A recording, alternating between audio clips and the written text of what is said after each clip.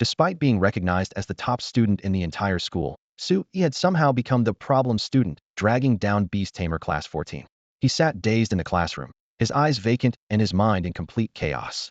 The bizarre questions on the blackboard: could an iron-toothed crocodile bite through a rockshell turtle's shell? How many kilowatts could a firefox generate per hour? How close would an electric frog need to get to shock an enemy 10 meters away? These unfamiliar creature names and bewildering scenarios were nothing like what should appear in a high school classroom. The familiar classroom and classmates felt eerily strange. Su-yi had thought he'd been reborn back to high school, but reality turned out to be far more absurd than he'd imagined. The textbook boldly displayed terms like meditation, extraordinary creature contracts, and spatial beast tamer regulations, words that set off alarm bells in Su-yi's mind. As he pondered this situation, memories flooded back like a torrent, causing his head to throb as the truth of this world was revealed. 40 years ago, secret realms had suddenly appeared across the globe. Strange energies invaded. Animals and plants mutated into fierce beasts. Forests expanded into seas. Cities and towns were devoured, and living space was drastically compressed. Extraordinary creatures ran rampant, some originating from the secret realms with terrifying power capable of destroying heaven and earth. Humanity nearly faced extinction, but fortunately, under the influence of this energy, people awakened new abilities, becoming beast tamers who could contract extraordinary creatures and command them. Beast tamers turned the tide, allowing humanity to barely maintain its foothold. Beast taming became an elite profession envied by all, but becoming a beast tamer required talent, financial resources, and luck. None could be lacking. Without talent, one could never cross the threshold. Without resources, contracted beasts couldn't be properly cultivated. Without luck, even ordinary contract beasts were hard to come by. Su-yi considered his luck decent enough, having been detected early for beast taming talent and admitted to Guan City #1 High School, the only experimental beast tamer high school in Guan City. In just a few minutes, he'd been flooded with countless memories, leaving his head pounding. His deskmate Li Xinhao impatiently poked him with a pen holder, urging, "Stop fooling around. I've got a headache." Su-yi rubbed his temples and was about to respond when he heard homeroom teacher Lu Yiting had already called his name multiple times. The entire class's gaze turned toward him in unison. Su-yi snapped to attention and quickly sat up straight. Lu Yiting, in her 20s, was gentle and patient. Rather than scolding him, she spoke with concern. "Student Su-yi, there's still half a month until final exams. Don't be too anxious. Everyone who made it here has beast taming talent. As long as you persist and work hard, you'll have a chance to become a real beast tamer. There are still 2 other students who haven't opened their beast space and give up." These words were both encouragement and reminder. Su-yi felt a mix of emotions. In his previous life, he'd been someone else's child, excellent grades, never holding anyone back. Now he'd become one of the 3 most struggling students in the entire grade. In class 14, only 3 students had failed to open their beast spaces, and Su-yi was among them. If the beast space couldn't be opened this semester, he'd be expelled next semester, as practical courses required having a contracted beast. For Su-yi, this disparity was hard to accept. Just because opening his beast space wasn't going smoothly, he faced elimination. He gritted his teeth silently. Wasn't it just training mental power? If others could do it, he absolutely wouldn't admit defeat. The bell rang abruptly.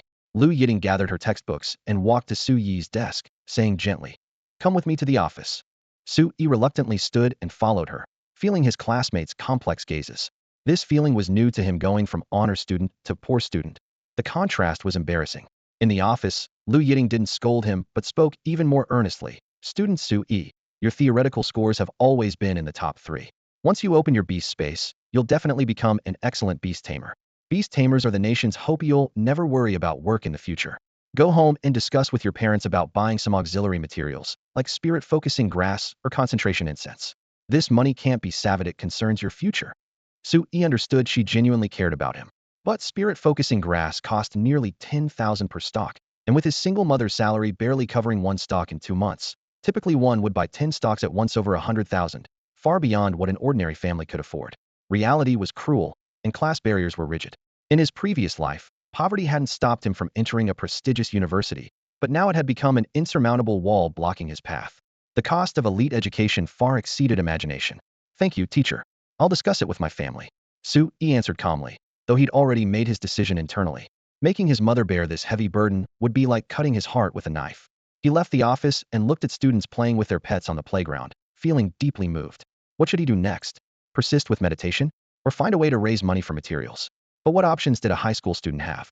Predatory loans? Donate sperm? He'd heard that those with beast taming talent could get good money for sperm donation. Just then, a mechanical voice suddenly echoed in his mind. Ding! Beast taming system activated. The beast taming system's primary function is to assist the host in acquiring excellent pet beasts and rare resources.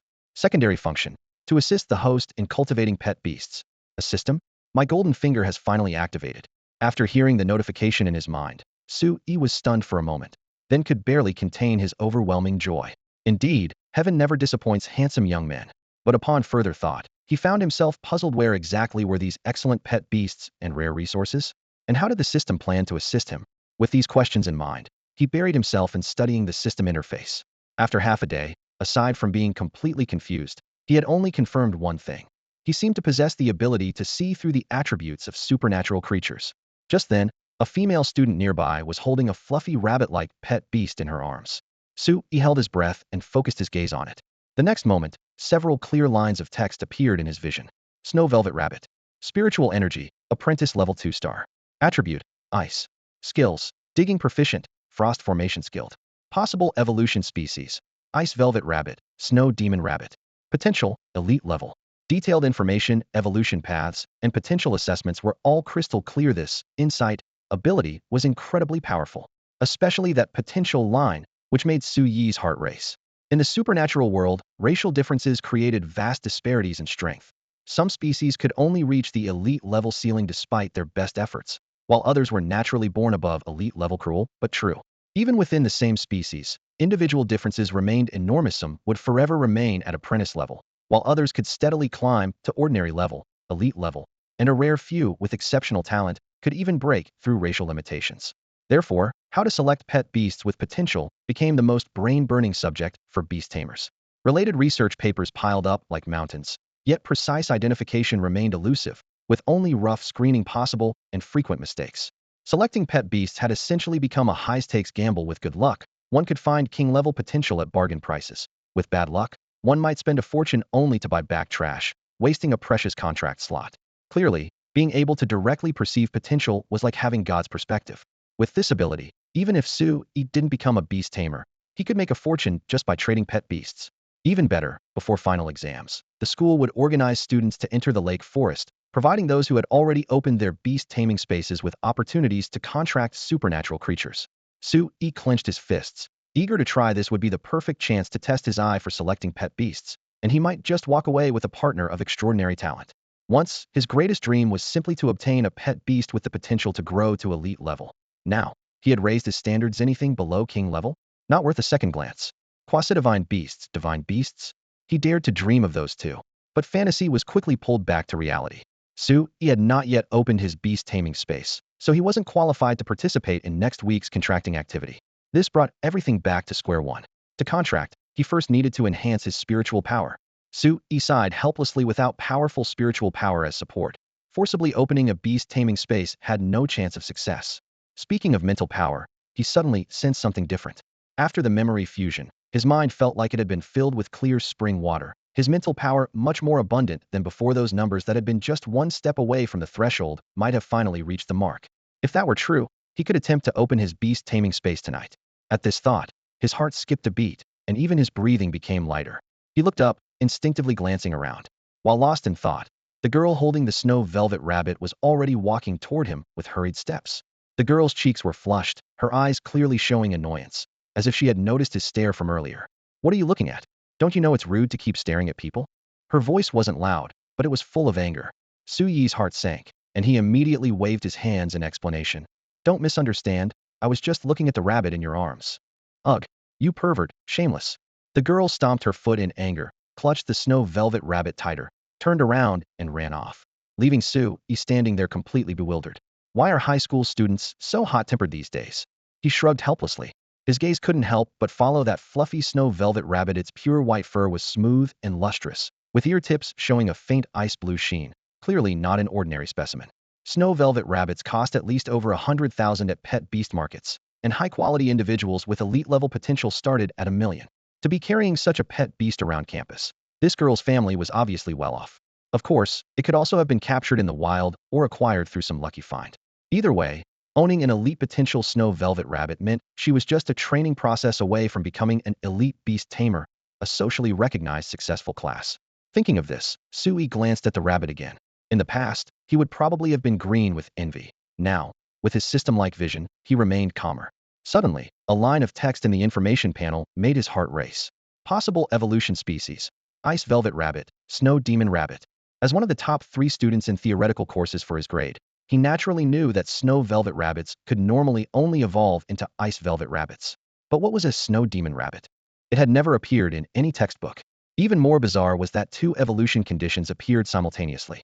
Evolution to ice velvet rabbit required apprentice level 6 stars, 1 ice mist fruit, environment below -20 degrees Celsius.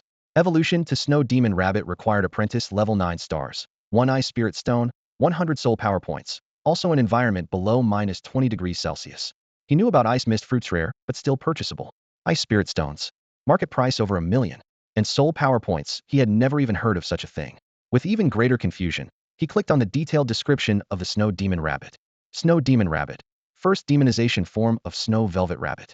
Note: each successful demonization of a pet beast will enhance not only its strength, but also its potential. Demonization? Is this some kind of special evolution? Sui gasped. The word demon sounded ominous. Good continued evolution really produced the monsters from supernatural novels? Though, a rabbit spirit or something actually seemed kind of appealing. As his thoughts wandered here, he suddenly remembered that iconic line and couldn't help but chuckle. Hey, demon, I want you to aid my cultivation, mighty heavenly dragon. If conditions allowed, he really wanted to find a pet beast to experiment with. Of course, he definitely wasn't interested in rabbit spirit. He was simply curious to verify whether this demonization evolution could truly enhance potential significantly. If it really could enhance potential, that would be absolutely incredible. Potential can be understood as the standard level of power that extraordinary creatures can achieve through natural growth. Different personalities and environments may cause this standard to fluctuate slightly in its final manifestation, but most creatures' abilities will hover around this baseline. If someone could directly enhance the potential itself during growth, that would be like installing a booster on life's upper limits. A beast companion that originally had only ordinary level potential could theoretically leap all the way to elite level, commander level, or even higher thresholds without it being mere fantasy. For this reason, the higher a beast companion's potential, the rarer it becomes, and the difficulty for ordinary people to obtain them multiplies exponentially. For Sui, who came from a poor family, forget about commander-level potential beast companions in the past. Even the 4 words elite-level potential seemed like starlight behind glass, visible but unreachable. But now, the situation seemed to have suddenly shifted, as if someone had quietly turned the gears. Could the so-called help from that assistant be directly raising his upper limit for choosing companions? Sui suppressed the surging excitement in his chest and headed straight back to the classroom. The moment he stepped through the door, before he could even sit down, he felt no fewer than 10 sympathetic spotlights falling on him. His classmates clearly saw him as the unlucky guy who had been advised to withdraw from First High. Bro, don't feel too bad. His desk mate Liaozhai immediately reached over to hook his shoulder, his voice lowered, but still as enthusiastic as a furnace. Your academic scores are high anyway. Even if you really do drop out, you could still get into a prestigious university from another top high school. You could go into research later and still be a pillar of the nation. If all else fails, come join me. Once I become an elite beast tamer, I'll definitely have your back. Me feel bad? What the hell do I have to feel bad about? Sui didn't know whether to laugh or cry as he pushed away the other's arm. His heart was practically setting off fireworks right now. There wasn't a trace of dejection. But Liaozhai thought he was putting on a brave front. Sai, don't bottle it up. What's our relationship? Talking about it will make you feel better. Get lost already. You're talking like I'm definitely going to be expelled. Sui's tone was impatient, but he still maintained his composure. All right, I'll shut up. Liaozhai sensibly raised his hands in surrender and shrank back to his seat. The last class of the afternoon was Secret Realm Studies. The first-year curriculum focused mainly on theory, rarely organizing students for actual field trips into secret realms, so the classroom became an intelligence briefing session. The secret realm teacher, wearing black-framed glasses, stood at the center of the podium, his laser pointer flashing on and off against the light screen, his voice steady, yet carrying a magnetic quality that stirred the heart. As everyone knows, all secret realms that have appeared on Blue Star originate from an unknown dimension. They vary enormously in scale. The largest covers millions of square kilometers, while the smallest are less than a few square meters. The light screens switched rapidly, projecting an aerial view of ocean waters. The teacher used his laser pointer to circle the giant island at the very center, highlighted with red lines. The currently known largest secret realm in the world is located in the Eastern Ocean, called the New Continent Secret Realm. Its area equals 2/3 of our Longting Nation, and it's also the world's only SS-level secret realm.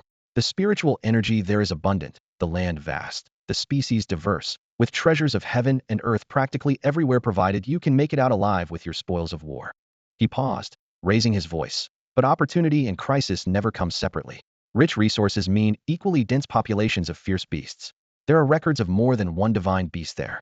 Every nation has invested massive numbers of beast tamers for exploration, yet the areas truly mapped out so far amount to less than 2%, and only the outer regions at that. The red lines on the projection quickly shrank into a thin ring that was the extent of territory humanity could currently hold securely. Every nation views the new continent secret realm as the greatest arena of competition.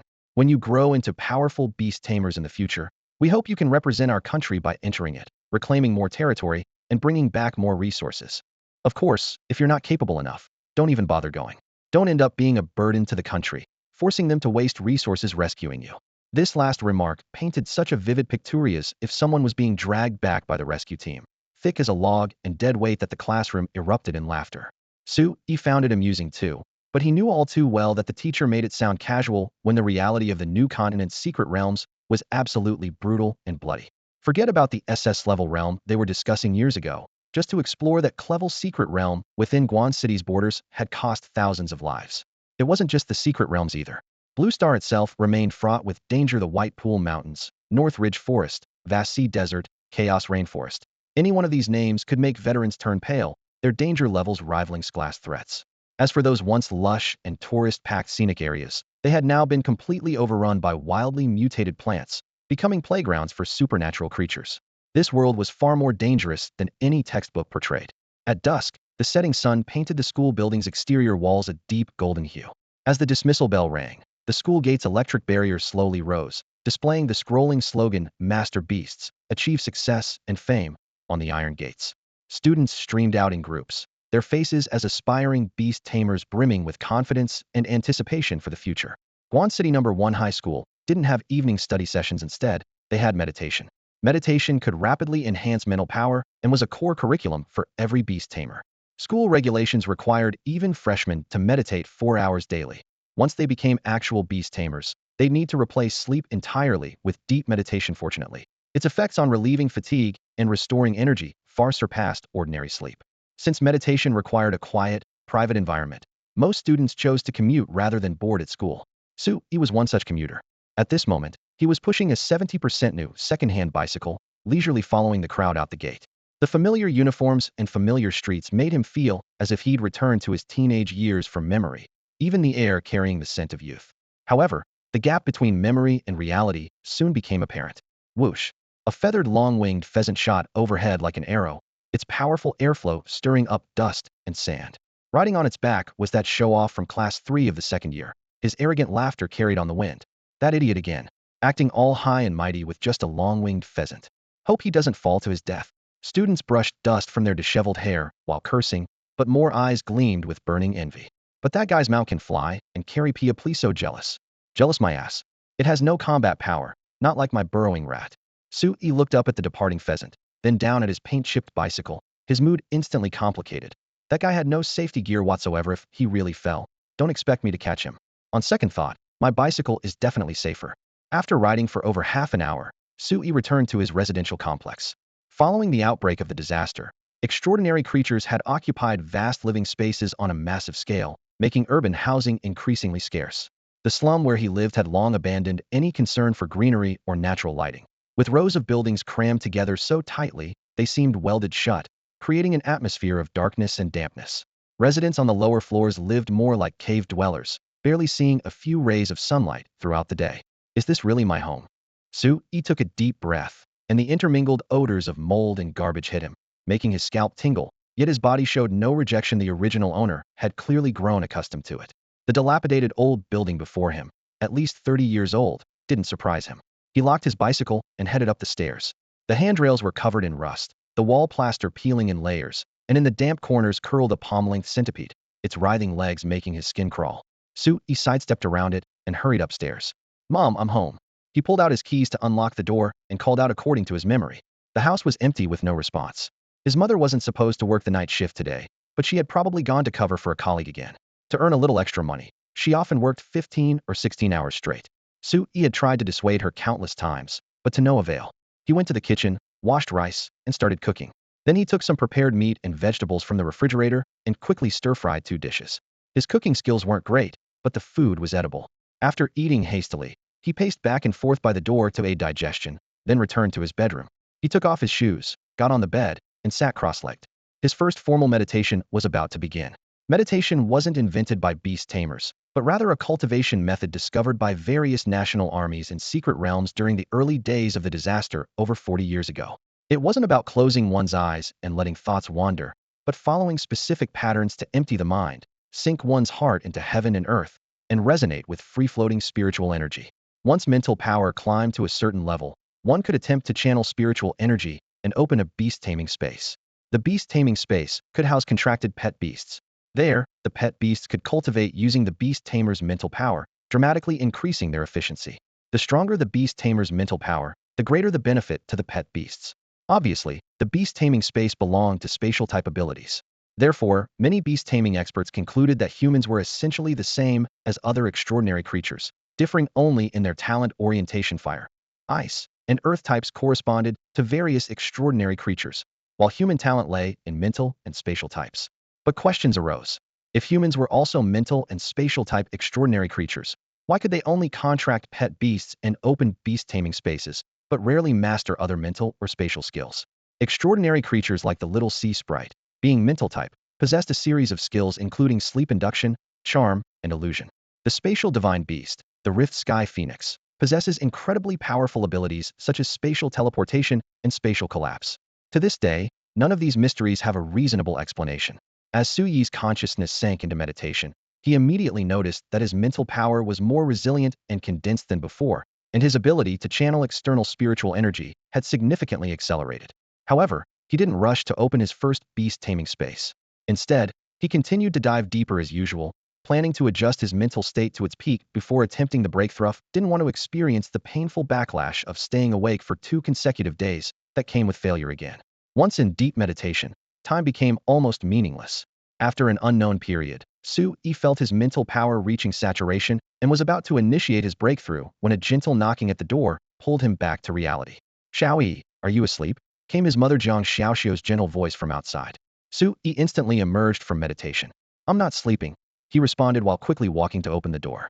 His mother usually came home without even wearing shoes to avoid disturbing his cultivation, but tonight she was knocking before 9 o'clock, which surprised him considerably. "Still groggy from sleep?" "I'm not working the night shift today." Zhang Xiaoxiu brushed her hair aside and pulled out an elegant rectangular wooden box from her bag, passing it to him with a faint smile. "Here, I bought this for you." "What is it?" Su Yi took the wooden box and curiously lifted the lid. His gaze immediately freezing. Inside lay 3 stalks of tranquil mind grass, completely emerald green with leaf veins that faintly glowed. Zhang Xiaoxiu rubbed her hands, which had turned slightly red from the cold wind. "Teacher Lu called me and said you needed this for your cultivation. You should have told me about your studies earlier. Use these 3 stalks first, and let me know if you need more." So mother hadn't gone to work the night shift, but had gone to buy tranquil mind grass instead. Su Yi felt a slight sting in his nose. He knew the family's financial situation well. These 3 stalks had nearly emptied their savings and might have even required borrowing money. The expenses from before his transmigration were nothing compared to this, but this heavy care stirred up many memories after starting work. He rarely had proper conversations with his mother, and when he occasionally came home, he found her nagging annoying. Looking back at the box, he suddenly noticed something wrong. "Mom, where did you buy this tranquil mind grass?" "At the overseas shopping market across from Beast Taming Department Store. There was a stall having a promotion, 30% off for 3 stocks, 6,999 each." Overseas Shopping is one of the top 10 companies in the Dragonsaur Nation, advertising every day, so they shouldn't sell fake goods, right? Seeing her son's serious expression, Zhang Xiaoxiu's voice unconsciously lowered. Su Yi lightly touched the grass leaves with his fingertips and shook his head slightly. "It's not fake, just slightly inferior quality. The spiritual energy is only about 90% of standard tranquil mind grass, but getting it at 30% off isn't a loss." "That's good. I was worried I'd been scammed." Zhang Xiaoxiu breathed a long sigh of relief. "You got lucky this time." Su Yi carefully closed the wooden box. "Don't go buy these things alone in the future. I'm at least half a beast tamer and can directly sense spiritual energy. I can tell at a glance whether it's been diluted or not." "You can tell at a glance?" "Our Xiao Yi has become so capable." Zhang Xiaoxiu's face showed a proud smile. "All right, Mom understands. I'll take you with me next time. It's getting late. I won't disturb you anymore. Remember to sleep early. You should rest early too." Sui walked his mother to the door and gently closed it. The moment the door shut, the smile on his face disappeared, replaced by suppressed rage reaching its limit. Looking at the 3 stalks of tranquil mind grass in his palm again, Sui took a deep breath, feeling as if a fire in his dantian was rushing straight to his head. Fucking scammer. The spiritual energy contained in these 3 concentration herbs was nowhere near 90% of standard-grade herbs at most. They held only 20%. They were complete defective products. Forget 7,000. No one would be willing to buy them even at 2,000 each. Thinking about how Jiang Xiaoxiu had saved up this money over several years, Sui felt a surge of anger rising in his chest. The Haitao market was filled with temporary stalls, and unless fraud was exposed on the spot, losses were nearly impossible to recover afterward. The place was notoriously chaotic, with even beast tamers frequently getting scammed, and complaints and disputes piling up like mountains every day. By all logic, such a place should have shut down long ago, but with powerful capital backing it, and extremely lax management of vendors, Haitao Company continued to flourish in major cities. Many beast tamers were happy to sell their spoils from dangerous wilderness areas or secret realms at Haitao. First, legitimate malls charged high commissions, and second, items from secret realms came from another dimension. Their composition and uses weren't necessarily clear, making proper valuation impossible. These items were similar to antiques, full of uncertainty, and disputes could easily arise. Legitimate malls found them troublesome and refused to deal with them entirely, leaving only Haitao willing to take on this market segment. There was also a group of beast tamers who loved gambling on luck, hoping to find bargains. Haitao Company constantly advertised those successful bargain hunting cases, ensuring a steady stream of customers. Over time, the market developed an unspoken rule: cash and carry, no returns or exchanges. If Jiang Xiaoxiu had bought one of those mysterious items of unknown origin from secret realms, Sui would have accepted the loss. But she had bought concentration herbs. Passing off inferior goods as premium quality was blatant fraud. His chest felt tight with frustration, and he silently resolved to persuade his mother later. Haitao's advertisements were mostly fake, the waters ran too deep, and she couldn't shop there anymore. Wait. He suddenly remembered the ability he had discovered not long ago. Besides magical beasts, he seemed able to see detailed information about certain items as well. With this thought, he focused his gaze on the concentration herbs in the wooden box, and several lines of text immediately appeared before his eyes. Inferior concentration herb. Grade, low-level spirit herb. Spiritual energy value, 11. Description, the most common spirit herb, possessing calming and focusing effects. Taking it before meditation can double efficiency. Seeing these words, he couldn't help but burst into laughter. Why wouldn't I go there in the future? Not only will I go, I'll go regularly. With these eyes, how could I fear being scammed? I'll be the bargain hunting king of Haitao Market. After laughing, he pushed aside these distracting thoughts and focused entirely on cultivation. Although these 3 concentration herbs contained weak spiritual energy, they were still somewhat useful. After a moment's hesitation, he grabbed one herb, chewed it up, and swallowed it, then sat cross-legged and began attempting to open his beast-taming space. Before long, the medicinal effects surged through his mind, and he could clearly feel that his brain was much clearer than before. If the feeling after emptying his mind before was like struggling in a swamp, then now it was like swimming in clear water. Sui had never meditated so smoothly as he did at this moment, and this was just a low-grade spirit-focusing grass. He couldn't help but imagine how amazing the effects would be if he used a proper spirit-focusing grass, or even rarer heavenly treasures.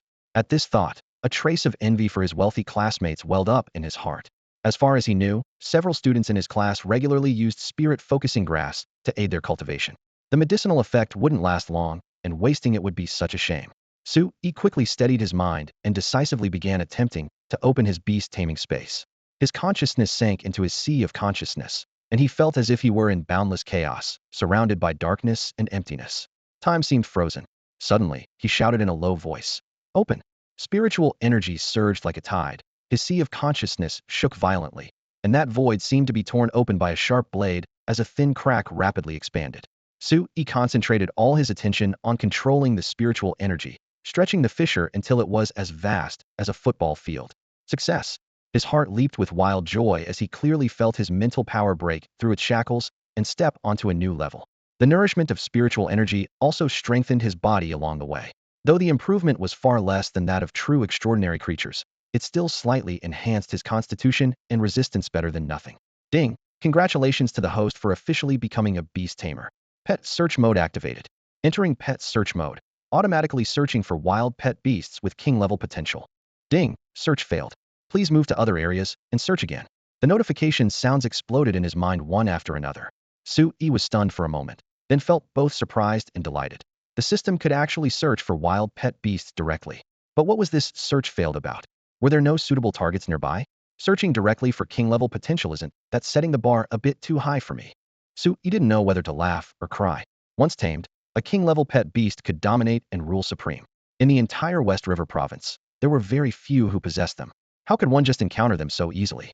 Pet beast spiritual energy levels from low to high were apprentice, common, elite, commander, grandmaster, marquis, king, emperor, quasi-god, and god levels.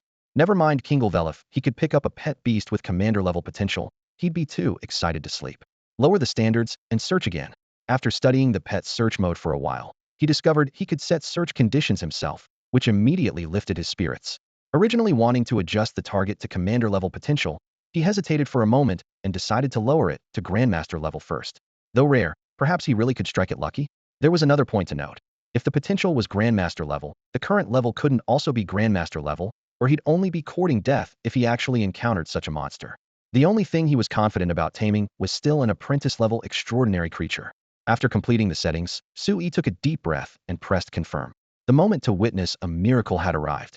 Ding! Grandmaster-level potential wild pet beast discovered. Ding! Master-level potential wild beast detected, 4.7 kilometers from host. Sui bolted upright in bed, his heart pounding wildly. With a nothing-to-lose mentality, he never expected the system to actually provide coordinates. Dreams really do matter. 4,700 meters wasn't too far for him. He leaped out of bed, his toes barely touching the ground before he felt the urgent need to contract this extraordinary creature. Glancing at his wrist, the digital watch showed 6:30 a.m. Opening the beast-taming space had taken that long? Though somewhat surprised, daylight actually made things safer, which was reassuring. After a quick wash, he casually called out to his roommate Jiang Xiaoxiu and rushed out of the rental apartment without even eating breakfast. He feared that any delay might result in someone else snatching away that beast with master-level potential. Half an hour later, at the entrance of Guan City Beast Trading Center, the magnificent floor-to-ceiling glass reflected blinding rays under the morning sun. Sui stood on the steps, drenched in sweat, his mind completely blank. The system prompt still hovered at the bottom of his vision. Master-level potential wild beast detected 32 meters ahead. You call beast for sale in a trading center wild? He cursed internally. Did anything not contracted by a beast tamer count as wild? What a scam. He should have realized there couldn't be truly wild beasts in the city. Despite his disappointment, the allure of master-level potential was too great. If he had money in his pocket, he'd definitely buy it immediately. Since he was already here, he might as well take a look, maybe he could find a bargain. With this thought, he stepped toward the entrance. Just as he took a step, a familiar figure emerged from the glass doors. Li Xinhao. Sui was slightly stunned. He hadn't expected to run into a high school classmate here. Hey, Sui, you're here to buy a beast too? Wait, haven't you not opened your beast taming space yet? Li Xinhao waved in greeting, his eyes full of confusion. Just browsing around. Sui didn't want to explain much and greeted him briefly before trying to walk past. Li Xinhao grabbed his arm. Wait, look carefully, what's different about me now compared to before? As he spoke, he excitedly shrugged his right shoulder. Only then did Sui notice perched on Li Xinhao's shoulder was a red-feathered bird, half a foot tall with bright, intense eyes. The system displayed identification information: Crimson Sparrow, spiritual energy, apprentice level 2 star, attribute, fire, skill, ignite beginner, evolutionary species, lesser fire sparrow, fire spirit sparrow, potential, common grade. This is your beast. Sui was amazed. Haha, cool, right? Li Xinhao grinned from ear to ear. I'm now someone who has a beast too. Once I train it into a lesser fire sparrow, getting into a beast taming university will be a piece of cake. Jealous. Sui couldn't help but remind him. The school is organizing a trip to Lakeside Forest next week to help students without contracted beasts catch some. Don't you think it's wasteful to spend money buying one now? Bullshit. Li Xinhao scoffed dismissively. Lakeside Forest has been swept clean by beast tamers countless times. How could the wild beasts there compare to my Crimson Sparrow? My Crimson Sparrow is guaranteed to advance to common grade, and there's even a chance it could reach elite grade. With such an amazing beast companion, only an idiot would try their luck in the Lakeside Forest. You should at least consider other people's feelings when you say things like that. Besides, the Lakeside Forest isn't as bad as you make it sound. There are elite-level extraordinary creatures there too. Sui smiled and casually retorted. Li Xinhao was still basking in his joy when this comeback hit him, and he quickly waved his hands. Sorry, my bad bro, I was just too excited. But hey, I wasn't insulting you, you're not even qualified to try your luck in the Lakeside Forest. His tone was matter-of-fact. Sui said nothing more. With a thought, a mysterious six-pointed star formation suddenly appeared before him. A contract formation. Li Xinhao's pupils dilated. Being able to summon a contract formation meant he had already opened his beast taming space. Well, look at that. Yesterday, I thought you were going to give up, but you succeeded in just one night. Li Xinhao patted Su Yi's shoulder excitedly. Don't worry, my crimson vermilion bird has some fighting power. If you really go to the lakeside forest to catch a beast companion, count me in. Enough, stop showing off your pet. I have business to attend to. Su Yi didn't want to waste more time and headed toward the beast taming mall. Li Xinhao was stunned for a moment, then quickly followed. Wait, you're really planning to buy a beast companion? Slow down, I'll give you free advice. Pushing through the doors of the beast taming mall, they were greeted by soaring ceilings and gorgeous crystal chandeliers, with sweet-smiling sales girls at counters lining both sides of the corridor. Su Yi politely declined the approaching sales staff, simply saying he was just looking around, and headed straight for the beast companion section. The beast companion area was larger than expected, with rows of transparent glass cages and temperature-controlled incubation chambers organized by elemental attributes. Young beasts lay sprawled or curled up, occasionally raising their paws to tap the glass, while various beast eggs rested quietly under warm lighting, their patterns mottled and varied. The sight was almost dazzling as his gaze swept across them. Before long, Su Yi's steps stopped in front of a small creature. Purple sable, spiritual energy, apprentice level 5-star. Attribute, wind. Skills, wind walk proficient, gentle breeze proficient. Possible evolutions, lightning sable, purple furred spirit sable. Potential, master level. The little snowball-like creature was lying in its cage, its purple-gray fur pressed against the glass, amber eyes looking out with a moist, pleading gaze. Su Yi felt a strong urge to claim it as his own. However, the red price tag below the cage hit him like a bucket of cold water, 3.6 million. Even if he sold himself, he couldn't come up with that much money. Li Xinhao caught up and his voice trembled. Su Yi, no. You're not actually interested in this one, are you? You've been hiding your wealth. Your family must be loaded. His tone was full of envy and jealousy. The purple sable was a rare beast companion with proper training. Advancing to elite level was almost guaranteed, and it even had a chance at reaching commander level, completely incomparable to his crimson vermilion bird. Just then, a sales girl came running over on her high heels, wearing a professional smile. Sir, are you interested in this one? You have excellent taste. The purple sable is not only adorable, but also has high potential. Evolution to elite level lightning sable is almost certain, and there's even a chance of reaching commander level. It's what every novice beast tamer dreams of. Su Yi suppressed his excitement. Thank you. But I remember purple sables shouldn't be this expensive, right? Ordinary purple sables indeed aren't this expensive, the salesgirl patiently explained. But this one was carefully selected for display purposes, with a higher probability of advancing to commander level, and it comes with official certification from a beast appraisal organization. If you find the price too high, you could also visit our beast breeding facility to make a selection. The purple sables there are all priced around 2 million. More than 10 minutes later, the two returned to the entrance of the beast taming mall. So what exactly did you come here for? Li Xinhao looked completely puzzled, seeing that Su Yi had wandered around the entire mall without even pulling out a single receipt. Didn't I tell you already? Just browsing around. Did you really think I had money to buy that little purple sable? Su Yi shrugged with a casual tone, though his heart churned with unwillingness. That little purple sable had been appraised as having grandmaster level potential, but the institution had still underestimated it. It belonged to the rare category of genius individuals capable of breaking through racial limitations. Out in the world, being able to buy a pet beast guaranteed to become a future grandmaster for 3.6 million would drive beast tamers worldwide into a frenzy. After all, pet beasts that could steadily grow to commander level cost over 10 million, while grandmaster level ones were priceless treasures with no market availability. But 3.6 million was simply an astronomical figure for Su Yi right now. Alright then, you're amazing, bro. If I didn't have money, I'd be trembling just walking into such a high-end place. Li Xinhao gave him a thumbs up. Look at how little confidence you have. Let's go. We'll be late for school if we don't leave now. By the way, how did you get here? Su Yi asked while crouching down to unlock his bicycle. Took a taxi. Li Xinhao answered, puffing out his chest. Too bad then, my bike doesn't have a back seat, so I can't give you a ride. Either take another taxi or catch the bus. Su Yi spread his hands helplessly. The bus? Too few people on it.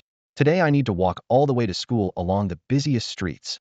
Li Xinhao touched the crimson vermilion bird on his shoulder, getting excited again. After saying this, he strode off towards school with great determination. This fool. Su Yi watched his retreating figure with a mixture of exasperation and amusement. If Li Xinhao had bought that crimson vermilion bird just half an hour later, he might have run into Su Yi at the mall. Given their relationship, Su Yi would definitely have helped him pick a pet beast with higher potential. Su Yi had just spotted several crimson vermilion birds with elite-level potential at the counter, all priced at the same 100,000. But reality offered no what-ifs, as Li Xinhao had already completed the contract with assistance from the beast taming mall staff. making it unchangeable. Fortunately, the Beast Taming Mall's after-sales service was truly industry-leading. They provided free assistance to customers for completing contract procedures, handling pet beast ID cards and breeding permits, taking care of all the hassles in one package. Of course, the prerequisite was that customers must possess beast tamer qualifications. The Dragon Soaring Nation clearly stipulated that only beast tamers could raise pet beasts. Guangqing No. 1 High School wasn't close to the beast taming mall. Su-yi pedaled his bicycle furiously the entire way, sweat dripping from his forehead onto the bike frame. Yet he still arrived several minutes after the class bell had rung. When he rushed to the classroom door, gasping for breath, homeroom teacher Lu Yiting was already standing at the podium giving her lesson.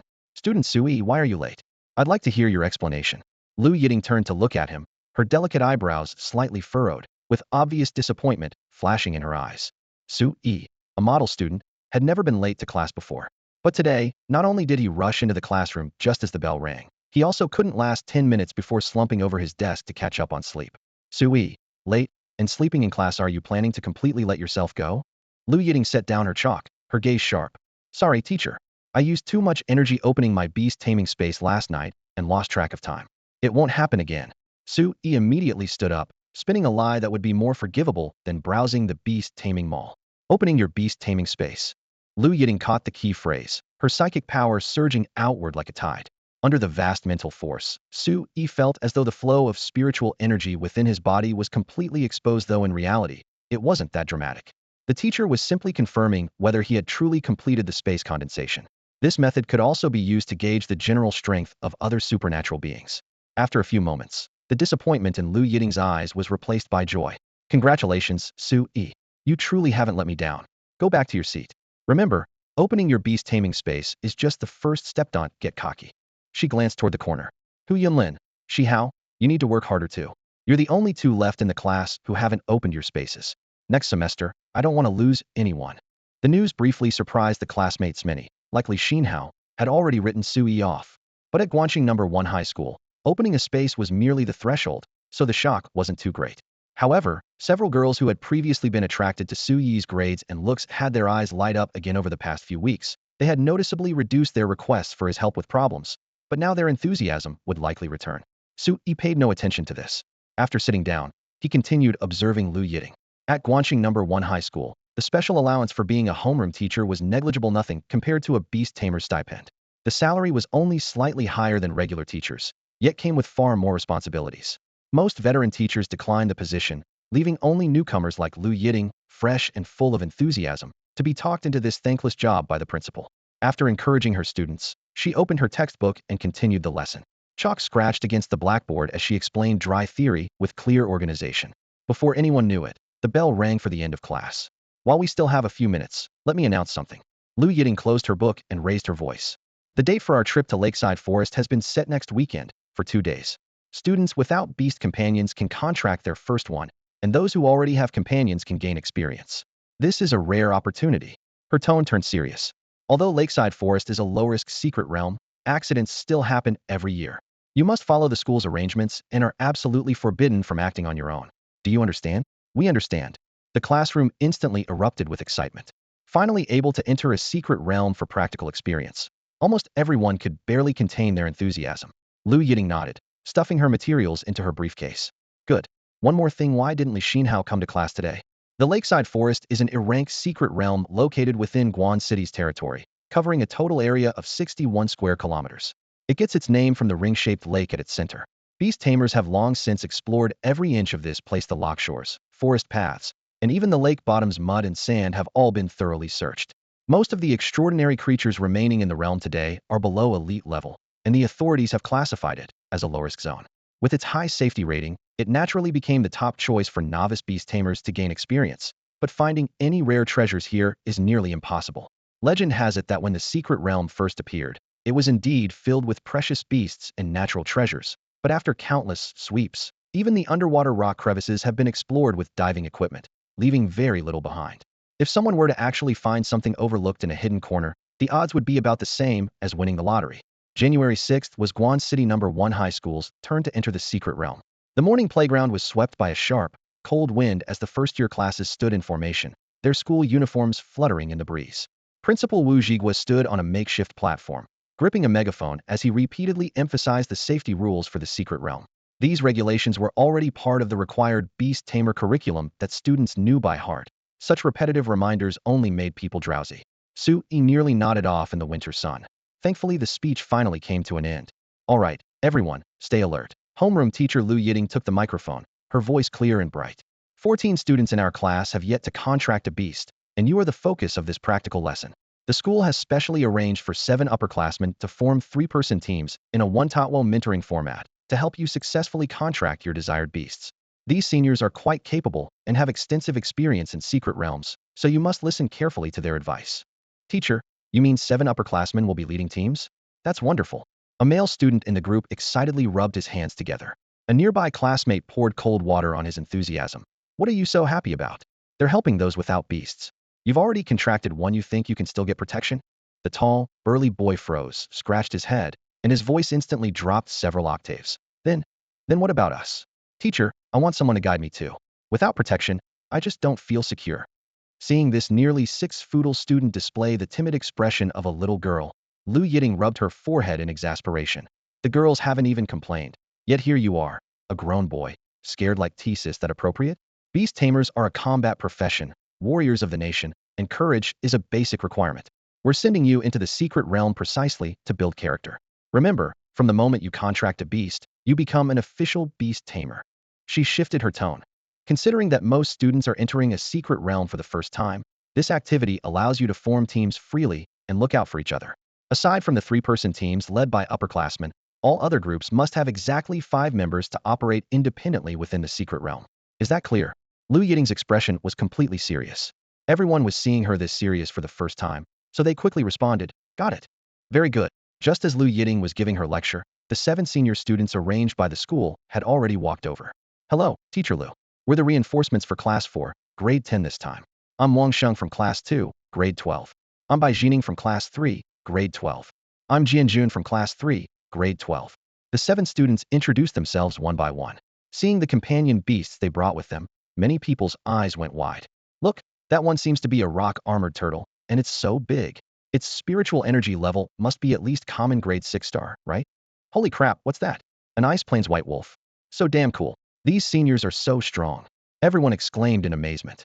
Hey, where are you all looking? The one in the middle is Senior Bai Jining. She's the heavyweight here. In last year's statewide high school tournament, Senior Bai Jining achieved 12th place, and she was the only sophomore among the top 16. You guys didn't know that? A student couldn't help but remind them. Ah, Senior Bai Jining. So it's her. I thought she looked familiar. If I remember correctly, this senior was already an elite-level beast tamer last year, right?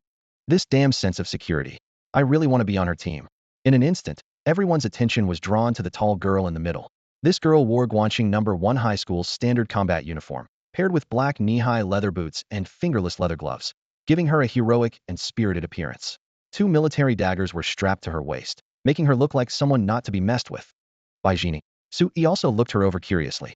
Since he rarely paid attention to the statewide high school tournaments before, he wasn't familiar with this senior, having only heard her name. Unfortunately, she hadn't summoned her companion beast, otherwise he could have roughly judged her actual strength. Su-yi shook his head, feeling somewhat regretful. Bro, I really envy you. If I had known the school would have Senior Bai Jining lead our class, I wouldn't have gone to the beast trading center so early to buy a companion beast. A few days later wouldn't have mattered anyway. Li Xinhao grabbed his hand, staring intently at Bai Jining not far away, looking full of regret. What's there to envy about me? There are 14 people in our class without contracted companion beasts. It's not certain she'll be teamed up with me. Su-yi found it somewhat amusing. At least you have a 1 in 7 chance. I don't have any chance at all. At this point, Li Xinhao was almost in tears. You're being too dramatic. Even if she's very strong, she can't necessarily help us contract excellent companion beasts. It still depends on luck. Su-yi broke free from his grip, truly not understanding his silly deskmate's thought process. Hey, what companion beasts? Do you only have companion beasts in your eyes? Look at this senior's looks, her figure, and those straight long legs. Which girl in our class can compare? If we could spend 2 days with her in the secret realm, wouldn't that be such a delightful thing? Li Xinhao spoke with great emotion. I think the girls in our class are also excellent and not inferior to her. Su-yi said while quietly distancing himself from Li Xinhao. Are your eyes not working properly? The girls in our class can't even. Li Xinhao wanted to correct him, but halfway through his sentence, he suddenly froze. He realized that the female classmates around them were all looking at him with extremely unfriendly gazes.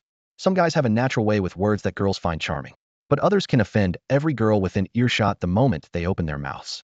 If Liaozhai really had some kind of romance system, the screen would definitely flash a warning right now. Ding. All female classmates favorability 100, dating privileges revoked for 3 years. Of course, he had no such system, but he knew perfectly well that the girls in his class had probably just added him to their most annoying list. This was just a minor episode. Lu Yiting raised her hand, her voice gentle. These are the students in our class who haven't contracted beast companions yet. Do any of you know them? If so, you can be grouped together directly. It's easier to work with people you know. Bai Jining and the other 7 exchanged glances before shaking their heads in unison. As everyone expected, most top-performing students at beast taming schools shared one common trait: wealthy backgrounds. Without substantial resources, it was nearly impossible to cultivate powerful beast companions on your own. Similarly, first-year students who still hadn't contracted beast companions by now mostly came from ordinary families. The gap in social status meant these two groups of students rarely interacted. Since that's the case, let's group by academic ranking. That's the fairest approach. Does that work for everyone? Lu Yiting asked for confirmation again. Sure, I'm fine with that. No objections here. The 7 students voiced their agreement one by one. All right, it's settled then. Lu Yiting pulled out a grade sheet and began reading aloud.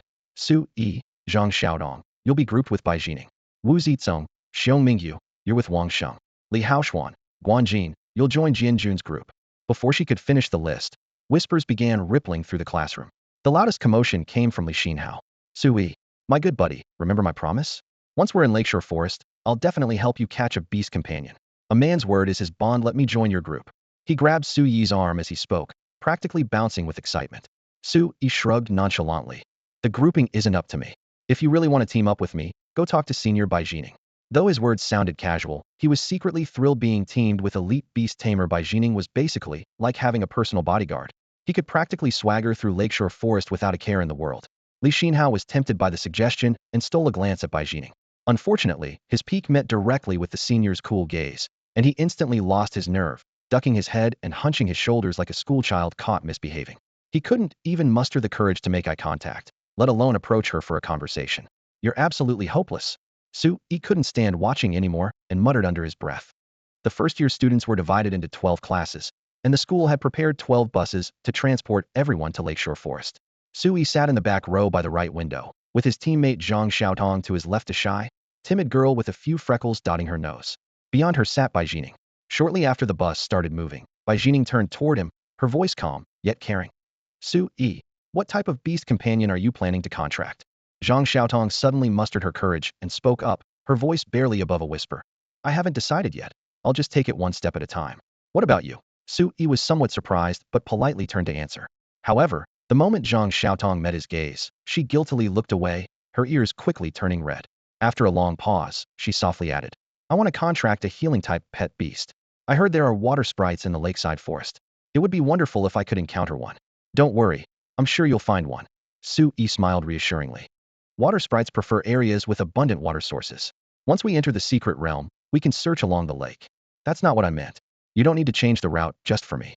Zhang Xiaotong hurriedly waved her hands, stammering as she spoke. It's fine, Su Yi said gently. The lakeside area has the highest concentration of supernatural creatures anyway. I might find a pet beast I like there too. Combined with his handsome features, his smile was particularly pleasing to the eye. All right, let's settle on that then. Zhang Xiaodong nodded slightly, accepting the plan. During the long journey, what would have been a tedious and bumpy ride became more lively thanks to their quiet conversation. Other students in the bus also chatted softly, creating a relaxed atmosphere. Bai Jining had been resting with her eyes closed, but hearing the increasingly familiar laughter between the two, she frowned slightly. After a moment's hesitation, she opened her eyes and interjected. You two aren't dating, are you? Her voice was crisp, like pearls dropping on jade, yet it instantly froze the air in the bus. We're not in that kind of relationship, senior.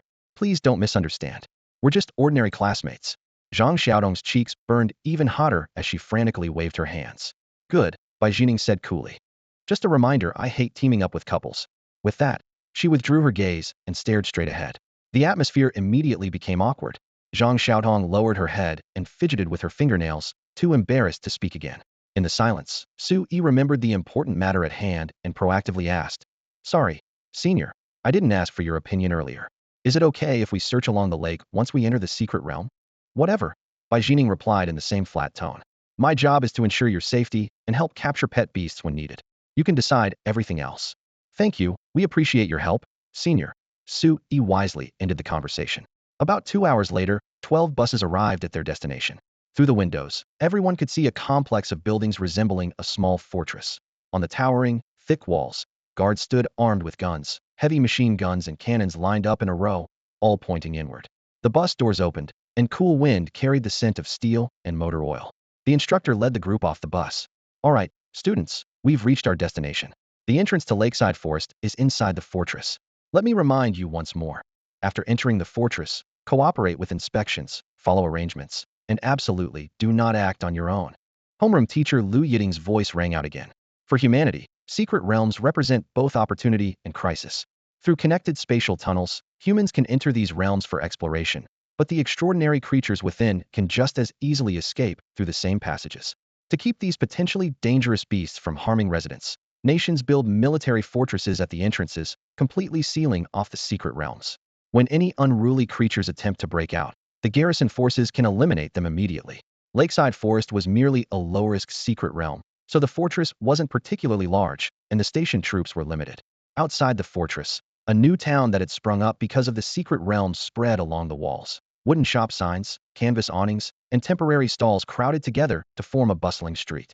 The shops and inns almost exclusively served beast tamers, offering a complete range of wilderness survival gear including sleeping bags, tents, flashlights, water bottles, hiking poles, and first aid kits. Combat suits, spiritual herbs and fruits, and even tamed or wild companion beasts were available for purchase. However, the school had prepared a list early on, requiring students to gather necessary supplies at home. Combat suits were distributed uniformly, one set per person, saving them from spending unnecessary money in town. Everyone, take out your phones and confirm once more that you've downloaded the Secret Realm app. Outside the fortress gates, Class 4 of the first year had assembled. Their homeroom teacher, Lu Yiting, held up a megaphone and repeated the safety instructions as always. There's no signal inside Lakeside Forstanley. The Secret Realm app can connect to the internal network. We'll use it to monitor your locations in real time. If you truly encounter danger, send a distress signal through the app, and someone will come to rescue you immediately. This is your first safety net. She gestured for the logistics staff to distribute another piece of equipment. In a moment, each of you will receive a locator device. It also has positioning and distress functions. Your second safety net. Keep both your phone and locator safe, and absolutely don't lose them. This was Lu Yiting's first time leading so many students into a secret realm. She was even more nervous than the students, pausing briefly before continuing. Lakeside Forest covers an area roughly equivalent to a township, with multiple safety stations established throughout. Except for the island in the lake's center, no matter where you are, you'll definitely find one within a 5-kilometer radius. Their locations are all marked on the app. By 8 o'clock in the evening, everyone must reach the nearest safety station to rest. Camping outdoors overnight is forbidden. Also, the elite-level extraordinary creatures on the lake's central island are too dangerous, so entry is prohibited. Do you understand? Understood. The unified response echoed between the fortress walls. Very good. Lu Yiting nodded. Check your backpacks one more time to make sure you haven't forgotten anything. Then line up and follow Class 3 into the fortress. When the entire group began moving, she nervously gripped the clipboard in her hands without realizing it. At the back of the line, Sui noticed that Bai Jining's hands were empty and couldn't help asking quietly. Senior, how come I don't see your backpack? He and Zhang Xiaodong each carried bulging hiking packs filled with clothing, dry rations, folding knives, spare batteries, everything they might possibly need. For this trip, Su Yi's mother, Jiang Xiaoxiu, had once again spent heavily over 3,000 yuan just on equipment, with more than 1,000 of that going toward a new phone. I have no use for things like backpacks. Bai Jining replied coolly. Seeing that her two teammates didn't seem to understand, she added another sentence. I have this. With that, she gently rolled up her sleeve, her slender pale wrist tracing an elegant arc through the air as a jade-green bracelet materialized. A subtle luminous glow flickered across the crystalline jade surface, and Su Yi could clearly sense the faint spiritual energy flowing within it. This is a mystical artifact, he muttered unconsciously under his breath. Just a storage bracelet, very common. No need to make a big deal about it, Bai Jining said calmly, then gestured with her hand. Give me your backpacks.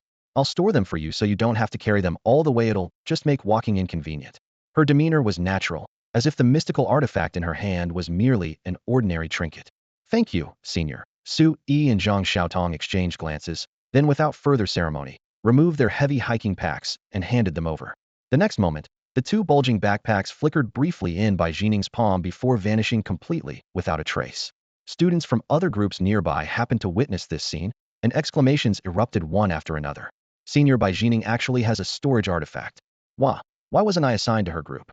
I should have signed up with Su, E and the others. Especially those students with average physical constitution, they practically wanted to stuff their own backpacks over to her immediately, their envy written all over their faces.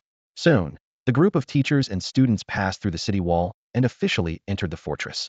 Upon entering, Su Yi's gaze was immediately drawn to the oval-shaped spatial tunnel in the center. Dark light flowed like ink-colored tides, and though the other end of the tunnel appeared empty, it led directly to overlapping alternate dimensions. As the three stepped through, light and shadow twisted around them, and a completely new world suddenly opened before them. This is the lakeside forest. Su Yi, entering a mystical realm for the first time, marveled in amazement. Ahead stretched an endless verdant jungle. Though there was no sun in the sky, it was illuminated bright as day by abundant light element spiritual energy. The air was mild and humid, neither hot nor cold, like perpetual spring, refreshing to the spirit. Everything that needed to be explained has been explained. Students, set out. We'll gather tonight. Dismissed. Lead teacher Lu Yiting finally stopped repeating safety instructions and waved her hand to announce the group's dispersal. The students could barely contain themselves any longer, cheering as they surged into the forest in small groups, beginning their first training expedition. Let's go too. Bai Jining looked up to get her bearings, then took the lead toward a forest path on the left. Right. Su Yi and Zhang Xiaotong immediately followed. However, just as Su Yi took his first step, system notifications suddenly flashed consecutively in his mind. Ding. Treasure-seeking mode activated. Auto-searching. Ding. Low-grade mystical artifact detected 2.3 kilometers ahead to the left. He froze for a moment. Then his face lit up with joy. A discovery right after entering. Su Yi's heart raced, excitement nearly bursting from his chest. He wasn't sure what type of mystical artifact it was, but whether storage type or combat type, the market price started at $1 million. For him right now, this was already a fortune. If it really was a combat-type mystical artifact, it would definitely be worth several million. In that case, the little purple sable with Grandmaster-level potential in the beast-taming marketplace would be well within reach. Haha. Who said the lakeside forest has been combed through countless times by beast tamers, and there's nothing valuable left to find? Su Yi clenched his fist tightly, his gaze burning with intensity. Today I'll show you all what real luck looks like. In the endless sea of forest, three young figures moved slowly forward. They had long since strayed from the main path, venturing deep into the dim depths of the dense woods. A pale blue notification flashed across Su Yi's retina. Low-grade treasure detected 1.3 kilometers to the right front. The words clawed at his heart like talons, making him desperate to rush over immediately. But faced with his two traveling companions, he couldn't find a suitable excuse after all. He could hardly just blurt out, "I've discovered a low-grade treasure. Let's go look for it together." Just as he hesitated, Zhang Xiaotong, who was walking at the back, suddenly let out a soft cry as she tripped over a root that had abruptly shot up from the soil. "Are you okay?" Su Yi quickly helped her up. Looking up, they saw an ancient tree not far away swaying its branches, as if snickering. It was a mischievous Polonia type of extraordinary creature. While not particularly aggressive, it naturally enjoyed playing tricks on passing beings. Throughout their journey, not only Zhang Xiaodong but Su Yi too had been tripped by their extending branches, leaving him bruised and his knees covered in mud. It would be hard to end up in such a sorry state in an ordinary forest, but here, you never knew when another branch might come sweeping your way. In their group, only Bai Jining remained completely unscathed. Her steps were light and graceful, without even a speck of dust on her hem. Textbooks had described mischievous Polonias as mischievously charming, but after experiencing them firsthand, Su Yi and Zhang Xiaotong found them nothing but thoroughly annoying. Zhang Xiaotong frowned, clearly disgusted. Bai Jining, however, added with an indifferent expression, "Though mischievous Polonias love causing trouble, their combat ability isn't low. Those thick branches of theirs could easily strangle an elephant. If not for their racial limit being only ordinary grade, they might have already become popular pets for novice beast tamers." Su Yi asked curiously, "Senior, the mischievous Polonias never seem to bother you. Is there some trick to it? Most extraordinary creatures won't provoke targets stronger than themselves. Once you become elite beast tamers, they won't dare trip you anymore." Bai Jining's voice was calm. "Stay close and keep moving." She clearly didn't want to waste any more time. Her slender figure weaved through the dense forest. Zhang Xiaotong watched with admiration gleaming in her eyes. "Senior is so cool. I wish I could be as amazing as her. You work so hard, you'll definitely achieve it someday." Su Yi patted her shoulder. "Thank you," Zhang Xiaotong whispered, her face reddening. "Let's go. This time you walk in the middle, I'll bring up the rear." For such an understanding and grateful companion, Su Yi was happy to offer extra care. Zhang Xiaodong was about to express her thanks again when her face suddenly changed dramatically. "Watch out." She instinctively tried to push Su Yi away, but a crimson vine had already wrapped around Su Yi's neck like lightning from behind. Su Yi felt his throat tighten, and the next second he was dragged down by tremendous force, his back and the back of his head slamming hard into the leaf-covered ground, stars exploding before his eyes. The vine paid no heed to his injuries, yanking him backward the moment he hit the ground, dragging him toward some unknown destination. Senior, help! Zhang Xiaotong cried out in panic, instinctively lunging forward to grab Su Yi's legs. Gale bird, windblade. As Bai Jining's crisp voice rang out, a massive azure bird materialized in midair. With a sharp whoosh, an invisible wind blade instantly slashed across the crimson vine. The vine split cleanly like sliced tofu, spraying blood red, foul-smelling mucus in all directions. Just as it tried to retreat underground, Bai Jining commanded again. Think you can escape? Gale bird, air cannon. The telepathically connected gale bird opened its sharp beak and let out a long cry. Surging spiritual energy condensed into a pale blue orb at its beak tip before shooting toward the soil where the vine was hiding. Boom.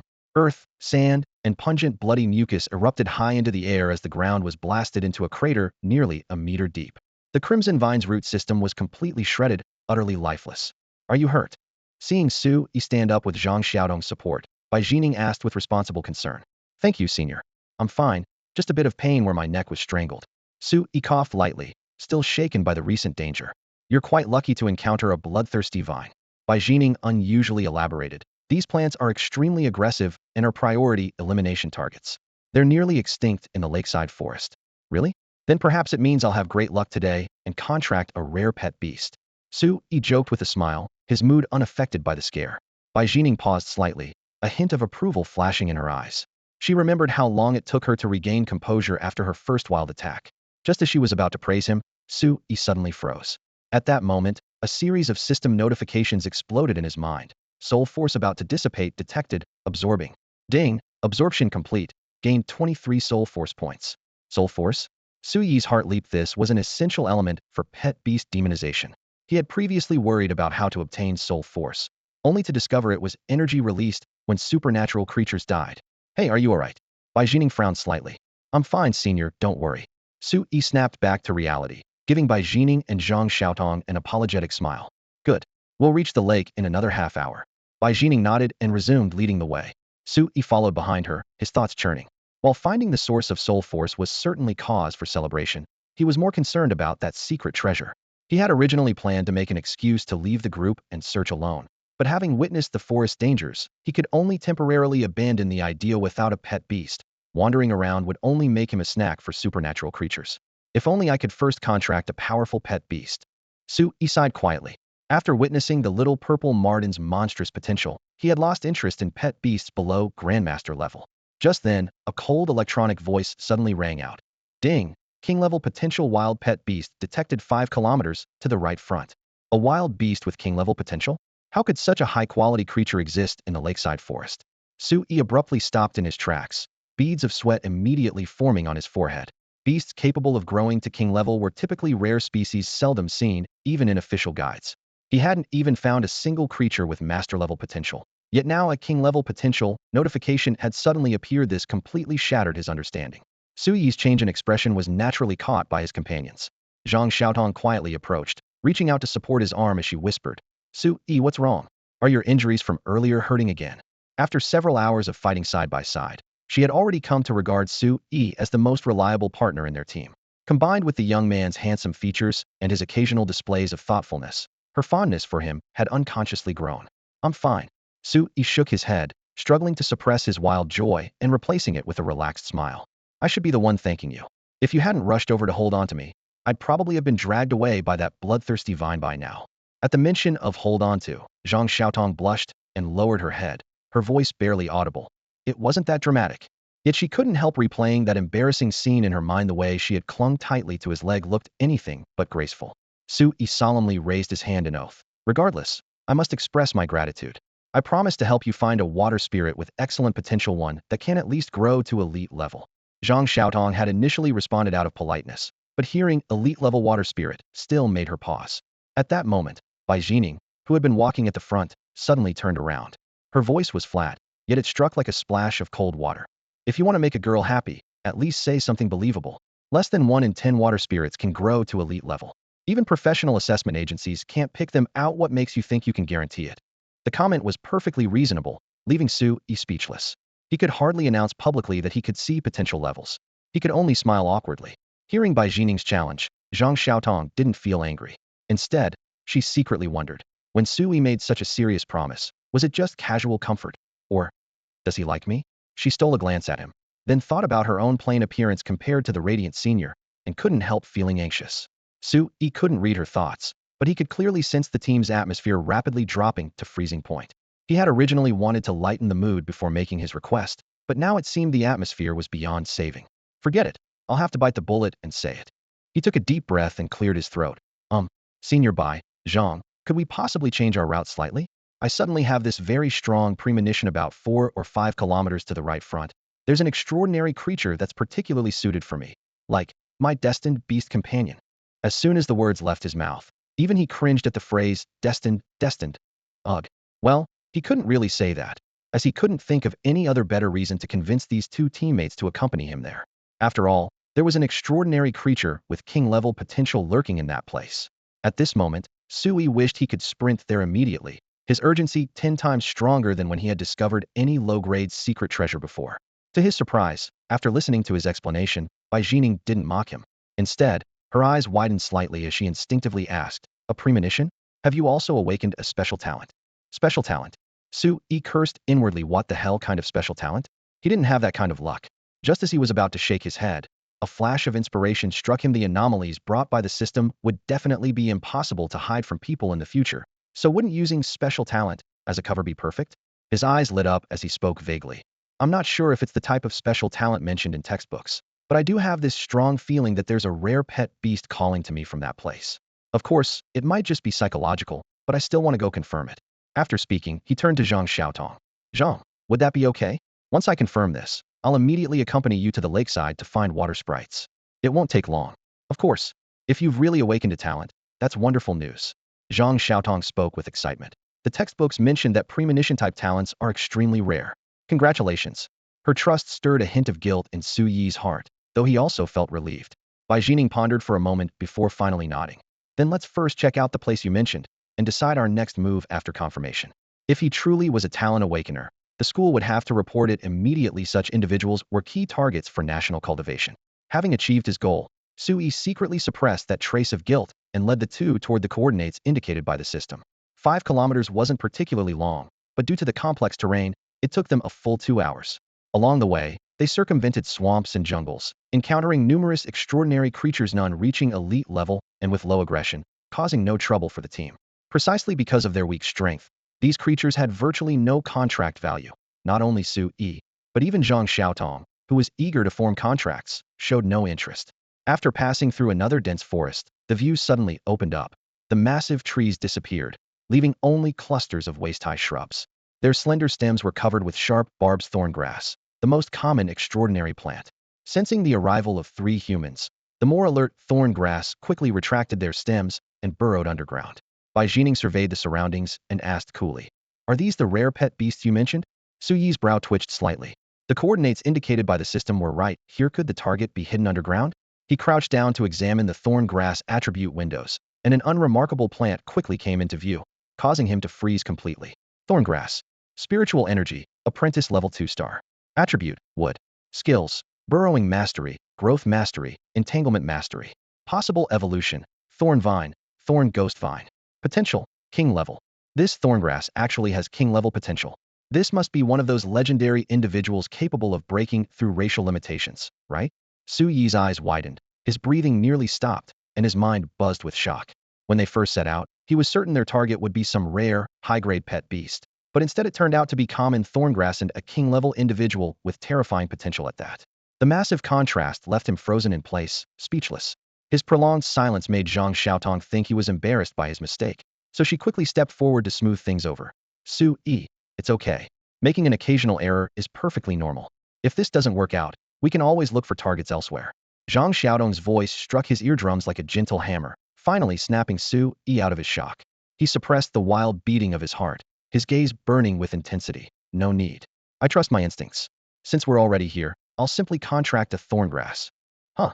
Zhang Xiaotong was left speechless, completely unable to process what she'd heard. Bai Jining stood to the side, her elegant brows furrowed deeply. While what pet beast you contract is your freedom, I still hope you'll think this through carefully and not act impulsively. Thorngrass is one of the pet beasts with the lowest contract value. It's questionable whether you could even cultivate it to common grade. Wasting a precious contract slot on it won't be good for your future. In her view, Su Yi's decision was nearly insane, treating his future like a game. Su Yi nodded apologetically to her. Thank you for the advice, senior, but I trust my intuition. Seeing she couldn't dissuade him, Bai Jining could only wave her hand. I've said what I needed to say. If you insist on this, then do as you wish. Thank you. After receiving her response, Su Yi could no longer contain himself and strode toward the nearby thorn thicket. Wait, what are you doing? Bai Jining quickly reminded him. Now isn't a good time to catch thorngrass. We just disturbed them, so any with potential have already hidden underground. Only the mediocre individuals that are difficult to develop remain on the surface. It's better to hide first and wait 10 minutes or so for them to reappear before making our move. She rattled off her analysis like machine gun fire. Extraordinary creatures possess self-awareness, and thorngrass is no exception. The higher their intelligence, the better their aptitude. Timid thorngrass will burrow underground the moment they sense humans, leaving only the slow-witted ones on the surface. When contracting thorngrass, beast tamers typically only choose those that know to flee. His is practically common knowledge. As for those dull individuals on the surface, no one ever gives them a second glance. Su Yi naturally understood this common knowledge. On any other day, he would never waste time like this, but now was different. The system window clearly showed that one of those seemingly dull thorngrass had king-level potential. This data couldn't possibly be fake. Don't worry, I know what I'm doing. I want to try digging out the thorngrass that burrowed underground. Su Yi called back across the thicket, then bent down and reached into the bushes, searching for the mud holes left by the thorngrass. Fine branches scraped across his sleeves, catching tiny thorns, and Su Yi's arms ached faintly, but he paid no attention. He quickly pushed aside the vines and crouched on the soft muddy ground, using his dagger to pry open the damp soil layers. Each excavation was accompanied by the crisp sound of breaking grass roots and the muffled noise of churning earth. Bai Jining stood at the forest edge, her temple twitching. With thorngrass's burrowing abilities, they could easily dive 2 or 3 meters deep in this soft soil and even tunnel horizontally. Trying to dig them out by hand? It was pure fantasy. She watched Su Yi's busy figure and shook her head helplessly. This junior's thought processes were truly different from ordinary people. However, regardless of her assessment, Su Yi remained immersed in his own rhythm. He firmly believed that the king-level potential thorngrass was hidden somewhere underground in this area, and contracting it would completely change his future. Is he really the top performer among the 14 of you? Bai Jining turned her head, her gaze shifting between Zhang Xiaotong and Su Yi, who was busy working among the thorn bushes, her voice filled with confusion. Su Yi isn't usually like this. Zhang Xiaotong frowned, watching Su Yi rummage through the mud pits, unsure how to explain. In the thorn bushes, Su Yi's heart pounded like a drum. He pretended to focus on digging through mud holes, letting sharp thorns scrape against his military boots as he gradually closed in on his real target, a thorn grass that stood out conspicuously among its kind, strangely still above ground when others had burrowed down. To others, it appeared utterly ordinary, but in his eyes, this was a treasure with king-level potential. 10 meters, 9 meters, 8 meters, 7 meters. The distance kept shrinking as sweat dripped from his chin. When only 1 meter remained, the thorn grass trembled slightly, as if sensing danger, but ultimately continued swaying in the wind like its foolish companions. Now, Su Yi took a deep breath and suddenly sprang into action. His crouched figure shot up like a black shadow, lunging straight for his target. Only then did the thorn grass realize the danger, desperately trying to burrow underground, but it was half a beat too late. Su Yi, quick as lightning, grabbed it firmly with both gloved hands, immediately feeling sharp pain as thorns pierced through the leather into his palms, nearly making him let go on the spot. "Senior, help me," he growled, gripping the stem with his other hand and gritting his teeth as he pulled. But the thorn grass proved more tenacious than expected. Even with all his strength, he could barely prevent it from burrowing down. Suddenly, the thorn grass thrashed wildly, extending several finger-thick new stems covered in spikes that snaked towards Su Yi's neck like serpents. If they managed to wrap around him, he'd either be strangled or bleed profusely. Holy crap! Su Yi's face changed dramatically, but he still refused to let go. A wild beast with king-level potential absolutely could not slip away. Watch out! A wind-like figure swept over. Bai Jining drew her military dagger, and with a flash of cold steel, pinned those new stems to a nearby tree trunk. Thanks. Su Yi gasped his gratitude, veins bulging in his arms as he steadied the struggling thorn grass. Stop fighting, it's useless. Become my pet beast from now on. Promise I won't disappoint you. As his words fell, he pressed his right index finger to the muddy ground and shouted, "Contract formation, rise." A six-pointed star formation materialized beneath his palm, its ethereal blue light completely enveloping the thorn grass. Zhang Xiaodong arrived just then and opened her mouth, wanting to say, "These surface thorn grasses have no potential," but ultimately swallowed her words. She truly couldn't understand why Su Yi would fight so desperately. Bai Jining was equally puzzled. Compared to most people's indifference toward ordinary pet beasts, the joy and excitement overflowing from Su Yi's face made it seem as if what lay before him wasn't just a thorn grass, but a rare divine beast chosen from thousands. What a strange fellow indeed. Although this thorn grass possessed great potential, it was currently just a 2-star apprentice-level extraordinary creature. Su Yi's fingertips blazed with 6-pointed starlight as the thorn grass's branches and leaves thrashed wildly, yet it was still forcibly compressed into his body by the magic array. Green light flashed briefly before it vanished like vapor, instantly reappearing within Su Yi's beast-taming space. In that moment, a faint soul thread formed between them, and Su Yi could clearly sense their synchronized heartbeats and emotions.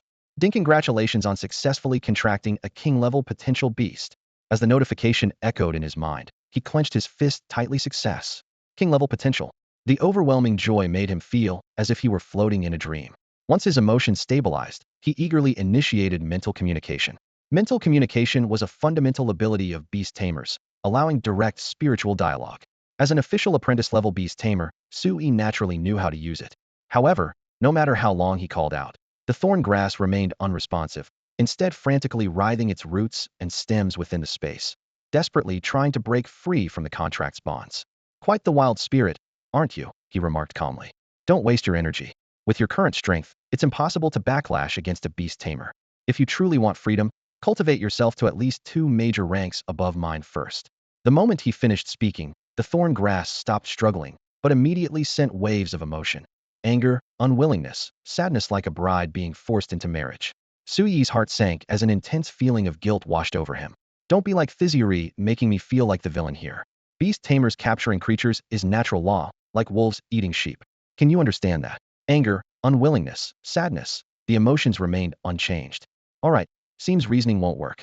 But I promise, from now on we're the closest of partners. I'll treat you like family." Anger, unwillingness, sadness, still the same. Su Yi had to try a different approach. The beast taming space can greatly accelerate your growth. Outside, it would take you 1 or 2 years to evolve into Thornvine. In here, just a few months will suffice. The emotional waves persisted. Anger, unwillingness, sadness. Still no good. He scratched his head, then suddenly had an inspiration. "How about this? I'll give you a wood spirit stone every month from now on." The thorn grass's emotions abruptly stopped, immediately replaced by surprise, joy, and longing. The rapid shift nearly made Su Yi burst out laughing. However, he spread his hands with a bitter smile. "I was just speaking off the cuff earlier. Even if I sold everything I own right now, I couldn't afford a single wood spirit stone. I'll honor that promise once I have the money."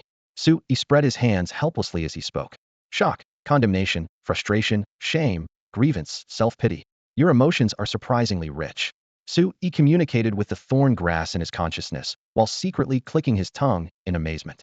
Such rich emotional fluctuations indicated that this little grass possessed considerable intelligence. But if its intelligence was so high, why hadn't it burrowed underground immediately like other highly intelligent thorn grasses? He pondered thoughtfully. Could it be that you're deliberately playing dumb to blend in with the crowd? At this thought, his tone carried a hint of probing and teasing. Or perhaps you enjoy the feeling of fooling humans. Every time you deceive a beast tamer, do you secretly laugh to yourself, "These foolish humans are all idiots"? The emotions in his consciousness surged again: shock, grievance, regret, regret. Su Yi chuckled softly. "Looks like I hit the mark." Not far away, Bai Jining and Zhang Xiaotong were completely puzzled by his solitary laughter. Bai Jining frowned and said, "Thorn grass is widely recognized as one of the most unpromising pet beasts. What are you so happy about?" She leaned closer, trying to read something from Su Yi's eyes. Su Yi shrugged, his tone relaxed. "I actually think thorn grass isn't that bad. If it could evolve into a thorn tree, it could at least grow to elite level, and with good luck, even reach king level. The thorn sacred tree in Thorn City is king levelist. That how the city got its name." Bai Jining wasn't convinced and shook her head in rebuttal. "Thorn grasses that can evolve into thorn trees are 1 in 10,000. Not to mention there's currently only that one thorn sacred tree in the entire world. Moreover, the potential of supernatural creatures is linked to their intelligence. Your thorn grass doesn't even know how to hide." Her words were ice cold, and she became even more certain that this junior had no special talent. If he had truly awakened a precognitive ability, how could he have contracted a thorn grass? Su Yi smiled mysteriously and threw out another bold hypothesis. "Is there a possibility that it's not that it doesn't know how to hide, but that it's too clever knowing that staying obediently on the surface would attract no attention, and I just stumbled upon good luck? Hmm. Bai Jining's pupils contracted, her face full of confusion. This possibility was even lower than winning the lottery. Seeing her reaction, Sui laughed and waved his hand. Haha, just kidding, senior. Don't take it seriously. How could there be such a foolish thorn grass? Deep in his consciousness, the little creature's emotions exploded: frustration, shame, shame, shame. Just then, Zhang Xiaotong exclaimed, Su-yi, your hand. She covered her mouth and pointed at his glove. Su-yi looked down to see blood dripping through a hole. The originally thick leather glove had been easily pierced by the fine thorns, and he couldn't help but feel sorry. What a pity about my glove. Then he thought, if this was just an apprentice level 2-star thorn grass, and it was already so sharp, wouldn't it be even more formidable once it grew up? Don't move. Let me treat your wound first. Su-yi had just removed his gloves when blood began streaming from his palm, bright red and viscous. At the sight of it, Zhang Xiaotong immediately turned to rummage through her backpack for medical alcohol and bandages, moving with the practiced efficiency of a standby intern nurse. Thank you.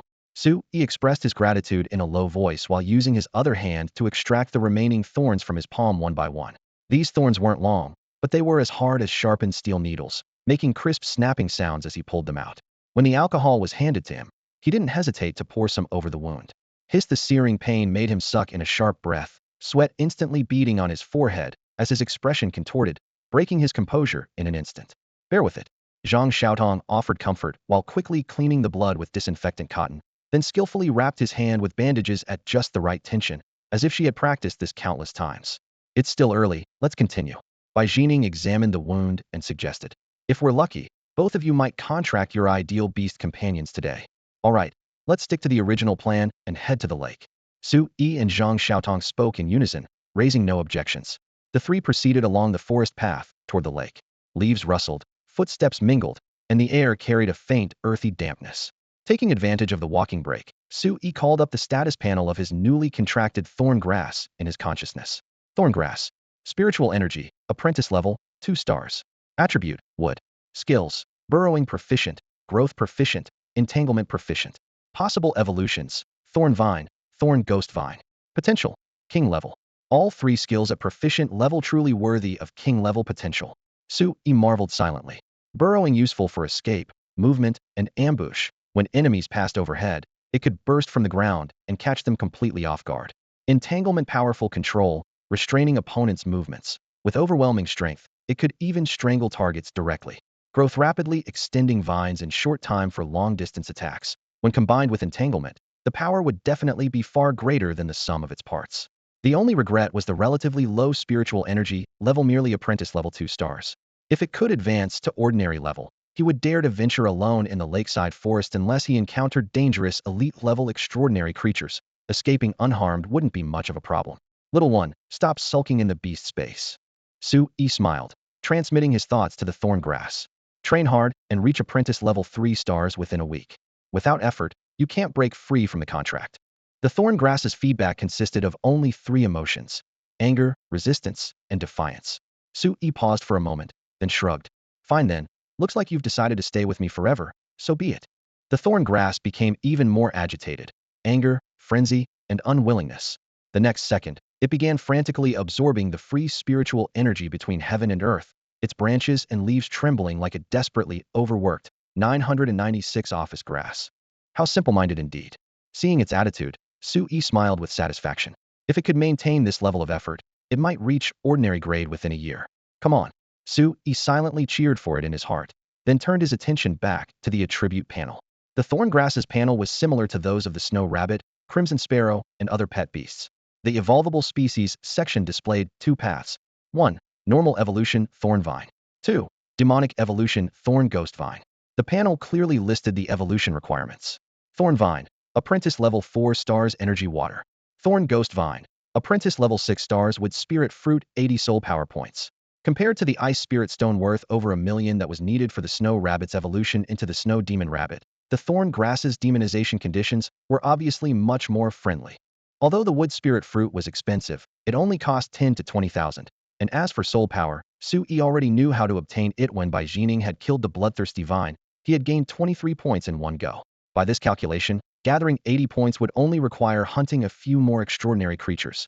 He was just calculating where to farm soul power when Bai Jining suddenly called out ahead. Watch out. Su Yi and his companions immediately stopped and looked up alertly. What's wrong? Banded cried, highly venomous. Bai Jining pointed ahead. Following her finger, Su Yi saw a black and white striped venomous snake flicking its red tongue, coldly staring at the group. You all step back, I'll handle this. Before Bai Jining finished speaking, she was already preparing to summon her stormbird. Wait.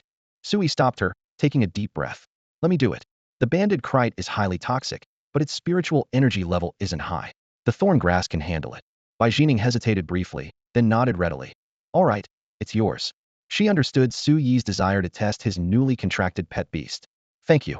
Su Yi couldn't contain his excitement, locking his gaze on the banded kite and calling softly. Come out. Thorn grass. A six-pointed star formation flashed, and the thorn grass appeared before him. However, the moment it materialized, it began thrashing about, clearly unwilling to fight. If not for fearing contract backlash, it probably would have already attacked its master. Su Yi calmly persuaded through their mental connection. Stop making a fuss. You haven't escaped the contract yet. Behave yourself. I can't afford wood spirit stones, but I can regularly water you with energy water. Energy water? The thorn grass's emotions wavered, and with some reluctance, it burrowed underground and charged straight at the banded kite. Sensing danger, the banded kite instinctively began climbing toward a nearby tree. The moment it touched the tree roots, the soil exploded. The thorn grass burst from the ground, its branches growing wildly like thick vines, instantly coiling toward the snake's body. The banded kite reacted extremely quickly, its venomous fangs snapping down on several branches with a crack. However, it had overlooked the sharp thorns covering the branches. Its mouth was instantly pierced, and the excruciating pain made it roll frantically, trying to break free. But the thorn grass gave it no chance. Its vine-like branches tightened like a net from all directions, wrapping the snake's body tightly in an instant. The banded kite's tough scales were as fragile as paper before the dense thorns. Before long, the thorn grass had left several hundred bloody holes all over its body. The thorn grass emerged victorious in battle, and its skill proficiency increased. Detecting soul force about to dissipate, now absorbing. As the system notification faded, the silvering snake convulsed and exhausted its last breath of life, collapsing limply onto the ground. The thick thorn vines, finally satisfied, released their coiled grip around the serpent's body and with a swift movement, instantly burrowed into the dark brown soil. Moments later, they re-emerged from the earth, their spikes still razor-sharp, though the bloodstains that had previously marked them were now completely cleansed by the moist soil. Bai Jining had been standing nearby the entire time. While she had originally predicted the thorn grass would win, she hadn't expected the entire process to be so efficient. In less than a minute, an apprentice-level plant-type magical creature had strangled an extraordinary serpent of the same rank. With such efficiency, evaluating its combat talent required little hesitation. Your luck is quite good. She withdrew her gaze and commented softly. This thorn grass can skillfully use burrowing, entangling, and other abilities. Its potential is decent. It will likely grow to ordinary rank. Her tone carried noticeably more certainty than before. Only ordinary rank. Su Yi smiled and shook his head, knowing her assessment was still off by miles. Yet he humbly replied, the silvering snake's greatest strength is its venom, which is completely ineffective against thorn grass. It was essentially countered. This victory doesn't mean much, senior. You needn't rate it so highly. However, Bai Jining insisted, skill proficiency doesn't lie. The one you've contracted is absolutely among the elite of thorn grass specimens. With your words, senior, I feel reassured. It seems my intuition has some merit after all. Su Yi smiled in response. He was about to exchange a few more pleasantries when the system notification rang in his ears again. Absorption complete. Gained 5 soul force points. Current total soul force, 28 points. Only 5 points. He paused, inevitably disappointed. Soon he analyzed the reason. Soul force was linked to spiritual energy levels, and apprentice-level extraordinary creatures could probably only provide single-digit soul force. To accumulate the full 80 soul force points, he'd need to eliminate at least a dozen more targets of the same level. Fortunately, what the lakeside forest lacked least was extraordinary creatures. Forget 80 points. Even doubling or tripling that amount was entirely achievable. From then on, whenever any fierce beast dared to attack proactively, as long as the thorn grass was confident, he would summon it without hesitation. If the thorn grass could win, the opponent would never leave alive. As for monsters above ordinary rank, he, a mere apprentice, wouldn't dare confront them directly. He left those entirely to Bai Jining. As long as they were close enough, the soul force emanating from targets she eliminated could still be collected by the system. Time gradually passed, and the three finally reached the lakeside. Su Yi raised his hand to wipe the sweat from his forehead. Even his breathing carried a slight rasp along the way. He had already commanded the thorn grass through more than a dozen battles. At this moment, he could clearly sense his own growth. Initially, when summoning the Thorn Grass, he could only stand aside helplessly, but now he could give precise commands at crucial moments, allowing the Thorn Grass to win battles with minimal cost. As practical experience accumulated, their coordination improved visibly. The only thing that dissatisfied him was that his Thorn Grass was too prideful, occasionally ignoring his commands and acting on its own whims. What frustrated him, however, was that every time Thorn Grass acted on its own, it seemed to achieve even better results. When Thorngrass retracted its vines, it would always send waves of smugness and disdain through their contract bond, as if mocking its master for being clueless.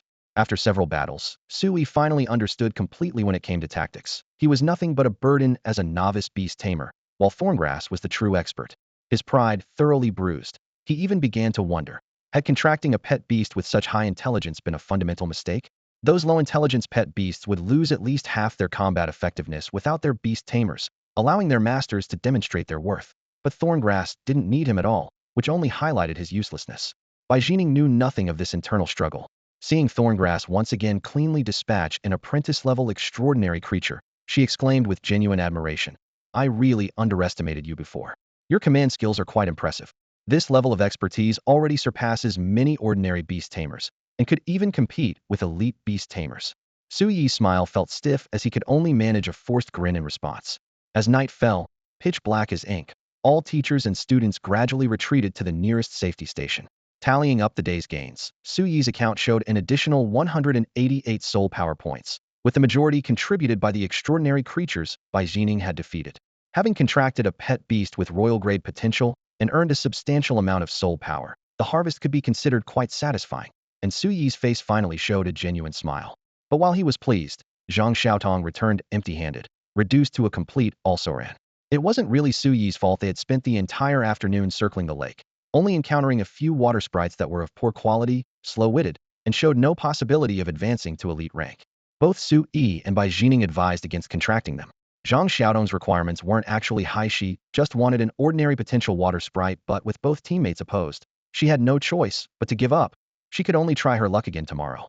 The Secret Realm's nights were truly dark. In the crude 8-person dormitory, Sui leaned against the window looking out, seeing nothing but impenetrable darkness. The Secret Realm had no sun, moon, or stars. Day and night alternated entirely under the influence of light type and dark type spiritual energy. When light type was active and dark type dormant, it was day. When dark type was active and light type dormant, it was night. What was remarkable was that these two spiritual energies' activity cycles were almost perfectly synchronized with Blue Star's sunrise and sunset. The Secret Realm's day-night rhythm was identical to the outside world. Scientists and spiritual energy scholars had provided an explanation after research. Since the Secret Realm had merged with Blue Star, it would naturally be influenced by Blue Star's planar laws in return. As for the deeper mechanisms, further exploration was needed. Beep beep beep. His phone suddenly vibrated. Sui picked it up to see the homeroom teacher had tagged everyone in the class group chat. "Students who contracted pet beasts today, please report them. Include the species and spiritual energy level clearly, as I need to create files." Hesitate? No need. Thorngrass wasn't some shameful secret. Sui quickly typed up the information and sent it directly. The previously lively group chat suddenly fell silent. After a long pause, the next message finally appeared. "Bro, with Bai Jining personally leading your team, you contracted this kind of weird thing? How could you be so short-sighted and waste such an opportunity?" Thorngrass is widely recognized as one of the most worthless contracted beasts. The issue isn't its combatability, but rather its growth potential. According to established standards, if a species has less than a 50% chance of naturally reaching ordinary rank, it's considered completely worthless for contracting. Years of statistics show that only 1 out of every 10 thorngrass specimens can reach ordinary rank, falling far below this threshold.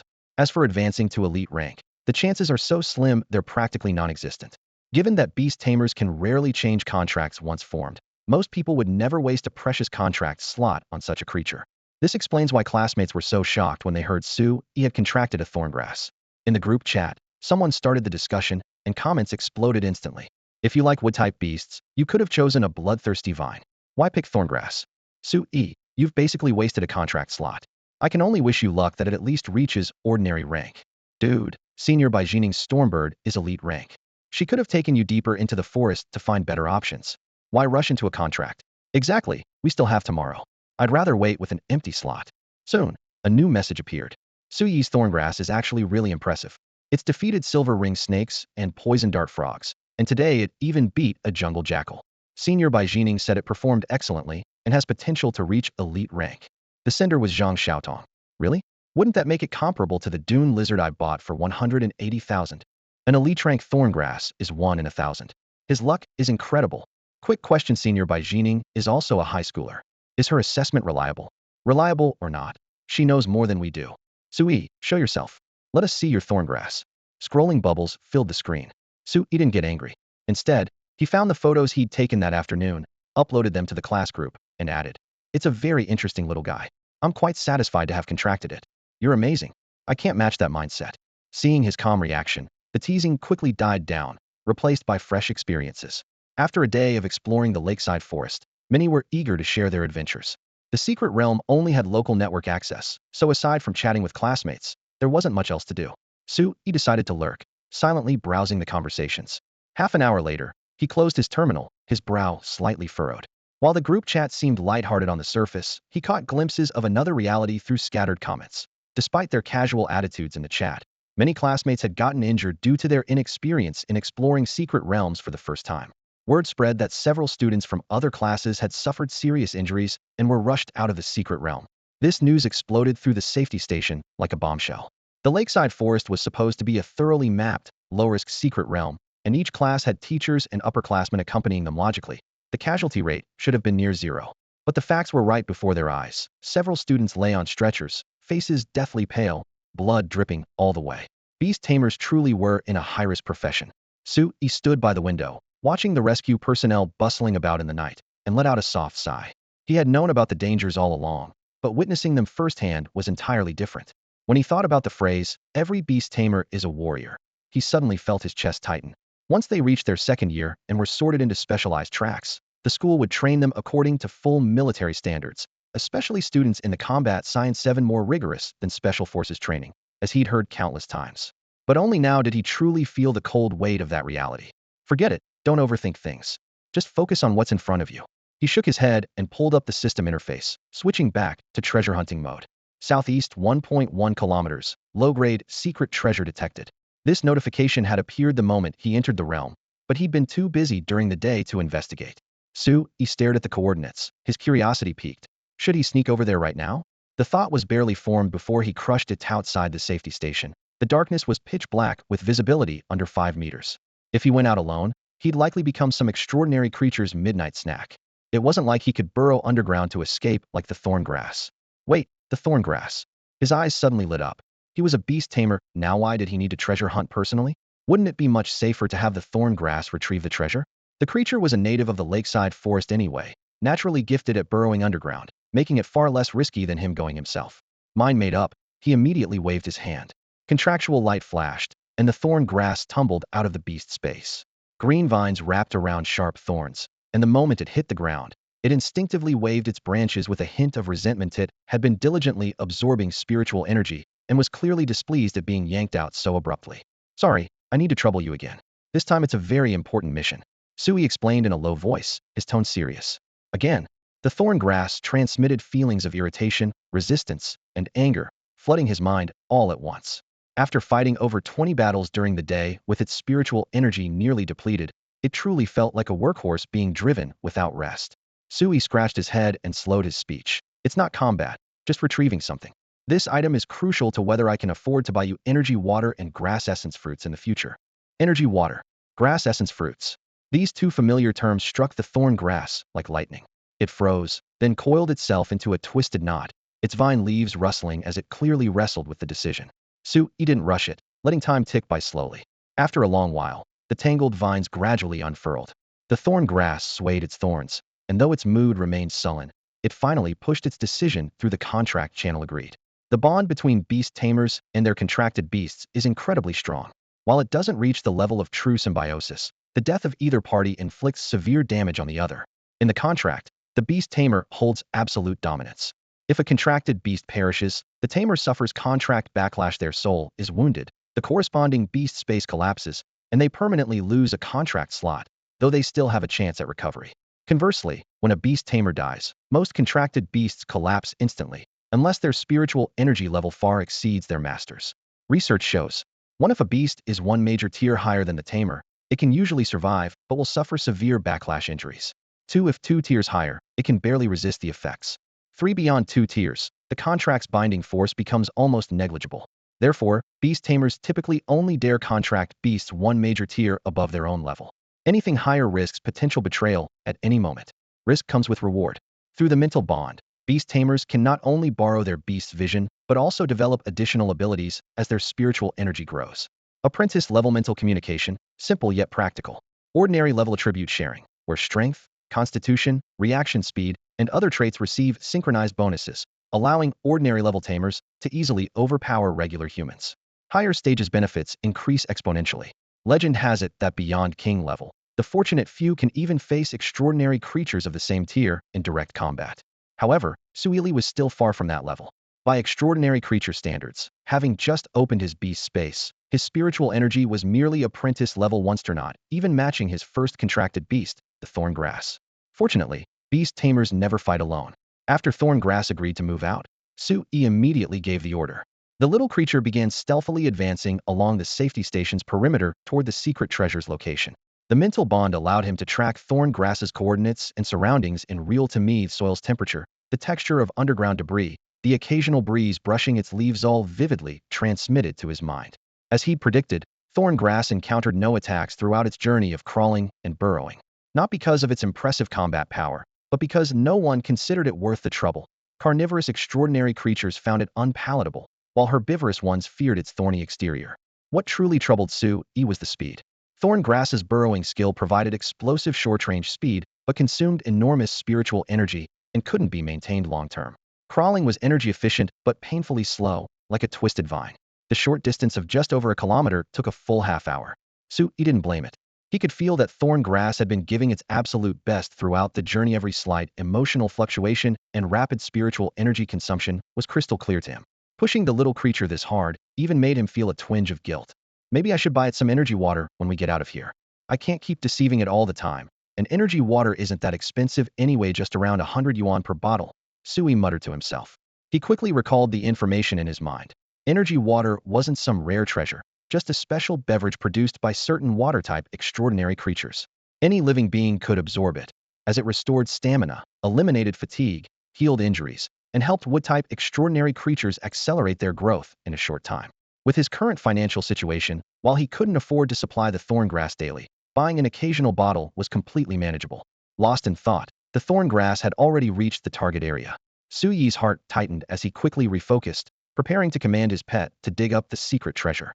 But looking around, all he could see beneath the thorn grass was an ordinary patch of grassland, not even a hint of any treasure. What was going on? He frowned slightly and immediately pulled up the system information. A prompt appeared clearly. Low-grade secret treasure detected 5 meters directly below pet beast. 5 meters. Sui suddenly understood the thing was buried underground. No wonder no one had discovered it earlier. But still, 5 meters was quite deep.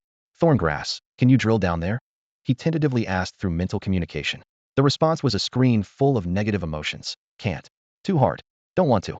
Sui sighed helplessly. If you can't do it, then forget it. I was thinking of trading the secret treasure for energy water and wood spirit fruits to nourish you. The bait was cast, and how could the thorn grass not recognize this obvious manipulation? But the temptation of energy water and wood spirit fruits was simply too great. After a moment's hesitation, it reluctantly activated its drilling skill, full of resentment. The top layer of soil, about 1 or 2 meters deep, was loose, and the roots penetrated easily.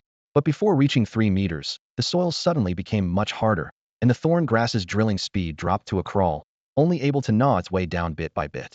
1 minute, 2 minutes, 3 minutes. Through their mental connection, Sui clearly sensed the little creature giving its all, and couldn't help feeling touched. Though the thorn grass had a foul temper, this tenacious determination was truly admirable. He thought to himself, if only he could raise its spiritual energy level to apprentice level 5 stars or above, it probably wouldn't struggle so much. Fortunately, just as its spiritual energy was nearly depleted, the secret treasure finally appeared within his perception. A wood spirit stone. Sui was first stunned, then delighted. Though wood spirit stones were consumable secret treasures, their value was second only to combat-type treasures, easily selling for over 1,000,000 yuan, and the market demand was excellent. Over 1,000,000 yuan. I'm going to be rich. His heart raced, and he could even hear the sound of his blood rushing. But his excitement lasted only half a second before he suddenly remembered another problem. Wood spirit stones had a fatal attraction for wood-type extraordinary creatures. The thorn grass couldn't even resist energy water, and wood spirit fruits, how could it possibly resist this thing? As soon as the thought occurred to him, the thorn grass had already tightly wrapped around the wood spirit stone that glowed with a faint green light, its excitement surpassing even Su Yi's. Stop! That thing isn't edible. Su Yi was alarmed and quickly tried to stop it through mental communication, but in that instant, his words seemed so pale and powerless. Without a doubt, the thorn grass completely ignored its master and continued absorbing the wood spirit stone on its own. The crystal clear stone was wrapped layer by layer in its vines, with spiritual energy being drawn away like a gentle stream. The little creature's emotions were as excited as a child who had snatched a piece of cake. Surprise and excitement all flooded into Su Yi's mind through their mental link. Su Yi stood there stunned, unable to close his mouth for a long time. That was a wood spirit stone worth over 1 million. For a poor student, this was an astronomical sum, yet it was being devoured like a midnight snack. It wasn't that he was reluctant to spend money, but the thorngrass's current spiritual energy level was too low. If he really wanted to accelerate its growth, the grass and wood spirit fruits from the shop, costing tens of thousands each, would suffice. Su Yi tried coaxing and persuading. Be good, you're still young. Don't absorb all the remaining spiritual energy. Let's sell what's left and exchange it for energy water and grass, and with spirit fruits you can grow just as well with those. If it stopped now, the remaining spiritual energy could still be sold for hundreds of thousands. However, the thorn grass was already immersed in its gluttonous feast, paying no attention to its master's nagging. Su Yi rubbed his forehead and sighed deeply. Fine, if you want to absorb it all, go ahead. It was meant for you anyway. After accepting his fate, he consoled himself. Looking at it from another angle, the wood spirit stone might help you leap straight to apprentice level 6 star, just one step away from demonization. A pet beast with king level potential deserves this kind of treatment. Despite his words, he could still feel his blood pressure reaching alarming heights. The next morning, other students in the dormitory gradually woke up. Holy shit, what's with those panda eyes? Didn't sleep last night. His temporary roommate groggily climbed down from his bed, genuinely startled to see Su Yi sitting cross-legged at the head of his bed with bloodshot eyes. I slept, just not very well. Su Yi forced a friendly smile. His roommate shivered and, remembering last night's group messages, patted his shoulder. It's about the thorn grass, isn't it? Don't take it too hard, maybe it really can break through to elite level. Thanks. Su Yi maintained his smile. Seeing this, his roommate said no more and went to the washroom to tend to his own business. The morning breeze outside carried the scent of grass as the thorn grass quietly climbed through the window along the wall it had just returned. The wood spirit stone's spiritual energy had been so profound that the little creature had spent the entire night absorbing it all. Realizing it had caused trouble, it huddled on the windowsill, its vines trembling slightly as it cautiously waited for Su Yi to explode in anger. Seeing this, Su Yi's anger immediately dissipated by more than half. He shook his head and said, "Stop pretending to be pitiful. Although you were wrong to act on your own, I did promise to give you the wood spirit stone. Let's just consider this an early fulfillment of that promise." Huh. The thorngrass sent out confused vibrations. Although Su Yi hadn't been by its side last night, during the absorption of the wood spirit stone, it could clearly feel Su Yi's heartache through their mental communication. It had already braced itself for Su Yi's wrath, but to its surprise, this master was unexpectedly lenient and didn't intend to blame it harshly. Is that so strange? Su Yi smiled gently, his tone warm yet resolute. Don't forget, you're my beast companion now, my closest partner. If circumstances allow, forget just one wood spirit stony as long as it makes you happy. I'd gladly give you 1,000, even 10,000. He paused, then added with utmost sincerity, let me properly introduce myself. I'm Su Yi, your beast tamer, and I hope we can get along well from now on. With that, he raised his hand, fingertips hovering in midair as he moved to stroke the thickest thorn vine. 2 seconds later, seeing the unhealed wound on his palm, he could only smile ruefully and withdraw his hand. This particular beast companion wasn't exactly safe to pet just yet. The thorn grass's initial wariness melted away under these heartfelt words. Sensing its master's genuine kindness, warmth surged through its being, emotions shifting from vigilance to subtle gratitude. This beast tamer doesn't seem as detestable as I imagined. If beast companion panels truly had a loyalty stat, it would definitely be skyrocketing right now. Su Yi recalled the thorn grass into his beast space and immediately pulled up the status panel for a closer look. When he saw the spiritual energy level had jumped from apprentice level 2 star to apprentice level 4 star, his heart jolted a 2-star leap in just one night, truly worthy of a wood spirit stone worth over 1 million. Even more thrilling was that the stone's spiritual energy had only been absorbed by 20 to 30%, with 70 to 80% still sealed within the thorn grass. At this rate, once fully digested, breaking through to apprentice level 6 star would be effortless, and even 7 star wasn't beyond reach. considering that the highest level beast companion in their class was only apprentice level 5-star. Reaching 7-star would make the Thorn Grass undisputedly first place. Over 1 million was painful to spend, but for this kind of growth, it's worth it. With this thought, Su Yi's troubled mood completely cleared. Alongside the level increase, the thorn grass's appearance had changed dramatically. The originally finger-thick vines had swelled by a full size, their color shifting from dark green to deep blue-green, looking as tough as steel cables. The thorns on the vines had grown nearly half an inch longer, gleaming with metallic coldness like rows of sharp steel needles. Conservatively speaking, its combat power had increased by at least 50%. Su Yi clasped his hands behind his back, his tone encouraging yet firm. Keep working hard, and try to absorb all the remaining spiritual energy within a month.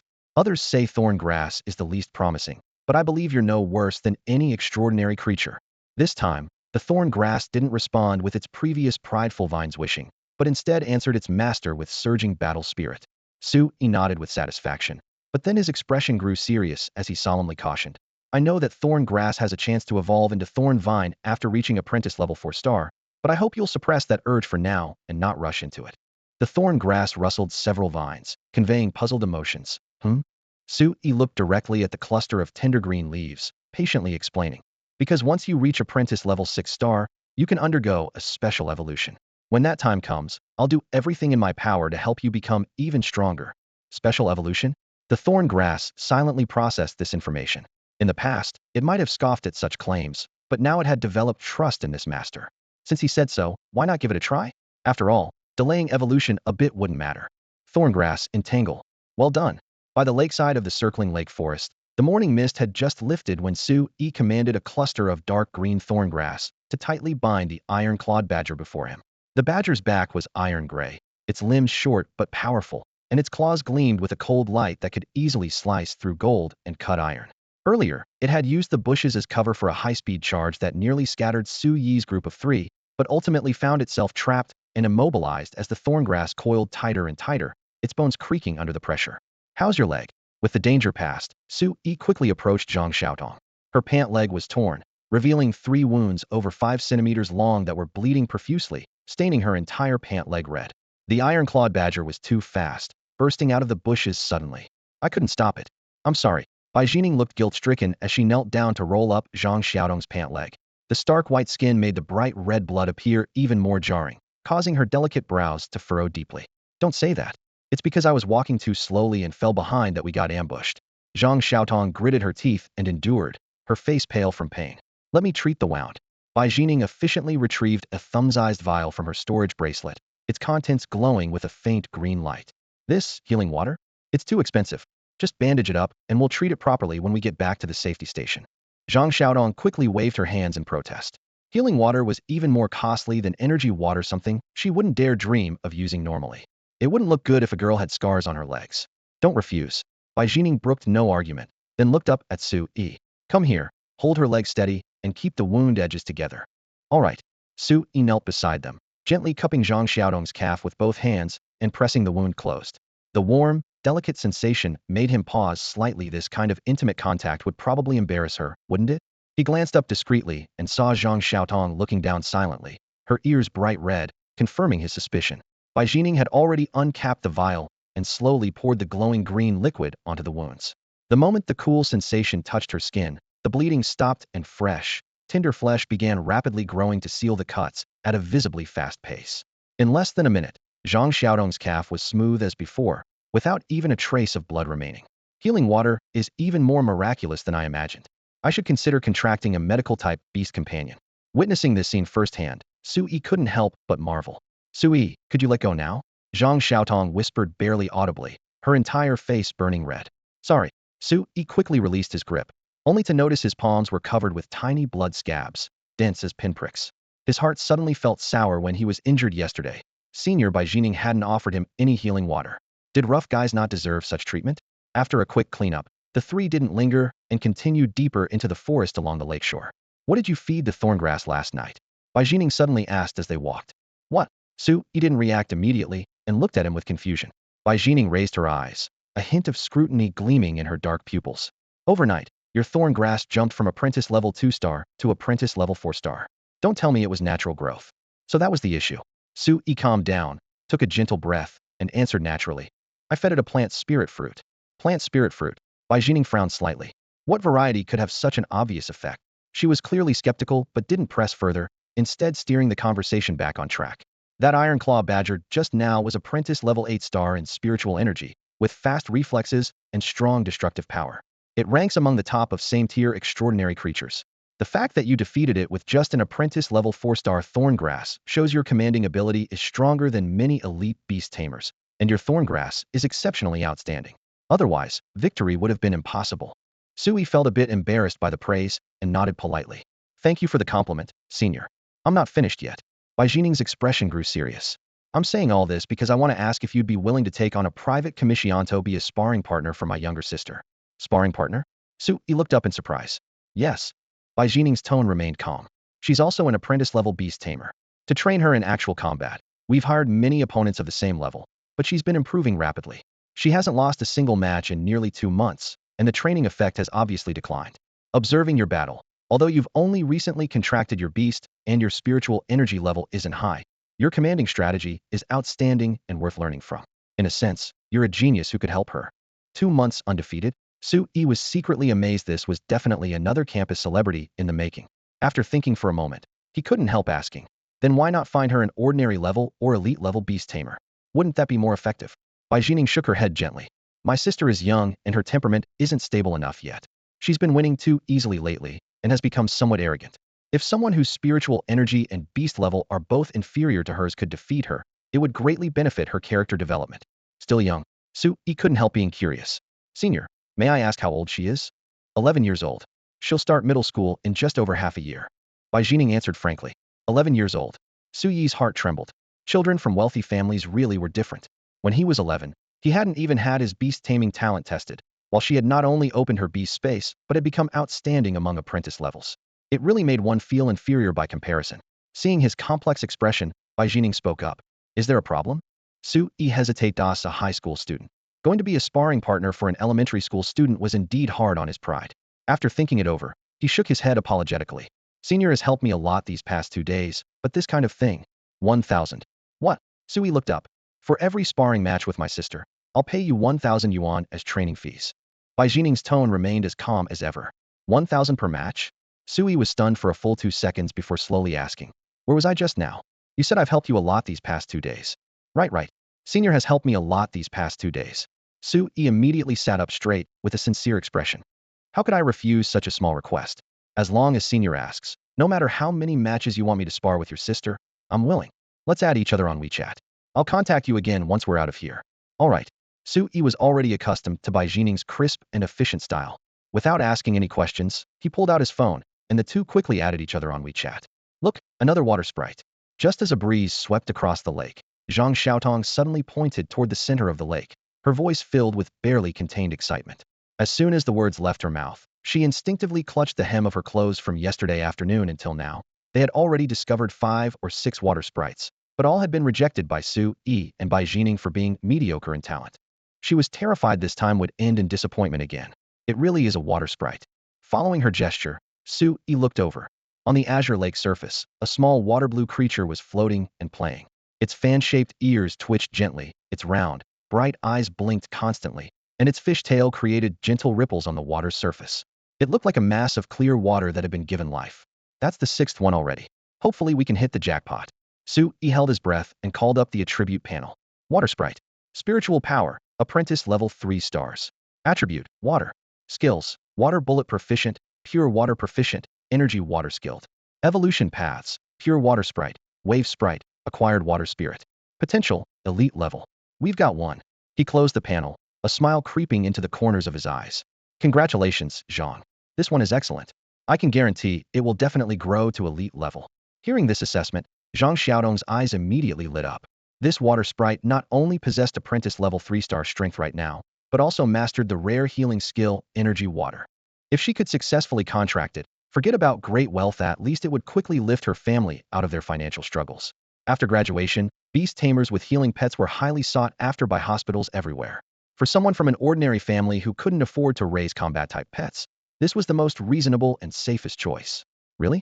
Does that mean I can contract it directly? In her excitement, she still looked toward Bai Jining, wanting to hear the senior's opinion.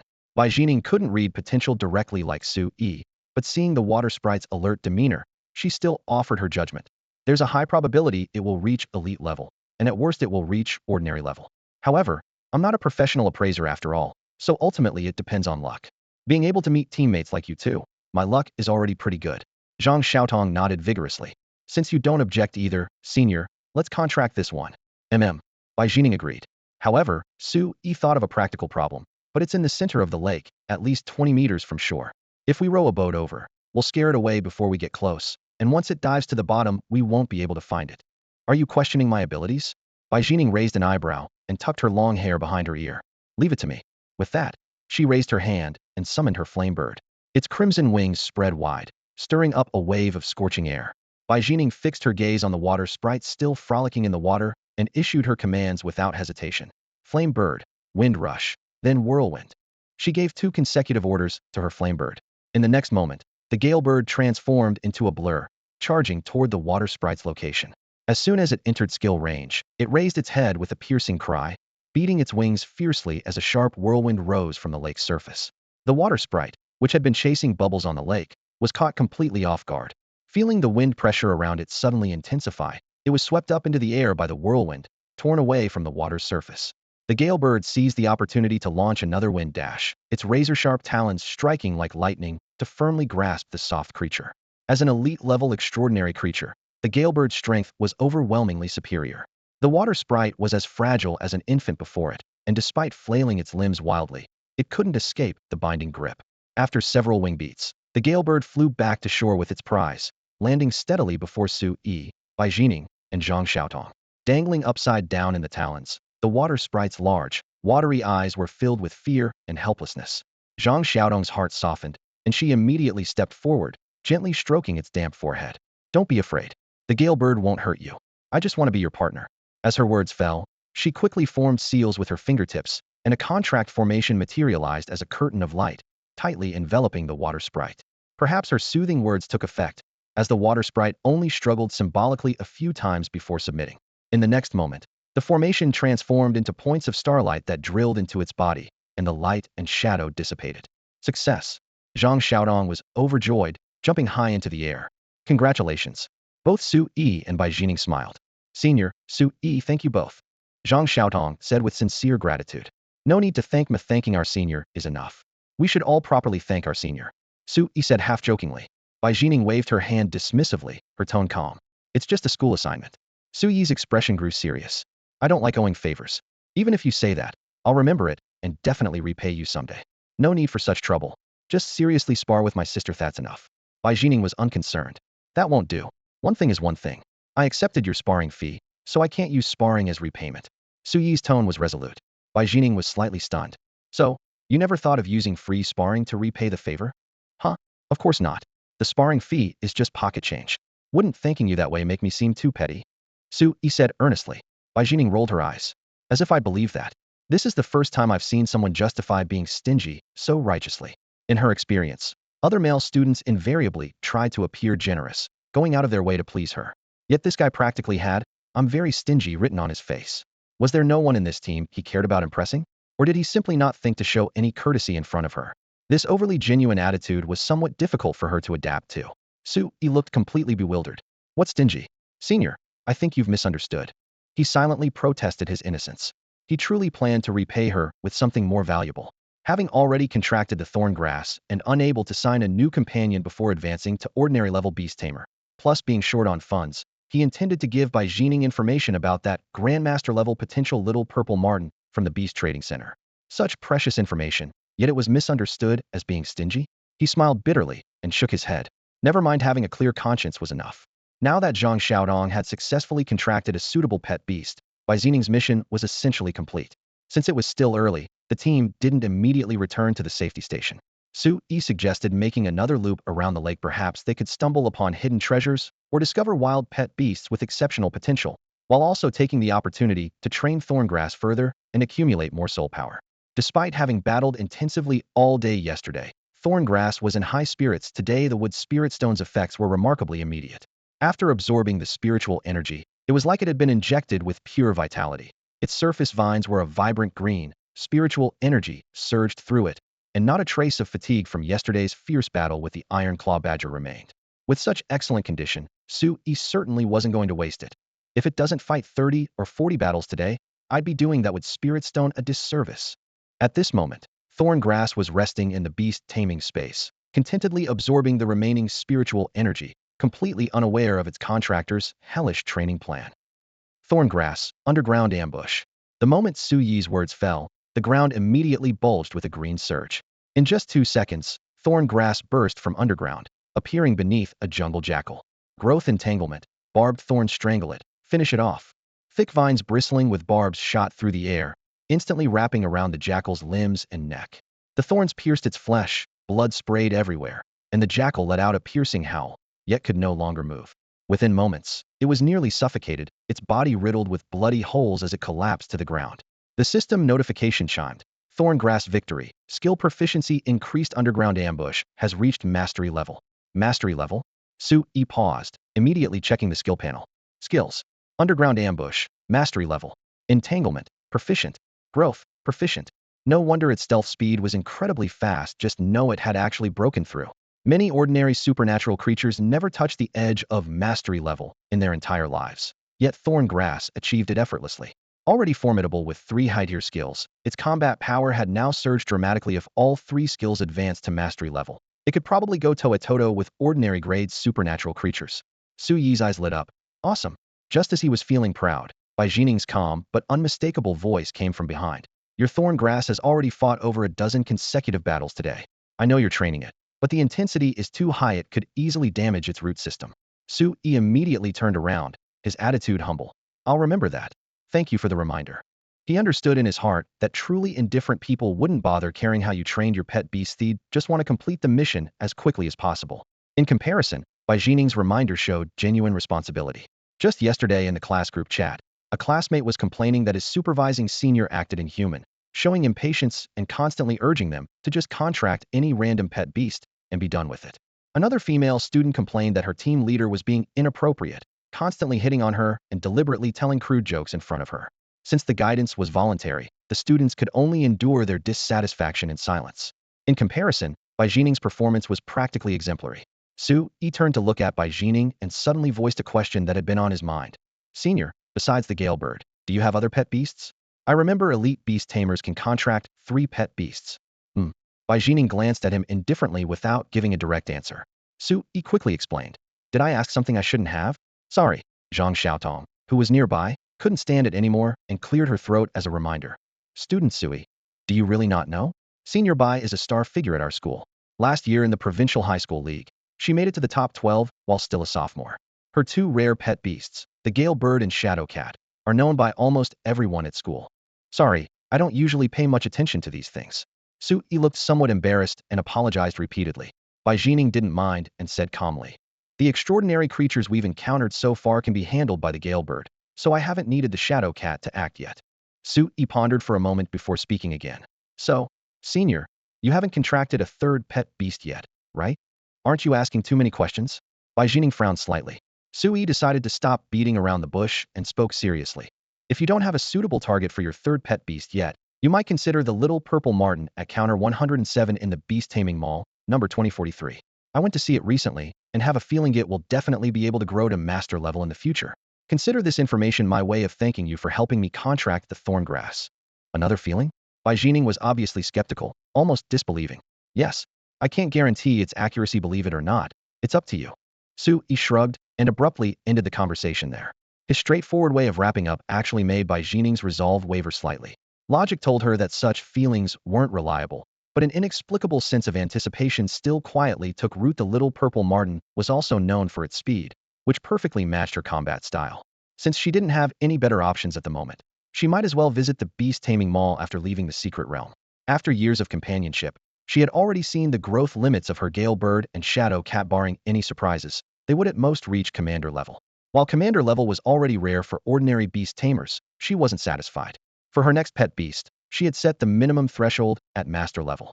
However, pet beasts that could reliably grow to master level were almost impossible to buy on the market, and when they occasionally appeared, they would be snatched up by more powerful people.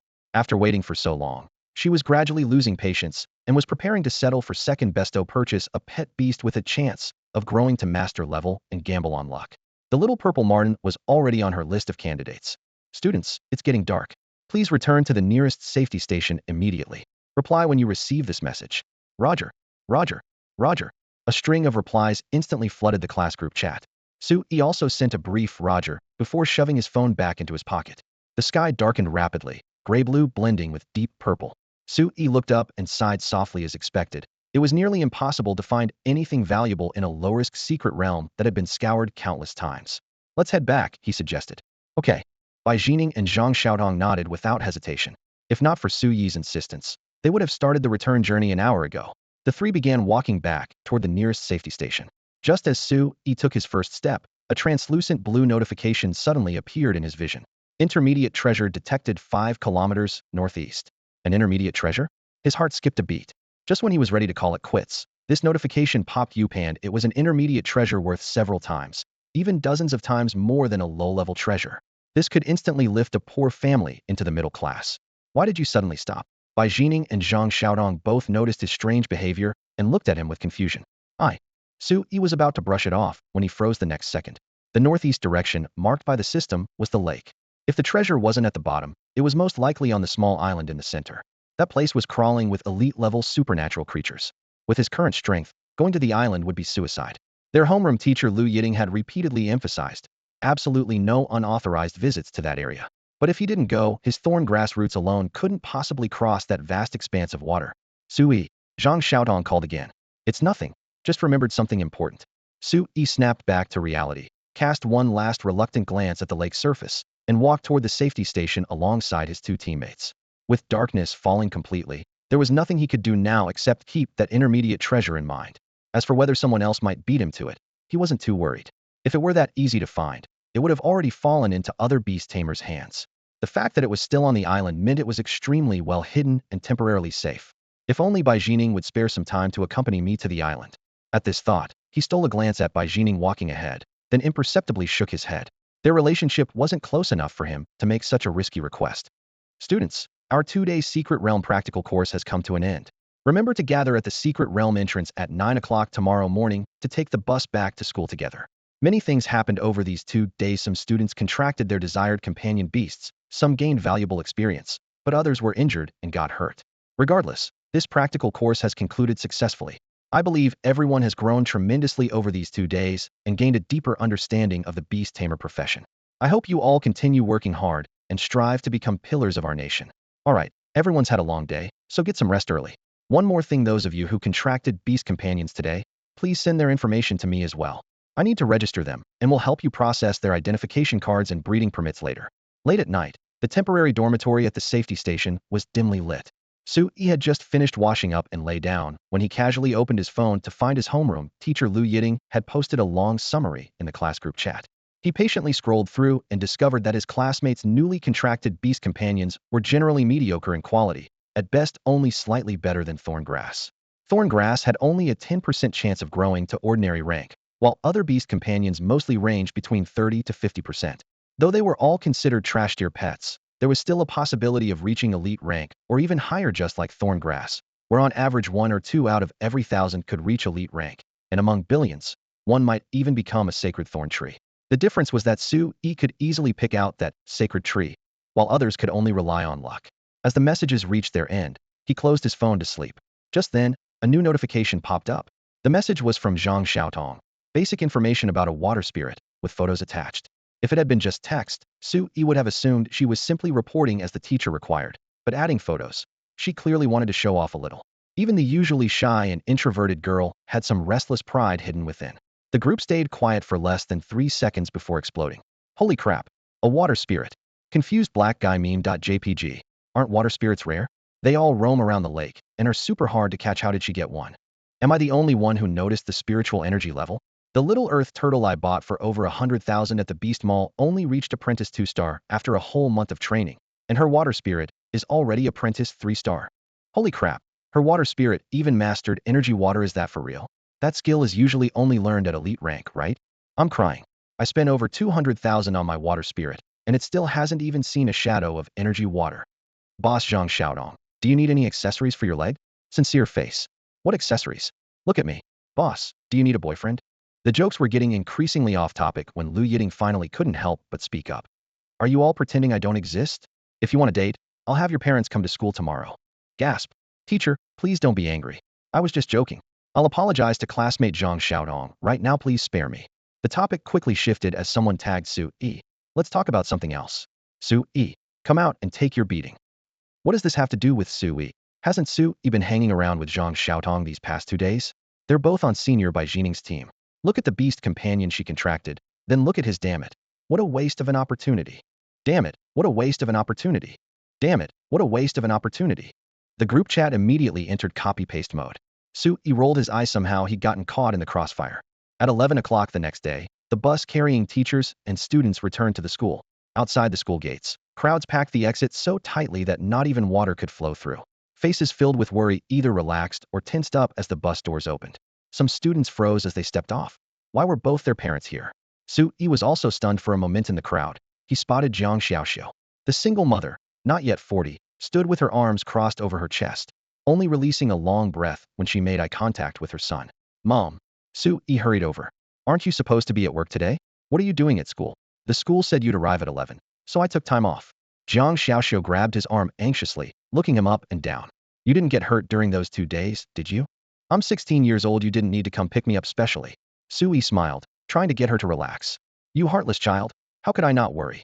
Jiang Xiaoxiu frowned. Have you forgotten the liability waiver the school made parents sign before the Lake Forest expedition? It was so frightening. If I'd known beast taming high school was this dangerous, you might as well have gone to a regular high school instead of keeping me on edge all the time. Her eyes began to redden as she spoke. Su Yi gently patted her shoulder. They make you sign liability waivers before surgery too. These are all low probability events. Look, I'm perfectly fine, aren't I? But Jiang Xiaoxiu wouldn't let it go. Don't try to fool me. Several students who went into the secret realm with you were seriously injured. Xiao Yi, not all beast tamers have to go to the battlefield. Many girls study medical-type companion beasts and work in hospitals after graduation.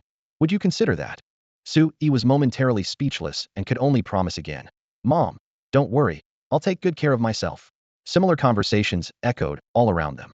Some parents hugged their children and cried hysterically, making the students feel both touched and embarrassed, as if they'd truly returned from a battlefield. With the Secret Realm practical course concluded, the school thoughtfully gave the first-year students a 3-day break to fully recover at home.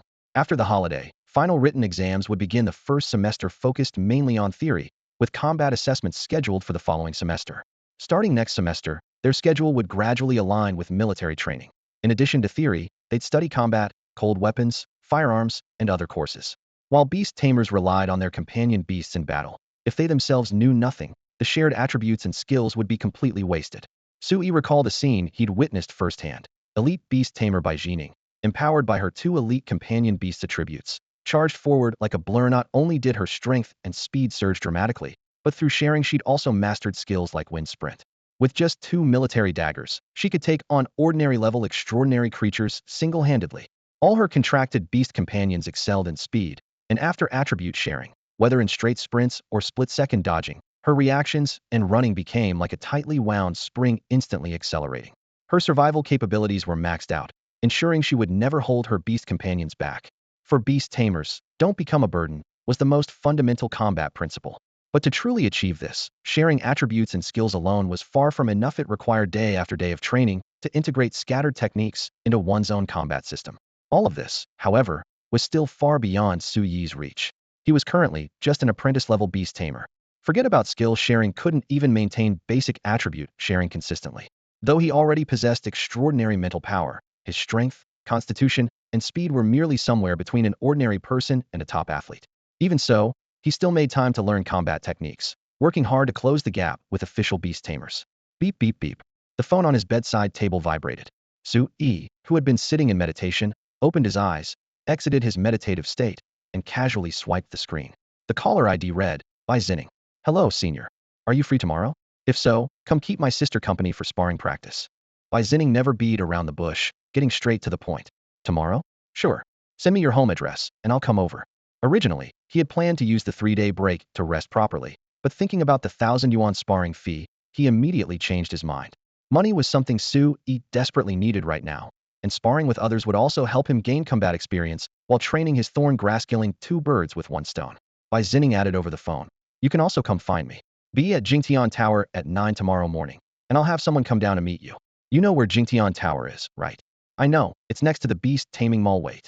A name flashed through Su Yi's mind, and he blurted out. You're not the daughter of Bai Jingtian, the CEO of Jingtian Group, are you? Though Jingtian Group wasn't a national giant, it was a well-known local powerhouse in Xizjiang province, with multiple spiritual medicine research companies and manufacturing plants under its umbrella. Spiritual medicines, based on spiritual herbs and other rare treasures, had effects far superior to ordinary pharmaceuticals and had long become a hot trend in the medical industry. Bai Jingtian himself was not only a grandmaster-level beast tamer, but also the honorary deputy mayor of Guan City, his social status speaking for itself. After his question, the other end of the line fell silent for several seconds. It's not exactly a secret, Bai Zinning replied coolly. Ahem, I was being ignorant. See you tomorrow, I'll definitely be there on time. Su Yi quickly smoothed things over before hanging up. In the city center, at a luxurious villa, Bai Zinning closed her phone, her expression calm. At the dining table, a little girl who had been doing homework stopped writing and looked up. Will that genius junior you mentioned be able to come tomorrow? Bai Zinning nodded. After a moment of silence, the little girl picked up her pen again, her voice still flat. If he doesn't work out either, just arrange ordinary level beast tamers for me from now on. I don't want to play house with these apprentice level beast tamers anymore. Due to the encroachment of supernatural creatures, human living spaces have significantly shrunk, and even well-defended cities are not completely safe. Take Guan City, for example. Its entire outer perimeter has been designated as a defense zone, where every building is constructed to military fortress standards. What appears to be an ordinary dormitory building actually has walls 2 meters thick, reinforced with high-strength steel and concrete during construction. Hidden within the gaps between buildings are machine guns, missiles, and firing positions, ready to repel large-scale supernatural creature attacks at any moment. However, modern firepower is not omnipotent. Supernatural creatures that reach elite level or above are virtually immune to most firearms. Therefore, in addition to stationed troops, every city must have beast tamers as guardians, with a city lord appointed to oversee local military and political affairs while protecting the citizens. To serve as a city lord, one must be at least a master-level beast tamer. In a sense, the city lord is the guardian deity of the entire city, with residents' peaceful lives depending entirely on them. Thus, the title of city lord itself represents supreme authority. The real urban area lies within the defense zone, densely populated and increasingly prosperous toward the city center. However, towns and villages of various sizes are also scattered outside the defense zone. These settlements choose their locations carefully and, though less defended than the urban areas, still have beast tamers stationed there. This alone demonstrates the importance of beast tamers in contemporary society. Without them, existing human territories would eventually be devoured by supernatural creatures. The greater the responsibility, the greater the power. Elite level and above beast tamers enjoy social status comparable to minor nobles of ancient times, while master level ones like Bai Jining's father are truly exceptional individuals. A title like Honorary Deputy City Lord blatantly symbolizes power and glory. Early the next morning, Sui rode his bicycle to the entrance of Jingtian Tower. Looking up at the magnificent golden facade, he silently wondered when he might be able to afford an entire floor. Hello, are you Mr. Sui? A tall woman dressed as a secretary approached with a warm, spring-like smile. Having seen Su Yi's photo beforehand, she naturally recognized him. That's me. Su Yi showed no timidity in her presence, returning an equally friendly smile. Mr. Su Yi, you're very punctual. This way, please. Our young lady has already arrived. You can leave your bicycle here. I'll have someone park it properly for you. Thank you. Su Yi replied simply and followed her into the building. The 5th through 10th floors of the tower had been converted into exclusive training facilities for beast tamers, complete with meditation rooms, fitness rooms, combat training rooms, and simulated battle platforms covering virtually all the daily training needs of beast tamers. The female secretary provided introductions as they walked. Su Yi nodded lightly. Though he felt a bit envious, he didn't pay it much mind, since his school had similar training facilities as well. The elevator doors closed and ascended. In just moments, with a ding, they arrived at the 8th floor. Here stood a beast battle arena. The entire field was enclosed by transparent bulletproof glass, forming a rectangular box, filled with soft yellow earth a full meter thick, covered with fine grass. The air carried the earthy scent of freshly watered soil. Su Yi looked up to see the glass dome reflecting the lights, no different from the training rooms at school, just more spacious. He'd heard that the 9th floor even had a simulated underwater arena specially designed for water-type beasts. As soon as he entered the facility, he spotted a beautiful woman in her 30s standing in the center of the arena. She had fair skin and a voluptuous figure, wearing an impeccably tailored light gray suit that made her makeup appear particularly radiant. 2 or 3 meters away from the woman stood a pair of sisters who looked remarkably alike. Sui was all too familiar with the elder sister, Bai Jining. Her white-fitted tank top accentuated her impressive curves. Black training pants wrapped around her long, straight legs, and fine beads of sweat still dotted her temples, clearly having just finished strength training. The younger sister, Bai Jiyan, was quietly reciting from Extraordinary Creatures, her voice soft yet clear. Though she was only about to enter middle school, her height already approached 5 feet, and her delicate features radiated intelligence. Jining, this must be that talented junior you mentioned? The beautiful woman spoke first, her smile polished. Hello, I'm their mother, Li Wenyu. Her tone was gentle, showing no condescension despite Su Yi being just a high school student. Hello, auntie. I'm Su Yi. You can just call me Xiao Yi. Though Su Yi was surprised that Bai Jingtian's wife was also present, he showed no sign of it and bowed gracefully. Li Wenyu nodded in acknowledgement, then turned to gesture toward her younger daughter. This is Jian, your sparring partner for today. Hello, please take care of me. Bai Jian closed her book and bowed slightly. Though she spoke politely, her gaze swept over Su Yi appraisingly. Decent looks, ordinary clothes. A barely perceptible hint of disdain flashed in her eyes. Hello. Su Yi didn't mind and responded with a smile. Bai Jian immediately followed up. My sister told me your beast is a thorn grass that recently defeated a wild iron claw badger at apprentice level 8. Is that true? Just lucky. Su Yi nodded without elaborating. That can't be dismissed as mere luck, the young girl replied earnestly. Thorn grass has notoriously low intelligence. To beat an iron claw badger means your command skills are exceptional. What's its current spiritual energy level? Apprentice level 8 or 9? Su Yi glanced at Bai Jining, his tone calm. Didn't your sister tell you? Apprentice level 4. Level 4? That's not funny at all. Bai Jian's brow furrowed immediately. Li Wenyu also looked surprised, turning her gaze toward her elder daughter. Bai Jining quickly explained, it really is apprentice level 4, which is exactly why I called student Su Yi a genius. His command abilities are virtually unmatched. More importantly, all of his thorn grasses skills should have reached the mastery realm. Mastery realm? I see. Only then did Bai Jian look relieved, nodding lightly. That's about the same as my purple-tail scorpion. Only with mastered skills is there a chance to fight across star levels. But compared to my purple-tail scorpion, it has no real advantage. Me purple-tail scorpion has already grown to apprentice level 7. The little girl was clearly confident in her spirit beast. As soon as she finished speaking, she waved her slender fingers, and spiritual light flashed in her palm as a palm-sized purple-tailed scorpion landed on the ground. Its dark carapace gleamed with a metallic luster, the purple barb at its tail raised high, while a faint sweet and fishy scent of poison drifted through the air. Su Yi took the opportunity to pull up the data panel and quickly scanned through it. Purple-tailed scorpion. Spiritual power, apprentice level 7 stars. Attribute, poison. Skills, iron pincer mastery, scorpion tail whip mastery, basic venom mastery. Evolution potential, poison dragon scorpion, poison scorpion spirit. Potential, grandmaster level. Grandmaster level potential. Su Yi drew in a sharp breath. He knew that both of Bai Jining's spirit beasts had potential that stopped at commander level, still one step away from grandmaster level. Logically speaking, as both were Bai Jingtian's biological daughters, the resources their father provided should be roughly equal rare species that could likely grow to commander level with only a small chance of reaching grandmaster level. It was normal that both of Bai Jining's spirit beasts didn't hit the jackpot, but her younger sister had struck gold on the first try. If Bai Jining knew about this, her feelings would probably be quite complicated. Jian, advantages aren't proven with words alone. Your mother has already told you not to underestimate any opponent. Li Wenyu gently pointed out, then turned her gaze to Su Yi with a smile. Xiao Yi, you must have put in considerable effort to train your thorn grass's skills to mastery level, right? Her question was understandable. Thorn grass was widely known for its low intelligence and poor comprehension, making it extremely difficult to advance skills to mastery level. Su Yi was momentarily stunned, thinking to himself, why didn't senior sister mention this? Did she forget, or was it intentional?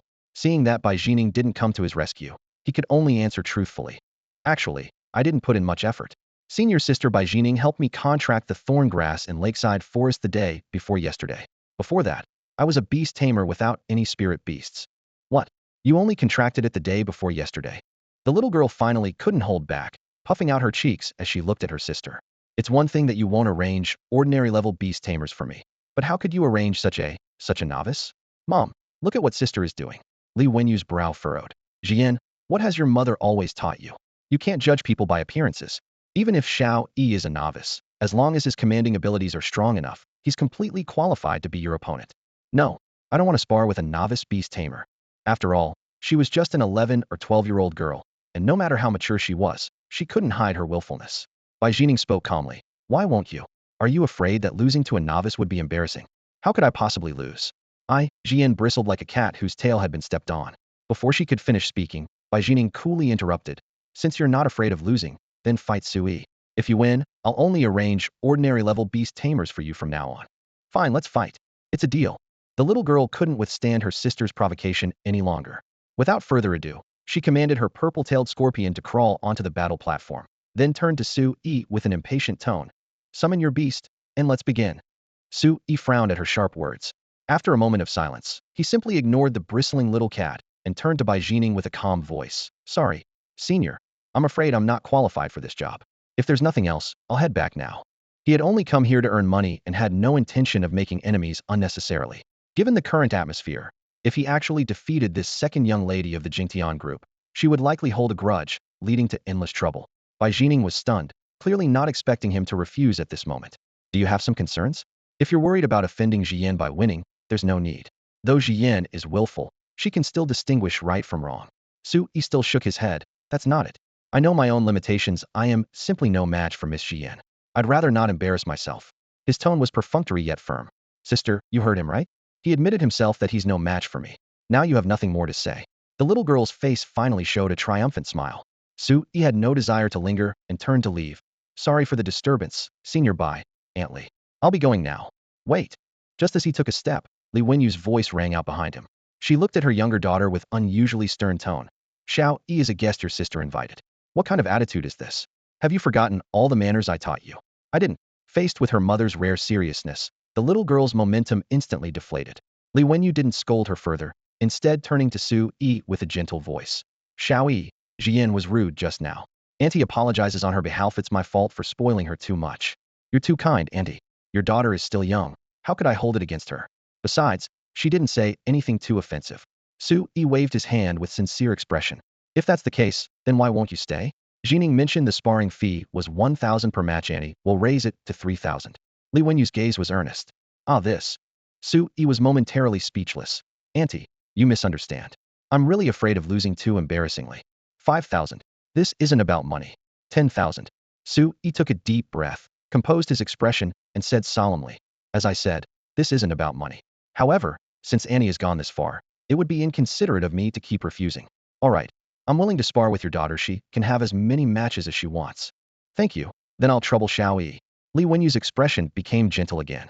The little girl, however, was secretly defiant. Want many sparring matches? I'll make you lose so decisively that you won't have the face to stay. But having just been reprimanded by her mother, she didn't dare speak carelessly again and could only politely say, Senior Sui, are you ready? If so, please guide me. The 8th floor beast arena simulated a grassland environment, which was quite favorable for the thorn grass. At least its burrowing ability wouldn't be restricted. If it were a concrete floor instead, its long-established underground tactics would be severely hampered, making it difficult to display its full strength. Can this junior you invited really suppress Xian? If this doesn't work either, her tail will be wagging all the way to the sky. Outside the platform, a beautiful woman stood with her arms crossed, her gaze sweeping back and forth across the arena, her expression still somewhat anxious. Don't worry. Bai Jining lowered her voice and analyzed methodically. The purple-tailed scorpion's venom has limited lethality against plant types. While the thorn grass can't exactly counter it, its racial advantage is enough to gain the upper hand. If it can blunt the purple-tailed scorpion's edge, the odds of victory will greatly increase. The beautiful woman gently swept her hair aside, her tone softening slightly. As long as it can truly cure Jian of her arrogant habits, the money will be well spent. With that, she focused intently on the arena and said no more. At the center of the platform, both beasts had taken their positions. The little girl issued the first command with a crisp shout. Be careful. Charge. Though short-legged, the purple-tailed scorpion was swift, crouching low and gliding across the grass like black lightning. Its 2 iron pincers rose high, gleaming coldly. Its venomous tail arched upward, the basic level toxin enhanced by mastery-level proficiency, dripping an ominous green. If it truly struck, it could fell an elephant, and even an ordinary-grade extraordinary creature would have half its life hanging by a thread after one hit. Sui didn't dare underestimate it, and quickly issued his command. Burrow underground and strike when the opportunity arises. Actually, no words were needed. The thorn grass had already quietly burrowed into the soil through the soft turf. The dark underground became its natural cover. A simple, yet highly effective tactic. As long as the sneak attack succeeded, it often decided victory in an instant. Watch your feet. The enemy will attack from underground. The little girl knew the thorn grass's tactics well and hurriedly warned the purple-tailed scorpion. The scorpion immediately stopped in place, its 8 legs pressed close to the grass surface, its venomous tail constantly on guard, maintaining perfect composure without a trace of panic. Whoosh! Several thorn-covered vines suddenly burst from the earth, shooting toward the purple-tailed scorpion with a whistling sound. Child's play. A mocking smile appeared at the corner of the little girl's lips. The thorn grass's move seemed utterly unoriginal to her. The thought that her sister would consider such a beast as practice material made her secretly complain. Could it be that sister was charmed by that junior's appearance? As the thought flashed through her mind, the purple-tailed scorpion had already leaped high. Its gleaming iron pincers snapped shut with 2 cracked sounds, severing the 2 front vines on the spot. Though the thorn grass felt pain, it didn't retreat. The remaining vines pressed forward, continuing their entanglement from different angles. It could simultaneously shoot 6 vines at once, creating a net-like offensive. The purple-tailed scorpion had only 2 pincers, and ultimately 2 fists were hard-pressed against many hands. Theoretically, the thorn grass still had a chance to subdue it. However, the purple-tailed scorpion's pincer technique had also been honed through countless battles, with an alarmingly fast attack frequency. In the next moment, to Su Yi's amazement, all 6 thorny vines were severed in one swift motion, making it impossible to entangle the opponent. Although mastering the growth skill meant that severed vines caused almost no permanent damage to the thorn grass, allowing it to regrow within moments. This frantic regeneration consumed spiritual energy at an equally frantic rate.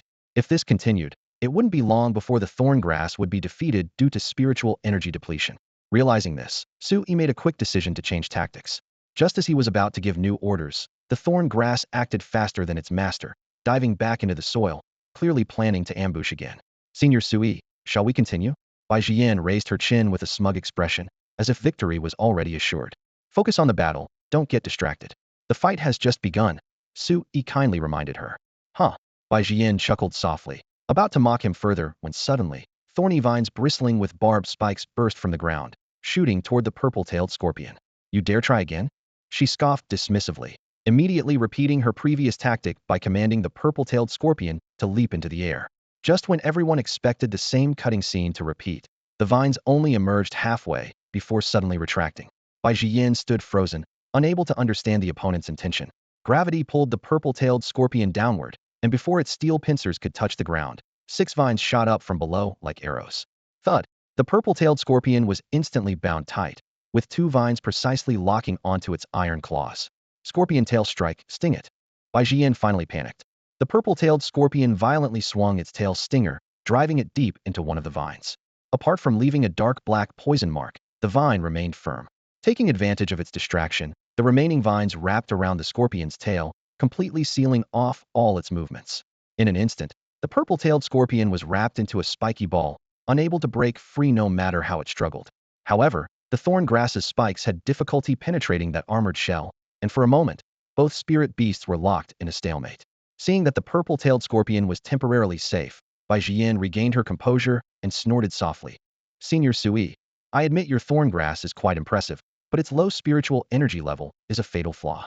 If this continues, it will eventually be broken free from when it becomes spiritually depleted. You should just surrender. Is that so? Su Yi merely smiled at her confident tone without responding. Before she finished speaking, the thorn grass suddenly dragged the purple-tailed scorpion toward the ground, then with a ripping sound, pulled it entirely into the soil, as if intending to bury its opponent alive. Stop! Stop! Stop it now! Bai Jian completely panicked. Apprentice-level extraordinary creatures were far from strong enough to survive without breathing, and if this continued, the purple-tailed scorpion would surely die. Su Yi blinked innocently. Do you want the thorn grass to release the purple-tailed scorpion? But the battle isn't over yet. I. Bai Jian was both anxious and angry, momentarily at a loss for words. Not far away, the beautiful woman finally spoke, her face full of delight. Shao Yi, let the purple-tailed scorpion out. Jian has already surrendered. When you have time in the future, practice with her more often. All right, Auntie. Su Yi agreed verbally, but couldn't help wondering to himself. Why does this Auntie seem a bit excited? Could it be that she enjoys watching me discipline her daughter? Following Su Yi's command, the thorn grass dragged the purple-tailed scorpion up from the soil. The scorpion was thoroughly suffocated, and even after the thorn grass released its vines, it remained sprawled limply on the ground, with its tail stinger twitching weakly. Well done. Su Yi bent down and patted the thorny leaves of the thorn grass, praising it with a smile as he prepared to recall this meritorious plant into his beast-taming space. Just then, Bai Jian, who had been crouching nearby examining the purple-tailed scorpion, suddenly looked up. Wait! Is there something else, Miss Xian? Su Yi paused his action and looked at her with confusion, though he muttered to himself. Is this second young lady being a sore loser and looking for trouble? Fortunately, her mother and sister are both here, so she can't really cause a scene. Bai Jian straightened up, her expression serious beyond her 11 or 12 years. I was careless just now. I want to fight you again. Another round? Su Yi raised an eyebrow. I have no objections, but can your purple-tailed scorpion continue fighting? He didn't refuse, and was even secretly looking forward to it. 1,000 yuan per match was higher than Ms. Jiang Xiaoxiu's 2-month salary. Where else could he find such a profitable gig? Before Bai Jian could answer, Li Wenyu spoke first. Enough, Jian. You can't just drag someone into another sparring match right after finishing one. Even if you don't think about yourself, you should consider your beast. But, no buts. Li Wenyu was unyielding. Xiao Yi will come regularly to spar with you in the future, so there's no rush. Take today to properly analyze the reasons for your defeat. Only by recognizing your shortcomings can you truly improve, otherwise fighting more matches won't make a difference. The deputy city lord's wife had always been strict. Seeing her mother's firm stance, Bai Jian could only nod reluctantly despite her dissatisfaction. I understand. I'll properly analyze why I lost. But since he's already my sparring partner, I hope I can fight him again tomorrow. My previous sparring partners would train with me at least once every day. That depends on whether Xiao Yi is willing. Li Wenyu turned to Su Yi with a gentler tone. You heard what Jian said. Would you be free to come again tomorrow? School gave us 3 days off, so I certainly have time. Su Yi agreed without hesitation. Then I'll trouble you with this. Tomorrow at 9 in the morning, I'll wait for you here. All right. With the time settled, Su Yi exchanged a few more pleasantries with this approachable aunt before taking his leave. Li Wenyu specifically had her secretary escort him to the elevator. After the elevator doors closed and Su Yi's figure disappeared, Bai Jian finally couldn't hold back her complaints, pouting as she said, Mom, I know he's a guest that sister invited, and we should treat him politely. But aren't you being a bit too enthusiastic? People who don't know better would think he's your nephew. Li Wenyu stroked her daughter's silky long hair and asked with a smile, Are you still angry about losing to him? Of course not. I'm not that petty. Bai Jian immediately shook her head in denial.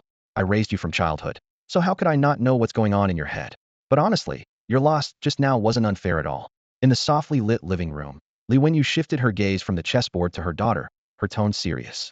That thorn grass he contracted is no ordinary creature. If I'm not mistaken, it's very likely a genius-level beast that can break through racial limitations. A genius-level beast? Both Bai Jining and the little girl's eyes widened simultaneously. Mom, aren't you exaggerating? Beasts capable of breaking through racial limitations are incredibly rare. How could he be that lucky? The little girl muttered skeptically. Li Wenyu adjusted her gold-rimmed glasses, her expression confident. Some people in this world are just naturally lucky. Besides, I'm a licensed senior beast appraiser certified by the state. Based on my years of experience, that thorn grass's burrowing skill is definitely beyond proficient level. It's most likely reached mastery. Otherwise, it couldn't possibly move underground that fast. Mastery level. The sisters were stunned once again. Suddenly, an afternoon scene flashed through Bai Jining's mind. Su Yi's unusual behavior when contracting the thorn grass, as if he had known all along that the plant was extraordinary. Her heart skipped a beat. Could his mention of a premonition actually be real rather than just random nonsense? If he truly had awakened a precognitive talent, then that little purple marten he mentioned earlier might indeed possess grandmaster-level potential. At this thought, she could no longer sit still. What's wrong? Li Wenyu noticed her daughter's strange behavior and looked over with concern. Nothing. I just remembered something important. Mom, I'm going out. Bai Jining grabbed her coat and rushed downstairs without further explanation. Li Wenyu watched her retreating figure with a mixture of worry and helplessness. This child had always been composed, and she would never lose her composure like this unless it was something extremely urgent. The night breeze outside Jingtian Tower carried a slight chill. Su Yi pedaled his bicycle while whistling a cheerful tune, his face radiating satisfaction. Earning 10,000 yuan in such a short time would make anyone hard-pressed to hide their joy. If I work hard during these 3 days off, I should be able to gather enough money for the wood spirit fruit, he calculated mentally. To help the thorn grass evolve into a thorn ghost vine, 3 conditions needed to be met. 1. Spiritual energy level reaching apprentice level 6 star. 2. Soul power value of at least 80. 3. 1 wood spirit fruit. He had already met the soul power requirement, had gained a full 326 points during his last trip to Lakeside Forest. The level requirement wasn't a concern either, as the wood spirit stone's residual energy was still being continuously absorbed by the thorn grass, accelerating its growth remarkably. It would reach apprentice level 5 star in a few more days, and definitely achieve 6 star within a week at most. By then, all I'll need is that wood spirit fruit. At this thought, the excitement in his chest nearly burst forth. The thorn grass already possessed king level potential, and after demonization, Its combat power would increase dramatically. Its potential might even climb to Emperor level, or perhaps quasi-divine, or even divine level. This possibility made his blood race with excitement. What made him even more curious was the physical transformation. What kind of being would the thorn grass become after demonization? Would it turn into the legendary thorn demoness? He wondered if it might end up becoming something like a thorn demoness. Back at the complex, with Jiang Xiaoxiu already at work, the apartment felt empty. Su Yi tossed his keys onto the shoe cabinet, swapped his shoes, poured some water in one smooth motion, then sat cross-legged on the living room sofa, eyes closed, ready to meditate. He hadn't even settled in before he started reviewing himself. Even that bramble grass seemed to be working harder than he was. A few hours earlier, the bramble grass had rushed back into the beast space after the fight and immediately kept devouring spirit energy, refusing to rest at all. Was it still plotting to break the contract? Aside from battles, it had spent nearly all its time training these past few days. If his pet could grind that hard, he, as its beast master, had no excuse to slack off. If the bramble grass really broke through a tier or two and tore up the pact, he'd lose everything.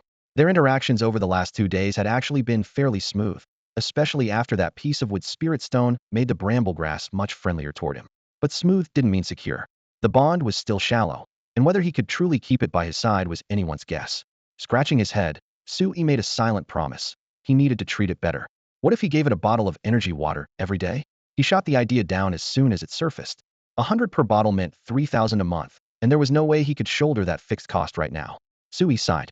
When will I ever stop being broke? In truth, as a licensed beastmaster, there was no shortage of ways to make money. The safest approach was to take commissions from the local Beastmaster Association and collect payment upon completion.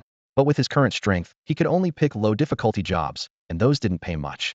If he wanted to get rich fast, the quickest route was still exploring partially charted secret realms. Step into one, and not only would the City Lord's office issue a subsidy, there was also a chance to unearth rare treasures. Forget legendary artifacts. Even common spirit herbs and arboreal spirit fruits could fetch thousands or tens of thousands if you scoop them up. High returns came with high risks, though. No one could predict the dangers lurking in an uncharted realm. Master tier or king tier extraordinary creatures could show up out of nowhere, and there were even records of divine beasts. Even F or E-class microrealms were not truly safe. It's important to note that E and F aren't danger ratings. They're based on area. Larger realms are indeed more likely to spawn powerful extraordinary creatures, but low-grade realms can still spit out a deadly surprise. The Frost Dragon incident 10 years ago was the quintessential lesson. While surveying a newly emerged class realm, the White Eagle Federation's Beastmaster unit discovered a slumbering Frost Dragona near-divine extraordinary creature. As it happened, the Federation was approaching its midterm elections. After hearing the news, the sitting president decided that a dragon dead asleep was the perfect target for capture. For the sake of votes, the president didn't hesitate to order the mobilization of all Imperial-level beast tamers across the nation, preparing to subjugate this frost dragon. He proclaimed loudly across major media outlets that the White Eagle Federation would become the first great nation to subdue a quasi-divine extraordinary creature under his administration. The president's speech was grand and spectacular, with thunderous loudspeakers carrying his bold declarations into every household, instantly igniting nationwide fervor. White Eagle citizens excitedly gathered around televisions and online live streams, as if they could already see the moment when the Frost Dragon would submit. However, tragedy struck swiftly.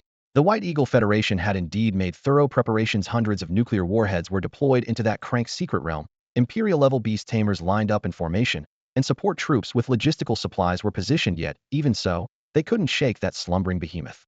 The Frost Dragon, awakened by the sneak attack, was consumed with rage. In its rampage, it killed several Imperial-level beast tamers in succession, then directly tore through the secret realm's barriers and burst into the real world. Freezing mist blanketed everything. Cities were frozen into white ruins, and in mere hours, an entire Federation state was transformed into a dead zone under the dragon's furious breath, reducing the population by 1/50. Worse still, after venting its fury, the Frost Dragon didn't leave, but simply settled on that scorched earth, claiming the entire state as its new territory. After this devastating battle, no nation dared to easily target quasi-divine or divine beasts again. The White Eagle Federation's president, who had loudly proclaimed great achievements, was sent to meet Jesus by a mentally unstable beast tamer shortly after the incident ended. From this, people understood even more clearly. Secret realms that hadn't been thoroughly explored harbored unforeseeable risks, and anyone who entered must be prepared to risk their lives. I'm being foolish. Why would I go to those high-risk secret realms? Su Yi leaned back in the old wooden chair of his rental apartment and suddenly slapped his forehead in realization. In low-risk secret realms like Lakeside Forest, he could dig up several treasures. There were several other secret realms around Guan City at the same level as Lakeside Forest. With his system, he could most likely find precious treasures that others had missed. Perhaps finding just one more would free him from his dire financial straits. By then, he could be like those wealthy young masters, incorporating concentration grass into his daily cultivation. Wait, what was concentration grass? He should also get his hands on the spiritual medicines produced by the Baijining family that could directly enhance a beast tamer's spiritual energy level. These bold fantasies made Su Yi's lips curl upward unconsciously. Just then, his phone rang abruptly. The caller ID showed Baijining. Su Yi was slightly puzzled but still answered. Hello, senior. Is there something else you need to tell me? The other end was silent for several seconds before Baijining's cool voice came through. The thorn grass you contracted is more outstanding than I thought. It might even break through racial limitations and grow to commander level. Commander level. Even Baijining's Stormbird and Shadowcat were only at this level. Su Yi laughed heartily. What commander level? Senior, you're overestimating it. I'd be grateful to heaven if it could reach elite level. Baijining frowned. In Lakeside Forest, that's not what you said. Answer seriously, have you awakened some special talent? I wish I had. Su Yi shrugged, his tone relaxed. Unfortunately, it's probably just psychological. What about the thorn grass's abnormality? You must have noticed it, right? Just good luck, I suppose. I just randomly grabbed one at the time. I understand. Baijining suddenly ended the conversation and hung up directly. In the spacious and bright Beast Commerce Center, Baijining put away her phone, her delicate brows furrowed tightly. She didn't believe Su Yi's explanation but was certain that further questioning wouldn't yield results, so she stopped pressing. Miss Bai, are you interested in this little purple marten? The sales assistant approached with a bright smile. This one then, I'll pay by card. It seems this senior has already grown suspicious. But this was to be expected. A pet beast with king-level potential is simply too outstanding to keep hidden. After pondering for a moment, Su Yi shook his head. Whatever, he'd just stick to the story about being lucky and try to keep a lower profile from now on. He couldn't keep this sparring job forever anyway. Once he earned around 100,000, he'd deliberately lose to that little girl and then resign gracefully. Having made his decision, he stopped dwelling on these thoughts, took a few deep breaths, and prepared to begin his meditation. The next morning, feeling refreshed and energized, he left early again, cycling straight to Jingtian Tower. Having been there once before, he was familiar with the route and quickly met his employer under the female secretary's guidance. Just like yesterday, all three family members were present. Li Wenyu remained as approachable as ever, calling him Little E, as if she were a close elder. The second young lady hadn't changed either. Beneath her polite exterior, she still radiated a hint of arrogance and conceit. The difference was that today, her gaze towards Su Yi clearly showed defiance, as if she was holding back her energy, determined to defeat him and redeem herself. What surprised Su Yi most was Senior Baijining's attitude. This senior didn't seem displeased with him for not revealing anything yesterday, maintaining her composed demeanor. Senior Su Yi, please enlighten me. Having held back for an entire day, Baijian was obviously impatient, eager to spar with Su Yi again. Su Yi wasted no words, directly summoning his thorn grass and positioning it on the battle platform. The fight was about to begin. I definitely won't lose this time. Baijian clenched her small fists tightly and called out delicately, be careful, I'm going to attack. However, a few minutes later, the spirited purple-tailed scorpion was once again bound by the thorn grass and dragged underground. Moreover, the thorn grass used exactly the same moves as yesterday. So you still haven't figured out how to counter this move, have you? Su Yi looked at the little girl across from him with surprise. If she hadn't found a solution, why rush into another match? Fighting without learning from experience rarely leads to improvement. Mind your own business. Baijian's face flushed bright red. She indeed hadn't figured out how to avoid being entangled by the thorn grass, but she didn't believe that was the main reason for yesterday's defeat. She thought she had simply been too careless yesterday, and that today, by being more cautious and taking the initiative, she could easily defeat this low-level thorn grass. However, reality slapped her hard in the face.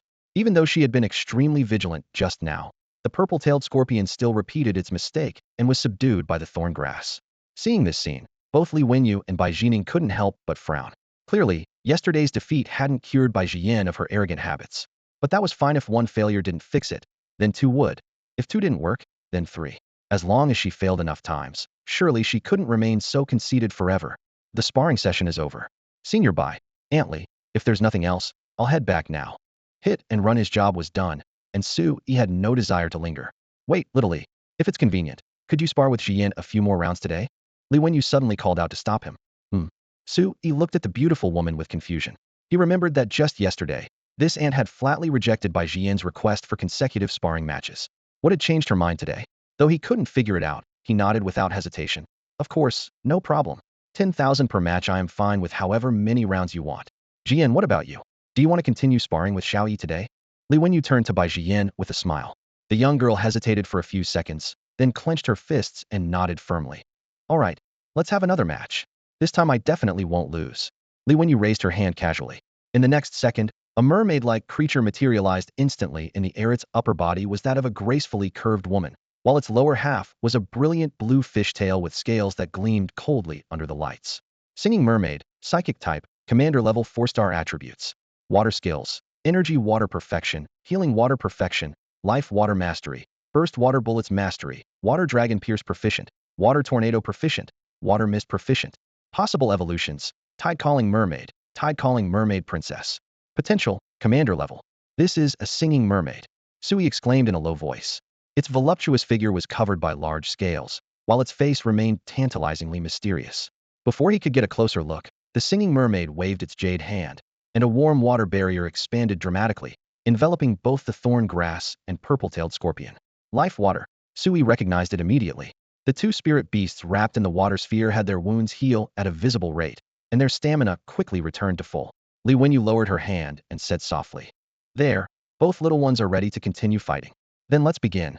Bai Jian bit her pearly teeth lightly and flicked her fingertip, sending the purple-tailed scorpion charging toward the thorn grass.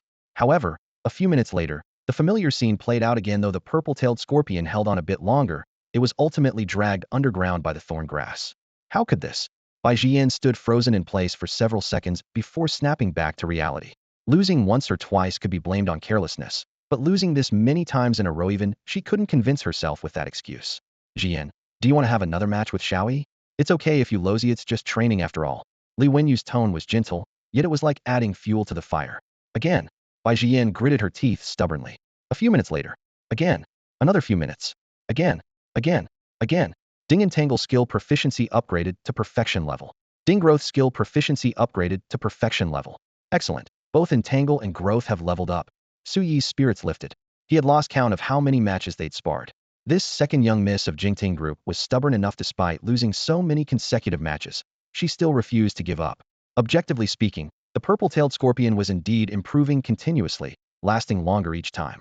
Unfortunately, its psychological trauma was deepening as well. Every time the thorn grass burrowed underground, the purple-tailed scorpion would flinch first. Its master wasn't faring much better. Bai Jian was now biting her lower lip, the corners of her mouth trembling. Su Yi genuinely worried that if he won one more time, she might burst into tears on the spot. What made him most speechless was that Li Wenyu was still fanning the flames from the sidelines. Jian, it's still early. Let's have another match. You've already improved so much. I quit. I hate you all. The string of defeats finally shattered her fragile psychological defenses. Little Bai Jian pushed aside the female secretary blocking her path and rushed down the stairs with tears streaming down her face. Jian, oh, this child. Li Wenyu rubbed her forehead, her eyes showing both helplessness and a hint of heartache. Everything was unfolding exactly as she had expected, but seeing her daughter crying so pitifully still filled her with worry. I'll go check on her, Bai Jining volunteered, tucking a strand of hair behind her ear as she hurried after her sister. The marble floor reflected the lights, and the air still carried the scent of gunpowder from the training ground. Su Yi stood there awkwardly for a moment before saying quietly, I'm sorry, Auntie. I should have gone easier on her just now. Li Wenyu shook her head, her tone firm yet gentle. If you deliberately held back, what would be the point of sparring? Enemies won't show mercy. Xiaoyi, you did nothing wrong. Don't worry about it. She gave him a reassuring smile. After a moment of contemplation, Su Yi spoke again. Auntie, the holiday ends tomorrow, and I need to prepare for final exams. I'm afraid I won't have time to continue sparring with your daughter, so I'd like to resign from this position. Li Wenyu was momentarily surprised, then smiled. Studies come first, I understand. However, sparring with others also helps improve your command skills in battle. Feel free to come by whenever you have time in the future. Jian would definitely be happy to spar with you again. Would she really? Su Yi recalled that tearful little face and couldn't help wondering if he had become the person she hated most. He remained respectful. Thank you for your understanding, Auntie. I'll take my leave now. With that, he bowed and headed toward the elevator. Wait, Xiaoyi, there's one more thing, Li Wenyu called out hurriedly. Su Yi turned around. What else can I do for you, Annie? Li Wenyu walked over with a smile. Jingtian Group sponsors promising students every year, providing rare beast companions and various other resources. I think highly of you and wanted to ask if you'd be interested in joining Jingtian. If you agree, your monthly cultivation resources would be worth no less than 150,000 yuan. 150,000. Su Yi's pupils contracted slightly. That was no small sum. In the past, he would have agreed without hesitation, but now that he had obtained the system, he paused for only an instant before politely declining. I'm sorry, Auntie, but I've already made my life plans and am not considering joining any company at the moment. However, if you ever need help in the future, I'll certainly do whatever I can. Li Wenyu sighed softly. What a pity. Still, I hope you'll visit often. I don't know why, but seeing you feels as warm as looking at my own nephew. It would be wonderful to have such a well-behaved son like you. This comment caught Su Yi off guard, and he said hesitantly, You're too kind, Auntie. Both Bai Jining and Bai Jian are excellent too. It's just that they're both daughters. Never mind. Let me see you out. Li Wenyu clearly didn't want to discuss this further and turned to lead the way. The corridor was spacious and quiet, with the lights casting their shadows on the floor. Su Yi didn't dare say much and followed respectfully behind her. A few minutes later, he walked out of the Jingtian building. Looking up at this magnificent structure, it suddenly dawned on him what had just happened. Li Wenyu's words earlier seemed to hint at something. Could he have missed an opportunity to gain a godmother? At this thought, Su Yi quickly calculated in his mind. The boss lady of Jingtian Group and wife of the honorary deputy mayor, such a connection would be a fast track to the upper echelons for anyone. But then he slapped his thigh in frustration. How could a grown man rely on finding a godmother to climb the social ladder? In the end, he'd have to make it on his own merit. Though he felt a twinge of regret, he quickly let it go, humming a tune as he mounted his rather shabby bicycle and pedaled off into the morning breeze to start another busy day. The 3-day break flew by in an instant. During the holiday, he devoted almost all his free time to cultivating the thorn grass.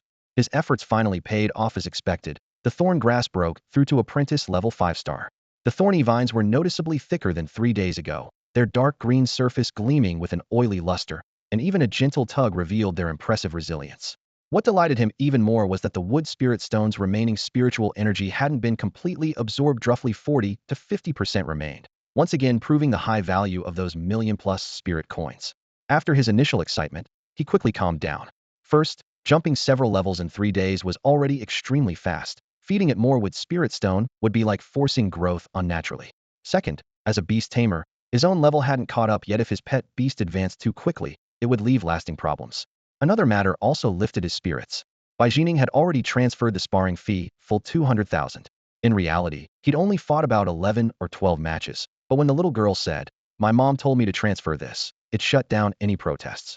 Su Yi understood that Li Wenyu was showing goodwill and building connections, and he couldn't help but be moved by such thoughtful consideration. If this Annie ever needed help in the future, he probably wouldn't have the heart to refuse. With the holiday over, campus buzzed with life again. Perhaps well-rested, everyone in class seemed in good spirits. During break, Li Xinhao from the front seat turned around curiously. Su Yi, why haven't you been active in the class group chat these past few days? Every time I say something, you all tease me about contracting the thorn grass, especially you. Su Yi looked up. Haha, sorry about that, just messing around. But actively contracting a thorn grass is still too outrageous. I still suspect Senior Bai Jining tricked you into it. Li Xinhao scratched his head with an incredulous expression. Su Yi rolled his eyes, too lazy to explain. But then Li Xinhao suddenly lowered his voice and leaned in mysteriously. Come clean, did something happen between you and Zhang Xiaodong in Lakeside Forest? She keeps stealing glances at you. Huh. Su Yi instinctively turned his head. On the other side of the classroom, Zhang Xiaodong was pretending to focus on her homework, but being caught in the act made her flustered, her fair cheeks instantly flushing crimson. Su Yi shook his head gently. It was the age when hormones ran wild. But the girl was mistaken. This wasn't love, just a momentary flutter. He admitted Zhang Xiaotong was cute with fair skin and a sweet personality, but he had no interest in romance right now.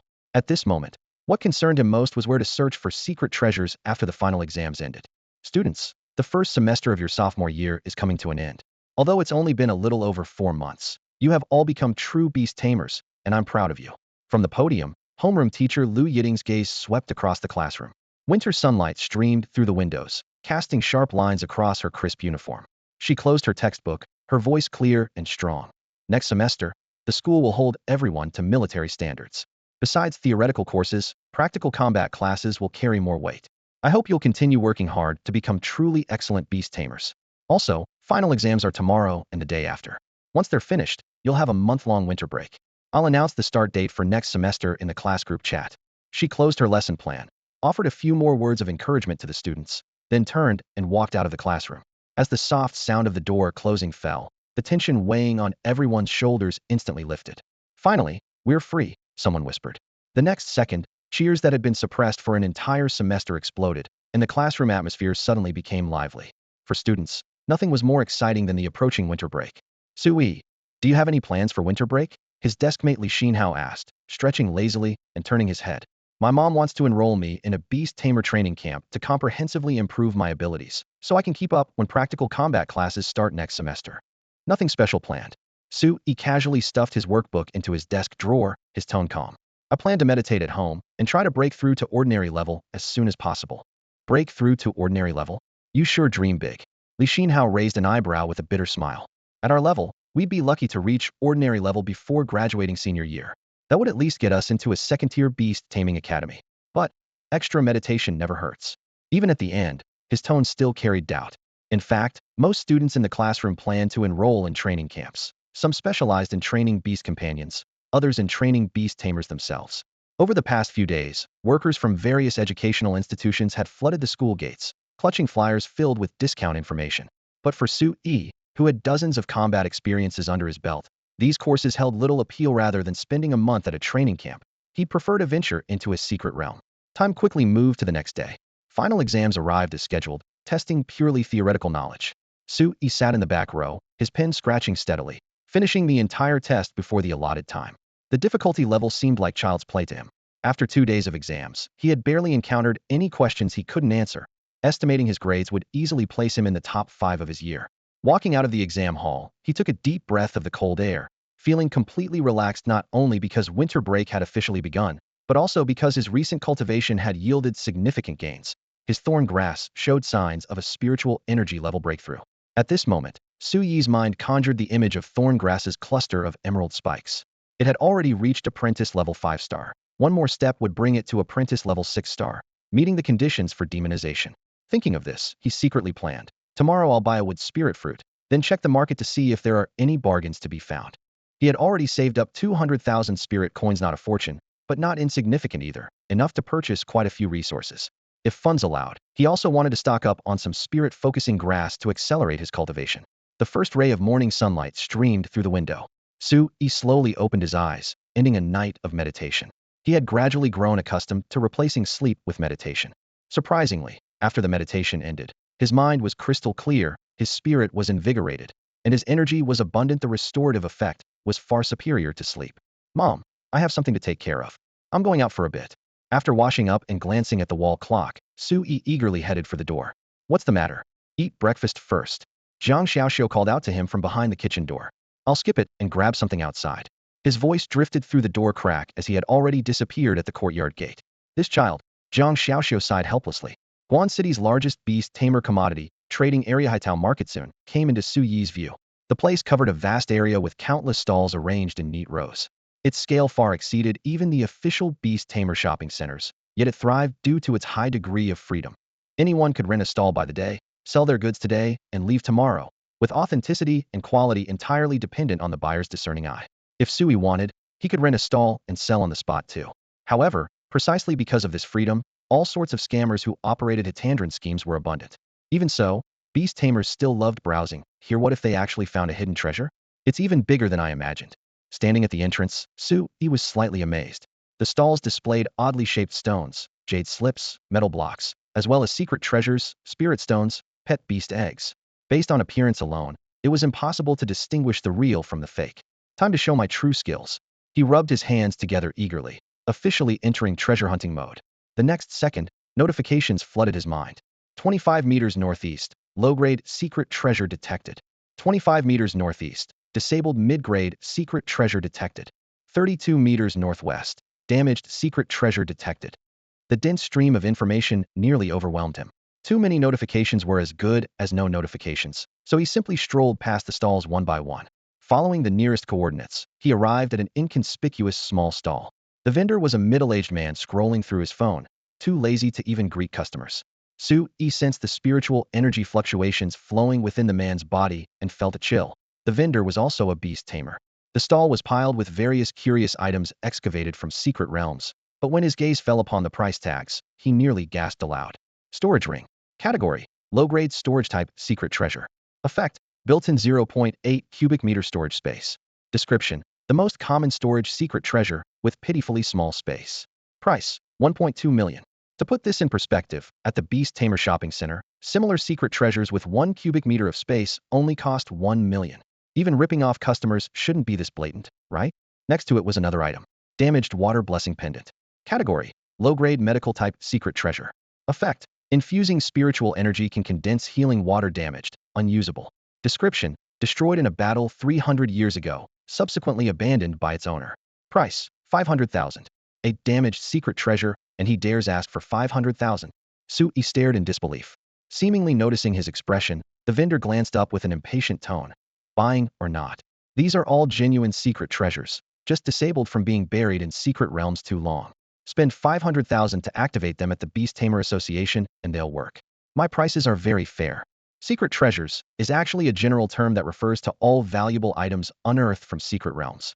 When broken down into categories, they include spirit stones, interdimensional equipment, beast skill stones, and various rare materials. Apart from spirit stones, which can absorb and condense spiritual energy on their own, most other secret treasures lack this self-charging ability.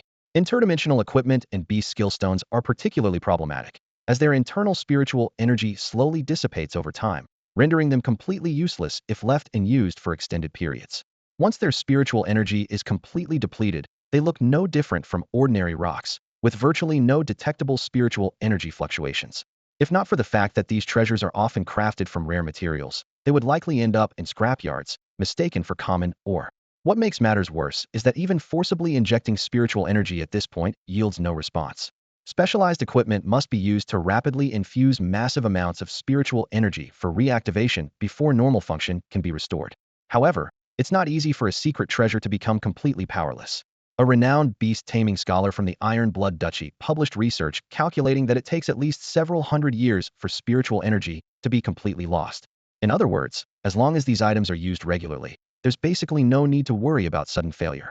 But ancient artifacts unearthed from secret realms are a different story. Some have been buried for hundreds or even thousands of years, making power loss almost inevitable. This is why the market is flooded with powerless secret treasures. If these were truly merely powerless treasures, a price tag of 500,000 would be reasonable. Spend another 500,000 at the Beast Tamer Association for reactivation, and the total investment would only be 1 million. While no one knows the exact effects before activation, betting 1 million isn't too much of a loss. But passing off damaged treasures as powerless, once that's going too far. Sui stared at the most prominent item on the stall, a water's blessing pendant with an obvious crack on its surface. He pointed at it and asked, "This pendant clearly has a crack. You're calling this a powerless treasure? Get lost. You're obviously a clueless rookie," the middle-aged vendor said without even looking up, his fingers continuously swiping across his holographic display. So what if it has a crack? As long as the core isn't damaged, it'll work fine after activation. If it were in perfect condition, would I dare sell it for just 500,000? He snapped the device shut and glanced at Sui. "I'll be straight with you, I can't guarantee whether this thing is actually broken or not. If it turns out to be a premium treasure worth tens of millions after activation, don't expect me to feel regret. But if it's junk and you lose your shirt, don't come crying to me. Cash and carry, no returns, that's the rule." With that, the vendor went back to scrolling through short videos, too lazy to pay Sui any more attention. In his view, this student in academy uniform wasn't worth the effort of a sales pitch. Seeing the cold attitude, Sui had no interest in staying longer. Besides, apart from that storage ring, there were very few treasures that caught his eye. Most were already damaged, and only a fool would pay for them. He had initially thought this vendor pricing junk with high price tags was an isolated case, but after visiting several more stalls, he was surprised to discover this was actually a common phenomenon in the treasure hunting market.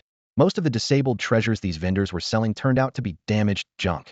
On the long tables at the stalls, cracked bracers, incomplete necklaces, and even rings broken into several pieces were neatly arranged in 4 rows by category.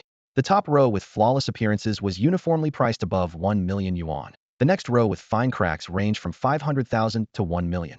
Those with more obvious damage were priced below 500,000. And the bottom row with missing corners and broken surfaces all bore the price tag of 100,000. This hardly looked like selling treasures, it was more like a row of mystery boxes. Sui had long heard that the overseas treasure market was murky, and now he was experiencing it firsthand. But far from being angry, his heart beat faster while others bought these items purely on luck. He could see at a glance whether the core was intact, eliminating even the need to gamble. The only problem was money. His pitiful bank balance automatically relegated anything above 200,000 to the can't afford category. Among those below 200,000, after searching for ages, he hadn't found a single item with an intact core. Indeed, You get what you pay for. Finding a gem among damaged treasures was about as likely as winning the lottery. Nevertheless, he didn't give up and planned to continue searching stall by stall. After all, you had to scratch enough lottery tickets to have a chance even if the winners were usually the lottery employees. Blazing Sun Jade Pendant, low-grade treasure, priced at 1.5 million. Too expensive, skip. Catherine's Blessing, mid-grade treasure, 3 million, skip again. Storage Bracelet, low-grade treasure, 300,000, still can't afford it. Hardening Crystal Core, Beast Skill Stone, still can't afford it. Similar mutterings continued for a full half hour. He had wandered through half the market, his eyes nearly crossing from strain, yet his gains were zero. If he couldn't find anything in another 10 minutes, he'd have to wait until he saved enough money to return. Without sufficient capital, he didn't even qualify to hunt for bargains. He finally understood the weight of this industry saying. He shook his somewhat sore wrists and continued searching for clues about the next disabled treasure. Suddenly, the system displayed 2 notifications in the bottom right corner of his vision, both from the same stall, and one was actually a mid-grade treasure. The price will probably be over 200,000 again. He sighed inwardly but still approached with a lottery ticket mentality. The stall was small, with only 2 items sitting lonely on the square table, a dark silver ring and an azure pendant missing a small portion. Disabled storage ring. Category, low-grade storage treasure. Effect, built-in 3 cubic meters of storage space. Status, disabled, unusable. Description, most common treasure, completely disabled from prolonged disuse. Price, 150,000. Disabled Frost Guardian. Category, mid-grade defensive treasure. Effect, can cast extreme cold ice shield to resist attacks when infused with spiritual energy. Status, disabled, unusable. Description, completely disabled from being submerged in lake bottom too long. Price, 100,000. Both treasures appeared in the core intact section of the system list. The ring only had a crack at the bottom of the band without actual missing material. The pendant called Frost Guardian, though missing a small portion, still had an intact core. He couldn't help but widen his eyes. So this pendant was made so large because it was just decorative shell? As he was pondering this, the vendor who had been leaning back in his chair eating sunflower seeds stood up with a smile. Young man, are you interested in this pendant? You have good taste. Made of pure ice jade, the materials alone are worth 40 to 50,000. Don't mind the missing piece. With my years of experience, its core is very likely intact, and it could still work perfectly after repair and activation. Since you're a student, Uncle can give you a 20% discount. Keep bluffing, Sui thought to himself. If this pendant really wasn't damaged at its core, would it be priced so low? It would have been sent to the Beast Tamer Association for activation ages ago. Standing at the stall, Sui held the chipped blue-white pendant with a smile, unfazed by the vendor's blatant lies. Ironically, these lies hit surprisingly close to the truth judging by the outcome alone. This vendor was fairly honest, willing to sell a disabled intermediate-grade mystical treasure for 80,000 yuan, which was rare on this entire street. However, 80,000 was still too expensive. With this thought, Sui cut off the vendor's pitch. Boss, this pendant is missing such a large piece, yet you're telling me to get it activated? That's not very honest of you. If I really want to activate it, I'd lose at least 500,000. I'm only interested in the ice jade material. It's perfect for my Ice Plains White Wolf's evolution. Give me another price, and if it's reasonable, I'll buy it. The vendor rubbed his hands together, his tone still enthusiastic. What, bluffing? Look what you're saying. All right, since you really want to buy it, I'll come down a bit more, 60,000. Lowest price. Sui shook his head. Boss, you're still not being honest. How is a small piece of ice jade worth 60,000? 40,000 is fine. That's the price at the beast taming mall, and I'm too lazy to make that trip. The vendor's expression darkened slightly as he picked up the pendant and waved it around. Little brother, you can't calculate the price like that. It's still a mystical treasure after all. You think it's just ordinary material? Then what else could it be? Sui countered. Who would spend 500,000 to activate a mystical treasure broken like this? If you really want to activate it, I'd give you an extra 100,000. Would you be willing? This question left the vendor speechless. He knew full well that no one would take on a mystical treasure damaged this severely. It would most likely end up being processed as raw materials sooner or later. After a few moments of silence, he sighed in compromise. Fine. Let's each take a step back. 50,000. Consider it making a friend. This pendant is much larger than the standard ice jade at the beast taming mall. You definitely won't lose out. 50,000. Sui pondered for a few seconds, then suddenly pointed to a corner of the stall. How much for that storage ring? The vendor followed his gaze to the ring with its twisted shell and surface covered in cracks, still gritting his teeth as he quoted, 150,000. The damage isn't too severe, at least a 50% chance it's intact. Sui laughed out loud. It's already cracked and deformed. Where's this 50% chance coming from? If you took 10 rings like this for activation, you'd have to thank the heavens if even one worked. Similar ones at nearby stalls are only priced at 100,000. How about this, the ring plus the ice jade, 150,000 total. If you're willing, I'll buy. If not, I'll leave. You're cutting too deep, at least let me make some profit. The vendor frowned, still reluctant to give up. The two went back and forth for quite a while. Finally, the vendor reluctantly nodded, settling on a deal at 156,000. When the mystical treasures fell into his hands, Su Yi's heart raced, his fingertips trembling slightly. Though the storage ring was only a low-grade mystical treasure, it possessed a full 3 cubic meters of storage space at the beast taming mall. It could sell for at least 1,500,000. As for this pendant called Frost Guardian, it was a highly sought-after defensive intermediate-grade mystical treasure that could potentially fetch over 10 million at auction. You have to understand that in battle, the most important thing for a beast tamer is to protect themselves. Only when their own safety is guaranteed can they calmly command their pet beasts.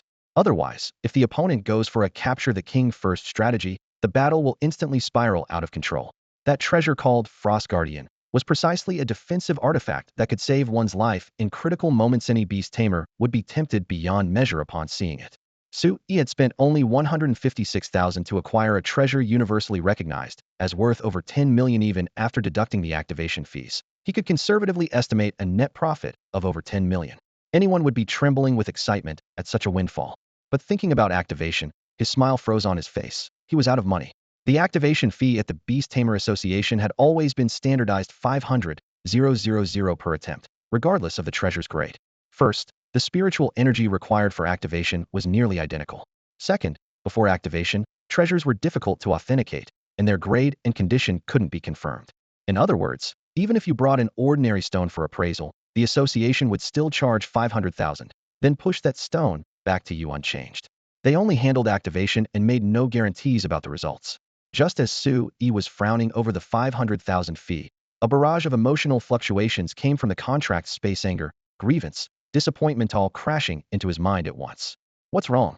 Su Yi was startled, suddenly remembering there was another important matter for this trip. He patted his forehead and smiled awkwardly. Sorry. I almost forgot we came here to buy you a wood spirit fruit. The thorn grass's emotions hadn't settled, still transmitting waves of indignation. All right, I'll go buy it right now. Su Yi secretly felt relieved. Fortunately, the two treasures had only cost 158,000 total. If he'd really blown the entire 200,000, this little guy would probably be heartbroken. Since the day they formed their contract, Su Yi had been dangling the wood spirit fruit as a carrot on a stick, stringing it along for several months.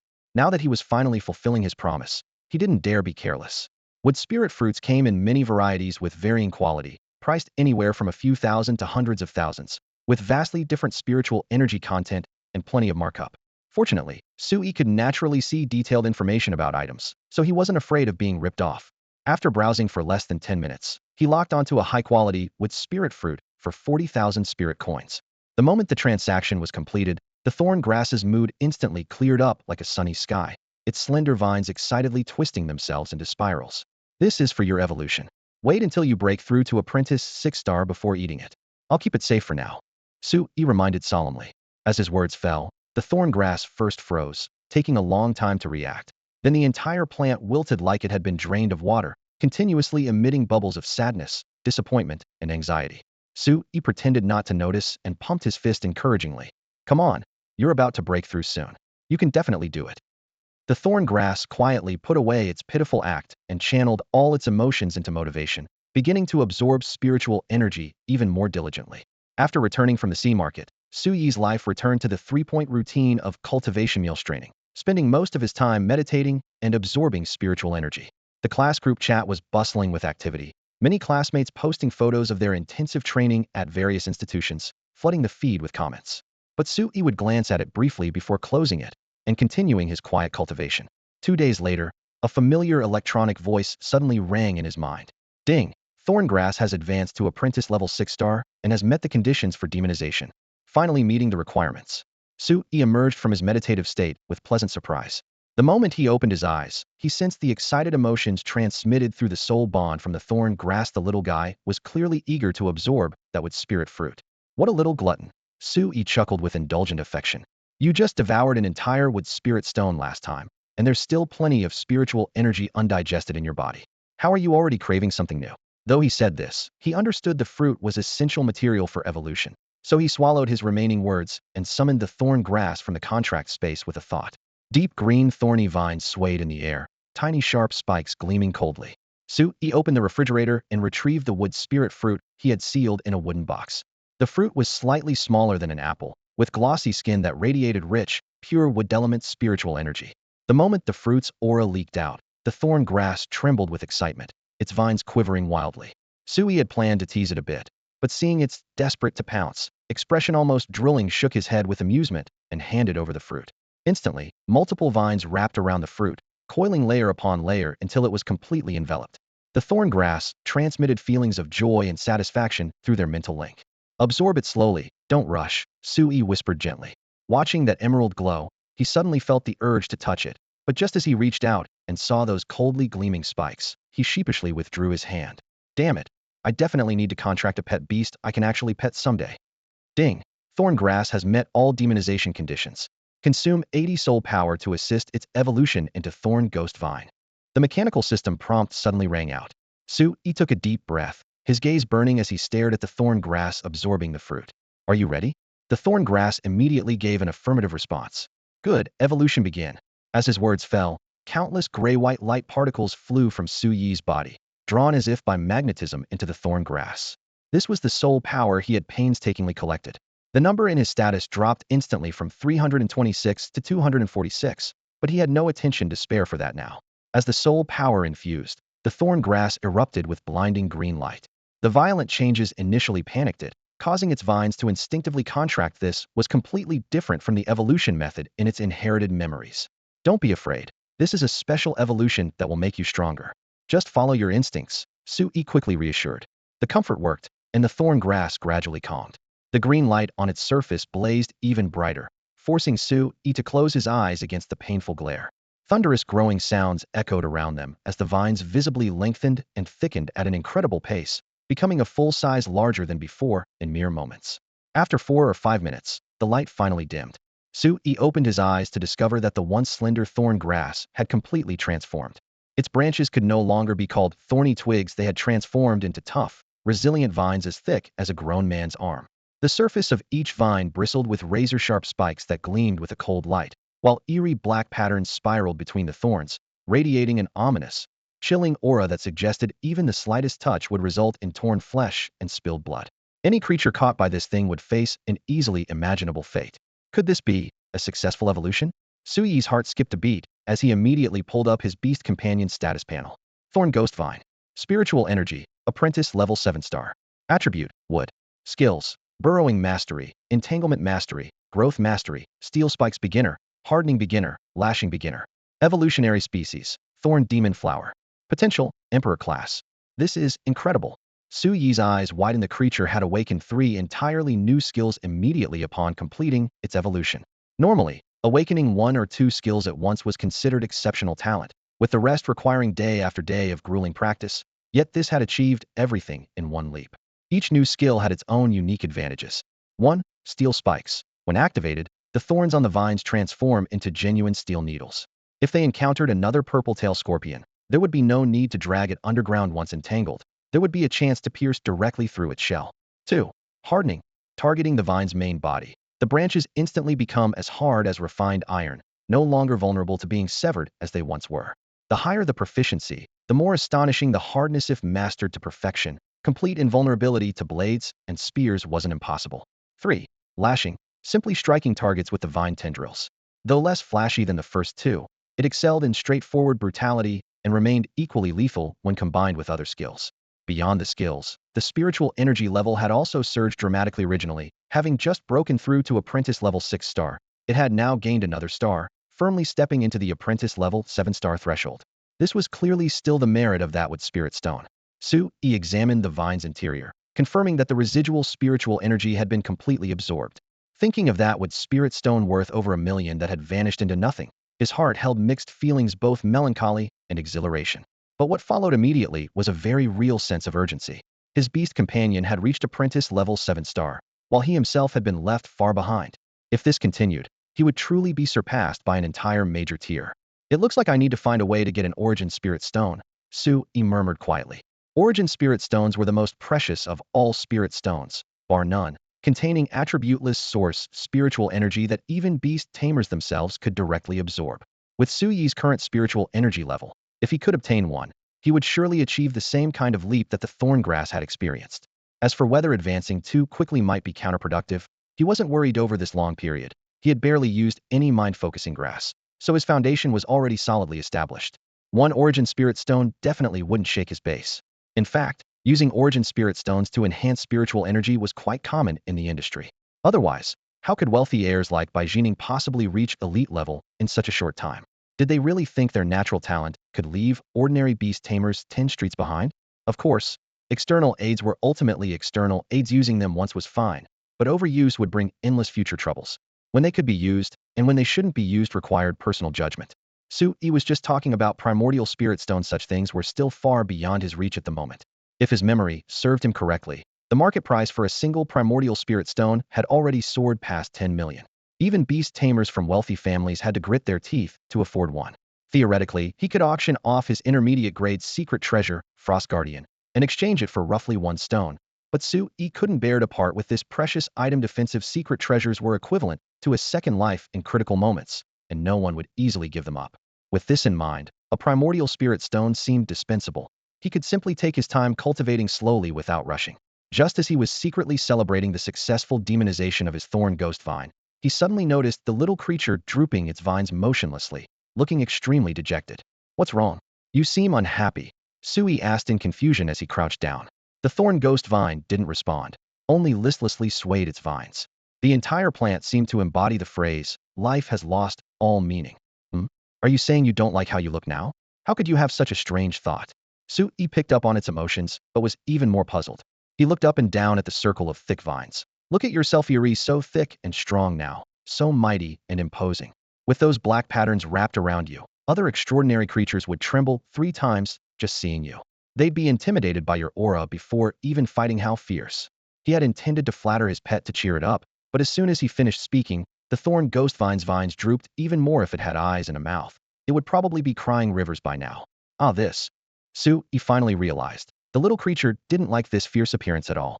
It yearned for the delicate form of ordinary thorn vines. The higher the intelligence of a pet beast, the more troublesome it became. With personality and preferences, it would throw tantrums at the slightest displeasure. But Sui could understand. After all, everyone had a love for beauty. After pondering for a moment, he gently consoled. If you really don't like how you look now, it's okay. Once you evolve into a thorn demon flower, you'll bloom bright, beautiful flowers and definitely look gorgeous.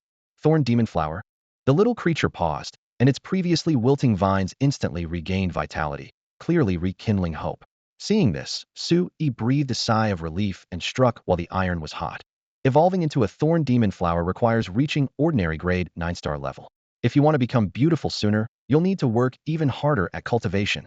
After demonization, the normal evolution path was completely closed off, and the thorn ghost vine could only follow the demonization route to the very end. Sui quickly pulled up the data to confirm the evolution requirements much harsher than the first demonization. 1. Spiritual energy level must reach ordinary grade 9-star. 2. 1 wood spirit stone. 3. A handful of spiritual soil essence. 4. A section of source essence wood from an elite grade plant type extraordinary creature. 5. 800 soul power points. That's right, 800 soul power points. Exactly 10 times more than before. Even so, compared to other materials, this was still the easiest to obtain. Sui closed the documents, his gaze resolute. The evolution requirements for the thorn demon flower were indeed far more demanding than those of ordinary thorn flowers. But he felt no regret whatsoever. The combat power and potential enhancement brought by demonic evolution was enough to compensate for all the effort invested.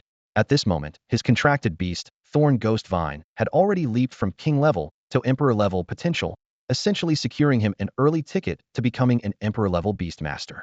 While examining the evolution tree, Sui had deliberately scrolled down to the next tier. After the Thorn Demon Flower came the Thorn Flower Demon.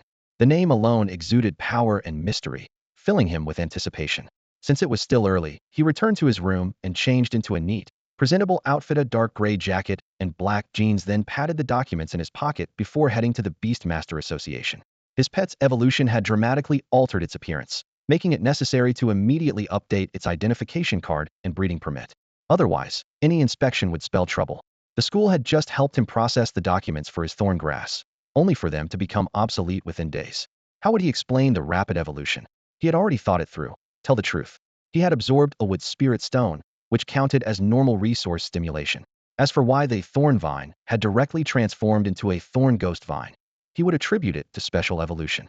After all, extraordinary creatures that evolved in unconventional ways could be found worldwide. Genetic mutations, environmental influences, and other strange causes were countless. Rare, perhaps, but perfectly plausible. Half an hour later, Sui arrived at the Beastmaster Association by bike. The towering eaves and deep blue-gray stone walls formed an imposing structure that was even more magnificent than the Beast Trading Center, yet carried the distinctive solemnity of a government institution. Throughout the Dragonsaur Kingdom, the president of any association branch held the same rank as the city's mayor, with both parties cooperating and checking each other's power, a testament to their importance. Stepping into the spacious hall for the first time, Sui couldn't immediately distinguish the different service areas and stood there looking around. The receptionist at the front desk noticed his confusion and smiled warmly as she called out, "What service do you need?" "General services are in Hall 1, commissions in Hall 2, and paid secret treasure activation and similar services in Hall 3. "I'd like to update my pet's identification card and breeding permit," Sui replied. "Did your pet evolve?" The receptionist seemed somewhat surprised. "Updates are handled in Hall 1, but first you'll need a pet inspection. Here's the form. Take your pet to the examination room over there." Sui thanked her, took the form, and followed the directions to the examination room. The room was eerily spacious, a row of long tables, a few scattered incandescent lights, but not a single staff member in sight. Literally no one was there, including the examiner. Did they go to the bathroom, or just skip work altogether? He muttered under his breath, about to turn back and ask. Just then, a petite girl suddenly popped up from behind a pile of documents stacked higher than a person against the wall. She pushed aside the papers, frowning with displeasure as she said, "You're the one skipping work. I'm right here, aren't I?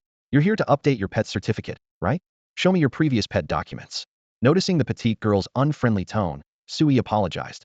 "I'm sorry, that stack of files was blocking my view, so I didn't see you." He was telling the truth. The pile of documents, taller than his head, had indeed obscured her figure. However, his explanation was misinterpreted as blatant sarcasm. The girl immediately frowned, her tone growing colder. "Are you trying to say I'm short? So sorry that being blocked by files prevented you from seeing me." Sui stood there stunned, wondering how a simple apology had turned into mockery about height. To avoid further provoking this powder keg, he simply kept quiet and silently pulled out his Thorn Grass's beast certificate and breeding permit from his backpack, handing them over with both hands. The girl snorted softly through her nose, but still reached out to take them. Just as her fingertips were about to touch the two documents, Sui suddenly pulled his arms back, looking wary. "Wait, are you really a staff member of the Beast Tamer Association?" His suspicion wasn't unfounded. The girl in front of him looked about his age, at most like a high school student. Official employees of the Beast Tamer Association were all part of the national establishment, and even with connections, it would be impossible to get hired at such a young age. During their stare-off, the girl felt pierced by his gaze, as if her chest had been stabbed multiple times. First implied to be short, and now her identity was being questioned? She took a deep breath to suppress her anger, opened a drawer, and slammed down several documents. "Look carefully. This is my work ID, this is my Elite Beast Tamer certificate, and this is my Junior Beast Appraiser certificate. Do you have any other questions?" Sui looked down carefully. Su Xiaoxiao, 19 years old, Elite Beast Tamer. So she was not only an adult, but also 3 whole years older than him. The name Su Xiaoxiao was quite fitting. She was indeed as petite as her name suggested. Despite his surprise, he nodded apologetically. "Sorry, no more questions." Humph. Su Xiaoxiao put away her certificates without pursuing the matter further. She was used to people questioning her and couldn't be bothered to argue anymore. Her gaze returned to the old beast certificate in Su Yi's hands, and she suddenly raised an eyebrow. "Huh? Didn't you just get your beast certificate last week? You're already replacing it so soon." "Oh, it's a thorn grass." Remembering that thorn grass could evolve into thorn vine at apprentice level 4-star, changing certificates in the short term made perfect sense. She pulled out a blank form and pushed it towards Su Yi. "Fill out this form first, then summon your beast so I can verify the information." "All right." Su Yi picked up the black ballpoint pen from the desk and bent down to fill in the information for his thorn grass. "No, it should now be called Thorn Ghost Vine." Su Xiaoxiao glanced over casually. The next second, her gaze froze, and shock exploded across her face. Beast name, Thorn Ghost Vine. Spiritual energy level, apprentice level 7-star. She waved her hands repeatedly. "Stop, stop, stop. What are you writing? Is there really a supernatural creature called Thorn Ghost Vine in this world?" Su Yi put down his pen and explained calmly. "Thorn Ghost Vine is the new name I gave it. My beast underwent a special evolution, and after evolving, it's vastly different from ordinary thorn vines." "Special evolution?" Su Xiaoxiao was obviously skeptical, her eyes lighting up with curiosity. "Please summon it and let me see." "All right. Come forth, Thorn's Pike, Ghost Vine." Su Yi focused his mind, and the air trembled as clusters of dark green vines emerged from the void. Their thick stems were wrapped in mysterious dark patterns, writhing before him like living serpents. Is this a thornspike vine? Su Xiaoxiao instinctively stepped back half a pace, her pupils dilating. It's not actually a thornspike vine, which is why I named it the thornspike ghost vine. Su Yi remained composed, his tone steady. Su Xiaoxiao took a deep breath, suppressing her shock as her expression returned to calm seriousness. This appears to be a special evolution event. I apologize, but I need to document this. Can you tell me what caused its special evolution? Regulations require detailed records. Su Yi shrugged. I'm not entirely sure myself. Perhaps it absorbed a wood spirit stone. Oh, and its temperament is vastly different from ordinary thorn grass, extremely violent and bloodthirsty. That's probably a factor too. As he spoke, his mind began rapidly scripting his story. Possible cause 1, wood spirit stone. Cause 2, violent, bloodthirsty temperament. Su Xiaoxiao scribbled quickly. Anything else? The environment during evolution, perhaps? Half an hour later, Su Yi pushed open the examination room door, now holding a brand new beast companion certificate and breeding permit. He had just helped Su Xiaoxiao complete an entire page of investigation forms. Though most of the content was improvised, he had passed smoothly. At least on paper, his thorngrass had legally evolved into a thornspike ghost vine. Since I'm already here, might as well check out the commission hall, he muttered under his breath. Leaving Hall 1, Su Yi didn't rush to depart, but strode toward Hall 2 instead. For most beast tamers, accepting commission tasks was their primary source of income. Though he had no immediate plans to take on missions, he wanted to broaden his horizons. Hall 2 was even livelier than Hall 1. Over a dozen queues snaked before various windows, each topped with giant screens scrolling through the latest commissions. Those who preferred convenience could search directly on their phones. Su Yi was just here to observe, so he looked up at the screens. 1. Apprentice-level task cargo escort. Task description. Fei Hong Company is transporting goods to Tingnan Town and seeks 5 beast tamers for convoy protection. Requirements. Companion beast-level apprentice 5-star. Payment. 1,000 yuan per trip. Cargo escort common enough, but the pay's too low. Su Yi assessed mentally, dismissing it outright. 2. Ordinary level task, defend Fengyang Town. Task description.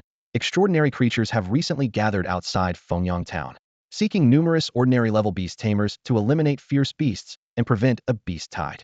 Payment calculated by kill count and level.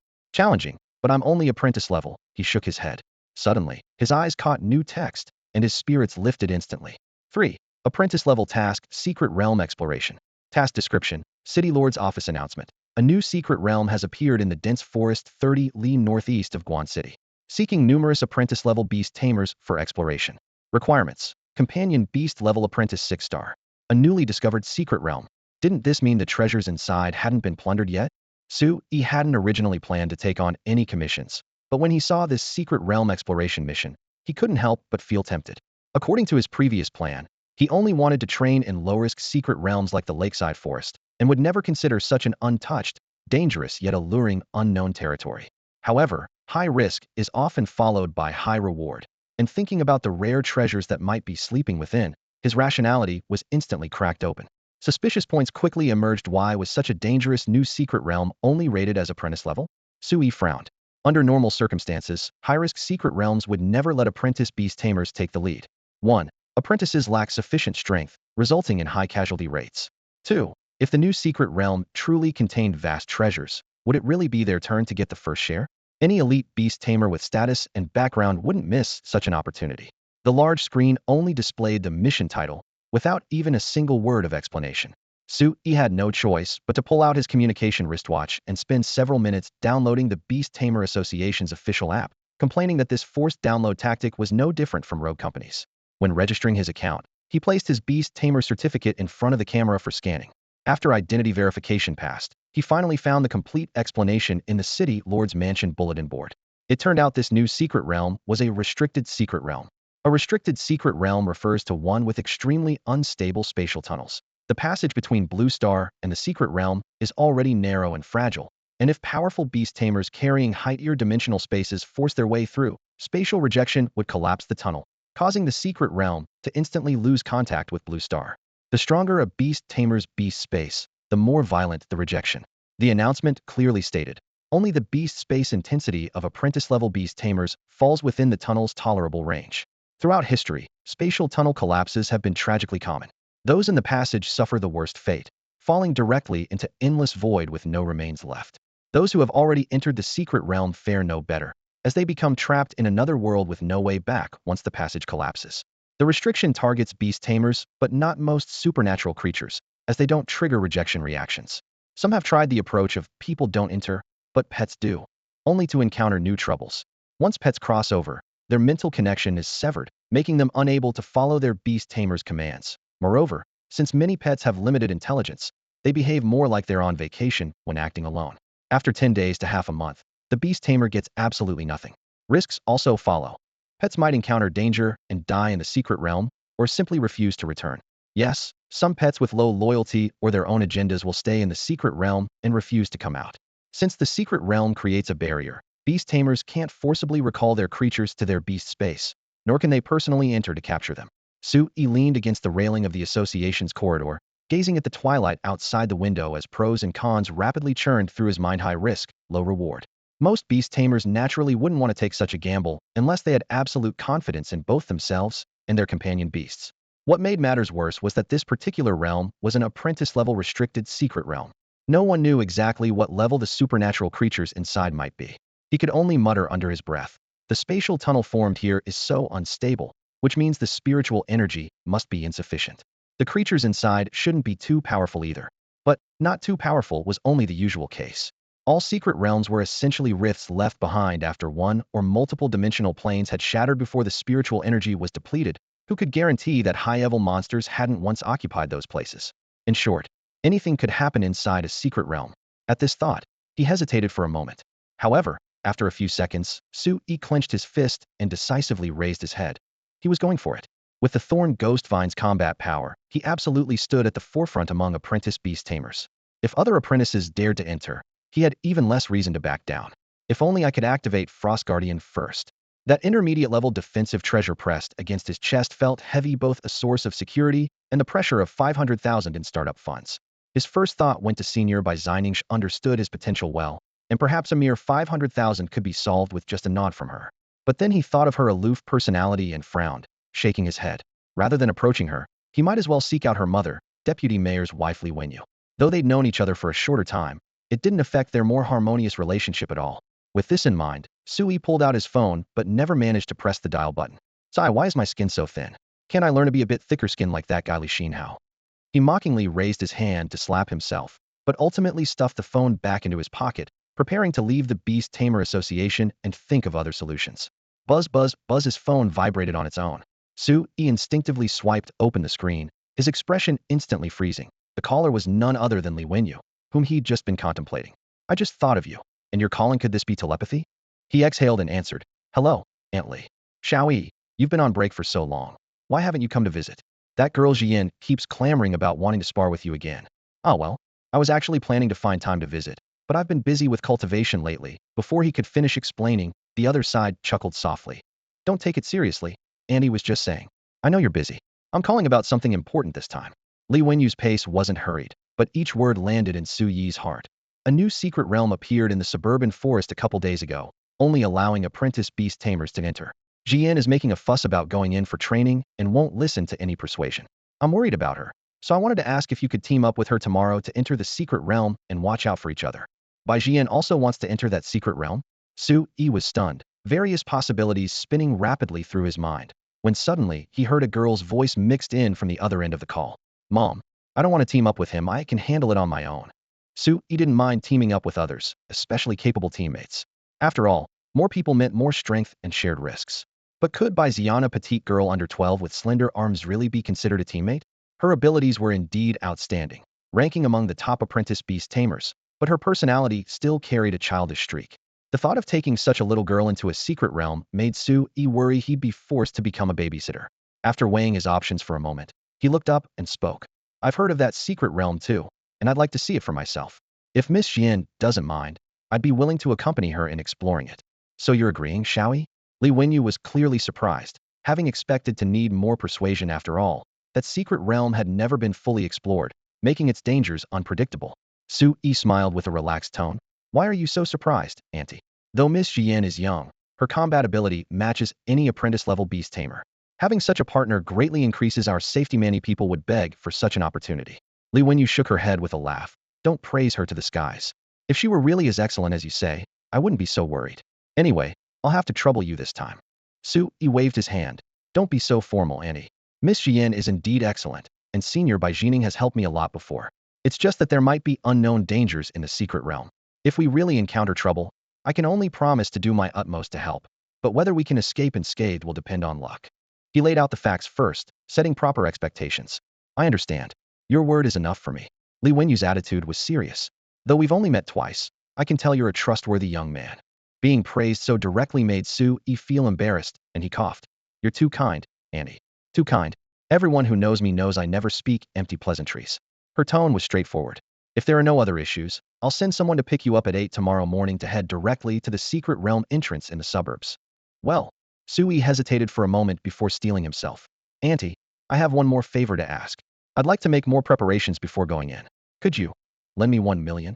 As soon as the words left his mouth, he felt so embarrassed he could have dug a hole with his toes. Li Wenyu was stunned for a moment, then chuckled softly. I thought it was something major. This is nothing.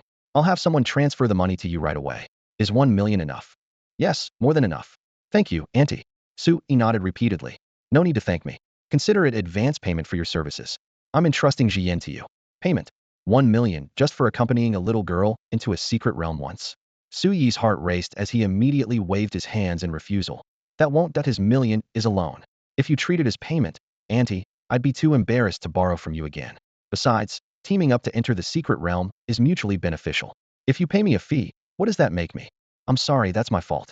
Talking about payment really was too formal of me. Li Wenyu apologized repeatedly over the phone, then steered the conversation back to business. Don't rush to pay back that million. Wait until you're more financially comfortable. I really don't need that money. Su Yi's heart skipped a beat. Had he really managed to decline the payment so easily? He was stunned for a moment, then realized that at least he'd established an image of being principled and not greedy, which was an unexpected gain. The two then went over the details of entering the secret realm repeatedly before ending the call. Less than 20 seconds after hanging up, Su Yi's phone chimed with a notification. Senior Bai Jining had transferred exactly 1 million yuan. 1 million yuan in hand. Half a month ago, this was a number he wouldn't have dared to dream of. Now that the amount was sitting in his bank account, even though it was just a loan, it was enough to make his emotions surge. Originally, he had planned to leave the Beast Tamer Association directly, but the balance in his bank account made him immediately change his mind. He turned and headed toward Hall 3, where all the paid services like treasure activation were located. At the service desk in Hall 3, a staff member who seemed particularly enthusiastic due to the high service fees quickly approached him. The uniformed man smiled and said, "Good day, sir. What service can I help you with?" "I have 2 treasures that need activation," Su Yi said straightforwardly. The man led him to the equipment and patiently explained. The activation fee is 500,000 per item, regardless of success or failure. However, as long as it's a genuine treasure that isn't completely destroyed, it usually won't fail. I know the rules. Just activate them for me, Su Yi said, pulling a broken ring and a pendant missing a corner from his pocket and placing them steadily on the counter. The man's smile froze on his face. A broken ring and a damaged pendant that looked more like scrap metal. He lowered his voice to remind him. Sir, if I may be frank, these 2 treasures appear to be completely ruined in my opinion. Activation would just waste 1 million yuan. If you're still a student, you'd be better off using that money to buy a decent pet beast or purchasing cultivation herbs and medicines. Su Yi's simple clothing made his modest background obvious. This advice wasn't just lip service, but he simply shook his head. Thank you for the suggestion, but I trust my judgment. The man sighed inwardly. Every gambler who's lost everything says the same thing. But since his advice had fallen on deaf ears, he could only follow procedure. Taking the treasures, he first placed the broken ring into the massive precision instrument beside him. The machine had 8 spirit stones embedded on top, making it frighteningly expensive to operate, which explained the high fees. Following protocol, he confirmed once more. Sir, are you certain you want to activate this ring? Certain. Su Yi's tone was firm. The button was pressed, and all 8 spirit stones lit up simultaneously. Tremendous spiritual energy gathered into blinding white light and thundered into the ring. The ring first trembled lightly, then began pulsing as if awakening. In just a few breaths, it burst forth with dazzling, brilliant light. This was success? The man was too shocked to speak. It had actually activated successfully despite being broken and deformed. What incredible luck. Success. Although Su Yi had always known he could do it, the moment he witnessed the silver-gray ring emit a faint glow, he couldn't help but clench his fists as a surge of exhilaration washed over him. The operator stood stunned for a full 4 or 5 seconds before snapping back to reality, quickly shutting off the equipment, lifting the alloy cover, and carefully retrieving the ring. Through the faint spiritual energy fluctuations visible on its surface, he immediately recognized it as a low-grade storage ring. While the internal space size remained uncertain, such treasures commanded market prices of at least 1 million yuan. With activation fees alone costing 500,000, plus various upfront costs, the actual profit margin wasn't substantial. Congratulations, activation successful. You're quite lucky, he said, handing the ring back. Thank you. Su Yi accepted it eagerly, slipping it onto his right ring finger without delay. Deep blue spiritual energy flowed from his fingertip into the ring's surface. In the next moment, an enclosed storage space appeared in his perception, his very first genuine treasure. Originally intending merely to test the spatial function, his consciousness suddenly froze upon scanning the interior contents. The space wasn't empty. Several clusters of withered spirit herbs, a few yellowed books, some oddly styled robes and gauntlets, along with various miscellaneous items of unknown purpose lay quietly arranged inside. Could these belongings have been left by the previous owner? Su Yi's mind raced. According to records, this batch of rings had remained dormant for hundreds of years at minimum. Most likely, the former owner was an ancient person from the beast-taming plane, possibly from hundreds or even thousands of years ago. The beast-taming plane was the academic term for that unknown world. Its fragmentation had created numerous secret realms, ushering Blue Star into the age of beast taming. Of course, this was merely one of many theories. Some scholars believe the existing secret realms didn't originate from a single plane, but rather from fragments of multiple planes, given the vast differences in artifacts and scripts unearthed from different realms. Various viewpoints remained hotly debated, but one fact was universally accepted. Those planes had harbored humans or species remarkably similar to humans. Abundant fossils and remains confirmed this.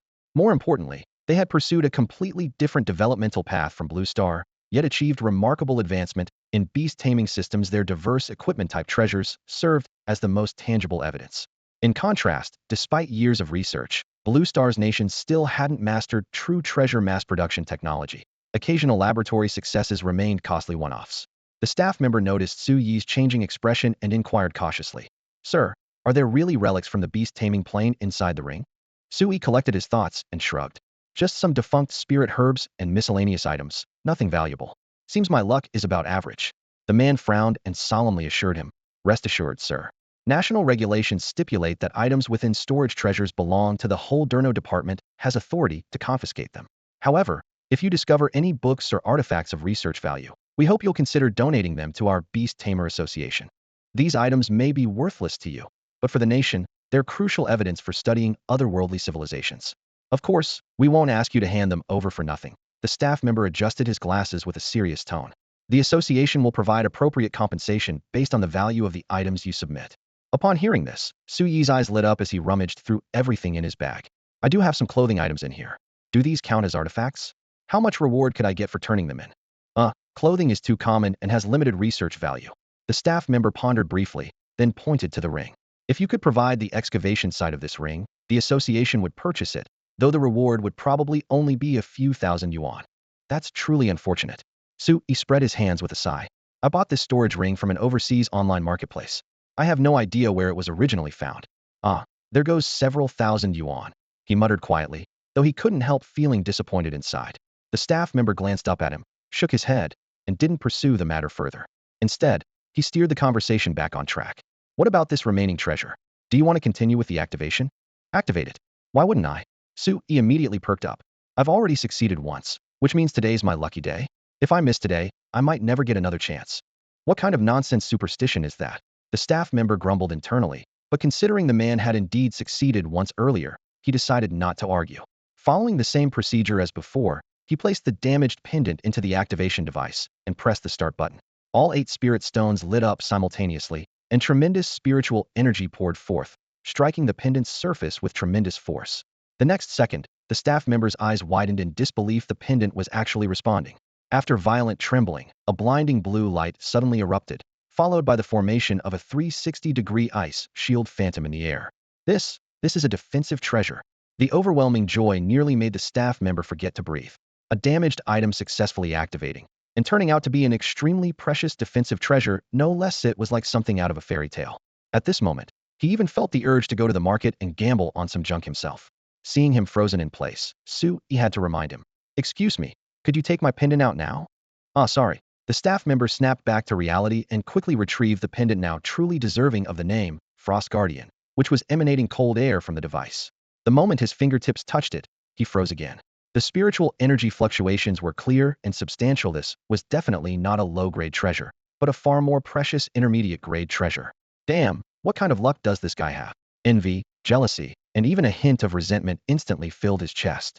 What had been a broken pendant moments ago had now become an intermediate-grade defensive treasure. Though it had nothing to do with him, the psychological gap was still hard to accept. Thank you. He had no interest in dealing with the man's emotions. After a brief thanks, he directly took the Frost Guardian. The staff member didn't dare obstruct him and instead apologized repeatedly. Sorry, I lost focus there. As a public servant, especially in the city district, he couldn't afford to harbor any improper thoughts. The value of an intermediate-grade defensive treasure needed no explanation, but no matter how precious it was, it had nothing to do with him. He pocketed the pendant and stepped out of the Beast Tamer Association's entrance, taking a deep breath. Even the air seemed to carry a faint sweetness. Now he was also a wealthy man, with 2 treasures. This feeling was truly wonderful. Frost Guardian. In the spacious training ground, Sui looked like a protagonist leaping straight out of a manga as he shouted the command. Spiritual energy instantly flowed from his palm into the ice jade pendant hanging around his neck. Cold air erupted, and a crystalline spherical ice shield formed with a bang, encasing him seamlessly with no gaps visible from any angle. Thorn Ghost Vine, lash me with all your might. At his command, the nearby Thorn Ghost Vine had been eagerly waiting. 6 vines simultaneously whipped upward, slashing down with sharp whistling sounds cutting through the air. Damn, you're really going full force. As the vine shadows rushed toward his face, Suyi's heart skipped a beat. He had hoped his contracted beast would hold back a little, but the little guy was clearly getting carried away. Though Frost Guardian was supposedly an intermediate-level mystical treasure, this was his first time using it. If the ice shield shattered, he'd be fine, but the Thorn Ghost Vine would suffer serious injuries. As this thought flashed through his mind, the strike had already landed. Crack! A crisp yet not dull sound echoed. The ice shield remained completely motionless, not even trembling slightly. Instead, dozens of sharp spikes broke off from the Thorn Ghost Vine's outer shell. The pain made it recoil with a puff, pitifully withdrawing its 6 vines. Truly worthy of an intermediate mystical treasurites, really sturdy. Ha ha! Witnessing the defensive power firsthand, Sui laughed heartily. Though the Thorn Ghost Vine was only at apprentice level 7-star, its explosive strength was no weaker than ordinary grade supernatural creatures. Being able to block its full force attack proved that Frost Guardian could safely withstand ordinary grade attacks, and might not fail even against elite-level enemies. Moreover, this was just the effect achieved with Su Yi's apprentice-level spiritual energy. By Jining were to power it, perhaps even a commander-level supernatural creature's strike could be blocked. The only regret was how quickly it burned through spiritual energy. With Su Yi's current foundation, he probably couldn't maintain it for even 10 seconds. But 10 seconds was enough for battle-sufficient time to create a winning opportunity for his beast companion. The more he thought about it, the more pleased he became, completely failing to notice the curled-up Thorn Ghost Vine beside him. Having been used as a testing tool, and suffered for it, the little guy was bubbling with indignation. It raised a vine to point at the shattered spikes on the ground, its face full of accusation that seemed to say, "Master, you're really heartless. What's wrong? You seem a bit unhappy. Could it be that you're disappointed in yourself for being unable to break through the ice shield?" Only then did Su-Yi snap back to attention, asking with a smile. The Thorn Ghost Vine frantically waved its vine tips, poking and pointing, finally stopping at the fallen spikes. "Oh, so you're injured." Su-Yi nodded in realization, but continued. "However, this should just be a minor scratch for you. No different from losing a few strands of hair." Ah, ah, ah. The Thorn Ghost Vine's tendrils thrashed wildly, clawing at the ground like an angry cat, sending sand and stones flying everywhere. "Ha ha. I was just joking with you. Don't be so worked up. Just now. Thank you for your hard work." He put aside his teasing and thanked it earnestly. Humph. The vines curled into a ball with a swish, sulking. Su-Yi cleared his throat softly and changed the subject. "By the way, you don't seem to like it when I call you Thorn Ghost Vine. How about I give you a proper name?" The Thorn Ghost Vine loosened the tendrils wrapped around itself, looking somewhat surprised. It truly detested being called a Thorn Ghost Vine, or rather, it despised everything associated with that name. All it wanted was to be a beautiful thorn vine. Su-Yi noticed its urgent desire to clear its name, and casually suggested a new one. "How about I just call you Little Thorn from now on?" The moment he finished speaking, a wave of obvious protests surged through their contract bond. The little creature had clearly sensed his half-hearted effort. Feeling embarrassed under its reproach, Su-Yi could only bite the bullet and explain. "I was being serious about naming you. Little Thorn is just a nickname. Thorn is your surname. Don't worry if you don't understand what a surname is. You'll figure it out eventually." While trying to appease it, his mind raced for inspiration. "Your full name will be Thorn? Thorn Vine? Ah yes. Jingchu Man. Doesn't that sound nice?" Quite pleased with his sudden burst of creativity, Sui secretly applauded himself. However, the thorn ghost vine still radiated skeptical emotions, forcing him to elaborate on the meaning. Jing represents your thorn grass lineage.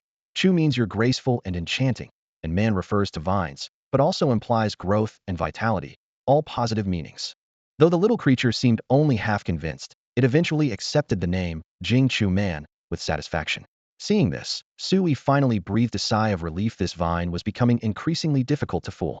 After testing the power of Frost Guardian and successfully giving Jing Chu Man a proper name, Sui rubbed his ring and turned his attention back to the pile of relics in his storage space. He quickly surveyed everything. Having been sealed away for at least several centuries, the vast collection of spirit herbs had completely lost their potency. Even several premium-grade intermediate spirit herbs had withered into ordinary dried leaves. If these medicinal materials had been intact, any random selection could have fetched millions at auction, but now they were only good as fertilizer, a loss that made him wince. Regrettable as it was, compared to the remaining items, the expired spirit herbs were actually the least valuable. Scattered among the miscellaneous items were small bottles of various materials, and through their translucent walls, he could see pills and vials of spiritual liquid, spirit gathering pills, evolution golden pills, restoration spiritual liquid, each name sounding more impressive than the last. Sui immediately activated his system's detection function, but the results were disappointing. Most of the spiritual medicines had completely lost their efficacy, just like the herbs. The small portion that remained had either spoiled or retained only a pitiful fraction of their original potency. The only thing that caught his eye was a crimson pill lying in an ice jade bottle. The system panel displayed: expired blazing sun pill. Grade: advanced spiritual medicine for beast companions. Effect: when consumed by fire attribute beast companions, significantly increases spiritual energy level, enhances evolution success rate, and makes it easier to comprehend fire-based skills under the medicine's influence. Current status: stored too long. Spiritual energy has largely dissipated. Only 11 efficacy remains. An advanced spiritual medicine. Even with only 1/10 of its original potency, it was still worth as much as some intermediate spiritual medicines. Moreover, the ice jade bottle itself was quite valuable, conservatively worth over 100,000. It seems the previous owner of this ring was likely an alchemist or similar profession, he mused to himself. Following this line of thought, he turned his gaze to several yellowed books. If his guess was correct, these should all be texts on spiritual medicine refinement, possibly even containing exclusive formulas for intermediate and advanced spiritual medicines. If they had never been made public, selling them to major pharmaceutical companies would surely trigger a bidding war. Unfortunately, the text in these books was completely incomprehensible to him. Having a sudden idea, he used the system's identification function. Hoard's notes, description, personal alchemical insights, and records. Elementary alchemy explained, description, basic alchemy textbook. Essentia Academy Public Formula Compendium, description, collection of public formulas. While he could read the titles and descriptions, the actual content remained completely blank, as if deliberately blocked by the system. Sui closed the covers in frustration. Forget it, I'm not cut out for pharmaceutical research anyway. Besides, except for those notes, these titles sound like common knowledge that major pharmaceutical companies probably already have. The dense forests outside Guan City are also home to supernatural creatures, though after being cleared out by the city lord's mansion and with many beast tamers coming here for training, there are no longer many powerful supernatural creatures left. Their spiritual energy levels are almost all below elite grade. The newly discovered secret realm is hidden deep within this forest. Just a few days ago, this place was rarely visited, but now it has attracted large numbers of beast tamers due to the realm's appearance. To facilitate access, workers have been cutting down vast swaths of trees overnight, forcibly carving out a temporary road through the forest that connects to the main thoroughfare. The road surface hasn't been paved with asphalt or concrete, yet coarse coal slag has been pressed into the mud, and when heavy trucks pass by, they kick up clouds of grayish-black dust. The area around the secret realm entrance has become a massive construction site. Cranes and bulldozers shuttle back and forth, with steel and concrete piled up like small mountains. Several construction supervisors holding walkie-talkies communicate loudly, occasionally punctuated by the harsh, sizzling sound of welding machines. According to the plans, they'll first build a military fortress to prevent dangerous beasts from escaping the secret realm, along with various shops, and the entire project won't be completed for at least several months. The current site is just a freshly leveled wasteland dotted with charred tree stumps, the air filled with the mixed scents of damp earth and the sweet fragrance of cut wood. The beast tamers waiting to enter the secret realm all have mud on their feet, with some occasionally lifting their boots and shaking them off, splattering spots everywhere. Besides us three, are there others coming? In the crowd, a broad-shouldered, thick-backed young man twisted his neck, joints cracking audibly, clearly growing impatient.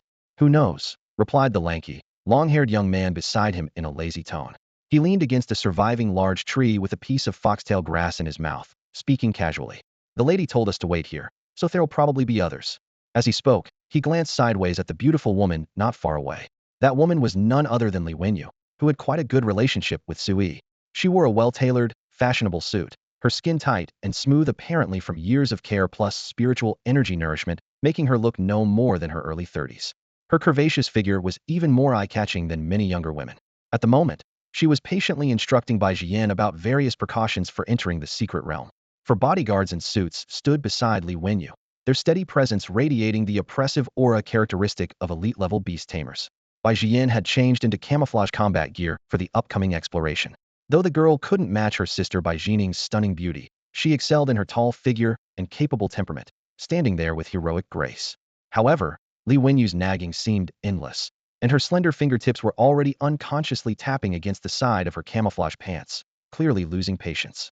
Just then, a dark blue luxury car drove along the coal slag road, its wheels rolling over gravel with deep rumbling sounds before coming to a steady stop beside the group. The car door opened, and Sui stepped out from the driver's seat. Xiaoyi, you're finally here. Li Wenyu's eyes lit up as she approached with a sweet smile. Haven't seen you for a few days, and you've gotten even more handsome. Auntie is getting more and more beautiful too. You don't look like Bai Jining's mother at all, more like her sister, Sui smoothly replied. You're getting better at sweet talk. Li Wenyu gently tapped his forehead with affectionate reproach. Boys shouldn't learn to be too smooth with their words. Her tone was intimate, clearly treating him like family. Sui felt puzzled. The lady had complimented him first, and he had simply returned the compliment. Yet somehow that made him seem glib. Despite thinking this, he still said, You've misunderstood, ma'am. I wasn't being glib at all. Everything I said came from the heart.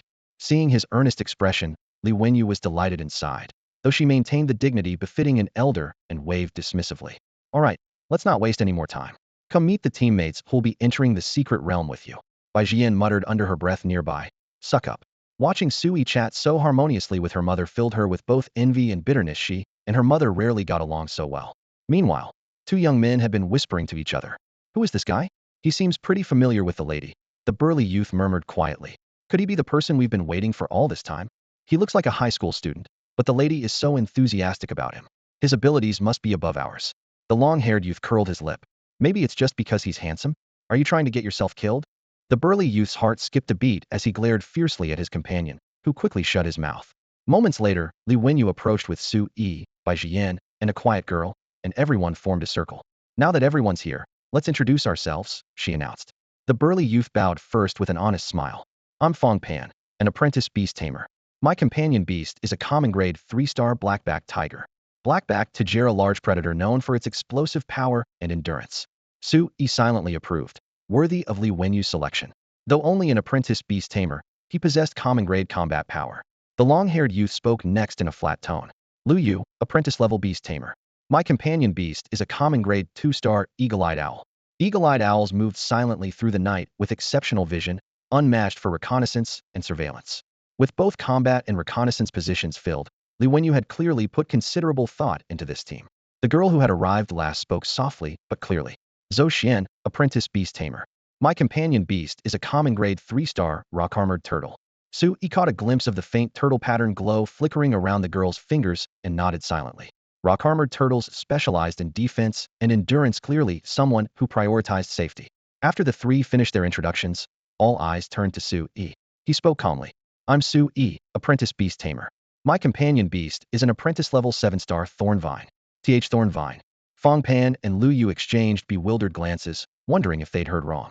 They had assumed the young man must be the strongest, given the lady's enthusiasm toward him, but it turned out to be a rarely regarded Thorn Vine that was still only apprentice-level 7-star from their expectations. That's right. Sui calmly accepted everyone's stares. Bai Jian's eyes widened. Your Thorn Grass is already apprentice-level 7-star? Li Wenyu was equally surprised and pleased that it had only been apprentice-level 4-star not long ago. This rate of improvement was remarkably fast. I've been lucky lately with significant improvements, Sui explained with a smile. Bai Jian clenched her fists.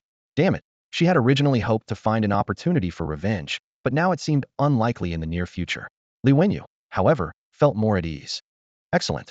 Now I can feel even more confident. Now that we've all been introduced, I hope you'll work hard and make the most of this secret realm. Li Wenyu stood before the group, her tone serious. Loot distribution follows the usual rules. Team efforts are split equally. Individual gains can be kept without sharing. Any objections? If profit distribution isn't clarified up front, it can easily damage relationships. Her clarification made the atmosphere tense for a moment, but Fong Pan quickly lightened the mood. He smiled and spread his hands. Madam, you're too kind. We've already been paid, so even if all the loot goes to Miss Jian, it would be perfectly reasonable. How could we object? I have no objections either. Lu Yu chimed in, his casual demeanor unable to hide his sincerity. The loot is secondary. I'll do everything in my power to ensure Miss Jian's safety. Please rest assured, Director Li. Li Wenyu nodded with satisfaction and turned to the remaining two. What about you? Zhou Xian straightened her posture, her attitude serious. Without Madam, I wouldn't be where I am today. I'll follow whatever arrangements you make. Su Yi also expressed his agreement. I'll listen to Auntie. In his view, even if they encountered real treasures, he could have the Thorn Ghost Vine retrieve them, so there was no need to worry about distribution.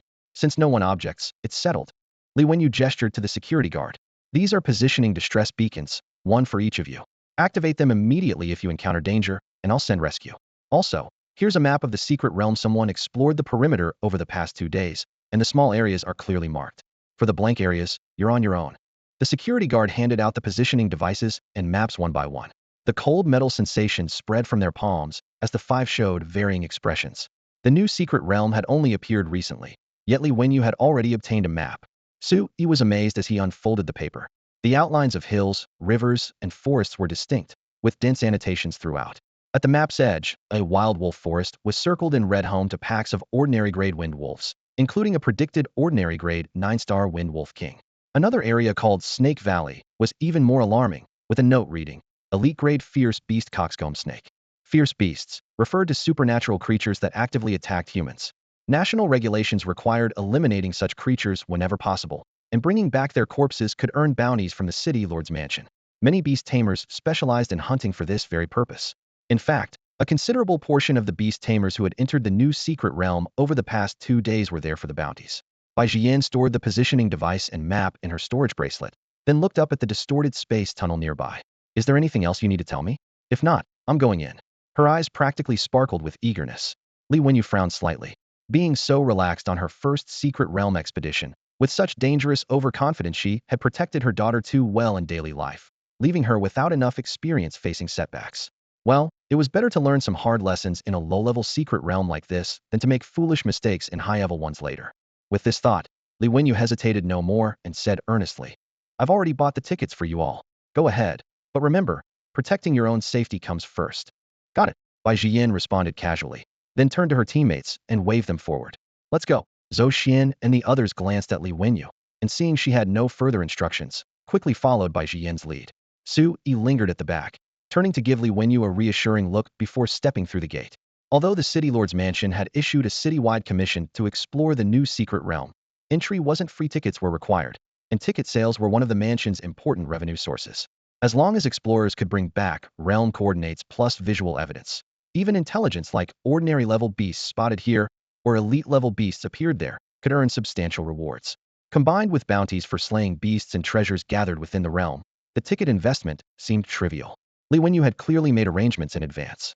The guards at the secret realm entrance saw their group approaching and didn't even bother with questions, simply parting ranks to let them through.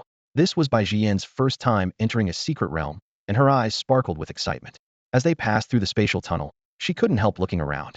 In the next instant, light and shadow flickered, and the 5 found themselves standing in the realm's thin mist. Miss Jian, according to the map, heading north will take us to the core area.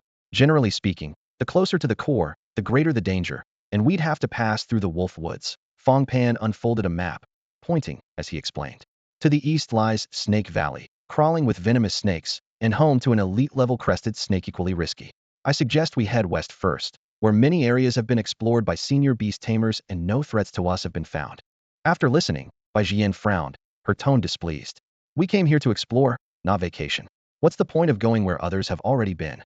Then, what does Miss Jian suggest? North. She clenched her delicate fists, eyes gleaming with excitement. The closer to the center, the fewer people there are, and the greater the challenge. We're among the best apprentice beast tamers. If we don't go to such places, who will? North. Fong Pan's heart skipped a beat. Lu Yu and Zhou Xian exchanged glances, both frowning. Zhou Xian couldn't help but advise. Miss Jian, the wind wolves in Wolf Woods are troublesome enough, And with that wind wolf king even at ordinary level, it could pose a real threat to us. It's far too dangerous. Why are you all so timid? Mother sent you to protect me, not command me. Besides, that wind wolf king is only ordinary level. What do we have to fear? The three were momentarily speechless. Suddenly, Fong Pan had an idea and turned to the silent Su Yi. Little brother, you know Miss Jian, best you talk some sense into her too. Me? Su Yi was startled and instinctively checked his system. The prompt clearly read, low-grade secret treasure detected 3.5 kilometers north. He looked up at the group, his tone somewhat hesitant, but still nodded. I think Sister Jian is right. Su Yi and Bai Jian didn't have a good relationship at all. In fact, the little girl rather disliked him, so his persuasion would be utterly useless. Given Bai Jian's stubborn streak, she wouldn't learn to behave unless she hit a few walls first. A typical bratty kid syndrome. Rather than waste his breath, it was better to go along with her idea and let her suffer some hardships in the wolf forest. The wind wolves lurking there were indeed dangerous, but they were only ordinary grade beasts. If they really encountered any, escaping wouldn't be too difficult given their skills. Moreover, there happened to be a low-grade secret treasure hidden 3.5 kilometers to the north. He had checked it against the map, and the treasure's location was right in the wolf forest. Considering all factors, he really couldn't find a reason to oppose Bai Jian's proposal. Fong Pan and the others had no idea about this calculation. Hearing that Su Yi actually supported Bai Jian, they were all dumbstruck, unable to form a complete sentence for quite a while.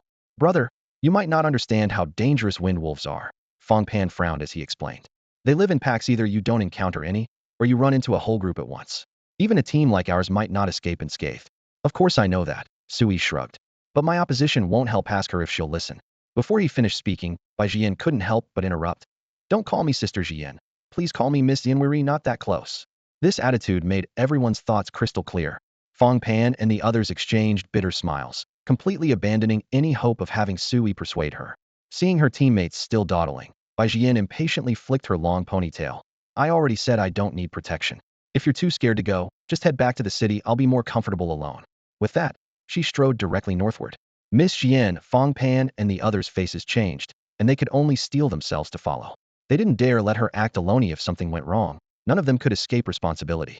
At the rear of the group, Su Yi watched that small figure ahead and shook his head silently. This girl really needed to be taught a lesson. If he hadn't promised Li Wenyu, he would have wanted nothing more than to turn around and leave right now, rather than be dragged down by this stubborn brat. Reaching the forest edge, Lu Yu called out in a low voice. Come out, eagle-eye owl. A half-human hate owl spread its broad wings and took flight, immediately circling overhead to monitor the surroundings. Fong Pan and Zhou Xian didn't dare be careless either, simultaneously summoning their black-backed tiger and rock-armored turtle. The black-backed tiger, with its sinewy muscles, walked at the very front to clear the path. The rock-armored turtle, its thick shell gleaming darkly, followed closely behind by Jian to shield her from potential attacks from behind. As they walked, Fong Pan reminded them, Miss Jian and Brother Su Yi, you two stay in the middle. If anything happens, prioritize staying alive and leave the rest to us. Bai Jian raised an eyebrow, her tone defiant. Don't underestimate me. My purple-tailed scorpion is no worse than your beast companions. If it really comes to a fight, who knows who'll win? With a thought, she summoned the purple-tailed scorpion. The creature remained at apprentice level 7-star, its strength virtually unchanged from before. It leaped forth, its carapace gleaming with a dark purple luster, venomous tail raised high in a proud, imposing stance. But the moment its compound eyes caught sight of Su Yi, it froze instantly, its poisonous tail dropping down as it became as docile as a well-trained kitten. Useless. Bai Jian caught this subtle change, her face flushing with embarrassment as she shot Su Yi a fierce glare. Su Yi couldn't be bothered to respond, simply smiling at Fong Pan. I have no objections. If we really encounter danger, don't feel obligated to protect. Make and take care of myself. All right, let's continue. Fong Pan gave a brief nod, mounted his black-backed tiger, and led the way through the forest undergrowth. Bai Jian didn't press the matter further, following close behind as she drew a gleaming silver pistol from her storage bracelet, the barrel sweeping slowly with her gaze. Her grip was standard and practiced, clearly the result of proper training. For extraordinary creatures, firearms weren't the optimal choice. Most fierce beasts moved with incredible speed, making ordinary shots difficult to land. Without specially enhanced reflexes, one could easily be pounced upon before firing a single shot. For this reason, many beast tamers preferred close combat cold weapons. Fong Pan drew his broad-backed cleaver, its blade gleaming coldly, while Lu Yu and Zhou Xian also revealed their personal weapons. At this moment, Sui scratched his head somewhat awkwardly. He hadn't prepared any weapons for himself. The Academy's combat and weapons courses wouldn't begin until next semester, and he hadn't even thought to bring something useful. A thought occurred to him about the small hoe for herb gathering in his storage ring. Should he pull it out to save face? With everyone else fully armed, standing empty-handed seemed rather foolish. Before the thought could fully form, Fong Pan suddenly roared, "Watch out!" As his words fell, a silver-banded snake shot out from the branches like an arrow, striking directly at Su Yi. Roar, the black-backed tiger, protective of its master, let out a deafening beast roar. The sound wave slammed into the snake's body, causing it to convulse and tumble before crashing to the ground. Tiger claws followed immediately after, bringing fierce winds that splattered the snake's body into bloody pieces. That was beast roar. Su Yi's pupils contracted slightly. He'd heard of this skill, but hadn't expected its power to be so overwhelming. Just an apprentice-level fierce beast, what's there to be nervous about? Next time we encounter one, let me handle it first. Bai Jian rubbed her ears, which ached slightly from the sound waves, grumbling with dissatisfaction. Fong Pan's brow furrowed slightly, but he responded respectfully. Yes, Miss Jian. Just as the group was about to continue forward, Lu Yu suddenly raised his hand. Wait, what is it? Everyone stopped in their tracks. Lu Yu closed his eyes for a moment, receiving feedback from his eagle-eyed owl's reconnaissance, then said gravely, there's a group of earthhide boars about 200 meters ahead. At least 3 have reached ordinary level. Earthhide boars. Fong Pan and Zhou Xian exchanged glances, both frowning. Those boars were covered in thick mud that hardened like rock when dried, and with their 400 to 500-pound frames, a charging attack could easily crush someone to death, far more troublesome than wind wolves. Even Bai Jian's face showed signs of concern. Su Yi glanced at her with a grin. Miss Jian, should we take a detour or charge straight in? Didn't you just say you wanted to go first? Su Yi simply wanted to use this opportunity to humble Bai Jian's arrogance and make her back down. After all, a pack of earthhide boars was roaming through the forest ahead, including 3 ordinary-grade specimens that no apprentice-level beast tamer could handle alone. However, contrary to his expectations, after being provoked by him, Bai Jian not only refused to retreat, but seemed to have a nerve struck. She declared loudly, "Fine, I'll go." With that, she rushed forward while calling out crisply, "Purple-tail scorpion, prepare for battle." The purple-tail scorpion waved its massive pincers, its carapace scraping with clicking sounds as it scurried swiftly along the grass. Miss Jian, don't be reckless. Fong Pan frantically reached out to stop her, but she turned a deaf ear to his warnings and had already charged over 50 meters in the blink of an eye. About 100 meters further ahead, an earthhide boar weighing around 200 pounds was rooting in the soil for food. Its tusks gleamed white and sharp, while its back was encased in a thick mud shell, the earth mud armor skill that all earthhide boars could master, which both enhanced defense and increased the impact force of their charges. You're the one. Seeing that the target was only apprentice level, Bai Jian smiled confidently as she directed the purple-tail scorpion closer while raising her gun. Bang! The gunshot rang out, and the bullet precisely penetrated the boar's neck, blood spurting forth. Although the mud armor covered vital areas, apprentice-level defense still couldn't withstand gunfire. Perfect opportunity. Purple-tail scorpion, sting it, she commanded while firing several more shots. However, after being hit multiple times, the boar didn't fall, but instead had its eyes turn bloodshot. It let out a low growl and charged frantically toward her. What? This was completely different from her usual training. Opponents in the training grounds never targeted her directly. The sudden pressure made her heart tighten. Quick! Purple-tail scorpion, stop it! In her panic, she fired again, but her composure was shattered and all the bullets missed their mark. The purple-tail scorpion remained loyal and fearless, whipping its tail stinger like a sharp spear into the boar's flesh, instantly injecting venom. Against the purple-tail scorpion's higher spiritual energy level, the earth mud armor was like paper. Yet even this attack couldn't stop the enraged boar. With a dull impact, the purple-tail scorpion was violently knocked aside. No, get away. With the boar's tusks right before her eyes, Bai Jian's psychological defenses completely crumbled, and in the next moment, she instinctively wanted to turn and flee. However, her slender legs betrayed her at that crucial moment, causing her to trip over herself and tumble to the ground with a hard thud. Miss Jian, Fong Pan and the others cried out in unison, their faces instantly turning pale. Little Thorn, entangle. Rock Turtle, Earth Wall. Su Yi and Zhou Xian issued their commands almost simultaneously. Whoosh! Several dark, thorny vines suddenly burst from beneath the earthhide boar's massive hooves, instantly wrapping around its front legs. Immediately after, a waist-high yellowish-brown earth wall thundered up from the ground, forming right in front of Bai Jian. Bang! The off-balance earthhide boar lurched forward and crashed headfirst into the wall. The barrier crumbled, sending dirt flying everywhere, while the boar was left dazed and collapsed on the ground. As it struggled to get up, the black-backed tiger roared and leaped, delivering a precise claw strike to the boar's head. Squeal! The boar let out one final agonized cry, convulsed, then fell completely still. Heroine finally exhaled in relief. Fong Pan turned to look at Bai Jian, who still seemed somewhat dazed. He opened his mouth, but ultimately swallowed his words. Zhou Xian stepped forward first, supporting her arm with a gentle tone. Miss Xian, are you all right? How could anything happen to me? Even if you hadn't intervened, I could have taken down that boar myself. Bai Xian lifted her chin defiantly, pulling out the necklace around her neck. The faintly glowing pendant emanated stable spiritual energy fluctuations, clearly a mid-grade mystical treasure. I'm glad you're safe, miss, but please don't be so reckless next time, Zhou Xian earnestly reminded her.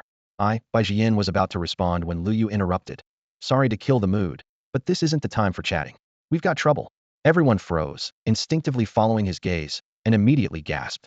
Ahead in the forest, 7 earth-hide boars had arranged themselves in a semicircle, each weighing over 200 pounds, with the 3 in front being particularly terrifying easily, 4 to 500 pounds each. Their eyes glowed blood red as they stared intently at the group, hot breath snorting from their nostrils, clearly enraged by their companion's death. What do we do? Zhou Xian instinctively stepped in front of Bai Xian, gripping her staff tightly. What choice do we have? We can't outrun them, so we fight. Fong Pan spat and glared fiercely. Damn it all. Lu Yu cursed under his breath while directing his circling eagle owl to descend, its talons gleaming coldly, ready to dive. Su Yi remained silent, quietly stepping closer to Bai Xian as his thorn ghost vine slipped back underground, covertly gathering strength. The atmosphere grew tense, and Bai Xian felt a wave of guilt, wanting to apologize several times but never finding the words. Zhou Xian, you protect Miss Xian. Lu Yu, you're with me on the front line. As for Su Yi, Fong Pan made the tactical arrangements. Just keep yourself safe. Su Yi paused slightly, then smiled and shook his head, seemingly amused at being underestimated. Despite his thorn ghost vine having just acted, no one had noticed his abilities. Rumble. The 7 boars finally charged. Their heavy hooves pounded the earth, making the ground tremble like a minor earthquake. Eyes blazing red, filled with fury and bestial rage, they thundered toward the group. Blackback Tiger, charge. Fong Pan raised his gleaming machete high and swung it with tremendous force, creating an impressive display. Following his command, the blackback tiger let out a thunderous roar and pounced toward the 7 earth-hide boars ahead like a streak of dark lightning. This guy really has presence. I definitely underestimated him earlier. Su Yi nodded silently to himself, his opinion of Fong Pan shooting up. No wonder Li Wenyu had good reason to bring him along. However, the next second left him stunned. The burly Fong Pan had only roared loudly, but didn't charge forward himself. Instead, he pulled back and huddled closer to the rock-armored turtle's thick shell. So charge, meant for the blackback tiger to charge. Su Yi had thought he would brandish his blade and show off some swordsmanship. Apparently, he'd been overthinking it. Roar. The blackback tiger had always been known for its ferocity. Its furious roar rumbled like muffled thunder, causing the eardrums of the 3 lead boars to bleed. It pushed off the ground with both paws, leaping into the air as its gleaming claws whistled down. Bang! The boar was immediately knocked over, its cheek torn open with several deep gashes that reached the bone. If this had been just an apprentice-level boar, it would have been killed instantly. Unfortunately, this was one of 3 ordinary-level boars with spiritual energy matching the blackback tiger's. It only suffered a hard blow that left it dazed and disoriented. Just as the blackback tiger prepared to follow up with another strike, another ordinary-level boar charged forward with lowered head, its tusks pointing like 2 curved blades straight at the tiger's belly. The blackback tiger quickly twisted to dodge, avoiding the tusks but taking the full impact of that solid pig body, which sent it flying to slam against a large tree with bark scattering everywhere. From above, the eagle-eyed owl dove down, extending its sharp talons toward the last ordinary-level boar's eye socket. Knowing its eyes were vulnerable, the boar braked urgently and raised its head, thrusting upward with its tusks. The eagle-eyed owl didn't dare clash directly, spreading its wings to glide past the boar's back, its sneak attack failing.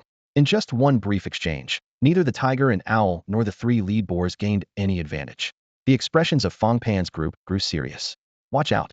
The remaining 4 boars are charging at us. Lu Yu cried out, his voice trembling. Though these 4 apprentice-level boars were a tier weaker, each stood half a person's height with raised mud armor, making the ground rumble as they ran. A direct hit from any of them would likely mean death or serious injury. I'll handle this. Rock-armored turtle, Earth, Zhou Xian finally raised her staff, but before she could finish, Su Yi's shout drowned her out. Little Thorn, entangle.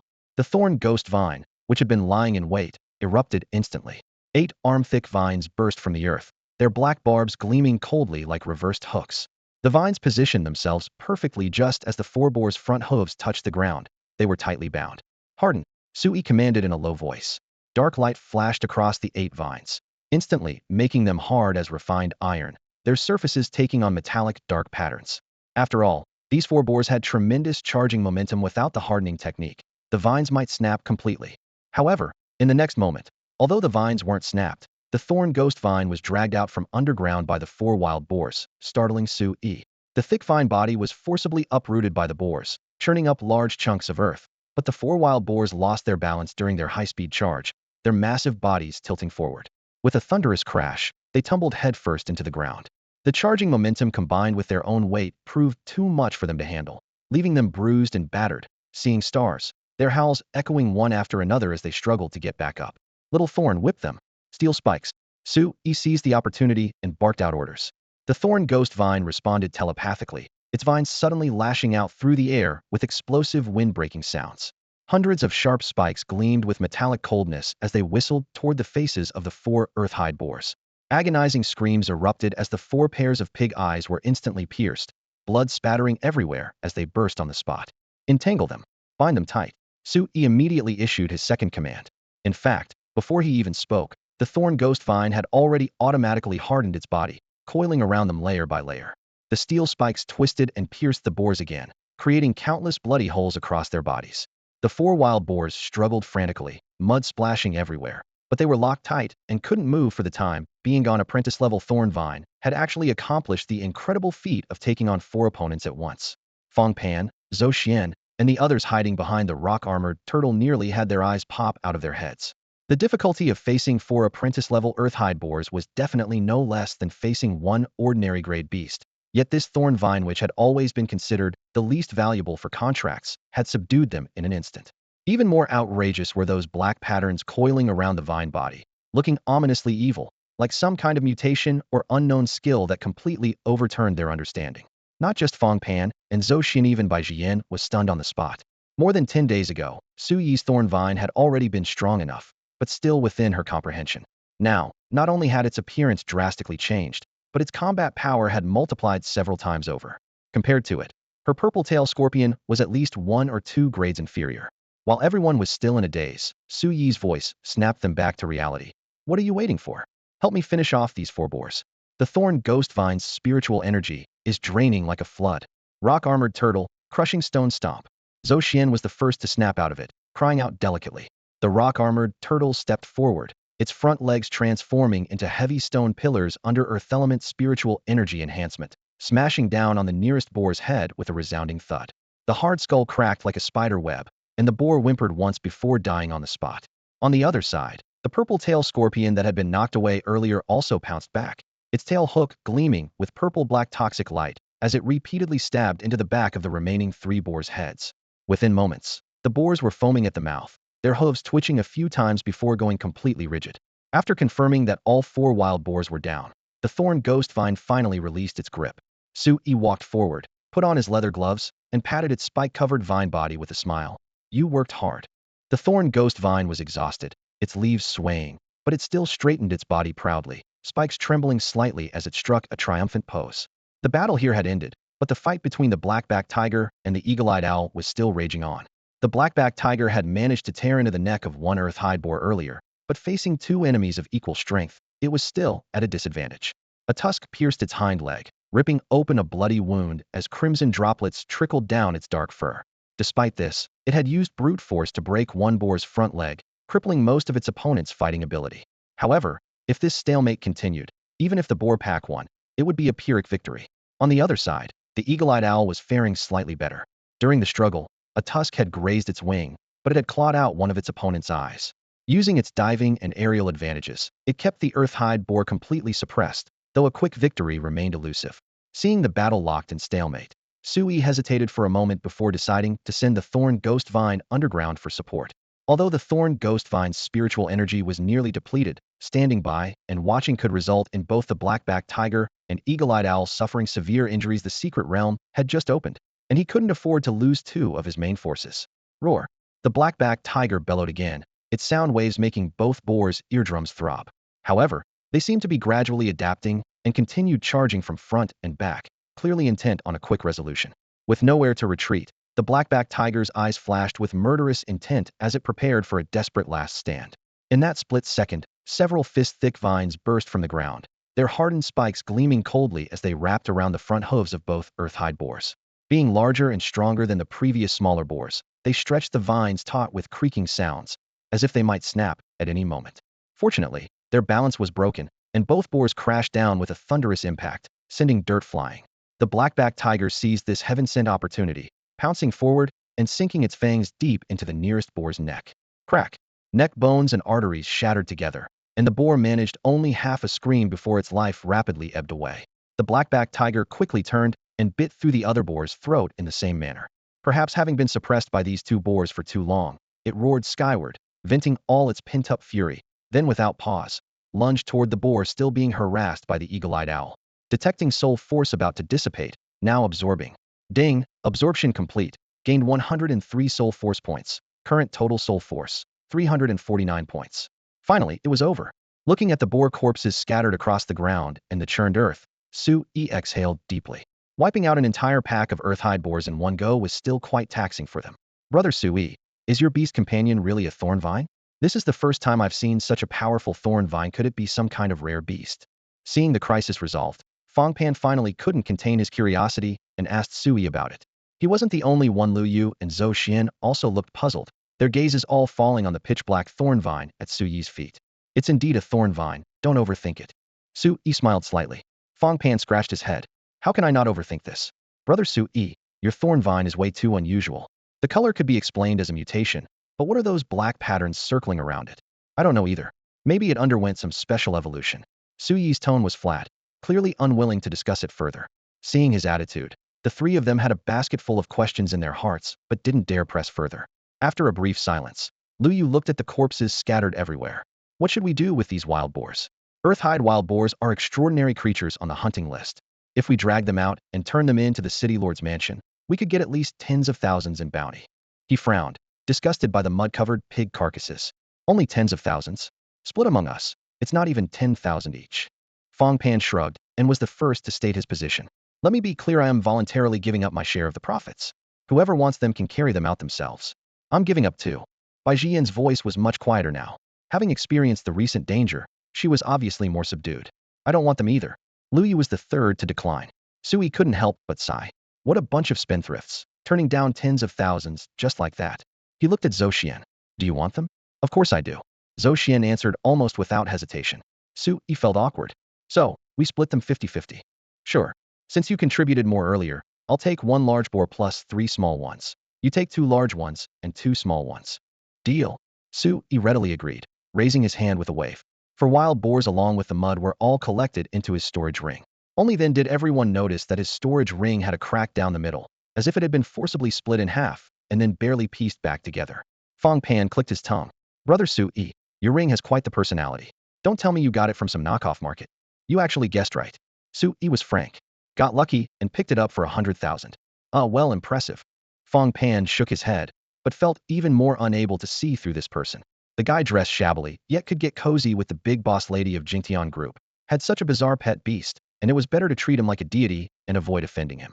With the spoils divided, Lu Yu looked toward the depths of the dense forest. Where to next? Do we continue north? He couldn't help but glance at Bai Jian as he spoke. Bai Jian's face reddened slightly. The embarrassment from her earlier impulsiveness still lingered as she bit her lip. If what you all said makes sense, I'm not opposed to changing our route. Su-Yi raised an eyebrow and sighed inwardly. The young lady was more teachable than he'd imagined. One small setback, and she already knew to listen to advice. A few more times like this, and wouldn't she become a well-behaved girl? Fang Pan seized the opportunity to suggest, since Miss Jian doesn't object, let's first check out the areas others have already explored. With good luck, we might find some treasures, and it would be good training for Miss Jian on her first time in a secret realm. I'm fine with that. Fang Pan was the first to agree. I'm fine with it too. Zhou Xian also went along, purely concerned for Bai Jian's safety. Though Bai Jian felt unwilling, she ultimately nodded after accepting defeat. At this moment, Su-Yi suddenly frowned. So you're not planning to explore the central area anymore? Everyone was stunned. Brother Su-Yi still wanted to take risks? I happen to be researching wind wolves and want to check out the wild wolf forest. Su-Yi's tone was calm. But you don't need to worry, I'll go alone and be back to find you in 2 hours at most. That wild wolf forest hid a secret treasure he didn't want to miss, and Bai Jian had learned her lesson and would only train in safe areas, so she shouldn't encounter danger again. Just leaving for an hour or two wouldn't make much difference. You want to continue heading north? Bai Jian also sensed Su-Yi's intention. Although she had some grievances with Su-Yi, after a moment's hesitation, she still raised her hand and said excitedly, I'll go with you. Her mind was still echoing with the recent ambush. The chill of tusks grazing her chest made her heart tremble, yet it couldn't suppress her craving for adventure. Fang Pan, Zhou Xian, and the others' faces immediately darkened. They had finally managed to persuade this little ancestor back to the safe route, only to have her cause trouble again in the blink of an eye. Just as the group was about to voice their objections, Su Yi raised his hand first, his tone calm but uncompromising. Sorry, but I think you'd be better off exploring the outer areas with them first. Besides, I don't have the ability to protect you on my own. I don't need your protection, I can take care of myself. Bai Jian felt underestimated, clenching her small fists and glaring with wide eyes. Really? But just now you couldn't even stop a single earth-hide boar and nearly got pierced by its tusks. Su Yi bluntly pointed out the facts without mercy. These words stung her heart like a surge of pain, instantly bringing both grievance and anger. You jerk, you're bullying me. Don't think that just because you've beaten me a few times you can look down on me. I am also among the top apprentice beast tamers. Su Yi didn't want to bring along a troublesome kid. He knew very well that sometimes 1 plus 1 doesn't necessarily equal 2, and might even be less than 1. If he went alone, he could command his thorn ghost vine to scout the terrain around the treasure location first, then devise tactics for obtaining it. If he assessed failure, he would turn and leave without forcing his way through. But bringing Bai Jian would be different. This girl would never obediently follow orders, and the other teammates couldn't possibly keep up with his rhythm either. Since unified command was impossible, going solo would actually carry lower risks. Seeing tears welling up in Bai Jian's eyes, he still lowered his voice to offer an apology. Sorry, my words might have been too blunt. I'm not saying you're weak, you're very strong. It's just that this is your first time in a secret realm and you lack experience. Going to relatively safer areas first to accumulate exploration experience might be better. Bai Jian's expression softened slightly, but then she suddenly thought of something. Then how many times have you entered secret realms? I remember you haven't had your contracted beast for very long. The second time. Su Yi scratched his nose and told the truth. You jerk, you really are looking down on me. In your eyes, I can't even compare to half of what my sister is, can I? Her voice carried obvious grievance as she broke down again. Of course no, you're just as excellent as Senior Bai Jining. Su Yi hastily explained. He realized he seemed to have stepped on her most sensitive nerve. Most likely Li Wenyu and others always compared her to Bai Jining. But he also grumbled inwardly. To be honest, this little girl really couldn't compare to her sister in his eyes. Saying she's halfway there would be giving her too much credit. Setting aside her personality, an apprentice beast tamer would be doing well to reach even 1/10 the strength of an elite beast tamer. Su Yi silently assessed her, not realizing his thoughts were practically written all over his face. Bai Jian stared at him, her delicate eyebrows furrowing as she unleashed a rapid-fire barrage. Don't try to fool me. No, that's exactly what you're thinking. I have no interest in traveling with you anyway. I'm remembering this, and someday I'll make you apologize publicly. Faced with the completely triggered young lady, Su Yi pondered for a moment before speaking sincerely. Actually, there's no need to wait. I can apologize to you right now. What did you say?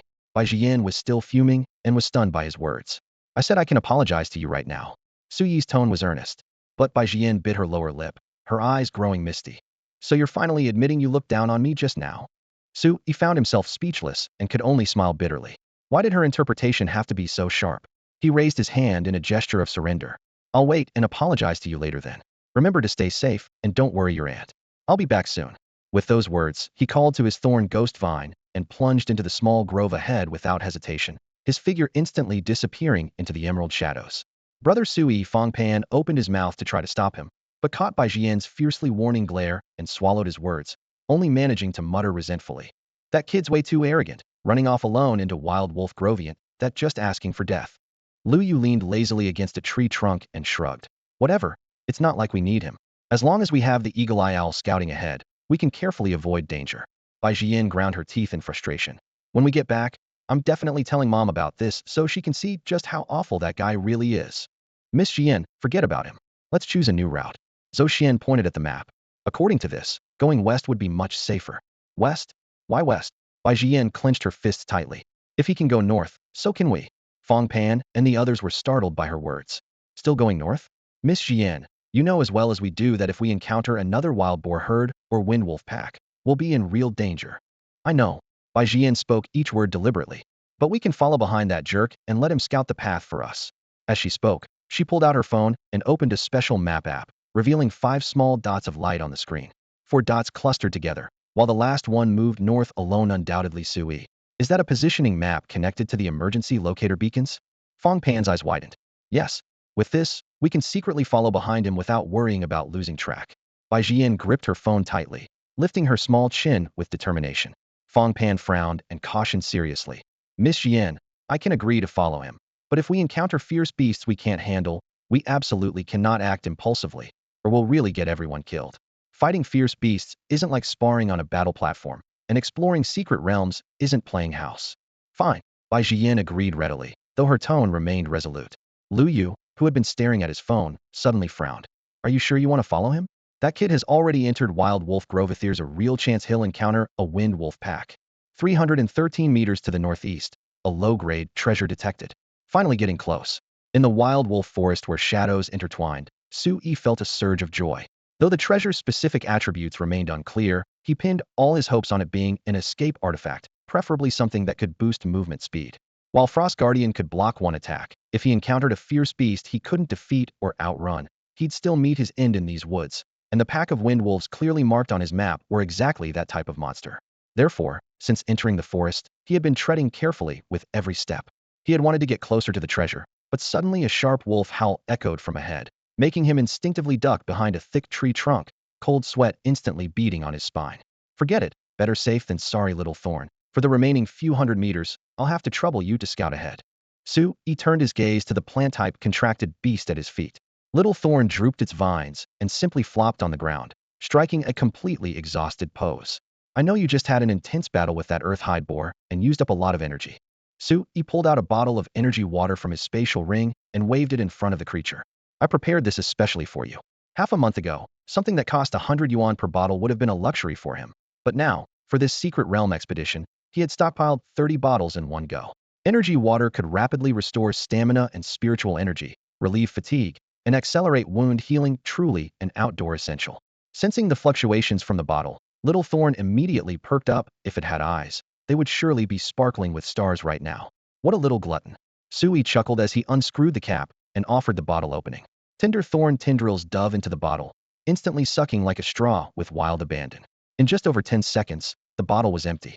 Little Thorn then began swaying like seaweed in a dance, the entire plant radiating satisfaction. Su Yi waited a full minute, and seeing it still lost and savoring the aftertaste, had to speak up as a reminder. Your stamina should be about 70 to 80% recovered, right? That treasure is counting on you now. Go for it. At this point, his expression grew serious as he solemnly cautioned. If it turns out to be another wood spirit stone, or some other thing that makes you drool, absolutely don't secretly absorb it. It's not that I'm reluctant to part with the treasure, but I'm thinking of your well-being. You know your own physical condition best. If you keep forcibly raising your spiritual root level with external objects, problems will arise sooner or later. So the beast tamer was worried about it. The reasoning was sound and logical, with no flaws to be found. The innocent little Thorn believed him once again, feeling warm and fuzzy inside as it happily agreed. Go on. It doesn't matter if you get that relic or not, just keep yourself safe. Su Yi's voice was warm. Miao Jing was moved and immediately slipped into the ground, silently advancing as Su Yi directed. It had no eyes. Yet like most plant-type extraordinary beings, it was born with sharp sense. It could pick up temperature, breath, and energy fluctuations with ease. Light meant nothing to it. Even while crawling through soil, everything happening on the surface was vivid to its mind. Of course, this vision had a drawback. Its range was nowhere near that of real eyes. Once Miao Jing moved out, Su Yi shut his eyes and linked minds with his pet, sharing that unique field of view. Before long, a wind wolf entered their perception. It was a little over 200 meters from Su Yi, half a person tall, with blue-gray fur lying sleek against its skin, smooth yet powerful. Outcurving fangs and bloodthirsty eyes lent it a brutal air. A few companions prowled around it, some wounded, pausing as they walked to lick their wounds. Exactly the wind wolf pack marked on the map. Why are they here? Su Yi frowned. The system indicated the relic was nearby. He drew a quiet breath and guided Miao Jing onward. 11 meters ahead of the pet, a low-grade relic detected. Only 11 meters left. Su Yi's heart gave a jolt, but in the next second, what he sensed through the link made him freeze. 11 meters ahead, a narrow fissure hid behind a rock wall, opening into a concealed cave. A large wind wolf lay in the center. Even sprawled out, its defined muscles radiated intimidation, bigger and stronger than its kin, its aura oppressive. A wind wolf king. Normal grade, 9 stars, 1 step from elite, and far from easy prey. Beneath its belly lay a luminous blue spirit stone, its ice-aligned energy surging, and Puria low-grade relic. Ice spirit stone. Judging by its guarded posture, this was clearly its prized possession. If it broke through to elite, It might even evolve straight into an Ice Wind Wolf King. Try to take the stone, and it would fight to the death. Su Yi's frown deepened. After a moment, he asked through their bond, careful and measured, Miao Jing, can you steal the Ice Spirit Stone before it reacts, and then dive away? Miao Jing rescanned the stone's position pinned tightly under the Wind Wolf King's body. A stealthy strike from below might work, but the odds weren't great. Do your best. If you pull it off, they'll get you a bottle of energy water. Su Yi offered the reward at once. Energy water. Those two words lit a fire in Miao Jing. Without hesitating, it tapped its burrowing gift and inched toward the cave the Ice Spirit Stone would be its. But after only 3 or 4 meters, a chill-killing intent speared through the soil and locked onto it. Miao Jing went rigid. The Wind Wolf King was staring coldly through layers of earth. It hadn't attacked yet, perhaps unsure whether the intruder was foe or simply wary of its plant-like form. But Miao Jing knew that one step closer would trigger a thunderous strike. Shrewd as ever, it feigned nonchalance, hooked to turn underground, and began to pull away from the cave. So the little rascal could feel fear too. Watching this, Su Yi couldn't help but be torn between laughter and exasperation. Stealing the Ice Spirit Stone right under the Wind Wolf King's nose was clearly impossible, so he had to think of another approach. Su Yi crouched behind the bushes, quietly lifting a leaf to observe 1, 2, 3. Including the most imposing one with silver-streaked fur, the Wind Wolf King. There were exactly 7 wolves in the pack.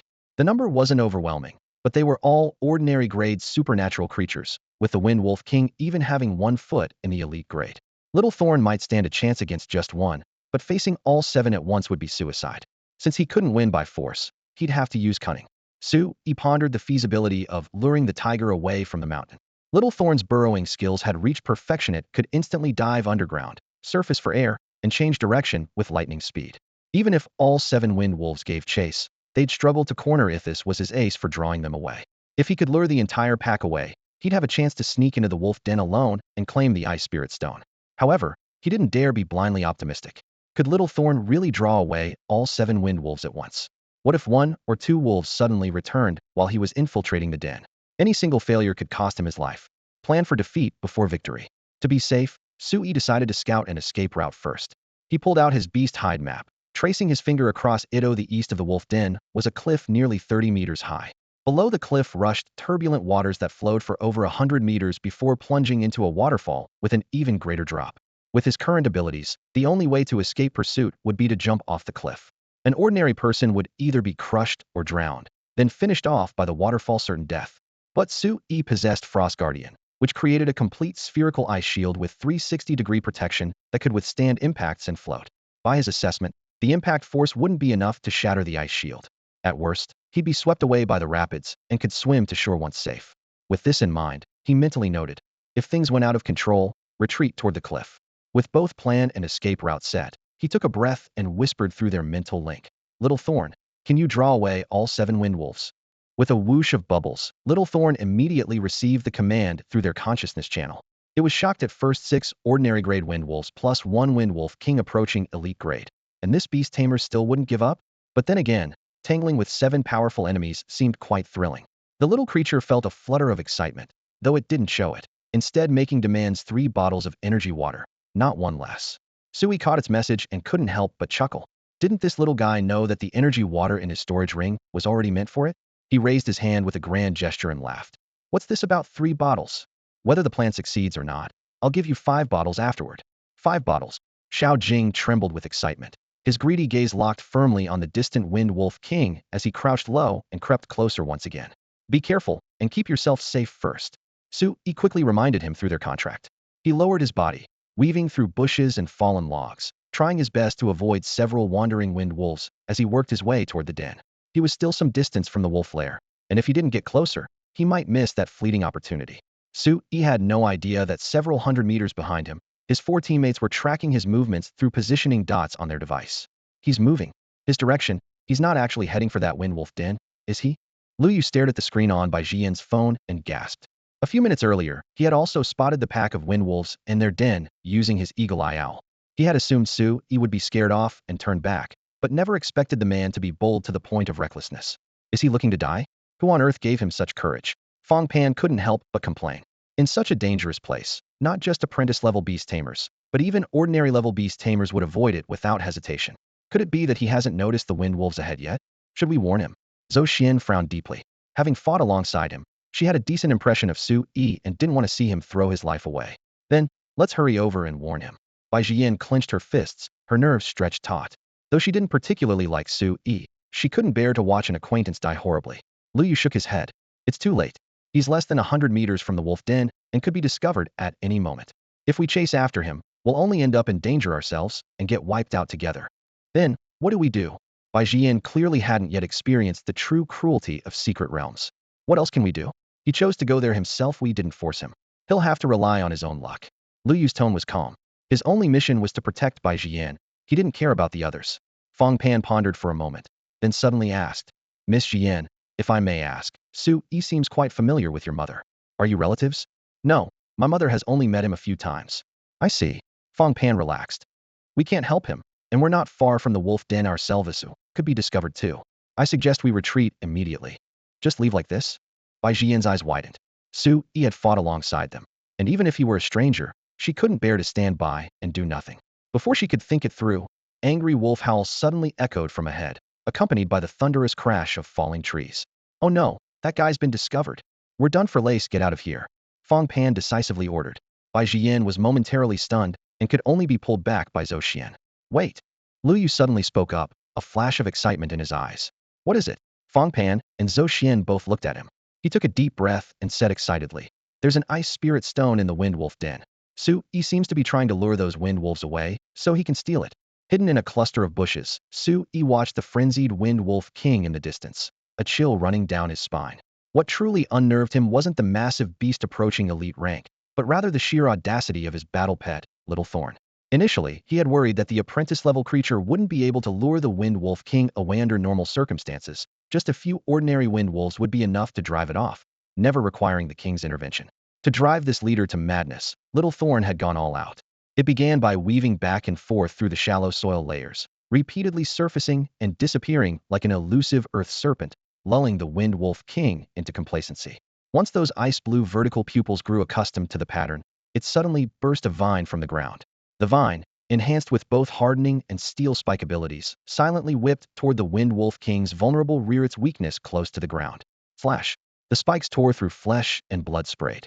Accompanied by an agonized howl, the massive wolf body jerked upward as the king's reason was instantly stripped away by the searing pain. This sudden turn of events not only sent the wind wolf king into a frenzy, but also made Su Yi gasp in shock. This little guy was actually this ruthless. The maddened ruler barely paused to think before roaring and raising its claws, unleashing its ultimate attack blade storm. In an instant, dozens of wind blades swirled into a vortex, hammering the ground with such force that stone shattered and dust billowed skyward. Had Little Thorn not struck and immediately retreated, burrowing deep underground at the first opportunity, it would surely have been shredded to pieces. Despite escaping unharmed, it remained shaken, fleeing deeper underground. A wound, enraged howl shook the mountain forest. The thoroughly incensed wind wolf king reflexively gave chase, its mind consumed with a single thought: tear that detestable vine to shreds, completely forgetting about the ice spirit stone. The wind wolves lingering nearby, seeing their leader humiliated, joined in with unified howls as 7 ordinary rank wind wolves immediately joined the hunt. Any other apprentice-level extraordinary creature would face almost certain death against such a 7-fold siege, yet Little Thorn handled it with ease using its masterful burrowing techniques. It would occasionally emerge from the ground, revealing half of its thorny vine body in a taunting display before vanishing again, deliberately maximizing their hatred to ensure the enemy pack wouldn't dare rest. Fleeing? Not as was clearly mockery. The 7 wind wolves ran frantically, their eyes filled with the madness of wanting to crush the thorns. Watching the wolf pack disappear into the forest, Su Yi stood stunned, his mind racing. He had thought getting the wind wolf king to completely abandon its post would be extremely difficult. As long as it retained even a shred of reason, it would never abandon guarding the ice spirit stone due to an apprentice-level provocation. Who would have thought Little Thorn would actually drive it mad, forcibly creating this opening? This opportunity had come at enormous risk, and he absolutely couldn't waste it. Su Yi gritted his teeth and burst from the thorn bushes, sprinting wildly over broken stones and fallen leaves. Wind rushed past his ears as his heart pounded, covered nearly 100 meters in just 10 seconds. The cave was small, with an interior space of only a few square meters. The ground was covered with a thick layer of dry grass that reeked with a nauseating stench. In the center of the grass, a circular impression had been pressed into the ground, and there lay a fist-sized, ice-blue crystal stone quietly resting in ice spirit stone. Finally found it. Su Yi's heart pounded wildly as he snatched up the crystal. Cold instantly penetrated through his palm into his bones. If he held it any longer, his skin would surely crack from the freezing temperature, not to mention the rank smell mixed with wolf fur. But he couldn't afford to be picky now. He stuffed the ice spirit stone into his storage ring and immediately bolted eastward. If even a single wind wolf returned at this moment, even just an ordinary grade 1, he would have no chance of winning. His current physical condition was insufficient to face supernatural creatures heated. Meanwhile, little Thorn was being chased desperately by the pack of wind wolves. A wind blade had just severed one of its vines, and if this continued, it could be torn to shreds at any moment. Sensing that Sui had succeeded, it decisively stopped emerging from the ground, withdrew, and dove underground, drilling with all its might. Fortunately, its burrowing skills had long been perfected. Otherwise, if it were even slightly slower, the wind wolves could sniff out its scent even 3 or 4 meters underground. More than 10 seconds later, the wind wolves finally lost their target and howled furiously on the surface. The Wind Wolf King was even digging at the earth in frustration, nearly turning the den entrance upside down when it returned to discover the ice spirit stone had been stolen. It might very well have a stroke from rage. Hundreds of meters away, Sui ran while examining the crystal in his storage space. Joy written all over his face. Stealing from a pack of dangerous wind wolves gave him an incomparable sense of achievement. Moreover, its value was comparable to a wood spirit stone, easily worth over $1 million. However, if the Wind Wolf King tracked his scent, this area would no longer be safe, and he needed to put more distance between them. Sui recalled the wind wolf's sense of smell and habits, never stopping his pace. Just as he had run a few steps, another fierce, mournful roar came from the direction of the den. The Wind Wolf King had obviously discovered its treasure was missing. Sorry about that. The ice spirit stone is important to you, but it's equally important to me. We can only rely on our own abilities. I wish you an early breakthrough to elite grade so you can find a new one. Though he felt a twinge of guilt, he dared not stop and continued running at full speed. Ah! A girl's scream suddenly came from the northwest direction, followed immediately by a man's angry shout, wind wolves' roars, and the clashing sounds of weapons. What's happening? Sui stopped abruptly, his brow furrowed. How could there be people over there? These people had most likely encountered the wind wolves he had enraged.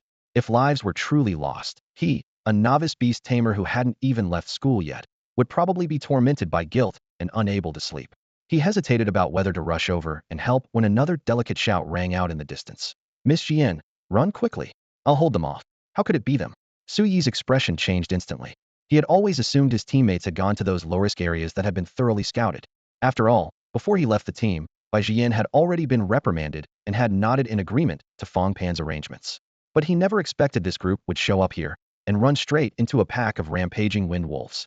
Wasn't Liu Yu's eagle owl, which excelled at early warning, supposed to detect danger in advance?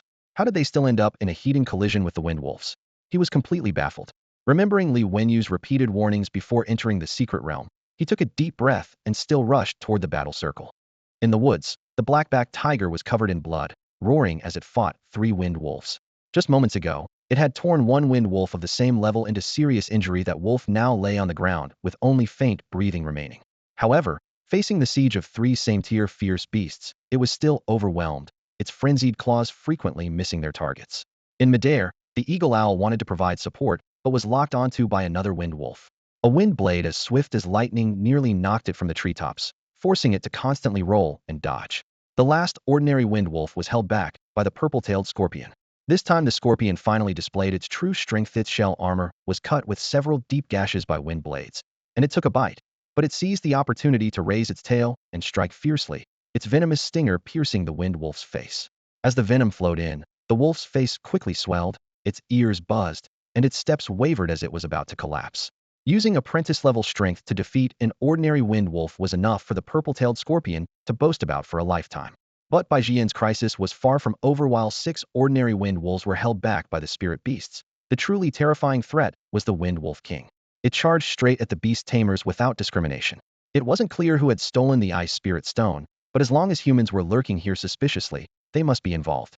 Combined with the dull pain in its hindquarters, the Wind Wolf King flew into a rage, suddenly unleashing a storm of sharp blades, dark wind blades dense as a curtain of rain, vowing to tear everyone to shreds. Rock-armored turtle, earth wall. Zhou Xian shouted. Boom. The rock-armored turtle slammed its front limbs on the ground, and a thick earth wall rose from the ground, finally blocking the first wave of terrifying wind blades. If they had been half a breath later, they would probably have been completely annihilated. Miss Jian, run. I'll hold it off. Zhou Xian gripped his spear tightly, staring intently at the Wind Wolf King, ready to coordinate with the rock-armored turtle for a thrust at any moment. In a life-or-death situation, how could a beast tamer afford to retreat, even slightly? Behind the rock-armored turtle, Fong Pan and Lu Yu also drew their cold weapons, tensing their shoulders and backs, preparing for close combat. In comparison, Bai Jian's psychological fortitude was far inferior. She frantically pulled the trigger repeatedly, but all her bullets hit the earth wall, shooting the rock-armored turtle into bewilderment. Was this girl a spy? Why was she firing at their own defenses, as if the wall wasn't broken enough? Miss Jian, please leave. You can't help much, and staying here will only distract us. Fong Pan really couldn't bear to watch anymore, and urged her to leave quickly. Bai Jian bit her lip, tears welling up in her eyes as her pride took a devastating blow. She could clearly see the disdain in her teammates' expressions, and normally, she would have exploded in anger, but now she could only turn that rage inward. She truly couldn't help. After hesitating for a few seconds, fear crashed over her like a tide, and carrying a heavy burden of guilt, she suddenly spun around and fled desperately. How dare the human escape? The Wind Wolf King's fury blazed even hotter. With its cunning intelligence, it quickly began to suspect whether the missing ice spirit stone might be on this girl. If she got away, even tearing the remaining humans to shreds wouldn't make up for the loss. As this thought flashed through its mind, it threw back its head and roared, then leaped into the air, attempting to bypass the rock-armored turtle and Zhou Xian's group to pursue Bai Jian directly. Rock-armored turtle, gravity field. Zhou Xian shouted fiercely, positioning himself directly above the Wolf King without hesitation, completely disregarding his own safety. Immediately, with the rock-armored turtle as the center, gravity within a 10-meter radius suddenly shifted, at least doubling in intensity. Caught off guard, the Wind Wolf King had just leaped into midair when it felt like an invisible giant hand yanked it down, sending it crashing heavily toward the ground right where Zhou Xian, Fong Pan, and the others stood. Shit!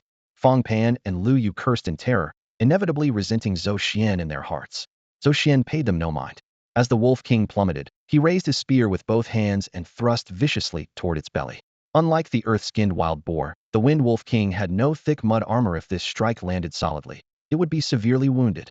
However, in the next moment, a violent gust suddenly swirled beneath the Wind Wolf King, forcibly blowing its body off course by a meter or two. Lightness wind. Zhou Xian's pupils contracted sharply. He rapidly adjusted his spear technique, but it was a step too late. Only managed to gouge a bloody hole in the creature's hind leg. How? The Wolf King cried out in pain and swung its sharp claws at Zhou Xian, wanting to tear apart this human who had wounded it. But the gravity field was still active, clearly slowing its movements.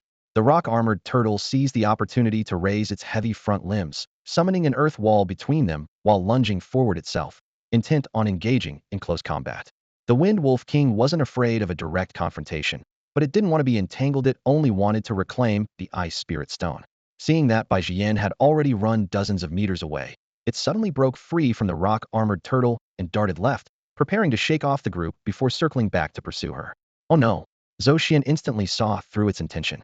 But with the lightness wind enhancement, the Wind Wolf King's speed had skyrocketed beyond their ability to match. They could only watch as it opened up a gap of over 10 meters, then turned to pounce toward Bai Jian. Zhou Xian's face turned deathly pale. Without time to think, he led the rock-armored turtle in pursuit once more. Though Fong Pan and Lu Yu were worried about Bai Jian, they secretly breathed a sigh of relief, grateful they hadn't died under the Wolf King's claws moments before. Hearing the commotion behind her as she fled frantically, Bai Jian couldn't help but look back. The Wind Wolf King's eyes were blood-red, its fangs bared, approaching at terrifying speed. Wings of clear wind. Having been carefully protected by her parents all her life, when had she ever faced such a situation? She screamed and hastily activated her life-saving treasure. In an instant, a pair of wind wings materialized behind her, and gusts of wind lifted her legs, causing her speed to surge dramatically. The Wind Wolf King was surprised to discover that even with its lightness wind activated, it couldn't catch up to her. However, given Bai Jian's current spiritual energy, the wings of clear wind wouldn't last much longer. If this dragged on, she would eventually be torn to shreds. Just as she was panicking and at her wit's end, a familiar voice suddenly called out from the east. This way. Run toward me. Bai Jian grasped at this lifeline like a drowning person, running toward the source of the voice without a second thought. The wind and her heartbeat thundered in her ears, and only after running a dozen steps did she realize it was Su Yi. This detestable guy she couldn't stand. She really didn't want to owe him any favors, but aside from biting her lip and picking up speed, she had no other choice. Whoa! The Wind Wolf King pursued relentlessly. Having missed its strike, it threw back its head and howled in fury, its razor-sharp claws gouging deep furrows in the grass. Within moments of this chase, both human and wolf burst into Su Yi's field of vision. How is it the Wind Wolf King? Su Yi's expression changed drastically. He'd thought it was just an ordinary wind wolf, but he'd drawn the 1 in 7 grand prize the big boss had arrived. He cursed silently, wondering if this girl had attracted trouble because she looked so tender and fresh. If it were just a regular wind wolf, he could have turned the tables. Now he could only probe first, and if that failed, have Little Thorn hold it off while he and Bai Jian escaped together. Little Thorn, I need to trouble you again. His thoughts stirred, his expression grave. Little Thorn had just escaped back, but hearing this, it dove underground to lie in ambush without hesitation. 100 meters, 90 meters, 80 meters. Bai Jian's figure rapidly approached. Though her impression of Su Yi was poor, at this moment she nearly wanted to cry as she threw herself into his arms. Never in her life had she been so terrified. The Wind Wolf King also spotted Su Yi. Seeing this human standing his ground instead of fleeing, contempt flashed in its wolf eyes, seeking death. But the next second, it caught a familiar scent from its own den. That's right. This human was the culprit who had invaded its lair and stolen the Ice Spirit Stone. Rage instantly blazed in its wolf eyes, killing intent surging. Now Little Thorn, strike. Su Yi roared. Sand and soil exploded as several vines suddenly burst from the earth. The Wind Wolf King happened to step on the thorn-covered vine branches, its two front paws pierced through by the spikes, causing it to howl in pain. Taking advantage of its imbalance, Little Thorn climbed frantically along the vines, deftly binding those two wolf paws tight. Thud! The Wind Wolf King, moving at high speed, crashed down like a tripped wild boar, falling flat on its face. More vines emerged in succession, whipping against its body with whistling force. Crack! Crack! Several strikes in a row, instantly puncturing hundreds of nail-like bloody holes across the wolf's back. Success! Light flashed in Su Yi's eyes as he was about to have Little Thorn completely subdue their opponent. The blade wind storm appeared once again. The Wind Wolf King seemed to have gone completely mad. In its desperate attempt to wound Xiao Jing, the blade storm it unleashed caught itself in the vortex. Countless crescent-shaped wind blades shrieked and slashed wildly, instantly shredding the thick vines wrapped around its body into fragments, sending green sap and wolf blood spraying together. The Wind Wolf King's flesh was brutally carved with dozens of deep gashes that reached bone, fresh blood streaming rapidly down its fur. Xiao Jing. Su Yi's heart clenched violently. He could clearly sense his beast companion's aura rapidly weakening, its life hanging by a thread. Without time to think, he rushed to within 10 meters and forcibly recalled Xiao Jing into his beast-taming space. With his current mental strength, 10 meters was his absolute limit, which also meant he was now only 10 meters away from the Wind Wolf King. Suddenly discovering its prey had delivered itself right to its doorstep, the Wind Wolf King, despite being covered in wounds, didn't hesitate to raise its head and slash out a cyan-white wind blade. The blade fell like a sharp axe from above, so fast it made the air shriek. With Su Yi's physical constitution, a direct hit would likely mean instant death. Frost Guardian. In that split second, he activated his trump card treasure. Crack! A thick ice shield materialized before him as the wind blade struck down hard, forcing him back several steps with rubble scattering beneath his feet.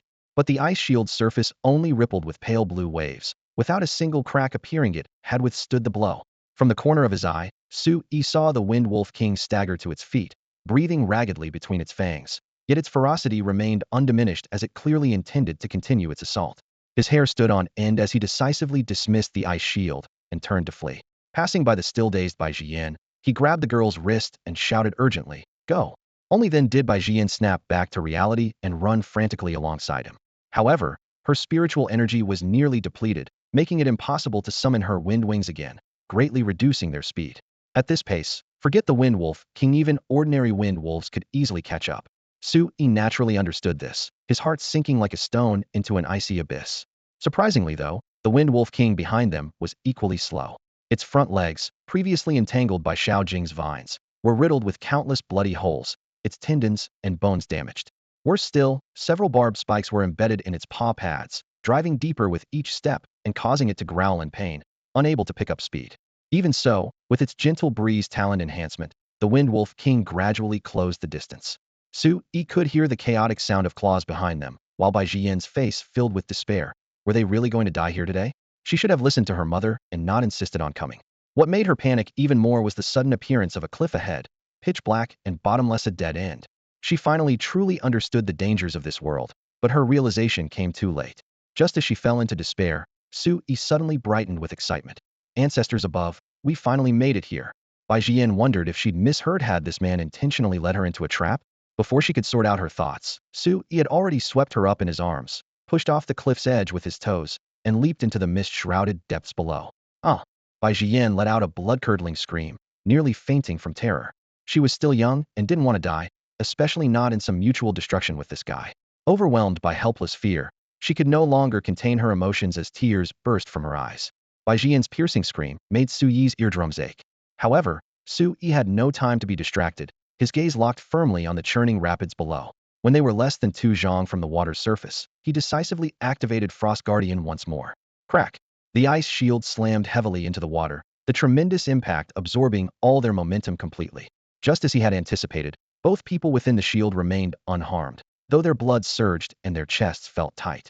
The ice shield drifted eastward with the current, and moments later was swept into a waterfall by the turbulent waters, plummeting dozens of meters once again. Atop the cliff, the Wind Wolf King witnessed this scene and howled furiously. It paced back and forth, but ultimately didn't dare leap down. The drop here was simply too high. Even using lightness of wind to cushion the fall would likely result in broken bones and severe injuries. Not to mention it was already wounded. Ahead lay an even deeper waterfall, and since it had never been good at swimming, it could only stand at the cliff's edge venting its rage. Below the waterfall, Su Yi's spiritual energy was completely depleted, and the ice shield shattered instantly. He and Bai Jian fell directly into the pool. Fortunately, both could swim, and after some splashing about, they managed to crawl ashore, gasping heavily. Are you alright? Su Yi glanced at Bai Jian. The girl was soaked through, and his casual words of concern caused her to completely break down. She threw herself into his arms with a wail, her shoulders shaking as she cried, releasing all the terror from moments before and every grievance she'd endured since entering the secret realm. Su Yi sighed inwardly. So young, yet venturing into secret realms, why such haste for success? Though the thought crossed his mind, he didn't voice it. Bai Jian in her current state wouldn't listen to reason. She simply needed to let it out. But after waiting a while, she continued sobbing uncontrollably, wiping her snot and tears on his clothes. Su Yi had no choice but to gently push her shoulders. I'm not very good at comforting children. I know you still want to cry, but we're not far from the Windwolf's den, and the Windwolf King could catch up at any moment. How about we find a safe place to rest first? Then you can cry to your heart's content. Bai Jian's body stiffened, and she protested through her sniffles. I'm not a child. Yet the tears still wouldn't stop. Thought she was just a proud little lowly. Turns out she's quite the crybaby, Su Yi thought wryly. But he also understood that lingering here any longer would be gambling with their lives. After a moment's hesitation, he scooped her up in his arms just as he had when they jumped from the cliff, then turned and plunged into the dense forest ahead. Outside the spatial tunnel, Li Wenyu glanced at the timer, her elegant brows furrowed. It's been 35 minutes this time. Why hasn't any new information come from the secret realm? According to protocol, Zhou Xian would report their safety through the positioning distress device every 30 minutes. This was a mandatory order she had issued. Yet this time it was a full 5 minutes overdue. Could something unexpected have happened? Li Wenyu tensed up at once, bit her red lip, and said to an apprentice beast master at her side, Go in and ask Xiao Zhu if there's any new update. A space tunnel like a silver-gray rift spanned the center of the hall, glinting with cold light. Xiao Zhu was stationed at the secret realm's entrance on the far side of the fissure, dedicated to receiving signals from the locator distress beacons. Because signals couldn't pierce the spatial barrier, someone had to stand watch without a single second left uncovered. Yes, Director Li. The apprentice nodded and sprinted into the tunnel. The guards, unfazed, simply shifted aside to clear a path. As he stepped into the dim fissure, another colleague stumbled out from the secret realm's side, breathing hard. He went straight to Li Wenyu, face grave. Director Li, Miss Xian's group was attacked by a wind wolf pack, and it seems something went wrong. Fong Pan, Lu Yu, and Zhou Xian were all seriously injured and sent out a distress signal. What did you say? Li Wenyu's heart lurched, as if an invisible hand had clenched her chest. Forcing herself to stay calm, she pressed on quickly. What about Jian? Is she hurt? The colleague hesitated, then reported softly, I'm sorry, Director Li. According to Zhou Xian and the others, they fought to hold back the pack so Miss Jian could break away first. We don't yet know if she's injured. But the locator shows Miss Jian should be with Su Yi right now, and there's been no further distress signal, so the situation shouldn't be too bad. Su Yi. At the name, some of the tension eased from Li Wenyu's face, and she secretly thanked herself for pulling Xiaoyi into the team at the last minute. Good thing I brought Xiaoyi in, or the consequences would have been unthinkable. The colleague wavered, then couldn't help adding, Director Li, I'm not sure if I should say this, but Fong Pan and Lu Yu reported that the wind wolf outbreak might be tied to Su Yi. Li Wenyu looked up, her eyes cold as starlight, and gave him a flat glance. One-sided claims aren't to be taken at face value. He'll ask Jian when she returns. Clearly, she wasn't buying their conclusion-leveling accusations at a teammate in a crisis smacked of shifting blame. Cowed by her authority, the colleague fell silent, but still asked, understood. Should we send people in to support Miss Jian now? She only has Su Yi with her, and we can't guarantee her safety, plus a man and a woman alone. Xiaoyi would never do something like that. Li Wenyu cut in, voice like ice. Then she softened slightly, though her tone left no room for debate. Assemble a rescue team and stand by. At the same time, try to reach Xian and Xiaoyi to confirm their position and status. Yes. He dared not say more, bowed aside, and hurried to carry out the orders. In the new secret realm, night ran deep. The quiet cave held only the drip of water striking stone. Su Yi knelt on one knee, carefully checking Xiao Jing's injuries. For a plant-type pet with growth, as long as the roots and rhizomes were intact, its life was not in danger. Surface wounds mainly caused weakness. Compared with pets that needed meat and feast, Xiao Jing was almost cost-free to keep when hungry. It could just root into the soil for nutrients, bask in sunlight, and sip some carbon dioxide. Once he confirmed the vital parts were fine, Su Yi summoned Xiao Jing out of the beast's space. The emerald vines quivered lightly, then suddenly snapped its only undamaged tendril with a crisp crack. What are you doing? Su Yi was baffled. Dirty. Xiao Jing replied with a faint mental ripple. Su Yi blinked, then broke into a grin so the little one had a touch of OCD. All right, time to refill your nutrients. He lined up 6 or 7 bottles of energy water, their shells glowing blue in the firelight. Perking up, Xiao Jing extended a slender thorned tendril into the first bottle. The chilled liquid surged up the vine, and its leaves brightened back to a lively green. When the last drop of energy water was gone, Xiao Jing swayed its vines, radiating a simple, satisfied joy. Bliss.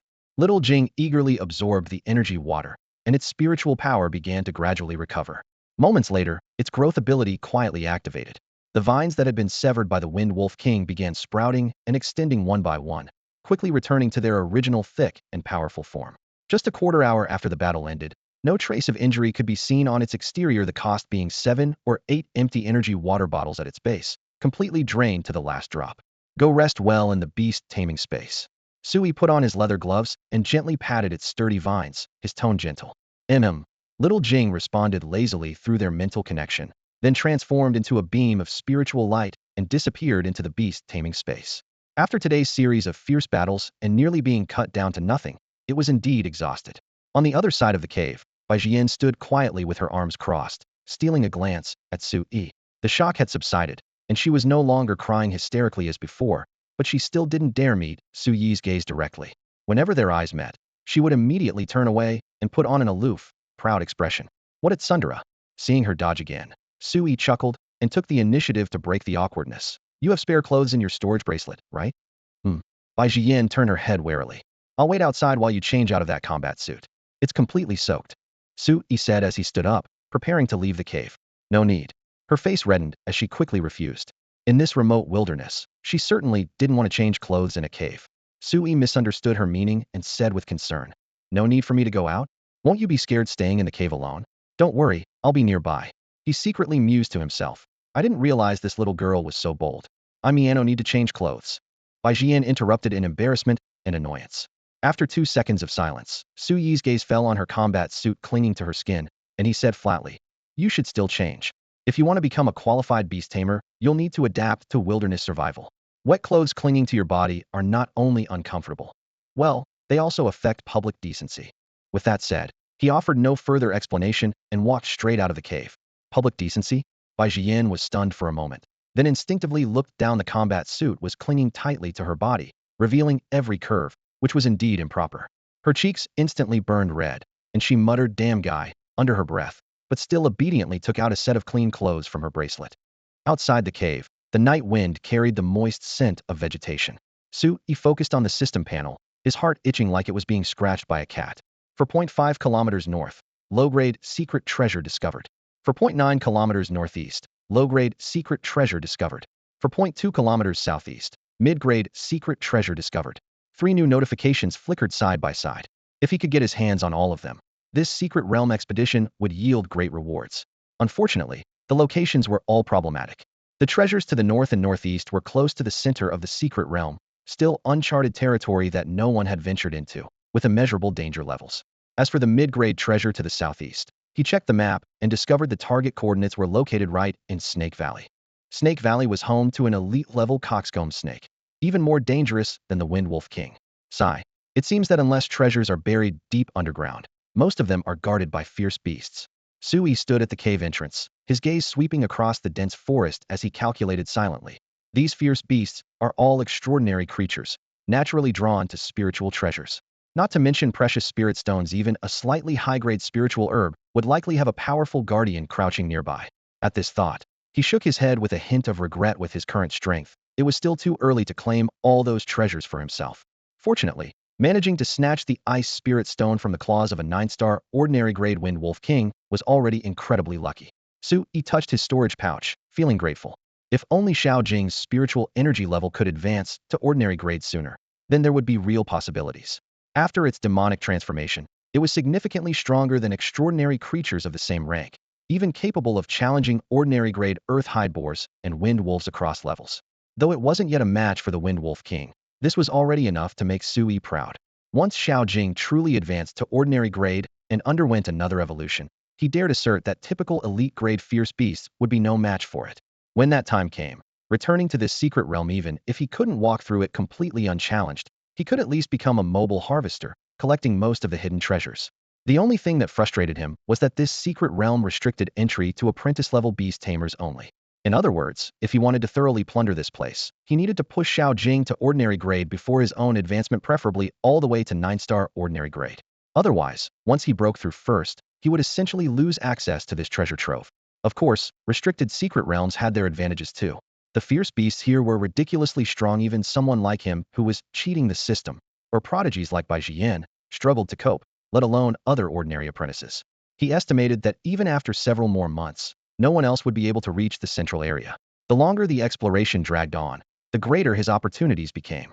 As long as he could help Xiao Jing grow rapidly during this period, most of the treasures in this secret realm would eventually end up in his pocket.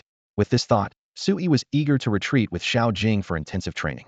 However, he had to withdraw for now.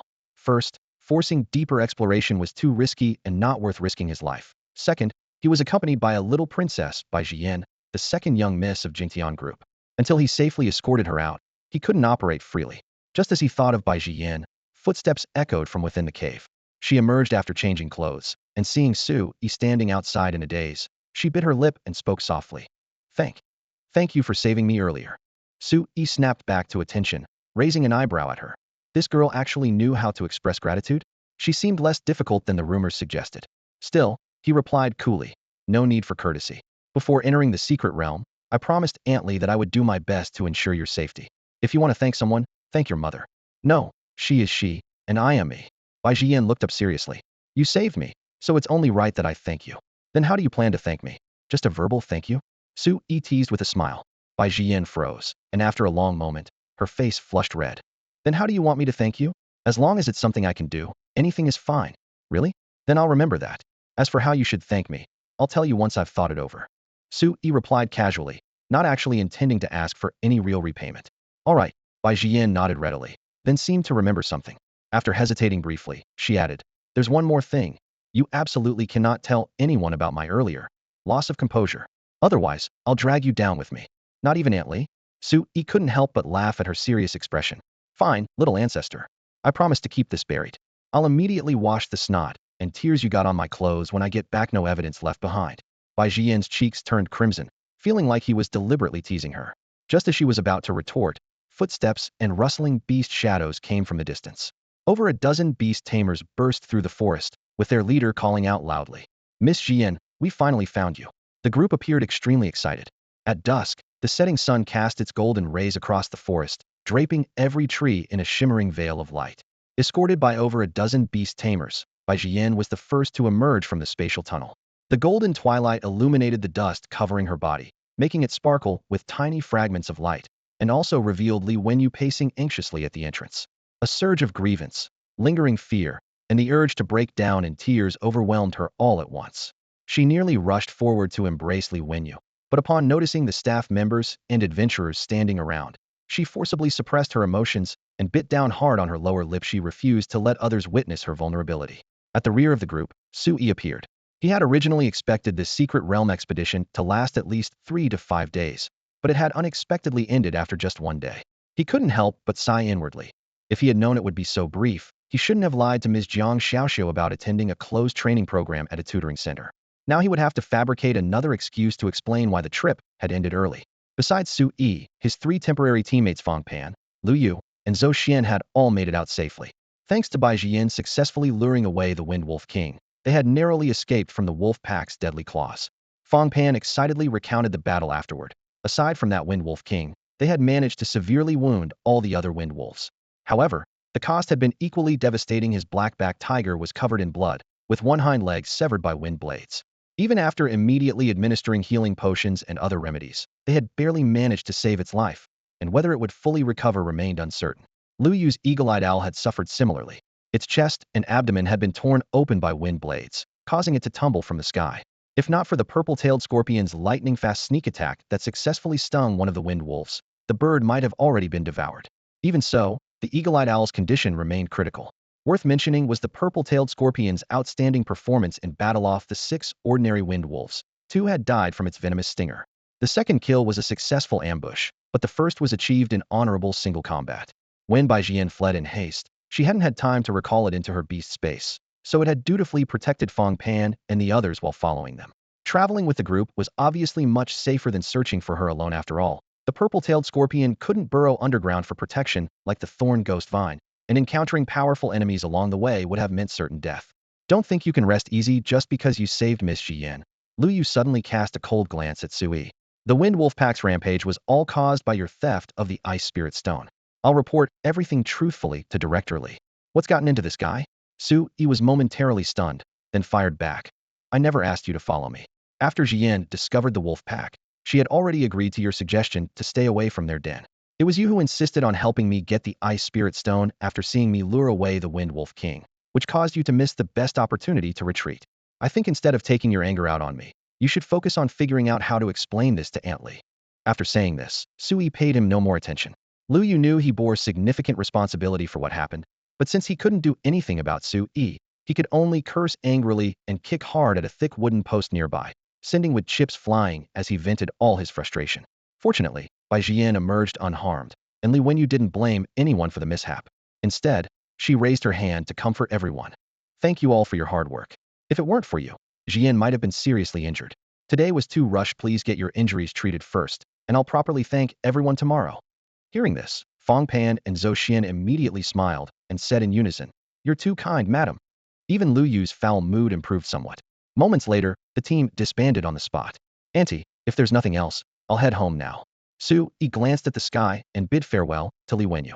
It's so late, and we're out here in the forest. It's not safe for you to go back alone. Why don't you ride back with me in my car?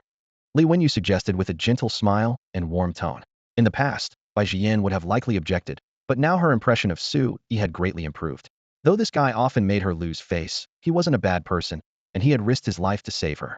Looking at him more closely, he was actually quite handsome. Thank you, Auntie. Considering the inconvenience of returning to the city late at night, Sui didn't refuse.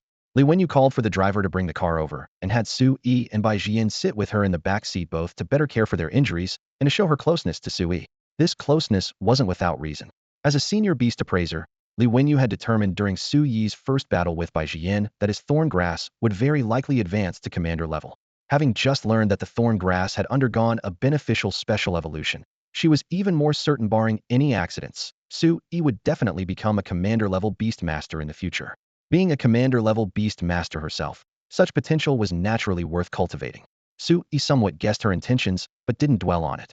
Even family relationships weren't necessarily absolutely pure, let alone those with others. At least Li Wenyu was treating him well for now, and he was happy to go with the flow. The car started, and the cabin fell silent for a moment. Li Wenyu spoke first. Xiaoyi, I heard you've been staying home throughout the break. I'm embarrassed to say, Auntie, but I didn't have much to do during the break, so I just stayed home meditating, hoping to advance to ordinary level beast master soon. Sui answered honestly.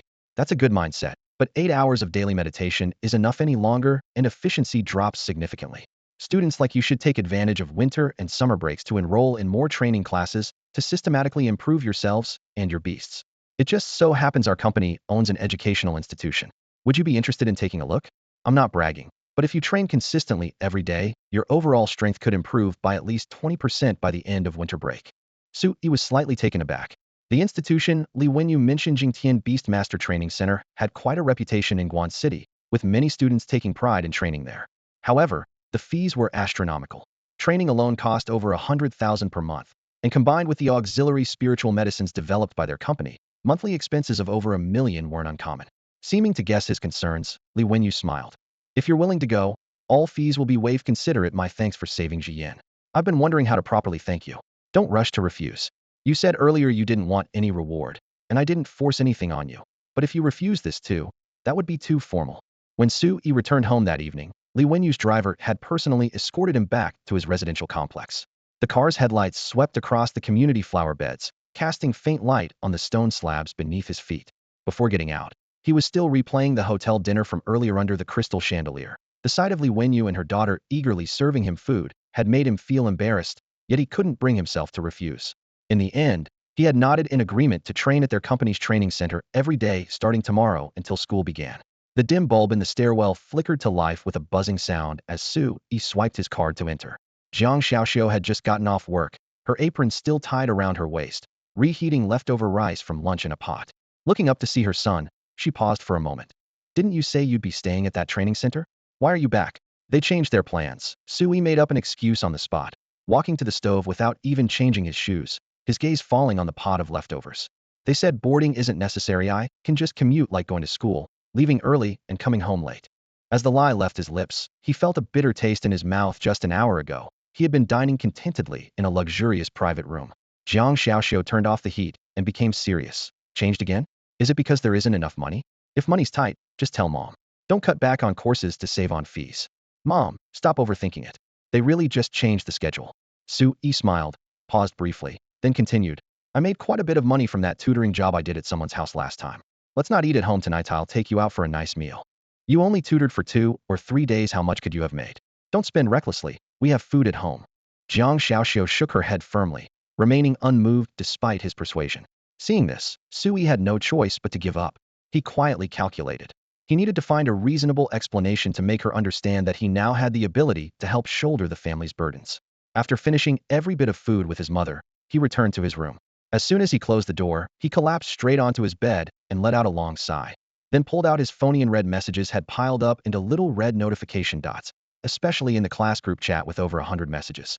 Among them was a group announcement from his homeroom teacher, Lu Yiting. It's been over a week since vacation started. Why are there still class announcements? He muttered as he clicked on it. Everyone. Our school has received notice from the Higher Education Department that a newly appeared apprentice-level restricted secret realm in the forest on the northern outskirts contains numerous ordinary-level and elite-level fierce beasts and has been classified as extremely high risk. Therefore, students from our school are prohibited from entering and exploring on their own. Violations will result in penalties ranging from a minimum of disciplinary action to a maximum of expulsion, depending on the circumstances. Please, students, cherish your lives, stay away from danger, and thank you for your cooperation. What? Minimum disciplinary action, maximum expulsion?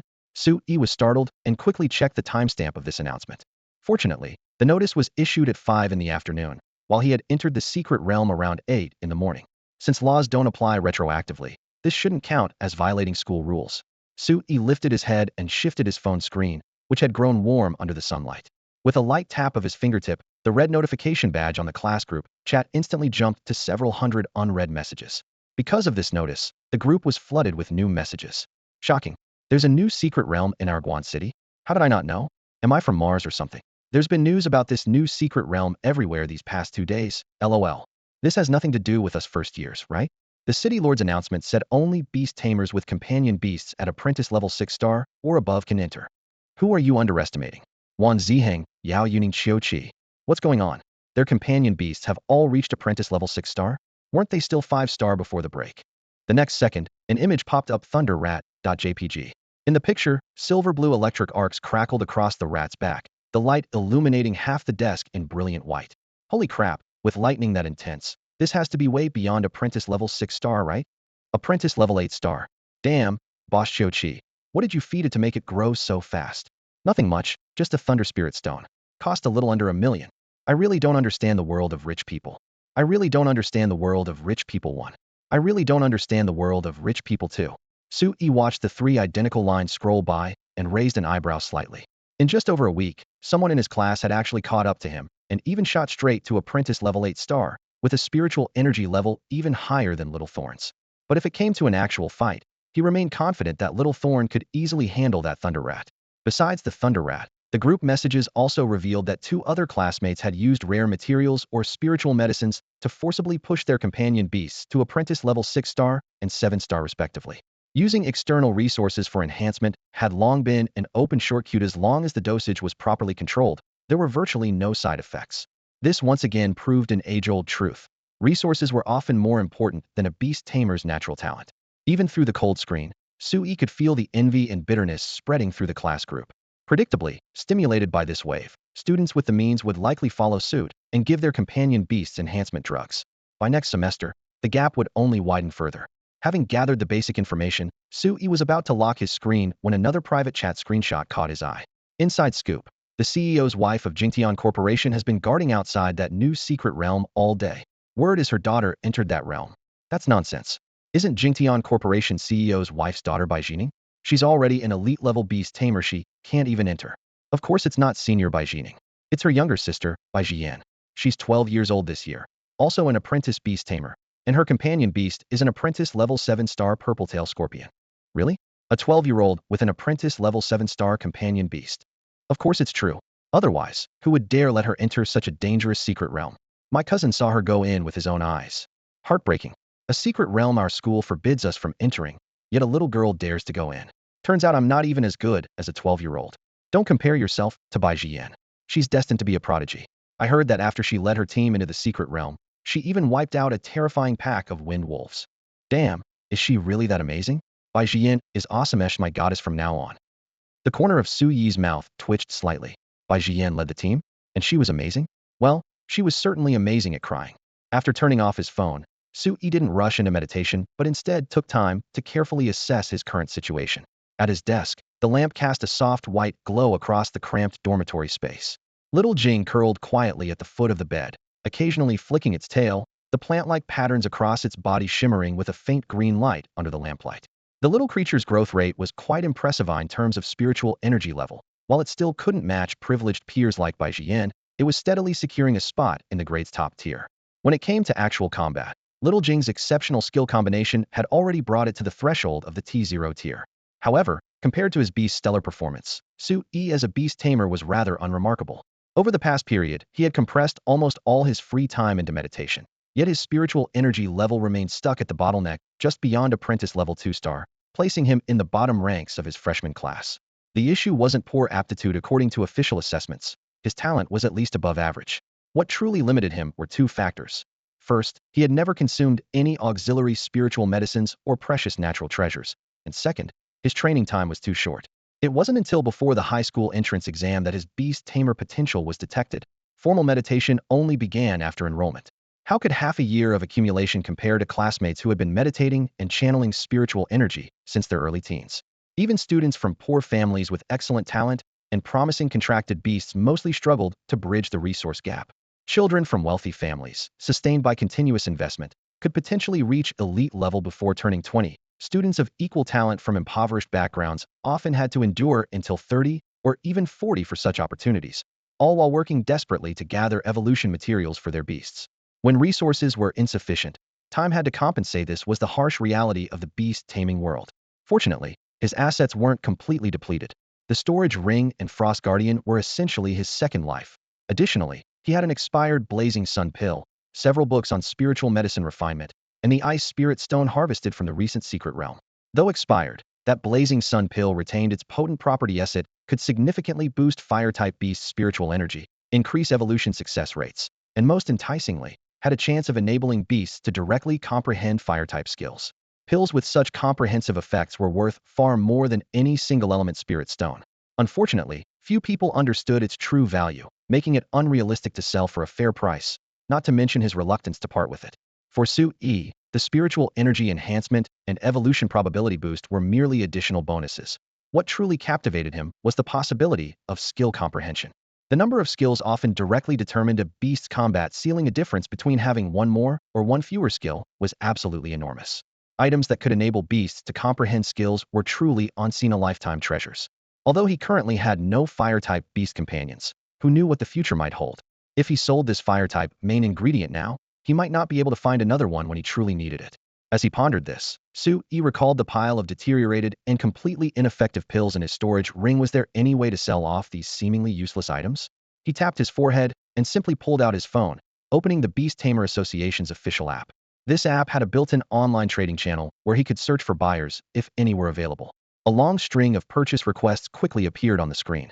1. Lonting Pharmaceuticals seeks large quantities of secret realm pills intact, deteriorated, or ineffective, all accepted, starting from 1,000 yuan minimum with no upper limit. Bulk orders prioritized. 2. National Beast Pharmaceuticals seeks large quantities of secret realm pills. Prices negotiable. Up to 100 million yuan. Contact us. There were an alarming number of similar posts, spanning dozens of pages. He even spotted a purchase advertisement from Jingtian Pharmaceuticals later on. Clearly, major pharmaceutical companies valued secret realm pills far more than he had imagined.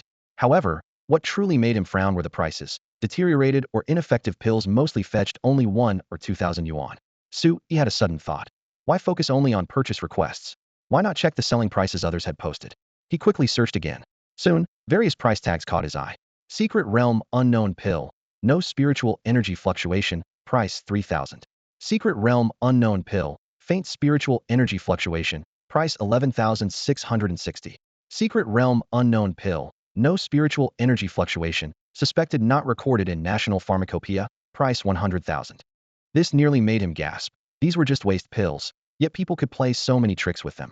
Higher prices for pills with spiritual energy fluctuations seemed reasonable enough, but one suspected unrecorded, ineffective pill dared to ask for 100,000, and below that, someone had listed similar items for millions. Outrageous.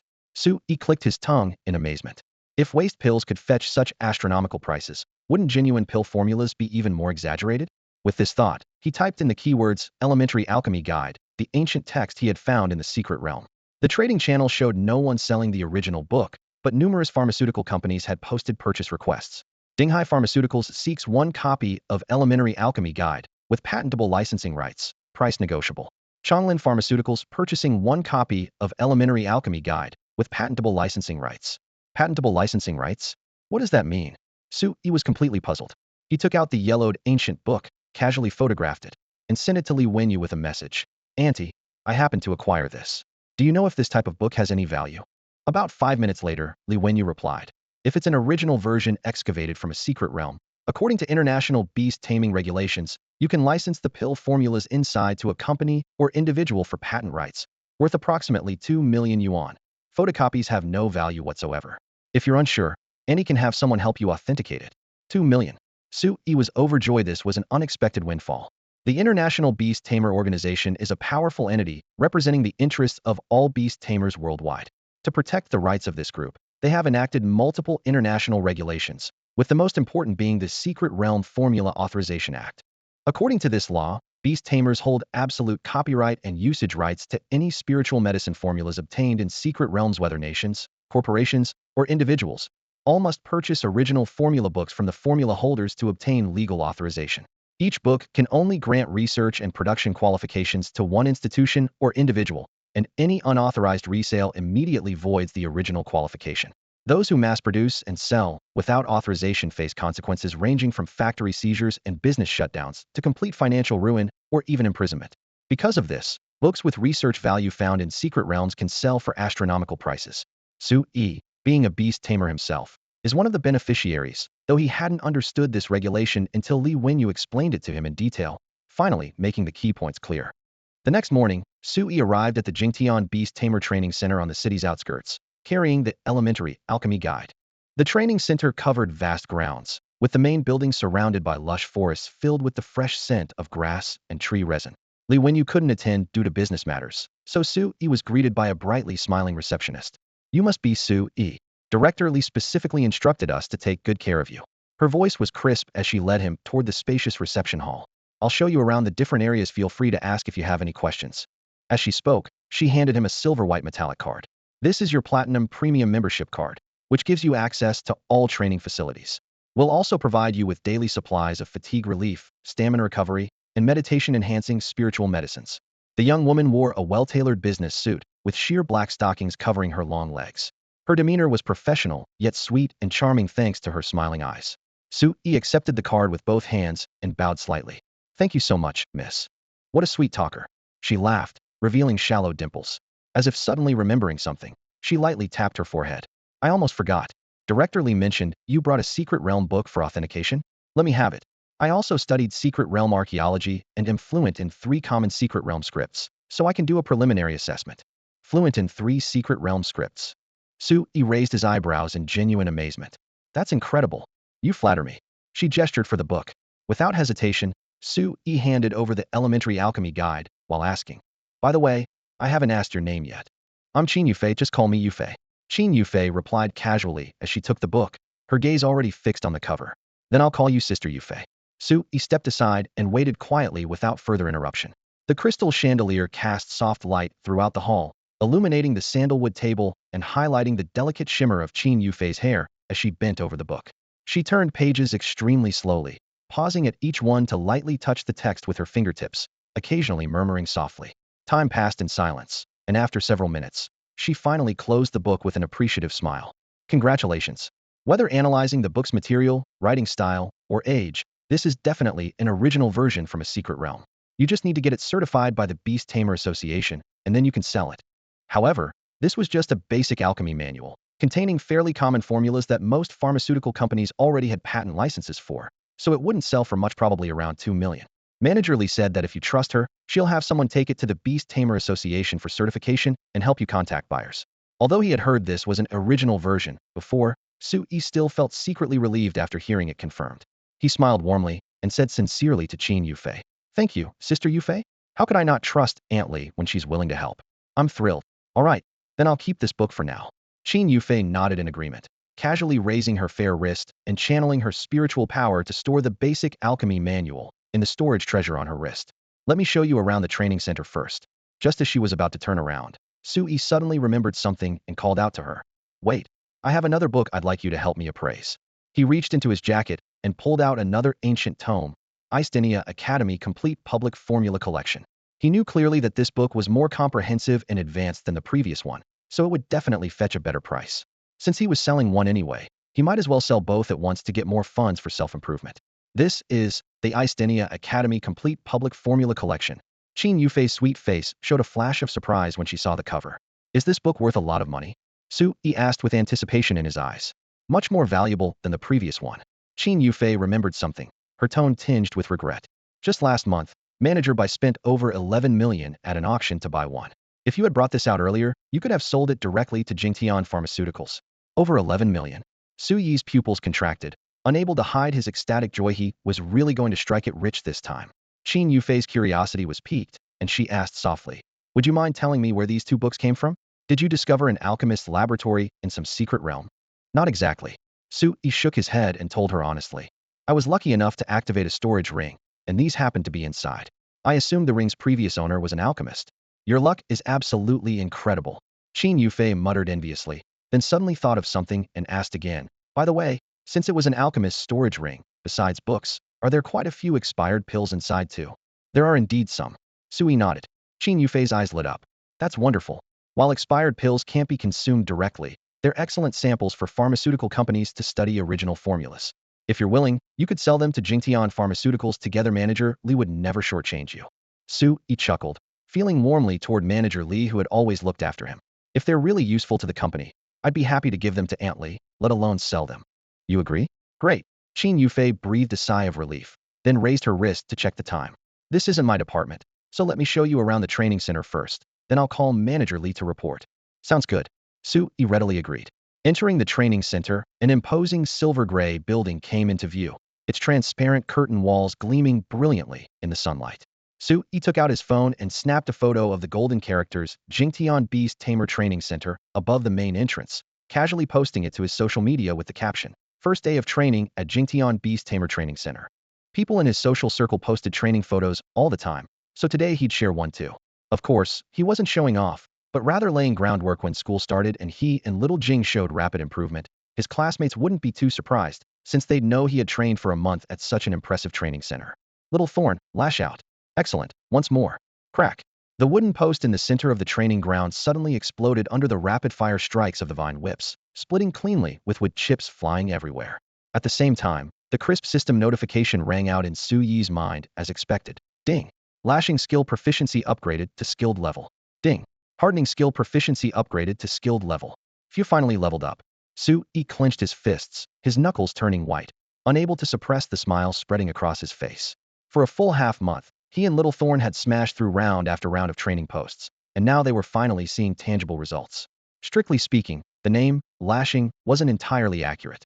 With each lash, Little Thorn would simultaneously activate, hardening, making the vines as tough as refined steel under the enhancement, multiplying their destructive power. This was the core of the entire technique.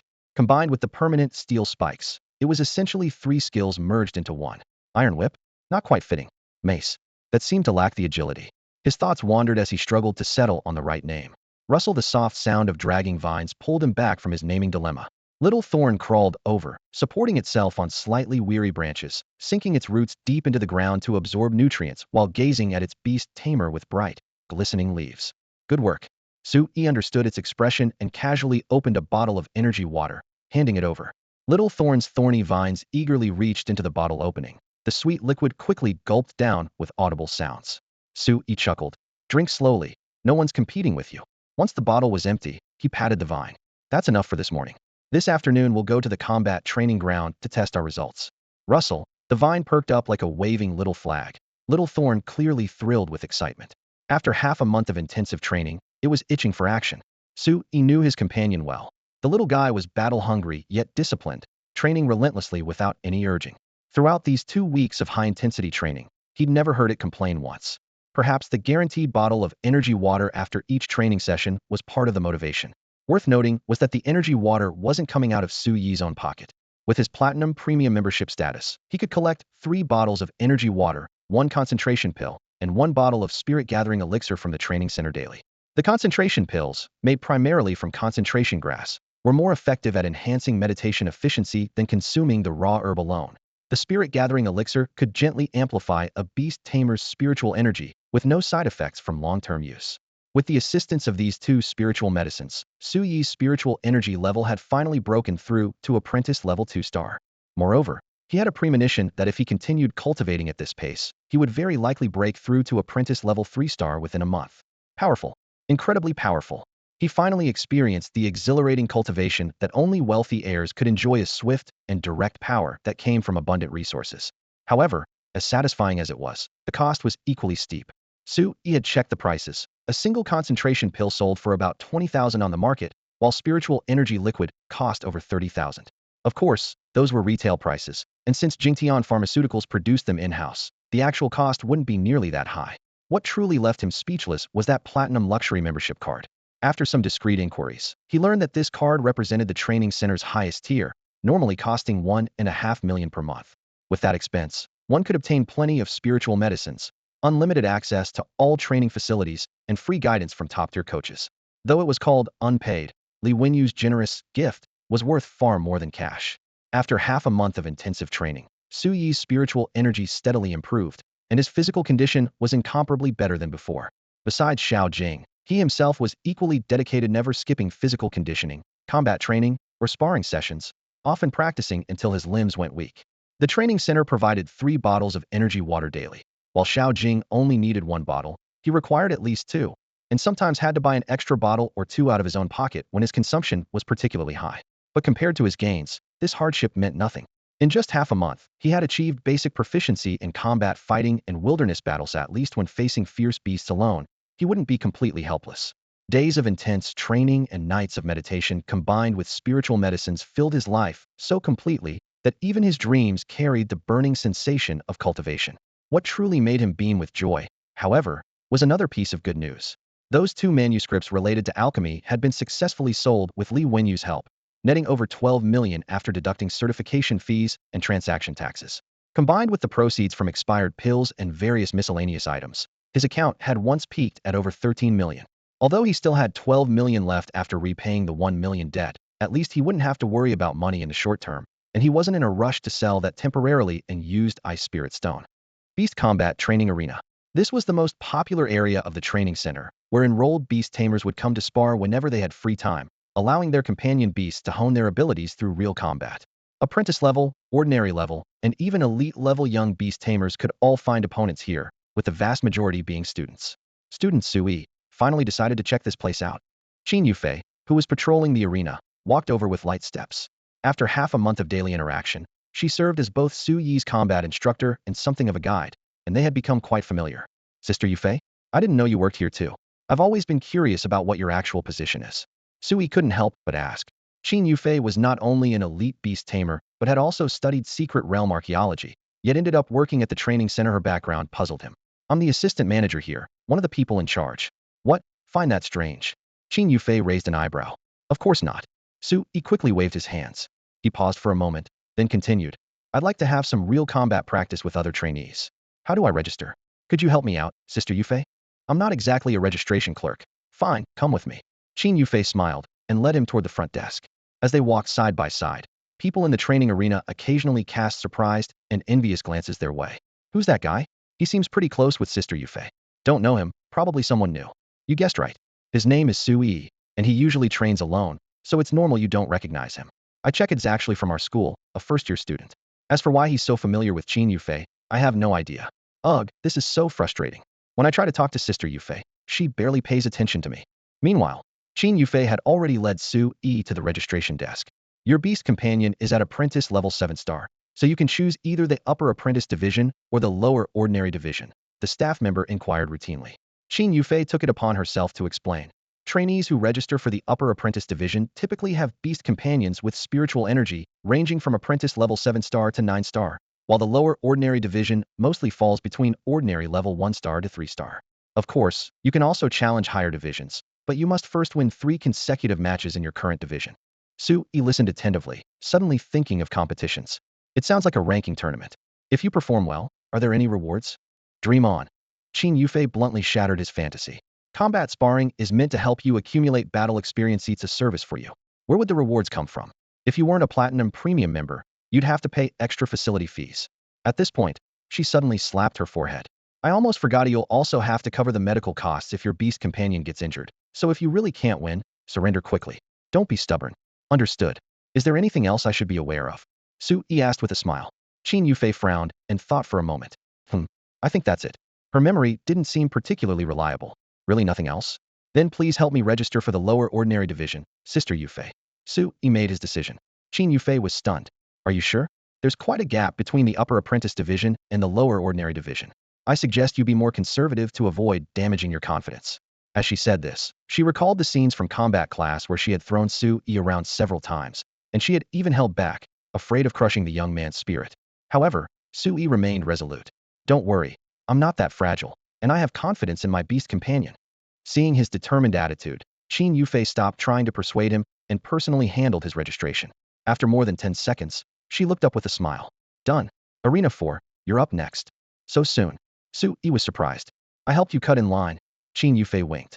If nothing unexpected happens, your opponent will be a senior from your school, that short-haired high school student on Arena 4. He's no ordinary student. His strength is quite impressive.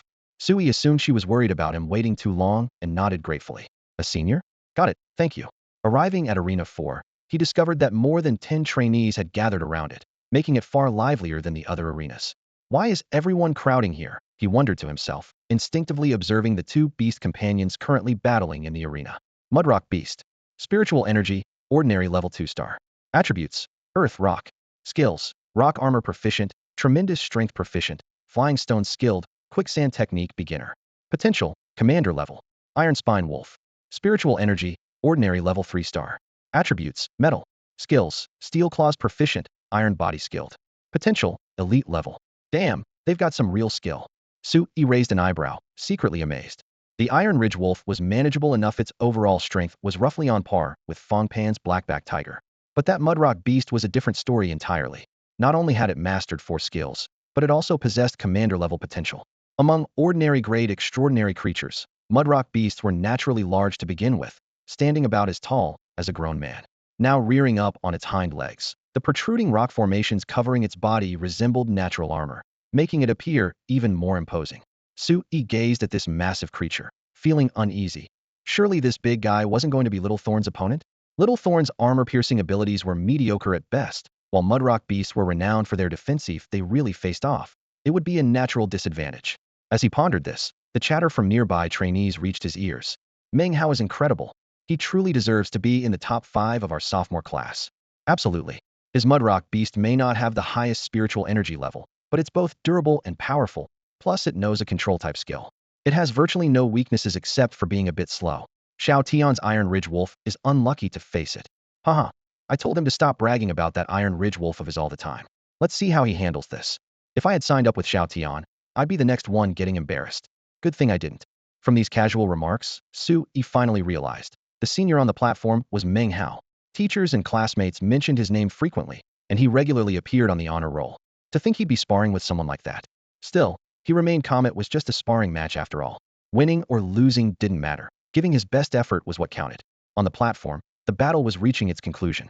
The Mudrock beast suddenly raised its palm, and grayish-yellow spiritual light flashed quicksand technique. The ground beneath the Iron Ridge Wolf instantly transformed into soft quicksand. Caught off guard, its front paws sank directly into the sand as it struggled desperately. The Mudrock beast stepped forward and lunged down with its massive frame, pinning the Iron Ridge Wolf firmly into the sand pit as the entire wolf disappeared into the churning quicksand. I surrender. The student called. Xiao Tian panicked and shouted quickly, afraid that waiting another second would suffocate his beast companion. The referee immediately announced, Meng Hao wins. Match over. Get the Iron Ridge Wolf out. Only then did Meng Hao signal his Mudrock beast to release its grip and drag the wolf out. After confirming the Iron Ridge Wolf was merely exhausted, Xiao Tian breathed a sigh of relief and thanked him repeatedly.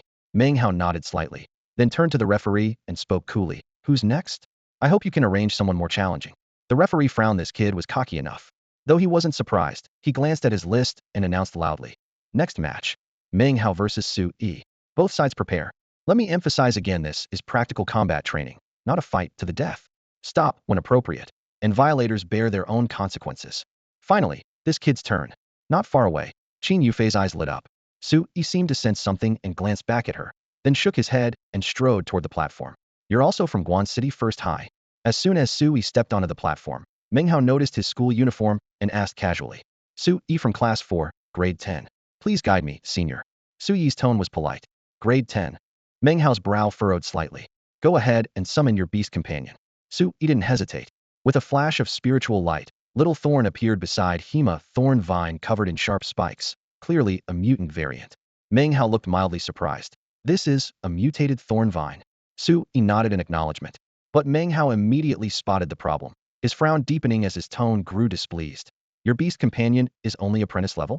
This is the ordinary level platform, not apprentice level. Just surrender. I don't want to waste time. Faced with such arrogance, Su Yi felt his own anger rising, but he responded calmly. I'll only surrender when I'm certain I can't win. If you really don't want to fight me, Senior, according to the rules here, you can surrender and step down to let someone else take your place. This freshman is pretty cocky. The trainees watching from the sidelines raised their eyebrows in surprise, clearly not expecting Su Yi to dare challenge someone so openly. This kid's probably in for a rough time. Senior Meng Hao doesn't have the best temper. That's true, but why do I feel a little excited about this? If he could actually make Meng Hao eat his words, man, that would be something.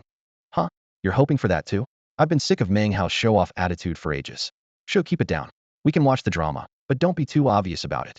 We don't want to make enemies. Just enjoy it quietly. Haha, this kind of thing only happens in our dreams. Don't forget, even though that freshman's beast is decent among his peers, it's still several levels below Meng Hao's rock mud beast. While the crowd whispered among themselves, Meng Hao's eyes narrowed at the center of the arena. You're the first underclassman who's dared to talk to me like that. Since you're looking for trouble, I'll give it to you. Referee, let's begin. Clearly, Su Yi's attitude had completely ignited his anger. An apprentice-level junior not only refused to surrender, but had the nerve to talk back. He had to teach him a lesson, or he'd lose face. The referee glanced at the time and reminded him, you've already fought 2 consecutive battles. You can rest for 10 minutes and give your rock mud beast some recovery potions. No need. Meng Hao waved his hand dismissively. Why bother with all that trouble for a fight that'll be over in a minute? The referee didn't bother arguing further and turned to the other side. Student Su Yi, are you ready? Ready. We can start anytime. Su Yi clenched his fists, feeling inexplicably excited about the upcoming battle. On the battle platform, Su Yi's beast, Little Thorn, seemed to sense Meng Hao's contempt. Its vine leaves swayed as it bared its fangs, even more irritated than its beast master. It frantically conveyed its emotions to Su Yi. It wanted to crush that rock mud beast, and fast. It, Little Thorn, would not tolerate being looked down upon. Su Yi had originally worried it might be intimidated facing such a massive opponent, but now he realized those concerns were completely unnecessary. Since you're both ready, let's begin. With the referee's command, the battle officially started. The rock mud beast received its orders and let out a thunderous roar, its 4 hooves crushing pebbles as it charged straight toward Little Thorn. Lash! Su Yi shouted. Whoosh! 3 vines instantly expanded, twisting together like rope in the next moment, gleaming with a metallic coldness as they whipped toward the rock mud beast's head. Hardening spiritual energy flowed across the vine's surface, reflecting the lights with an ominous gleam. The rock mud beast was bulky but made no attempt to dodge, whether it couldn't react in time or simply felt no need to avoid the attack. It lowered its head and took the hit head. Bang! The impact echoed loudly. The vine whip struck the rock mud beast's massive head, not only knocking its head to the side, but also shattering a large section of the rock armor covering it, exposing the rough, grayish-brown skin underneath. Holy crap! The trainees below stared in shock. This was the kind of damage a vine whip could do? They'd expected the attack to barely affect the rock mud beast, considering Little Thorn's spiritual energy level wasn't particularly high and the vines were made of plant fiber. Instead, it had completely shattered the rock armor. This freshman has some serious skills. Everyone was utterly astonished. Not only were the trainees in the stands stunned, but even Meng Hao on the arena stage was jolted. Only then did he realize his earlier overconfidence. If this strange thorn vine before him was already at ordinary grade, that whip strike could very well have injured the rock beast. Alarm bells rang in his mind as he quickly adjusted his breathing, commanding the rock beast to condense another layer of thick rock armor around its head. His gaze locked onto Su Yi with deadly focus, refusing to give his opponent any further opportunities. Su Yi, however, felt somewhat disheartened. That whip had been Little Thorn's strongest output at its current stage, and while it had shattered the rock armor, it still hadn't managed to wound the rock beast's flesh. This approach wouldn't work. If he switched to continuous whipping to drain spiritual energy through attrition, given the grade difference between them, Little Thorn would inevitably collapse first. With this in mind, he quickly pondered other ways to break the deadlock. The moment this thought arose, Meng Hao struck first. The rock beast pressed both palms to the ground, instantly transforming large patches of earth into loose quicksand that surged upward. Simultaneously, its massive body lunged forward, clearly intending to use the terrain advantage to capture and kill Little Thorn in one decisive move. However, the quicksand technique was virtually ineffective against Little Thorn. The soft ground actually became natural cover.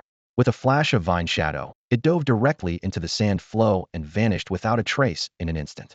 Pretty quick escape, Meng Hao sneered. But before his words had fully left his lips, a streak of dark green suddenly burst through the sand from beneath the rock beast's feet. Backup tactic binded. Su Yi's mind stirred. Whoosh. Over a dozen thick, thorn-covered vines erupted in wild growth, instantly climbing up the rock beast's two massive legs before coiling around its waist and back. The rock beast was naturally clumsy and had no time to shake them off. In the blink of an eye, it was bound tight as a dumpling. It roared and struggled, but the vines didn't budge an inch. Those vines are way too sturdy. Exclamations erupted from the stands. How could ordinary thorn vines restrain a rock beast? They should snap with one tug. It's probably a mutation that comprehended a toughness-enhancing skill. He actually hit that 40% probability. His luck is heaven-defying. Most people who choose thorngrass come from modest backgrounds. This guy just struck it rich. Don't speculate wildly. Anyone who can afford this training facility can't be that badly off. The chatter rose and fell in waves as Little Thorn's performance completely ignited the entire venue. On the other side of the arena, Qin Yufei nodded slightly. Director Li had specifically instructed her to take good care of Su Yi, which she hadn't paid much attention to at the time. Now, however, she had to reassess this first-year studenthy was indeed beyond expectations. Still, she also noticed that Su Yi's excitement was getting the better of him, and the battle situation remained fraught with danger. Sure enough, Meng Hao was thoroughly enraged and suddenly roared, "Brute force!" Boom! The rock beast, bound by layers of vines, swelled with muscle as a savage. Overwhelming power exploded outward. Crack! The first hardened vine snapped under the force, followed immediately by the second, third, fourth. Little Thorn, let go now. Sensing trouble, Su Yi immediately called out a warning. In fact, even before he could speak, the moment the second vine was brutally snapped by the mudrock beast's brute force, Little Thorn had already begun to disengage from its entanglement, but it was half a beat too slow, and in the blink of an eye, 2 more vines were shattered to pieces. Losing 4 vines in succession was already a significant injury for it. But the mudrock beast clearly had no intention of stopping there, lifting a boulder half the height of a person with a dull grunt and hurling it straight down at Little Thorn. Little Thorn didn't dare take the hit head, shaking its leaves as it burrowed into the sandy soil below, dodging hastily. Roar! The boulder missed its mark, and the mudrock beast immediately let out a furious bellow, raising another massive stone high above its head. Its giant eye swept back and forth across the ground, waiting for that flash of green to emerge so it could strike with thunderous force. But several seconds passed, and the ground remained completely still. With Little Thorn staying hidden underground, the mudrock beast could only rage helplessly. Do you plan to keep playing the coward forever? If this weren't a beast battle, you'd have already lost. The moment it hides, the next stone will come crashing down on you directly, Meng Hao said coldly, casting a dismissive glance at Su Yi. The referee also spoke up with a reminder. Student Su Yi, continuous evasion for more than 30 seconds will be considered a forfeit. 30 seconds. Su Yi's brow furrowed deeply. The Mudrock Beast's defense was astounding, and its strength equally terrifying. In a direct confrontation, Little Thorn simply couldn't match it. Could it be that he had no choice but to surrender? His gaze remained fixed on the battle platform, unwilling to accept defeat in future battles. There would only be more opponents like this. As he pondered, he suddenly noticed several sand pits scattered across the field, traces left behind after the Mudrock Beast had used its quicksand technique. The quicksand technique used Earth-type spiritual energy to transform sand and soil into deep, sinking quicksand, and the change was irreversible. Any target that fell in would continue to sink, and with the Mudrock Beast's cumbersome build, even it would struggle to escape if it fell in. The thought flashed through his mind like lightning, and he decisively gave the command, lash. Through their mental link, Little Thorn instantly understood. The next second, it burst from the earth behind the Mudrock Beast, its vine whip striking out with a sharp crack that left a fissure in the rock armor and shattered several stone fragments. Roar! The Mudrock Beast turned around in fury, but before its massive body could complete the turn, Little Thorn had already disappeared back underground. Immediately after, it emerged from another side, delivering a second lash with its vine whip. After 4 or 5 rounds of this, the Mudrock Beast was driven to frenzied roaring, blood vessels filling its eyes as its sanity nearly collapsed. On the platform, Meng Hao's expression grew increasingly grim. Though he knew Little Thorn hadn't managed to inflict any fatal damage, watching his own beast being toyed with was a complete loss of face. Below the platform, the watching trainees felt frustrated on Su Yi's behalf. He had gained the upper hand in both tactics and mobility, but his spiritual energy level was simply too weak to truly break through the Mudrock Beast's defenses, leaving him trapped in a stalemate. If Xiao Jing's attack power were just a bit stronger, it might have been able to completely dominate this Mudrock Beast single-handedly. What a pity. Even Qin Yufei couldn't help but shake her head and sigh. On the platform, however, the situation suddenly reversed in the next second. Xiao Jing, who had been dodging and hiding, suddenly stopped, lashed the Mudrock Beast hard with a whip, and then boldly stood its ground, branches and leaves swaying slightly in a gesture full of provocation. A furious roar immediately erupted. The Mudrock Beast completely lost its mind, its forehooves pounding wildly as it charged straight at Xiao Jing with clouds of dust and sand. Everyone could see that if this collision landed squarely, Xiao Jing would have absolutely no chance of survival. Now, Su Yi's heart pounded violently. The moment the Mudrock Beast charged forward, the ground split open with 4 cracks, and 4 thick vines emerged from below, wrapping around its legs. Crack! The vines snapped instantly, but the brief moment of entanglement was enough to make the Mudrock Beast lose its balance. Before everyone's eyes, the massive creature stumbled and fell straight into the quicksand pit it had created earlier. Sand rolled and churned as its head and upper body were completely swallowed, leaving only its 2 rock-armored hind legs flailing wildly outside. Xiao Jing didn't waste the opportunity. Its branches wrapped around the rock armor again, yanking forcefully several times to drag its opponent deeper into the quicksand. In just a few breaths, half of the Mudrock Beast's legs were also swallowed, and no matter how it struggled, it couldn't move. Success! Su Yi clenched his fists, joy flashing unmistakably in his eyes. The trainees below were all stunned. Using the quicksand pit dug by the Mudrock Beast to bury the Mudrock Beast itself was an operation unheard of.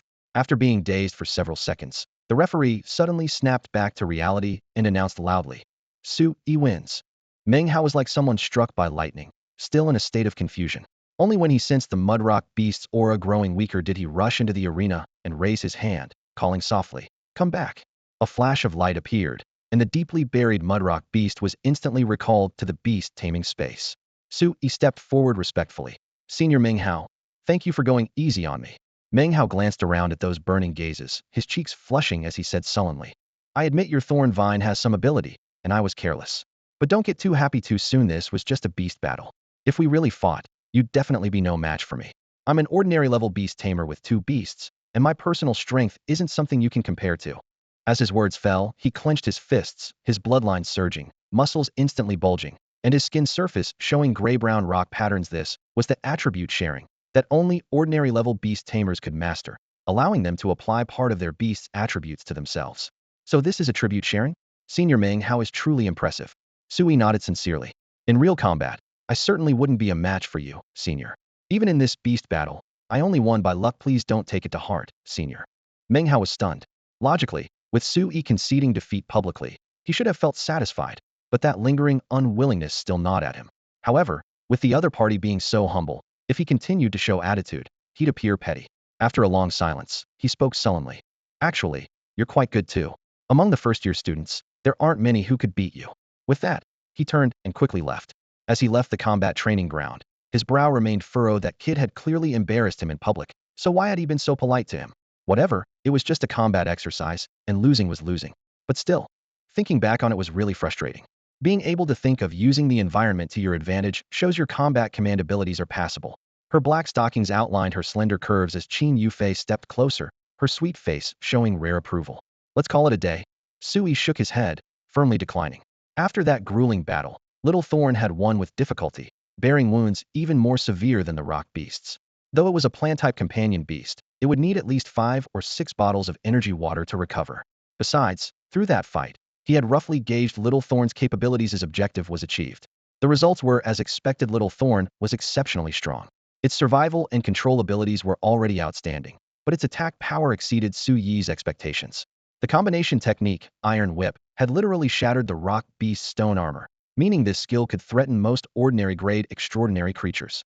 The rock beast was renowned for its defense, yet even it was forced to break formation, other extraordinary creatures of the same level would fare far worse.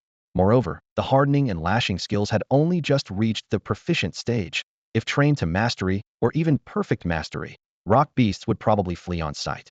Such attack intensity was beyond the reach of most companion beasts of the same tier.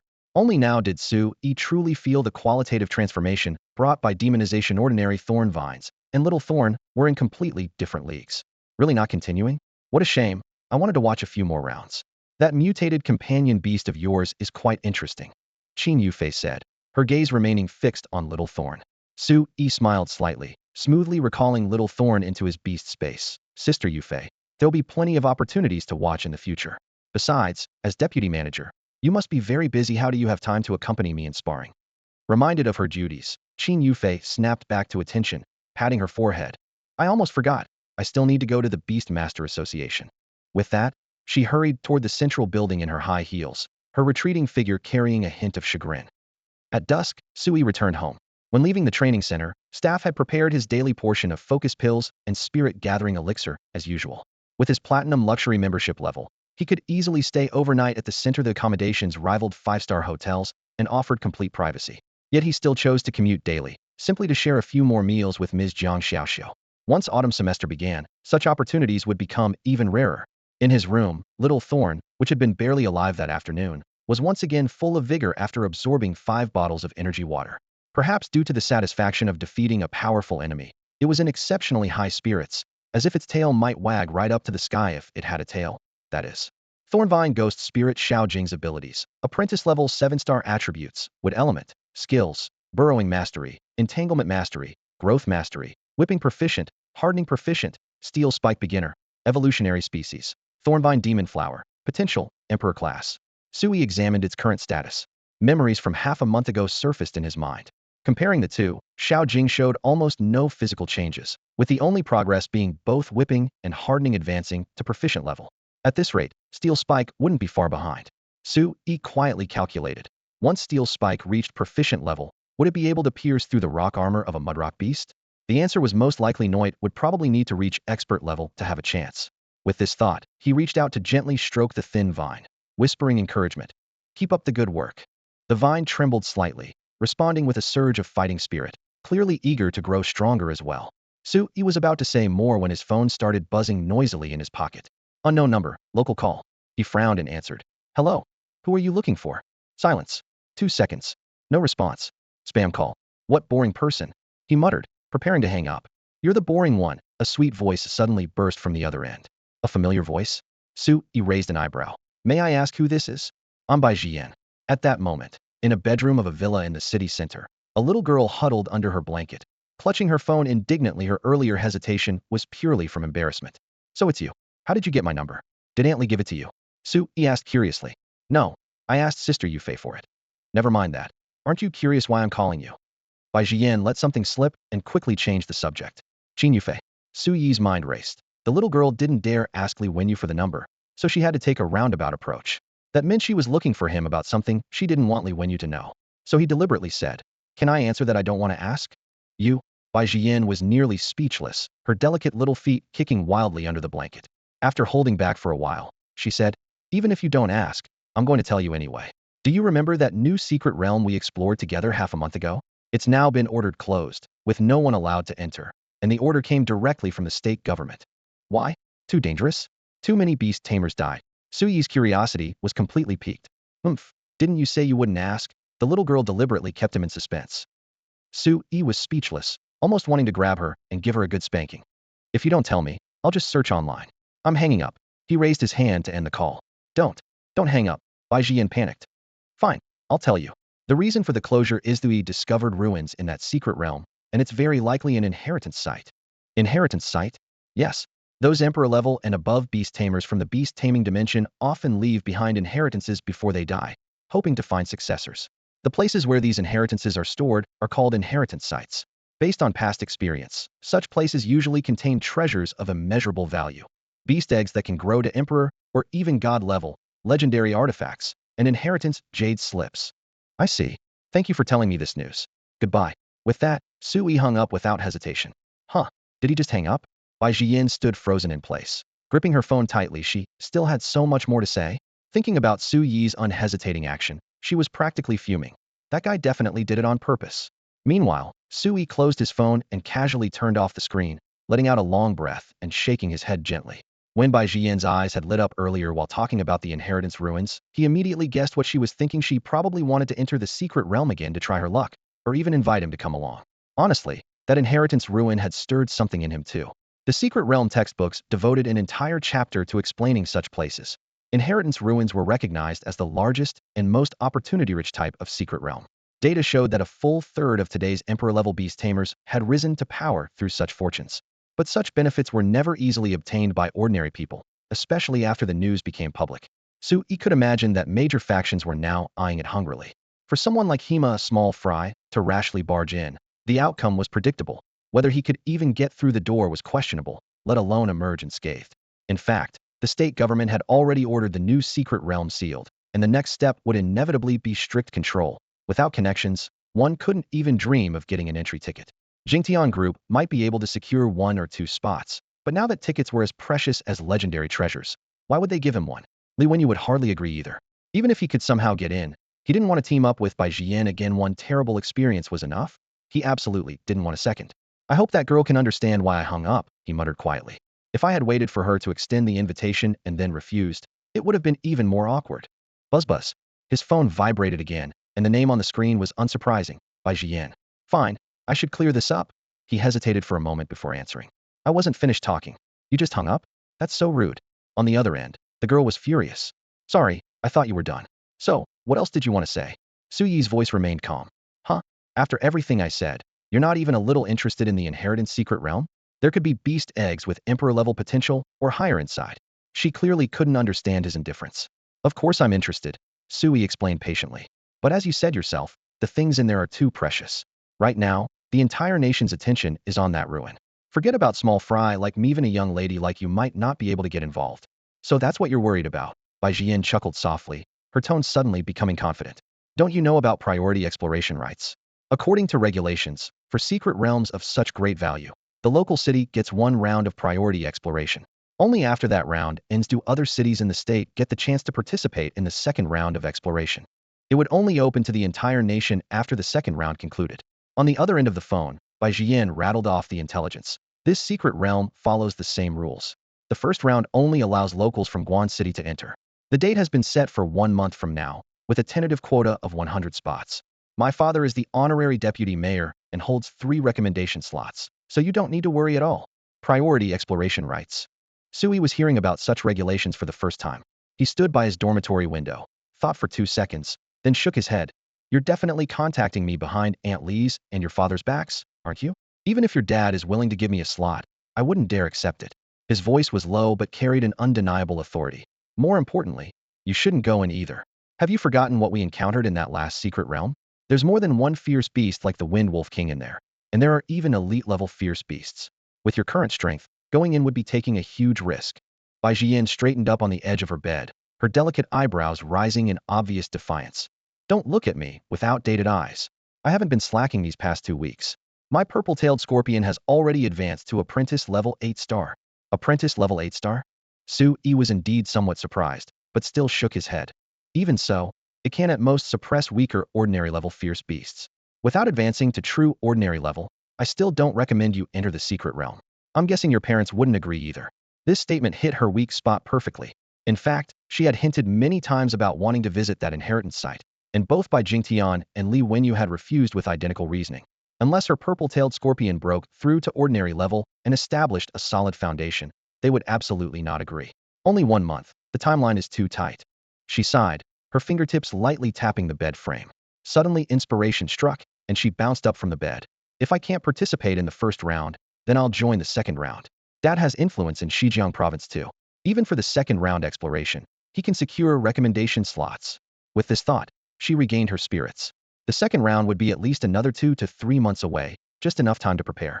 As for whether others might beat her to it in the first round, she wasn't worried. She knew all the notable apprentice beast tamers in Guan City inside and out. Very few could truly surpass her, and with such hasty preparation, their chances of obtaining the inheritance were low. The only regret was that slots would be tight in the second round, and she probably couldn't bring Sui along. Wait, Guan City First High should also get recommendation slots. Her eyes lit up again. What are you muttering about? Hearing the fragmented monologue from the phone, Sui couldn't help but speak up. Nothing. Bai Jian quickly adjusted her tone. You're right. We're indeed not suitable for the first round, so let's wait for the second. 2 to 3 months is enough time to prepare. Don't worry about the slots. Guan City First High will definitely get several, and I believe you can secure one. When the time comes, we'll go in together. Your thorn vine will handle control, my purple-tailed scorpion will handle the finishing blows, and we'll definitely obtain the inheritance. She grew more excited as she spoke, her speech rate accelerating accordingly. Su-yi rubbed his temples, the corner of his mouth twitching. I'm honored you think so highly of me. However, I refuse. Goodbye, and don't call again. With that, he hung up the call with a decisive click. He hung up again. Bai Jian was only halfway through her words when the flush of excitement on her face froze mid-expression. The merciless dial tone echoed from the other end once more. She stood stunned for half a second before anger shot straight to her head. Told me not to call? Well, I'm calling anyway. Her stubborn streak kicked in as she furiously hit redial. After several long rings with no answer, a cold, mechanical voice delivered the system message the other party had hung up. Unwilling to give up, she tried calling multiple times, only for her screen to suddenly display, "You have been blocked by this contact." That bastard. Realizing she'd been blacklisted, Bai Jian nearly exploded with rage. Her delicate feet thrashed wildly under the covers, kicking the soft comforter into a wrinkled mess. Finally, some peace and quiet. Su-yi tossed his phone beside his pillow and lay flat on his back, stretching luxuriously. He'd originally planned to meditate immediately, but the words inheritance ruins kept spinning in his mind, making it impossible to settle down. Honestly, Bai Jian's analysis had genuinely moved him. Initially, he'd had little interest in those ruins, but now his perspective was beginning to shift just as she'd said. 1 month of preparation was far too short, and the first round of exploration simply wasn't suitable for him. Going in with his current strength would likely mean playing a minor role at best. The second round would be different. If there really were 2 to 3 months available, he was confident he could push Little Jing to ordinary grade. With Little Jing's extraordinary skill proficiency, once it broke through, it would definitely rank among the top ordinary grade supernatural creatures, and might even hold its own against elite grade fierce beasts. His real concern was whether Guanxing No. 1 High School actually had recommendation slots. Even if they did, would the school conduct fair competition rather than making backdoor appointments? If it truly was fair, he could definitely compete after all. Little Jing could now punch through ordinary grade mudstone beasts with a single blow, and very few apprentice beast tamers could surpass him. But all of that was for later. The immediate priority was still improving his strength.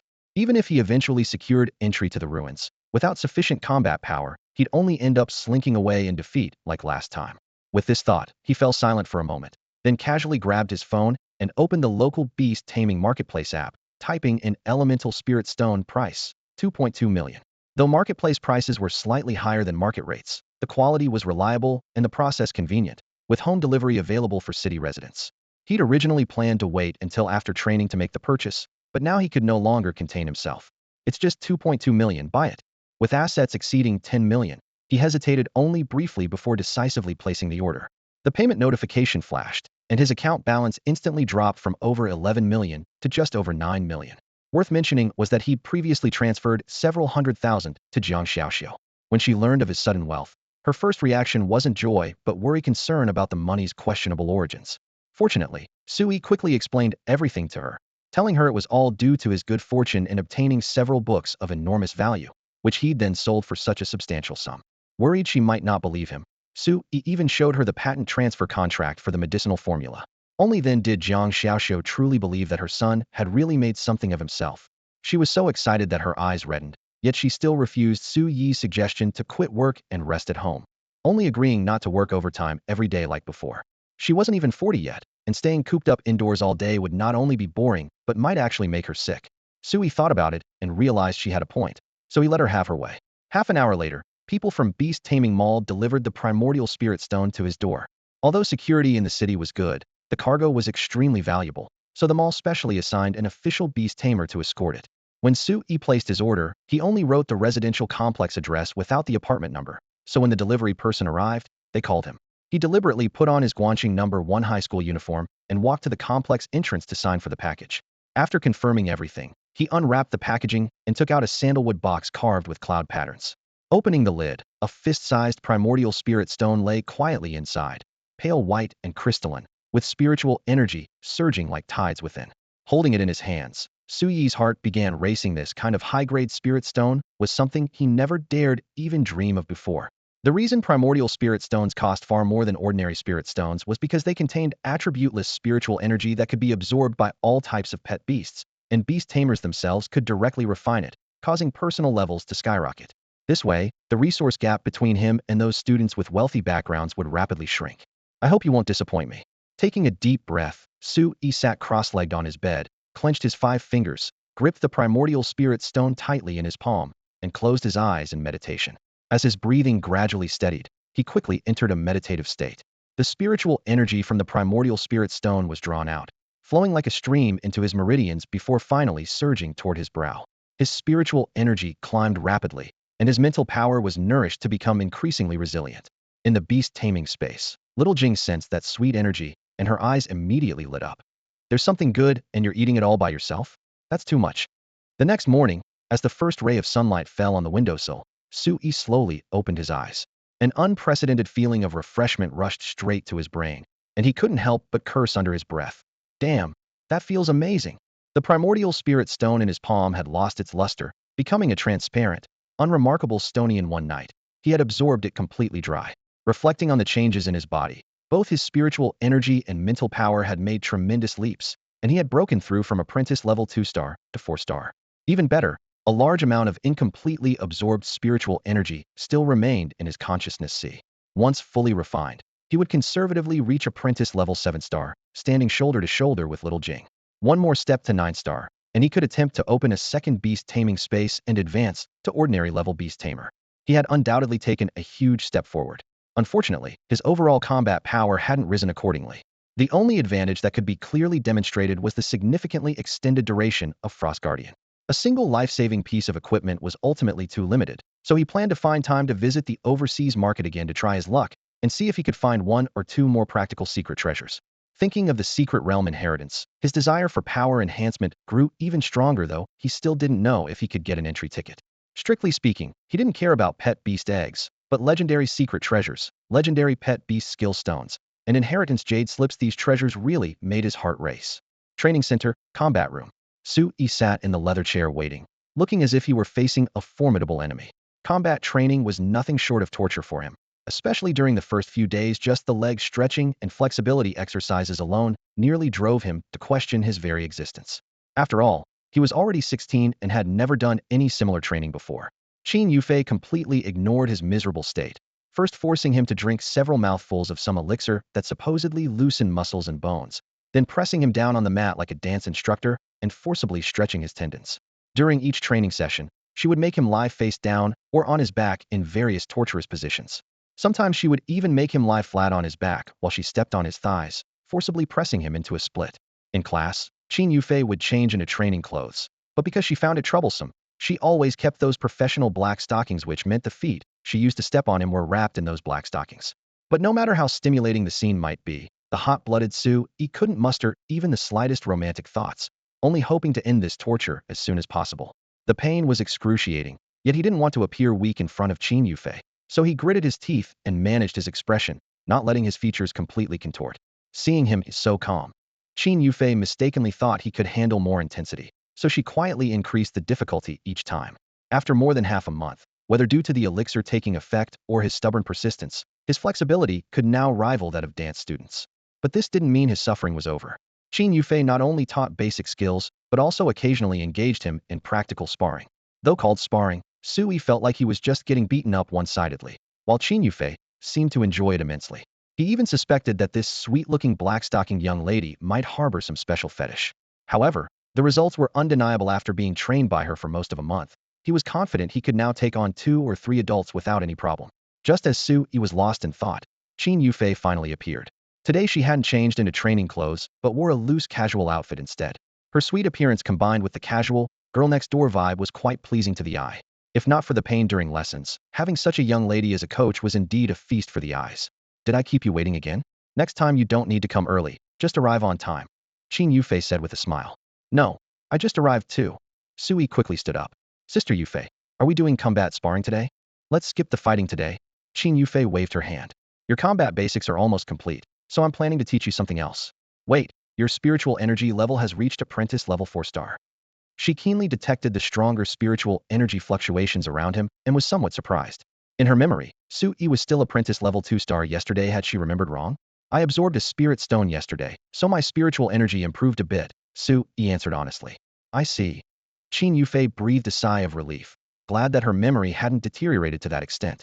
However, after a pause, she couldn't help but remind him that while primordial spirit stones could indeed help beast tamers rapidly improve their strength, they shouldn't be used blindly and required moderation. Qin Yufei's gaze swept over Sui, as if she could see right through to the spiritual energy reserves within his body. Her tone became more serious than before. You should still have quite a bit of residual spiritual energy that hasn't been fully absorbed, right? Starting today, stop using energy-gathering elixirs to assist your cultivation. Suspend their use for at least a month. Is it enough to just stop using the energy-gathering elixirs? What about the mind-focusing pills? Sui couldn't help but ask. Mind-focusing pills only affect mental power, so the impact isn't significant. You can continue using those, Qin Yufei answered decisively. Understood. Thank you, Sister Yufei. Sui smiled and expressed his sincere gratitude. Qin Yufei glanced at her watch and was already stepping outside. All right. Don't waste any more time. Let's go to the outdoor training ground. Starting today, I'll teach you how to use weapons, including firearms and cold weapons. Don't worry, these courses are free for Platinum Premium members. Firearms and cold weapons. Sui's eyes lit up as he immediately followed her. He calculated in his mind. The school wouldn't offer related courses until the second semester of his sophomore year. If he could master these skills early, wouldn't it be much easier when school started? Starting to learn now, mastering the basics in 2 or 3 months shouldn't be a problem. Halfway there, Qin Yufei continued leading while providing some background. When spiritual energy levels aren't high, firearms are often more useful than cold weapons. But once you advance to elite level, almost no beast tamers rely on firearms anymore. At that point, with spiritual energy enhancement, cold weapons actually become more powerful. Especially beast tamers who possess spiritual weapons, they won't even glance at firearms. At this point, she suddenly stopped, turned around, and smiled slightly at Sui. You know about spiritual weapons, right? Of course. Sui answered as if reciting from a textbook. Spiritual weapons are a type of mystical treasure. When infused with spiritual energy, they can unleash tremendous power. It's said that legendary-grade spiritual weapons can even split mountains and sever waterfalls. Qin Yufei nodded in confirmation. Correct. But splitting mountains and severing waterfalls has nothing to do with beast tamers at our level for now. For us, whether it's spiritual weapons, spiritual equipment, or other mystical treasures, they serve only one purpose: to ensure our own safety as much as possible and not hold back our companion beasts. Of course, it's even better if we can assist our companion beasts. However, beast tamers focus their enhancement on mental power. Even though we can share some of our companion beasts' attributes and skills, before breaking through to king level, it's difficult to go head-to-head with supernatural creatures of the same level. So, before becoming a king-level beast tamer, never fantasize about fighting supernatural creatures with your own strength alone. Got it. Sui put on an attentive listening expression. While they talked, they had reached the outdoor training ground, a spacious area with a mirror-smooth surface, with various targets and steel mannequins piled around the edges. To give you more motivation to learn, let me first demonstrate the power of a spiritual weapon, Qin Yufei said. As her words fell, golden light flashed in her palm, and an ancient-looking long sword appeared out of thin air. The blade was covered with mysterious patterns, and fine golden light flowed along these engravings. Watch carefully. She gripped the sword hilt, and her aura instantly surged. making her entire being seem like a sharp blade drawn from its sheath. The next second, the longsword burst with blinding light and instantly slashed toward a large tree nearby that would take two people to wrap their arms around. Bang! The thick trunk was severed in one strike, the cut surface smooth as a mirror, and the massive tree crashed to the ground. Qin Yufei lowered her sword tip, breathing steadily, appearing to handle it with ease. That powerful. Su Yi's heart trembled. This single sword strike could probably kill an ordinary level supernatural creature. He understood that with shared attributes and skills enhancement, elite level beast tamer's personal strength was already comparable to some ordinary level supernatural creatures. But Qin Yufei's sword strike still amazed him. Su Yi examined the detailed information of the ancient sword. Mithril sword quality, low-grade weapon type treasure. Effect: sharpness becomes incredibly sharp when infused with spiritual energy, capable of cutting through iron like mud. Description: a spiritual weapon forged primarily from mithril. It was merely a low-grade treasure, yet Qin Yufei's strike unleashed terrifying power, clearly due to her elite-level spiritual energy playing a decisive role. Su Yi muttered his amazement under his breath. What are you muttering about? Qin Yufei raised an eyebrow. So, do you have some understanding of spiritual weapons now? With all that money you earned last time, buying a spiritual weapon shouldn't be a problem. You might even find something better. What's more important for you is learning how to use them. She paused, her tone probing. What kind of weapon would you like to learn? Su Yi thought for a moment, then shook his head. They all seem pretty similar, but that sword strike of yours was quite impressive. It got me a bit excited. Excited about the longsword? For boys, I'd still recommend considering a greatsword or a blade. Qin Yufei explained with a smile. Especially blades, they're easier to pick up. Practice a few thousand chopping motions daily, and you'll see results in a month or two. Great. I'll focus on blade training then. I trust Sister Yufei's judgment. Su Yi agreed readily. This straightforward response pleased Qin Yufei considerably, and a sweet smile curved her lips. Since you agree, let's begin. The first weapons class commenced. Half an hour later. Ha! Thwack! Ha! Thwack! In training ground number 3, Su Yi gripped an unsharpened tang blade, muscles tense, sweat trickling down his temples. Each strike was accompanied by the dull sound of air being torn apart. Not far away, Xiao Jing was equally diligent, using its vine whip to lash a thick tree wrapped in iron sheets. The trunk was covered with whip marks and cuts from sharp thorns, the metal clanging with each strike. What appeared to be simple lashing actually involved Xiao Jing simultaneously activating 3 skills: lash, hardening, and steel spikes. Spiritual energy surged as it trained with remarkable efficiency. The creature seemed naturally enthusiastic about this high-intensity training despite the massive spiritual energy consumption. It grew more excited with each session and couldn't stop. In comparison, Su Yi the beast tamer looked rather pitiful. Half an hour of high-frequency chopping had left his arms aching and his palms blistered. He simply threw the tang blade aside, collapsed on his back, and gasped desperately for air, not even caring about the dust on the ground. His chest heaved violently as he smiled bitterly. Phew, this is exhausting. Maybe I should just be a laid-back beast tamer instead. With a strong enough beast companion, whether the tamer himself is strong or weak doesn't seem to matter much. It wasn't that he was unprepared. Physical training and combat classes had been torturous enough, but only during weapons class did he truly understand what torture upon torture meant. In just half an hour, his hands had developed bloody blisters, and continuing would likely result in broken skin and calluses. Thinking about how he might be rejected by a future girlfriend for having rough hands filled him with melancholy.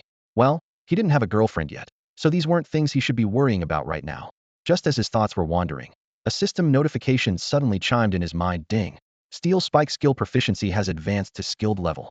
Su Yi was startled and quickly turned to look for Little Thorn. The little creature was lashing out with a vine whip that struck the iron bark of a nearby tree with a sharp crack, leaving dozens of tiny needle holes. The spikes had actually pierced straight through the metal bark, turning the vine into what looked like a spiked club. Little Thorn also sensed the change, freezing for half a second before happily burrowing underground and popping its head up right beside Su Yi's feet, eagerly seeking praise. Are you some kind of tunneling flower now? Seeing how it had completely switched from crawling to burrowing, Su Yi teased with a laugh. He put on his leather gloves and gently patted the vine. That's amazing. I've only been practicing for half an hour and already want to slack off compared to you. I'm embarrassingly lazy. I should learn from you, follow your example, and let you motivate me with your actions. Little Thorn tilted its head, not quite understanding, and tentatively raised a thorny vine. No, I meant spiritual motivation, not physical whipping. Stop thinking about such dangerous ideas. Su Yi quickly waved his hands. Only then did Little Thorn reluctantly retract its vine. Su Yi straightened up, shaking his head with a rueful smile, muttering to himself. Let's continue. I can't let myself be outdone by my own beast companion. A lazy soldier makes for a lazy army. If I slack off, my companion will follow suit, and that would be truly embarrassing. With that, he picked up the Tang's sword from the ground, ignoring the blisters on his palms, and prepared to resume training. Just then, Little Thorn gently poked him with a vine, as if it had something else to show. He looked over curiously. Little Thorn seemed pleased with itself, waving its vine as a signal. The next moment, Hushel, the spikes on the vine retracted completely into the stem. You can retract them? Su Yi's eyes widened as he couldn't help but touch the vinite was now smooth as metal. A new ability that comes with advancing steel spike to skilled level? He asked curiously. Little Thorn nodded enthusiastically, then immediately popped out all its spikes again with his snap, as if showing off a treasure. Good. Now I don't have to worry about getting pricked by you. Su Yi nodded with satisfaction. Hearing this, Little Thorn, who had been excited moments before, suddenly turned its vine away with a haughty air, as if saying, "Who wants to get close to you anyway?" Su Yi had long figured out its personality and didn't dwell on it. Instead, he pulled out a bottle of energy water, unscrewed the cap, and held it out. Well done. But we need to keep working hard and try to master all 3 new skills before winter break ends. I believe in your talent. Energy water. Little Thorn was instantly captivated by the bottle, and whether it had actually listened to the plan was anyone's guess. It extended a thin tendril into the bottle opening and began sipping contentedly. Sui, when you throw yourself wholeheartedly into something, time seems to fly by. Before he knew it, winter break was quietly drawing to a close. Inside the Jingtian Beast Tamer Training Center, the lights cast shadows over patches of sweat stains. Su Yi returned his dripping Tang sword to the weapon rack, his arm muscles still trembling slightly. As he turned around, he saw Little Thorn in the distance, still fiercely lashing at the alloy steel pillar. The whooshing sound of vines cutting through the air echoed in the spacious hall like a violent storm battering windows. Little Thorn keenly sensed its master's gaze and intensified its movements. Accompanied by rustling friction sounds, it released 9 vines at once, which was currently the maximum number it could perfectly control. All 9 vines struck down simultaneously, instantly scraping streaks of marks across the pillar's surface. Sui could tell it was showing off and called out with a smile. Little Thorn, spiked whiplash. Upon hearing the command, Little Thorn excitedly twisted all 9 vines tightly together into a single strand, thick as a twisted rope, with steel spikes gleaming coldly on its surface. It raised the spiked club high and swung it down forcefully. Thud! The dull impact was deafening. The alloy steel pillar visibly bent to one side in an instant, with obvious dents appearing on its surface. All right, stop. Su Yi quickly intervened, afraid that continued strikes would mean he'd have to pay for equipment damage again. He silently assessed. This strike's power was comparable to some intermediate-level skills. According to common knowledge, only elite-grade extraordinary creatures could possibly master skills of that caliber, yet spiked whiplash was merely a combination move fusing the 3 techniques of hardening, steel spikes, and whipping. It had forcibly reached the same tier, clearly becoming Little Thorn's strongest finishing move at this stage. If they encountered Meng Hao's rock beast again, this single strike alone could pose a direct threat without needing to rely on environmental advantages. The past 2 days of intensive training had elevated all 3 basic skills to proficient level. Meanwhile, the spiritual energy that had surged within Little Thorn from absorbing the wood spirit stone was rapidly stabilizing. Compared to half a month ago, its spiritual energy was now much more refined, no longer floating and dispersed as it had been initially normally. Reaching this level of consolidation would take at least 3 months, yet it had achieved this in less than 1 month. Of course, this efficiency came at the cost of training 3 to 4 times more intensively than ordinary extraordinary creatures, or even more. To sustain its stamina, Su Yi fed it energy water daily, starting from 1 bottle initially to 4 or 5 bottles now, practically drinking it like water. Compared to high-grade auxiliary spiritual medicines that cost tens of thousands of yuan per bottle, energy water at 100 yuan per bottle was indeed practically free, and was the only cultivation medicine most civilian beast tamers could afford. During this period, not only did Little Thorn progress, but Su Yi also gained considerably. His spiritual energy level broke through to apprentice level 7 stars as planned, just 1 step away from ordinary level. His foundation in combat, firearms, and cold weapons was also established, so he wouldn't worry about falling behind the academy's pace next semester. At this moment, a nearby instructor looked at the bent steel pillar and couldn't help but click his tongue in amazement, whispering to Su Yi with admiration. Your pet beast is truly surprising, twisting all the vines together and concentrating the force at one point. Did you come up with that move just now? Qin Yufei walked over with her long legs clad in black stockings, having clearly witnessed Xiao Jing's use of the wolf Fong whip moments earlier. Su Yi casually handed the whip back to Xiao Jing, wiped the sweat from his forehead, and turned to face her with a relaxed smile. Sister Yufei, you're in good shape. Qin Yufei examined him and nodded with satisfaction. You've made considerable progress during this time. However, school starts tomorrow. Will you still come for training? Next semester's coursework will be heavy, so I probably won't have the time. Su Yi shook his head regretfully. You could come on weekends. Qin Yufei raised her hand and waved a metallic card.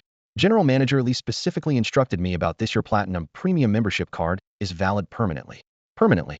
Su Yi was stunned, then waved his hand dismissively. A month of free training could be considered a thank you gift for saving Miss Jian, but permanent membership is far too valuable.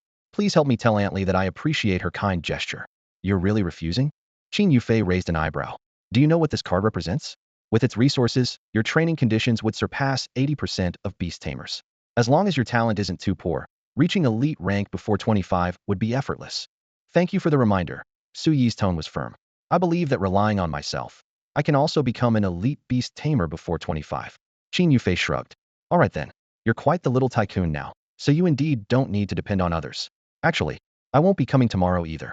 You're quitting? Su Yi asked in surprise. Quit what job? Qin Yufei laughed and patted his shoulder. I was only working a winter break. Joby have to return to school tomorrow. Su Yi was even more confused. They made you assistant manager for just a winter break job? Because I have the capability. Qin Yufei replied matter-of-factly. I'd never been a coach before either, but didn't I teach you quite well? General Manager Li was even worried that my training regimen was too intense and might break you. But you persevered, proving I have talent. A flash of pride appeared in her eyes as she said this. Su Yi scratched the back of his head. So, you were coaching for the first time? But didn't General Manager Li say that Platinum Premium members get paired with gold medal coaches for unknown training? That's possible. Qin Yufei spread her hands. But when I asked if you'd be willing to let me personally train you, you agreed immediately. Since you're a Platinum Premium member, naturally your preferences take priority. Su Yi was speechless. No wonder he seemed to be the only person in the entire training center who was exhausted like a mad dog every day, with 3 or 4 bottles of energy water barely being enough to replenish him. Now he finally understood why. That said, Qin Yufei had indeed trained him very effectively. Aside from the pain, the gains were enormous. He said earnestly, regardless, I still need to thank you. By the way, if I may ask, how old are you and where do you study? You can't just ask a woman's age. Qin Yufei smiled sweetly and raised her finger to her lips in a shush gesture, then answered generously. I'm 20, a sophomore at Capital University's Beast Taming Academy. Capital University's Beast Taming Academy. Su Yi's eyes lit up.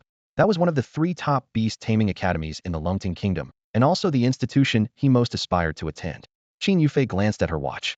I need to handle the handover now. See you next time. She flashed him a sweet smile and turned to walk toward the main building with her long strides. Watching her figure gradually disappear into the distance, Su Yi shook his head gently, then said to Xiao Jing, let's head back too. Students, the month-long holiday has come to an end. Have you been meditating properly and training your beast companions diligently during the break? In the classroom of Class 4, Grade 10, Lu Yiting stood at the podium like a gardener who had just finished tending to her flower beds, energetically surveying the condition of her seedlings. To become an excellent beast master, you must put in extraordinary effort. Her gaze swept across each young face. Otherwise, even with the greatest talent, you'll fade into mediocrity. I hope that in the coming semester, you'll continue to strive and keep pushing forward. Don't worry, teacher. Li Xinhao was the first to jump up, clapping his hands vigorously with a sound as crisp as firecrackers. I'm destined to get into a top Beastmaster university, and I absolutely won't slack off. Everyone applaud. Su Yi glanced at him and couldn't help but chuckle silently. This goofball, why doesn't he just say he's destined to become the Pirate King? Still, he cooperatively joined in the applause. With the 2 of them leading, the entire class mechanically began clapping, the scene resembling expressionless subordinates forced to respond to their leader during a meeting. Lu Yiting raised her hand, signaling for quiet. All right, that's enough. I'm sure you all know that starting this semester, we'll focus primarily on practical combat training. Your beast companion's levels and strength will directly determine your academic performance, accounting for 80% of your grade. The remaining 20% comes from theory classes. She paused, emphasizing her words. Don't underestimate theory classes just because they carry less weight. Theory and practice complement each other.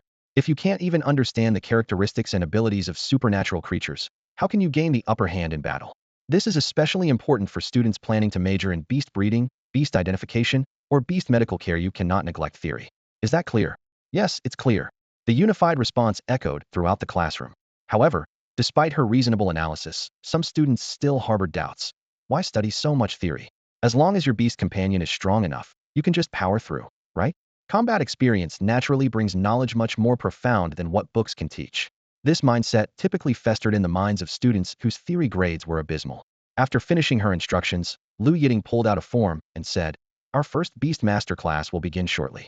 But before that, I need to re-register your beast companion's attributes and spiritual energy levels, and divide you into groups accordingly to facilitate future assignments and course arrangements. Register attributes and spiritual energy levels. Several well-off students in the front row exchanged glances, unable to suppress their smiles. They hadn't been idle during the holiday. They'd invested heavily in resources and were eager to show off their results. Students in the back also whispered among themselves. It's only been a month. How much could anyone improve? What's the point of re-registering? In their view, even with hard work, you'd only advance 1-star level at most. The differences would be minimal. Li Xinhao turned to his desk mate. Su-yi, how's your thorn grass doing? Has it reached apprentice level 3-star yet? I saw on your social media that you went to train at the Jingtian Beastmaster Center. I heard that place costs over 100,000 a month. If you didn't see results, that would be a huge loss. Li Xinhao leaned over, his face full of curiosity. There's definitely been some improvement, so it was worthwhile. Su-yi replied with a smile. Li Xinhao walked over with his water cup, leaning in close and speaking in a low but earnest tone. That's good to hear. But honestly, bro, I really think you got a raw deal. That 100,000 or so you spent on training camp would have been better invested in a beast companion from the start. With that kind of money, you could have bought a hatchling on par with my crimson vermilion bird, guaranteed to reach ordinary rank, maybe even elite rank. Either way, it'd be way better than that thorn grass of yours. He finished with a sigh and a shake of his head, looking genuinely sorry for his friend. Thanks for the concern. Su-yi wasn't offended, his tone remaining gentle. But I think my beast companion is excellent, highly intelligent with great potential. I believe it can grow to elite rank on its own. Though he spoke casually, little Thorn, in his beast space, was absolutely livid. The cluster of emerald vines thrashed violently in the confined space, even its tender leaves standing on end, desperate to burst out and give this dismissive fool a good lashing. Li Xinhao patted Su-yi's shoulder with a sympathetic sigh. Come on, stop kidding yourself. Once you advance to ordinary rank beast tamer, just contract a better companion. As for the thorn grass, consider it tuition. Worried that little Thorn might actually lose control, Su-yi quickly changed the subject. All right, enough about me. How's your crimson vermilion bird progressing lately? At the mention of crimson vermilion bird, Li Xinhao lit up like a switch had been flipped. You might not believe this, but my crimson vermilion bird is already apprentice rank 3-star. At this rate, it'll definitely reach ordinary rank before senior year. Apprentice rank 3-star? Not bad. Su-yi nodded with a smile. Though my thorn vine has absorbed several rare materials recently, so its growth rate is actually a bit faster. Thorn vine. Li Xinhao froze, wondering if he'd misheard. Did you just say thorn vine? Has your thorn grass already reached apprentice rank 4-star and completed evolution? More than that, Su-yi was about to explain the details when Lu Yiting at the front suddenly tapped her desk, her voice crisp and clear. Everyone quiet down. Now, students whose beast companions have reached ordinary rank, please raise your hands. Ordinary rank? Someone in our class is that advanced. The classroom erupted in murmurs as students' eyes darted around the room. 4 or 5 seconds passed with no hands raised. Lu Yiting surveyed the class with slight disappointment. No students like that in our class. Everyone needs to work harder, or we'll be at the bottom of our grade. Her words immediately dampened many spirits. Some students buried their heads in training notes. Others gritted their teeth with renewed determination, and a few secretly checked their phones to see other classes' latest achievements. There are indeed a few more students who reached ordinary rank early this year compared to previous years. Lu Yiting's tone softened. But they don't necessarily have better beast talent than you. Most relied on additional rare materials to boost their progress. Don't sell yourself short. Despite the teacher's encouragement, many students still looked dejected. Even Xiaoqi and others who were usually hailed as top students in the class chat now wore grim expressions with furrowed brows. Clap clap. Lu Yiting struck her hands together forcefully twice. All right, everyone cheer up. Now, students whose beast companions have reached apprentice rank 6-star or above, please raise your hands. Although our class doesn't have any ordinary level beast companions, we have at least 3 with apprentice level 6-star or higher. Xiaoqi, Wan Ziheng, and Yao Yuning are definitely in, but I wonder if there are others. During study hall, Li Xinhao propped his chin on his hand and whispered to his desk mate Su-yi. Hey, do you think Fang Ziyue's venomous giant bee has a chance of reaching apprentice level 6-star? It's a rare, extraordinary creature, and it was already 5-star last semester. Before he could finish, he caught sight of Su-yi suddenly raising his hand. What are you doing? The teacher didn't call on anyone. Li Xinhao kindly reminded him, worried that Su-yi might embarrass himself. Su-yi turned his head, his voice calm, yet confident. I was just about to tell Yumi Thorn Vine isn't apprentice level 4-star. It's apprentice level 7-star. What? Li Xinhao froze, his first reaction being that this guy was joking. But Su-yi's serious expression combined with his raised right hand didn't look like he was kidding around. After confirming he hadn't misheard, his emotions exploded. Holy crap, bro. We agreed to be scrubs together. but you secretly leveled up to the sky? Can't there be any trust between people anymore? His breakdown was because the person in question was Su Yi, dead last just a month ago. Back then, Sui had nearly been advised to transfer from Guangqing No. 1 High School. Though he barely managed to open his beast taming space later, he couldn't afford to go to the Beast Companion Mall and had to risk venturing into Lakeside Forest to try his luck, only to come back with what everyone considered the most useless thorn grass. Seeing Sui raise his hand, the other students looked like they'd seen a ghost. With that background, how could he possibly train his beast companion to 6-star in just 1 month? Sui, did your thorn grass also reach apprentice level 6-star? Lu Yiding couldn't contain her curiosity and asked. 7-star, and it's already evolved into a thorn vine. Sui nodded, then added, it underwent a mutation during evolution, so it's quite different from ordinary thorn vines. With that, he raised his hand and summoned Little Thorn. Green vines wrapped with sharp thorns appeared, their spiritual energy fluctuations flowing like surging water, directly telling everyone. Apprentice level 7-star, no doubt about it. Gasps erupted one after another, and a male classmate blurted out. Sui, have you been training at Jingtian Beast Taming Center this whole time? If I'd known the results would be this amazing, I would have thrown money at it too. Jingtian Beast Taming Center? The one ranked in the top 3 in Guangqing. What top 3? If they can train Thorngrass to 7-star, I'd rank them first. As everyone got more excited in their discussion, Sui had to interrupt. The training center played a part, but it was mainly because I had Little Thorn absorb a wood spirit stone. Wood spirit stone? Everyone looked at him with confused expressions, their faces clearly saying, you can actually afford a wood spirit stone? Sui shrugged and ignored them, turning only to Lu Yiding. My beast companion is a mutated thorn vine, wood attribute, 7-star apprentice level. Have you recorded that, teacher? All recorded. Lu Yiding typed the final character and finally snapped back to attention. After a moment's hesitation, she still offered a quiet reminder. You've indeed progressed quickly, and I'm very pleased as your teacher. But don't let current achievements go to your head. If you obtain precious materials like wood spirit stones in the future, consider selling them to exchange for a beast companion with higher potential. Though it might be slower initially, the future ceiling will be much higher. This is truly valuable advice. Her explanation was quite blunt. Most thorn grass had limited potential, with 9 out of 10 stopping at ordinary level. Investing a wood spirit stone would only buy a brief year of glory, hardly worthwhile. However, this logic didn't apply to Sui. Little Thorn's potential had already been measured at emperor level. No amount of precious materials would be wasted on it. Though he thought this privately, Sui still responded politely. I'll remember that. Lu Yiding nodded slightly and didn't press further, though she silently felt sorry for him. If only that wood spirit stone had been used to exchange for a beast companion that could reach elite level in the future. But what was done, and further words were useless. She shook her head, pushed the thoughts aside, and continued registration.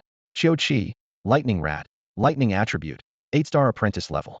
Wan Ziheng, Ice Plains Wolf Pup, Ice Attribute, 7-star apprentice level. Yao Yuning, Ice Fur Rabbit, Ice Attribute, 6-star apprentice level. Fong Ziyue, Poison Spike Giant Bee, Poison Attribute, 9-star apprentice level. When she reached the last name, she looked up at the tall, thin male student wearing black-rimmed glasses, surprise flickering in her eyes. The tall student pushed his glasses and quickly explained, my Poison Spike Giant Bee also absorbed a spirit stone. Another one. Many students from ordinary families in the classroom secretly clicked their tongue. Gaseous spirit stone cost at least over $1 million. Such extravagance. 20 minutes later, the entire class had finished registration. Aside from Sui and 4 others, no one else's beast companion had reached 6-star apprentice level. Sui particularly glanced at Zhang Zaitonga. Water Spirit had gained another star since a month ago, now at 4-star apprentice level, already above average. Seeming to sense his gaze, Zhang Xiaodong's face flushed with 2 patches of red. During winter break, she had actively sent him many private messages, but he was busy with special training and either didn't reply or replied very late. Eventually, she stopped sending them. Qiu Qi, Fong Ziyue, Wan Ziheng, Yao Yuning, Su 5 come out for a moment. Lu Yiding closed the registration book, her gaze sweeping over the group before leading the way out of the classroom. What could this be about? All 5 had their guesses and quickly followed, with Fong Ziyue and Qiu Qi even showing anticipation in their eyes. In the hallway, Lu Yiding's smile faded and her expression grew serious. You've probably heard about the inheritance ruins discovered in the suburban secret realm, right? In about half a month, the first round of exploration will begin, allowing only 100 apprentice beast tamers to enter. Our school, as Guan City's only public beast taming high school, has secured 10 recommendation slots. She looked at everyone, speaking each word deliberately. You are the elite of the younger generation and the future of our nation. The secret realm is dangerous, and the school originally didn't encourage you to take such risks. But the inheritance ruins are too precious. If someone obtains the inheritance within, In a few decades, our country might birth another emperor-level beast tamer. This is also a rare opportunity. If the school blindly prevents this, it wouldn't be right. Before she could finish, Fang Ziyue impatiently interrupted. So the school is allowing us to enter? Lu Yiting nodded. You could say that. But slots are limited, so we can't let everyone go. The school will hold a wilderness survival assessment, and only those who make it into the top 10 can obtain recommendation qualification. Her gaze moved between the 5 students. Theoretically, you can all apply. However, you must be cautious and not act rashly, especially you, Sui. Thorn vines aren't suited for direct combat. Even if it's just a wilderness survival assessment, it would be extremely dangerous for you. Suddenly being called out by Lu Yiting, Sui felt somewhat helpless. In the classroom, the emerald thorn vine on his shoulder, little thorn, was definitely not the weakest contracted beast in terms of spiritual energy. The ice cotton rabbit in the corner was truly at the bottom. As for whether the thorn vine could actually fight, even as an ordinary species, with its entangling and piercing abilities, it could completely hold its own among peers of the same rank. Su-yi understood that the teacher singled him out simply because of the preconceived notion that Su-yi is weak. There's a kind of weakness called the teacher thinks you're weak. He wasn't angry about being underestimated. Lu Yiting's words clearly came from concern, worried he might get into trouble during the exam. Teacher, how many people will sign up for this wilderness survival assessment? Qiu Qi in the front row suddenly raised his hand. The exact number isn't confirmed yet, but we expect over 100 participants, including sophomore and senior students still stuck at apprentice level. Lu Yiting looked at him and added, the recommendation slots are really limited, so don't get your hopes up too high.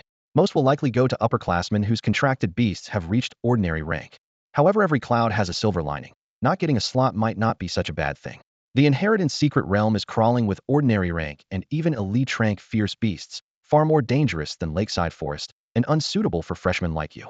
Qiu Qi's face darkened. Was once the class's top student, now second, and the teacher's words either favored other classes or crushed his ambitions. Don't worry, teacher. Just over 100 people making the top 10 won't be difficult for me. Since kindergarten, my grades have never dropped out of the class top 5.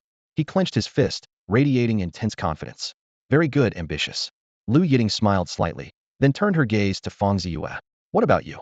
Fang Ziyue adjusted his glasses and said calmly, I specifically raised my venomous giant bee to apprentice level 9-star precisely for the inheritance ruins. I won't give up easily. The 4 words, inheritance ruins, held deadly temptation for any apprentice with ambition. Seems like even if I don't let you sign up, you won't give up. Lu Yiting shook her head. Fine, go get some experience in the wilderness survival assessment first. In her judgment, these 2 had basically no chance of making the top 10 whether they signed up or not. The result would be the same. Thank you, teacher. Qiu Qi and Fang Ziyue stood up simultaneously, their voices full of excitement. Such confidence. Lu Yiting murmured quietly, then looked at Su-yi and the others. What about you? After a moment's hesitation, Su-yi spoke first. I'd like to give it a try too. You want to go as well? Lu Yiting's delicate eyebrows furrowed slightly, clearly not expecting that no one had listened to her earlier advice. Don't worry, teacher. I know my limits. This time I'm not planning to enter the inheritance secret realm. I just want to experience the wilderness survival assessment. Su-yi smiled, his expression even more composed than Qiu Qi's. He truly wasn't lying. He didn't plan to participate in the first round of exploration. He had planned half a month ago to wait for the second round to try his luck. After all, his current strength was indeed somewhat insufficient. As for why he signed up for the wilderness survival assessment, it was naturally to get a head start on understanding his competition and see just how capable those so-called geniuses in his grade really were. Upon hearing this, Lu Yiting nodded with satisfaction. Good. You haven't been blinded by your pet beast's sudden surge in spiritual energy level, and you can still clearly recognize your own strength. This kind of clarity is rare.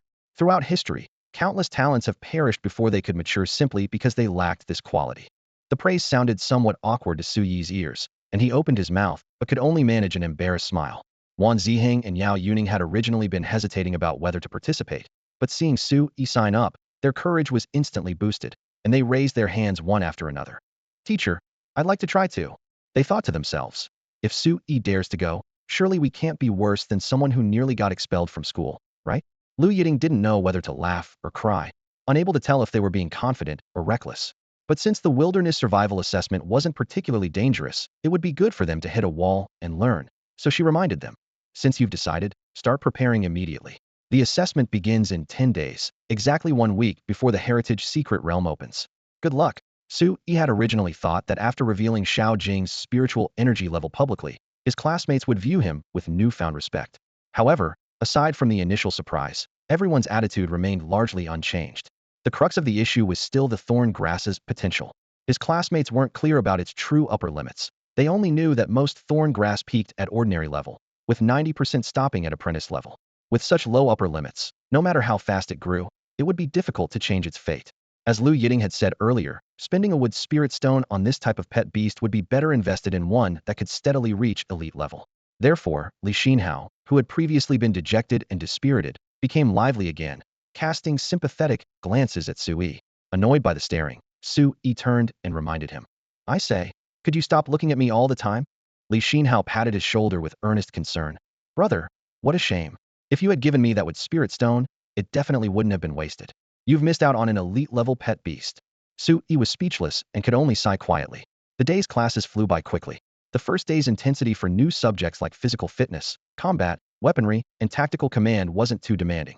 Compared to the month and a half of being tormented by Qin Yufei, these training sessions were just warm-ups for Su Yi. Barely broke a sweat. After school, the area around the school gate was sparsely populated. Su Yi wheeled out his bicycle, planning to take a trip around the second-hand market, when a girl's soft voice suddenly called out behind him. Su Yi. He turned around to see Zhang Xiaotong pushing her bicycle as she caught up. The young girl had fair skin with a few freckles scattered across either side of her nose bridge, and from running, she was slightly breathless with 2 patches of red coloring her cheeks. Oh, it's you, Zhang. What's up? Su Yi asked with a smile. Zhang Xiaotong took a deep breath and mustered her courage. Su Yi, your pet beast is amazing. I believe it will definitely grow to elite level in the future. Don't mind what others say, keep going. So she came to comfort me. Su Yi responded with a genuine smile. Thank you. Though his mindset had never actually been affected by any of it. The Haitao market. Beast tamers of all kinds flowed endlessly through the streets. Spirited young men, white-haired elders, hurried middle-aged people. Some bent over to examine treasures at the stalls. Others haggled rapidly with vendors, and occasionally arguments erupted, stirring up the narrow passages with heated energy. The young man Su Yi seemed particularly frail amidst this crowd, dodging passers-by, while quickly scanning the stall information with practiced movements that revealed an inexperience that clashed with his surroundings. Disabled storage bracelet, low-grade treasure, priced at 700,000. What the hell? This is highway robbery. Add the 500,000 activation fee, and you could buy something much better. Disabled beast skill stone, low-grade treasure, allows fire-type beasts to learn the basic skill Fireball, priced at 950,000. Ridiculous. Fireball is so common that any beast can learn it through basic training. Who would waste money on this? Used beast skill stone, no skill remaining, priced at 1,100,000. Good grief, they dare to peddle empty stones and charge such outrageous prices. In just over 10 minutes, he had swept through the entire street. Either the prices were absurd or the attributes were useless. Not a single item truly caught his interest. He did encounter a few disabled treasures that could net him hundreds of thousands to $1 million in profit, but compared to the tens of millions in profit margin from that Frost Guardian stone, such gains seemed insignificant. In the past, he would have acted without hesitation. Even if he couldn't use them himself, he could always resell for profit. But now, he ultimately resisted the impulse. The reason was simple: life was more valuable than money. In the Longting Kingdom, the only way for ordinary people to activate disabled treasures was through the Beast Tamer Association. Succeeding once or twice might seem normal, but too many successes would inevitably draw attention. Don't forget, this was an era where the powerful could ignore the law. The city districts were brightly lit and no one dared act rashly. But once outside the city, danger multiplied exponentially. Not to mention the wilderness areas occupied by supernatural creatures, where law and order were virtually non-existent, being killed and then devoured by fierce beasts until nothing remained meant there wouldn't even be anyone to report the crime to. With these thoughts in mind, Su Yi made up his mind. Unless he truly encountered a treasure that could make his heart skip a beat, he would never act rashly again. If his ability were exposed in situations involving massive profits, he would sooner or later become a target for others' greed. Money was important, but having enough was sufficient. Besides, having more money didn't necessarily guarantee access to truly scarce resources. Take beast companions, for example. Those guaranteed to grow to Grandmaster level were basically non-existent in the market, impossible to buy regardless of wealth. The same applies to treasures. The items openly sold in the beast taming mall have a ceiling of only intermediate grade treasures. As for higher level types, like companion beasts with commander level potential or above, they're virtually extinct. When they occasionally appear, they're immediately swept away by the wealthy elite who spare no expense, leaving ordinary people unable to even catch a glimpse. Take Bai Jining as an example. Her family possesses assets worth billions of yuan, yet without borrowing Su Yi's influence, she would struggle to contract even a Grandmaster-level potential companion beast. Consider when Bai Jian accompanied Su Yi into that inheritance secret realm. Despite being the daughter of Jingtian Group, All her equipment combined amounted to only 2 or 3 intermediate treasures, not a single high-grade one. This shows that while money is important, it ultimately has its limits. Desperately scrounging for those small price differences simply isn't worthwhile. With this in mind, Sui decisively waved his hand and decided to filter out all low-grade items entirely. He immediately adjusted the level filters in treasure hunting mode. Disabled treasures are difficult to distinguish between intermediate and basic grades by appearance, and both categories often carry similar price tags. Therefore, once locked onto disabled items categorized as intermediate, the prices would be far below their original retail value. These were exactly the bargain targets he truly sought. As soon as he finished adjusting the settings, information began flooding in. 113 meters northeast, disabled intermediate treasure detected. 213 meters east, damaged intermediate treasure detected. 412 meters north, damaged intermediate treasure detected. 623 meters north, intermediate treasure detected. Alerts poured in like a deluge, though most were marked as either damaged or intact intermediate. Damaged items were worthless, while intact ones carried intact prices with no discounts to be found. Fortunately, there were still several coordinates for truly disabled intermediate treasures, enough to make Su Yi's heart race as he strode purposefully toward his targets. Half an hour later, he emerged from the overseas market exit with light steps and an irrepressible smile. 3 items. A full 3 intermediate treasures secured. 1. Disabled Carefree Jade Pendant. Grade, Intermediate Support. Effect, when infused with spiritual energy, activates Carefree Wind Riding, greatly enhancing movement speed and enabling brief gliding over flat terrain. 2. Disabled Companion Beast Skill Stone. Grade, Intermediate Consumable. Effect, Healing Radiance. Light-type companion beasts can master the intermediate skill Healing Radiance upon use. 3. Disabled Companion Beast Skill Stone. Grade, Intermediate Consumable.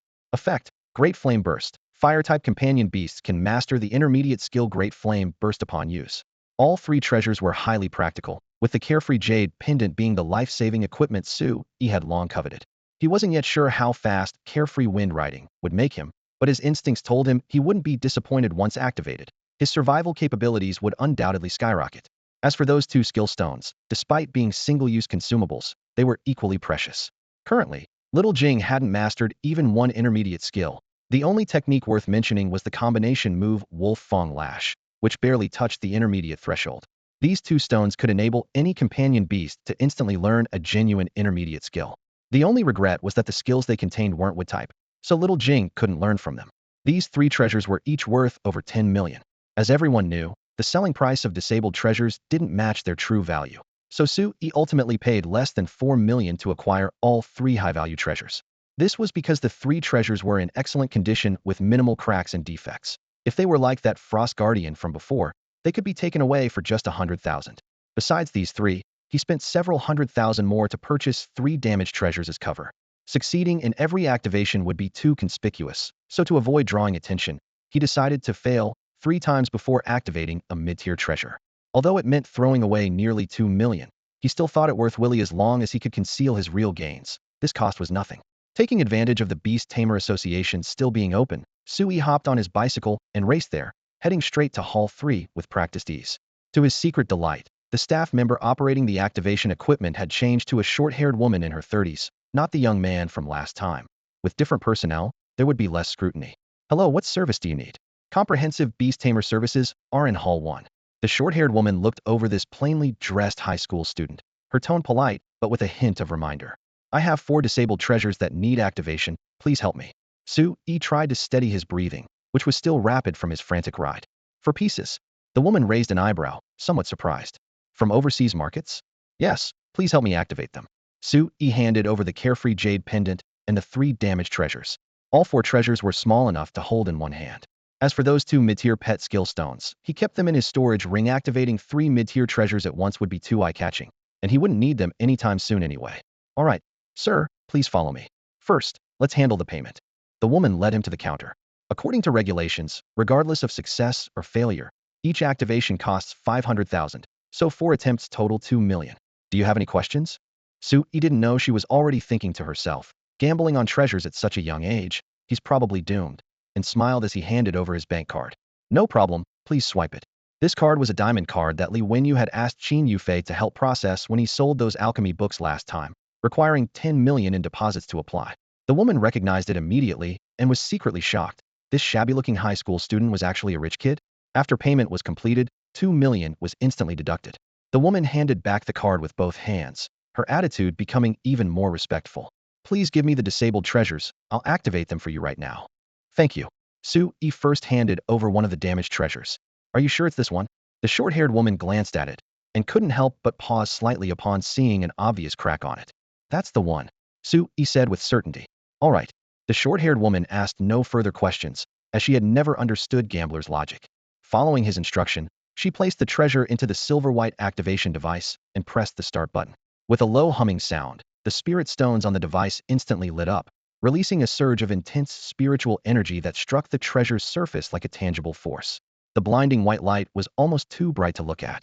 When the light faded, the treasure remained completely motionless. As expected, the short-haired woman retrieved it and handed it back with both hands, her voice carrying professional regret. I'm very sorry, sir. This treasure is damaged and failed to activate. Would you like to continue? It actually failed. What a disappointment. Su-yi sighed, but immediately handed over the second, equally damaged treasure. Continue. I refuse to believe my luck will stay this bad. Good luck to you. The short-haired woman took the treasure and operated the device again. The second attempt brought the same dazzling white light and the same silent result. I'm very sorry, sir. She didn't know how to console him. Burning through millions of spirit coins like this, even if his family was wealthy, it would be hard to explain when he got home, wouldn't it? Su-yi's face showed just the right amount of gravity as he pushed the third treasure forward. Continue. Has this young man lost his mind? The short-haired woman shook her head inwardly, but still placed the treasure in the device. After more than 10 seconds, the white light dimmed, and the answer remained the same failure. Still damaged. I suggest that next time, you carefully evaluate before deciding whether to activate. Would you like to proceed with the last one? After 3 consecutive failures, she was starting to feel embarrassed too. Continue. I've already used 3 as padding this time. The success rate must have increased dramatically. Please hurry. Don't let the probability I've finally built up go to waste. Su-yi looked excited, muttering about probability theory that others couldn't understand. Padding? Success rate dramatically increased? The short-haired woman was completely baffled. What kind of twisted gambling logic was this? Poor Thinjif families really had sons like this. No fortune would be thick enough to withstand such squandering. She shook her head slightly, feeling somewhat sympathetic, but still placed the final treasure inside. This last piece was the Xiaoyao jade pendant. Whoosh! The spirit stones erupted again, and high-density spiritual energy washed over the jade pendant like a torrent. The short-haired woman expected another failure, but the next second, the pendant actually trembled gently and began glowing with a soft green light. Immediately after, a powerful spiritual energy fluctuation far exceeding that of low-grade treasures surged from deep within the pendant. It actually succeeded, and it was even a mid-grade treasure. The short-haired woman's eyes widened. Though surprised, she was well experienced and quickly composed herself, retrieving the pendant and presenting it with both hands. Congratulations, sir. This is a mid-grade treasure. Haha, I knew it. Su-yi laughed heartily, then frowned and muttered. But considering the cost, I didn't really make much profit, sigh. He thanked the short-haired woman and walked out of the hall carrying the pendant, looking somewhat dispirited. Watching his retreating figure, the short-haired woman looked thoughtful and murmured quietly. Could using several items as padding really dramatically increase the activation success rate? Wait, what's wrong with me? How could I believe something so absurd? As soon as Su-yi stepped out of the Beast Tamer Association, the listless expression on his face vanished, replaced by a joyful smile. With the carefree jade pendant activated and the Frost Guardian pendant equipped, he could clearly feel himself wrapped in 2 layers of protection. His survival capabilities soaring even if he faced an elite-level fierce beast Hedon. He was confident he could escape unscathed. His only regret was failing to find a suitable spiritual weapon. Spiritual weapons and spiritual equipment were 2 different things entirely. Once the former developed cracks, or chips, their power would be instantly cut in half. In battle, weapons inevitably clashed with claws and fangs, and who knew when they might snap in two. He couldn't afford to take such risks. As for high-quality weapons in perfect condition, their prices were astronomical, far beyond his budget, so he had to give up for now. More importantly, with his current physical condition, even wielding a spiritual weapon wouldn't help him defeat apprentice-level beasts. His combat power couldn't even match a fraction of Little Thorn's. If he encountered enemies that even Little Thorn couldn't handle, charging in with 100 spiritual weapons would still be suicide. The conclusion was simple. Until he advanced to ordinary level or even elite-level beast tamer, he'd better stay a lazy fish, hiding behind Little Thorn and cheering, awesome, from the sidelines. That might actually be more helpful. His spiritual equipment was now complete, but to participate in the wilderness survival assessment, he still needed a pile of miscellaneous items. Leaving the association, he immediately returned to the Beast Tamer Mall with clear targets: energy water, healing water, plus auxiliary potions like focus pills and spirit-gathering elixir. In the past, with empty pockets, he could only gaze longingly at these medicines. Now with money in hand, he naturally had to provide himself with the best cultivation conditions to avoid being left in the dust by those wealthy heirs. He had originally thought himself filthy rich, but when it came time to pay, he discovered money really didn't last long. Before long, he emerged from the mall laden with bags large and small, his card balance instantly reduced by 1 million, leaving only 2 million, barely enough to buy another Origin Spirit Stone. This is way too damn expensive. Su-yi couldn't help but grumble internally. No wonder so few students in all of Irrigation City High School could advance to elite beast tamer during high school, like by signing without a wealthy family. You simply couldn't afford the costs. Just thinking about it was heartbreaking. His lavish million-yuan medicine stockpile, combined with the spirit-gathering elixir distributed by the training center that he'd been too reluctant to drink, would only last about a month of cultivation at most. Suddenly, an advertisement slogan from a Pay-to-win mobile game he'd played before popped into his mind. Creating joy with heart. If you're broke, why the hell are you playing? To rise quickly in this world, you had to be both hardcore and pay-to-win.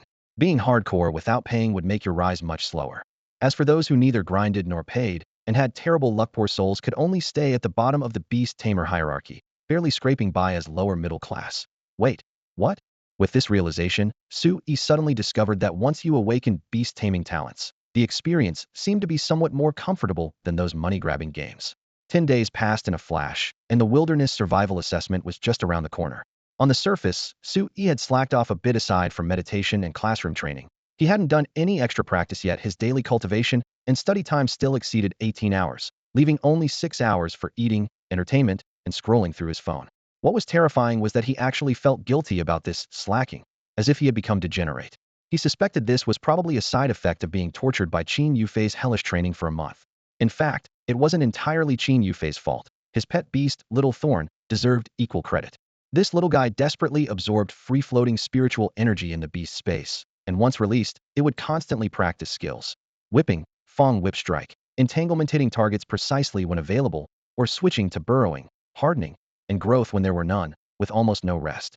Whenever its stamina and spiritual energy were depleted, it would boldly run to Su-yi demanding energy water, then contentedly absorb it, with only those brief few minutes counting as rest. After observing for several days, Su-yi reached a conclusion. Little Thorn worked so hard just to drink a few more sips of energy water with a clear conscience. He even suspected that stuff contained some addictive component for supernatural creatures. Otherwise, where would Little Thorn get such crazy motivation? Worried it might exhaust itself, Su-yi proactively offered, "You don't need to work so hard. I can provide 5 bottles daily as a fixed supply." Little Thorn proudly refused, declaring it wanted to earn its keep through merit and wouldn't accept charity, leaving Su-yi both amused and exasperated. So he just let it be. He had to admit this hardcore grinding spirit was remarkably effective. Typically, supernatural creatures that absorbed an entire spirit stone would need at least 5 to 6 months to stabilize their current spiritual energy level. Yet Little Thorn was already close to consolidation after just over a month, and in another half-month, its internal spiritual energy would be completely solidified. Then he could consider feeding it more heavenly treasures. If other beast tamers knew he had such a motivated pet, they'd probably go crazy with envy. On the morning of the assessment, Su-yi rode his bicycle to school. The playground was already crowded with over 100 students, plus dozens of armed soldiers in military uniforms. The Guanxing Corps, under the city lord's jurisdiction, invited by the school to provide protection. "Su-yi, why are you so late?" "Over here." Wan Ziheng had sharp eyes and waved first.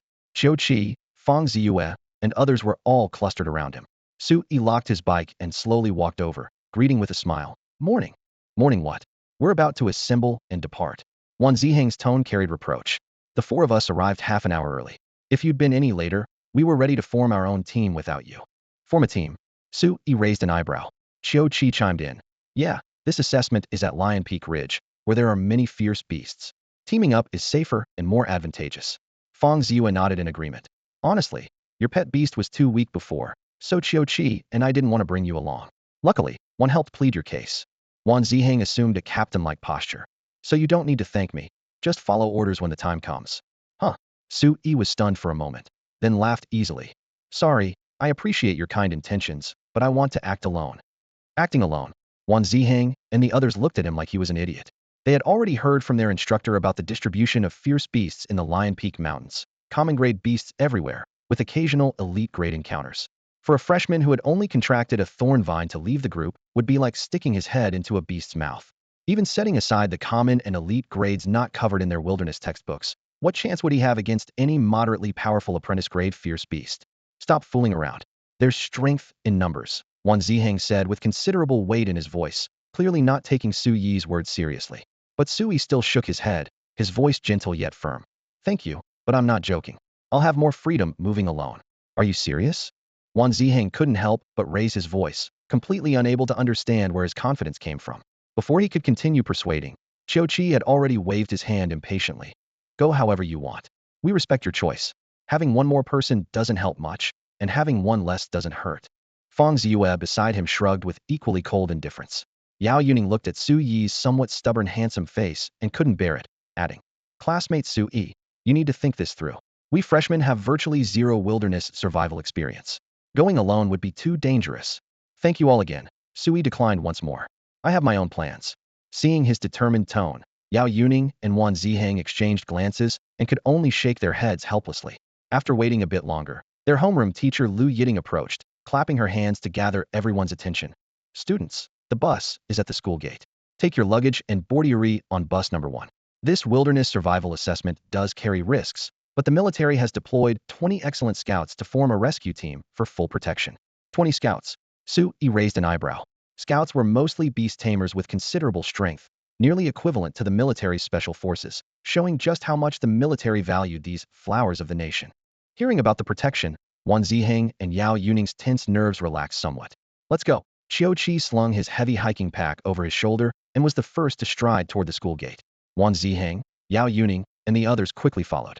When the group was almost on the bus, Lu Yiting suddenly noticed Su Yi trailing behind empty-handed with leisurely steps.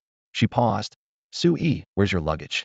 Su Yi raised his right hand, a dark ring pinched between his fingertips, and answered with a smile.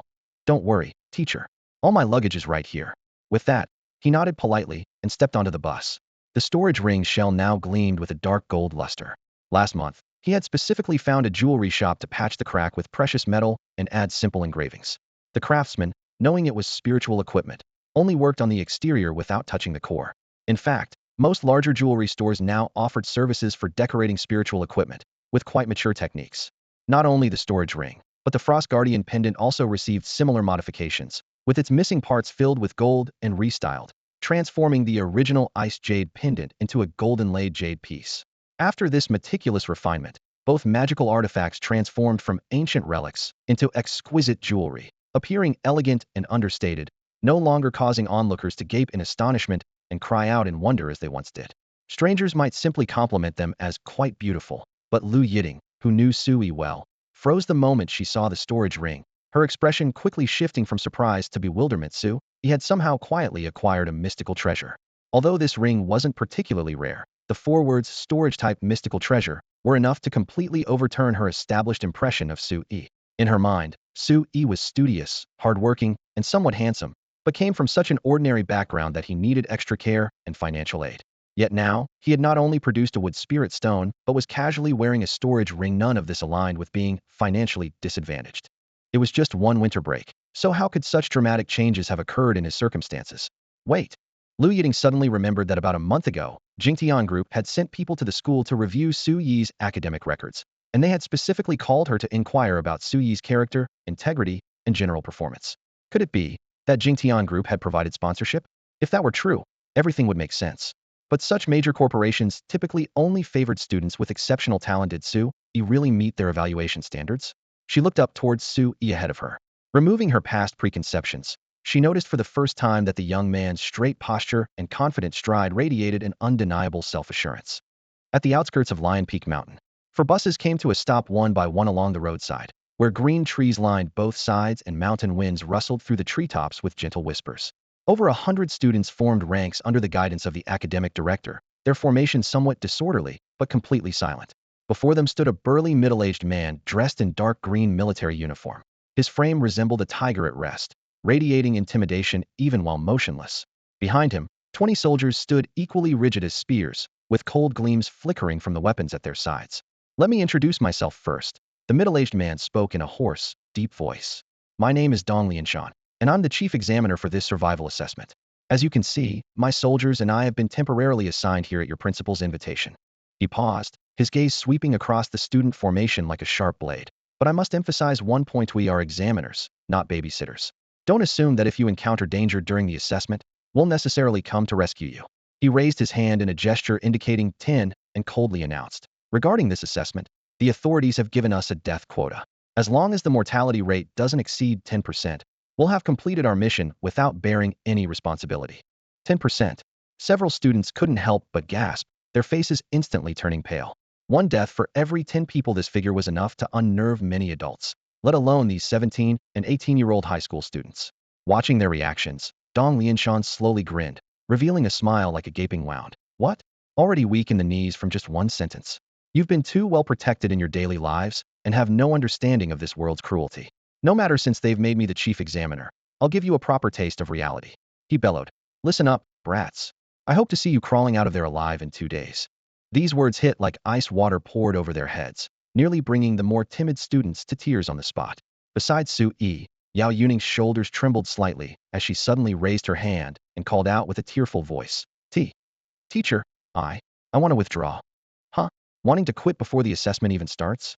Are you kidding me? Su Yi turned his head at the sound, staring at Yao Yuning in surprise. Just moments ago, this classmate had been eagerly inviting him to team up, and now she was talking about giving up. The sudden change caught him completely off guard. On second thought, it actually made sense. Yao Yuning's Ice Cotton Rabbit was only at apprentice level 6 star. Although it had learned Ice Arrow, it was far from proficient, making her overall combat power quite weak. Just as Wan Zihang had warned earlier, forget about ordinary level or elite level fierce beasts, she'd struggle against many apprentice level ones. Given this power gap, choosing to withdraw now was indeed the rational choice. Want to quit? Step out of line and stand aside, Dong Lianshan said without making things difficult, simply gesturing with his hand. Yao Yuning bit her lip, her ears turning slightly red. After hesitating for a moment, she left the formation. Her steps were light, but couldn't hide her embarrassment and reluctance. Yao Yuning, Wan Zihang instinctively reached out, wanting to stop her, but swallowed his words before they could leave his mouth. Hearing his voice, Yao Yuning kept her head down and walked away quickly, never daring to look back. Anyone else want to quit? Don't feel ashamed, you only have one life. Once you're in Lion Peak Mountains, it'll be much harder to withdraw. Dong Lianshan's gaze swept across the students, a mocking smile playing at the corners of his mouth. Perhaps his stare was too intimidating, as more hands went up one after another. Sorry, I also want to quit. Me too. And me? Ha! Dong Lianshan suddenly threw back his head and laughed loudly. More are quitting than I expected. Don't report one by one if you want to leave, just step out. I'll give you 30 seconds to decide. 30, 29, 28. The cold countdown echoed across the field. Those still hesitating felt their hearts tighten, no longer daring to delay as they shamefully left the formation. When the countdown ended, over 30 had withdrawn, leaving only about 100 students. Dong Lianshan turned to look at the students who had quit, his smile completely gone, his expression instantly turning ice cold. This is what Guan City No. 1 high school students are like? If you were my soldiers, I'd feel ashamed. This is desertion. Whether due to insufficient strength or simple fear, remember today's humiliation well. Beast taming isn't child's play. If you're not prepared, don't act rashly. If you can't figure out where you went wrong, get lost early and don't disgrace beast tamers. Under such harsh criticism, the 30-plus students hung their heads in silence, several with tears streaming down their faces. Dismissed. Dong Lianshan dropped that single word, ignoring them completely as he walked over to the 100-plus students who had stayed. Your courage is commendable, but don't get cocky yet. This might not be the right choice. The rules are simple. First, you must stay in Lion Peak Mountains for the full 2 days during the assessment. Withdrawing midway means failure. Second, killing fierce beasts earns you points. The higher the beast's level, the more points you get.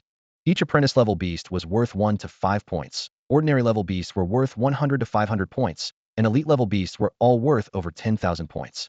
After Dong Lianshan announced the rules in his booming voice, he added that the top 10 students in the point rankings would not only receive recommendation slots for the inheritance ruins, but also earn the Courage Medal from the military. The moment those 4 words, Courage Medal, left his lips, gasps of shock rippled across the training ground. All the students knew this medal was no mere decoration. If the recipient chose to enlist, they could be directly commissioned as a sergeant major and would receive priority for future promotions, essentially a fast-track pass for rapid advancement in the military. Some young people who already aspired to military careers immediately lit up, whispering excitedly among themselves. Seeing that he had successfully ignited everyone's fighting spirit, Dong Lianshan smiled with satisfaction. He briefly explained the precautions for the wilderness assessment, then signaled for the teachers from Guanxing First High School to step forward and distribute emergency locators and detailed maps of the Lion Peak Mountains. Meanwhile, the soldiers behind him efficiently summoned their flying companion beasts, and military drones buzzed into the air under the protection of these creatures, entering the mountains ahead of the students to circle overhead and relay real-time updates of the students' activities. On the surface, Dong Lianshan seemed indifferent to the students' safety, but this entire surveillance and rescue system was meticulously planned without any oversight. "Move out," he commanded. Over 100 students entered Lion Peak Mountains under the watchful eyes of military soldiers and accompanying teachers.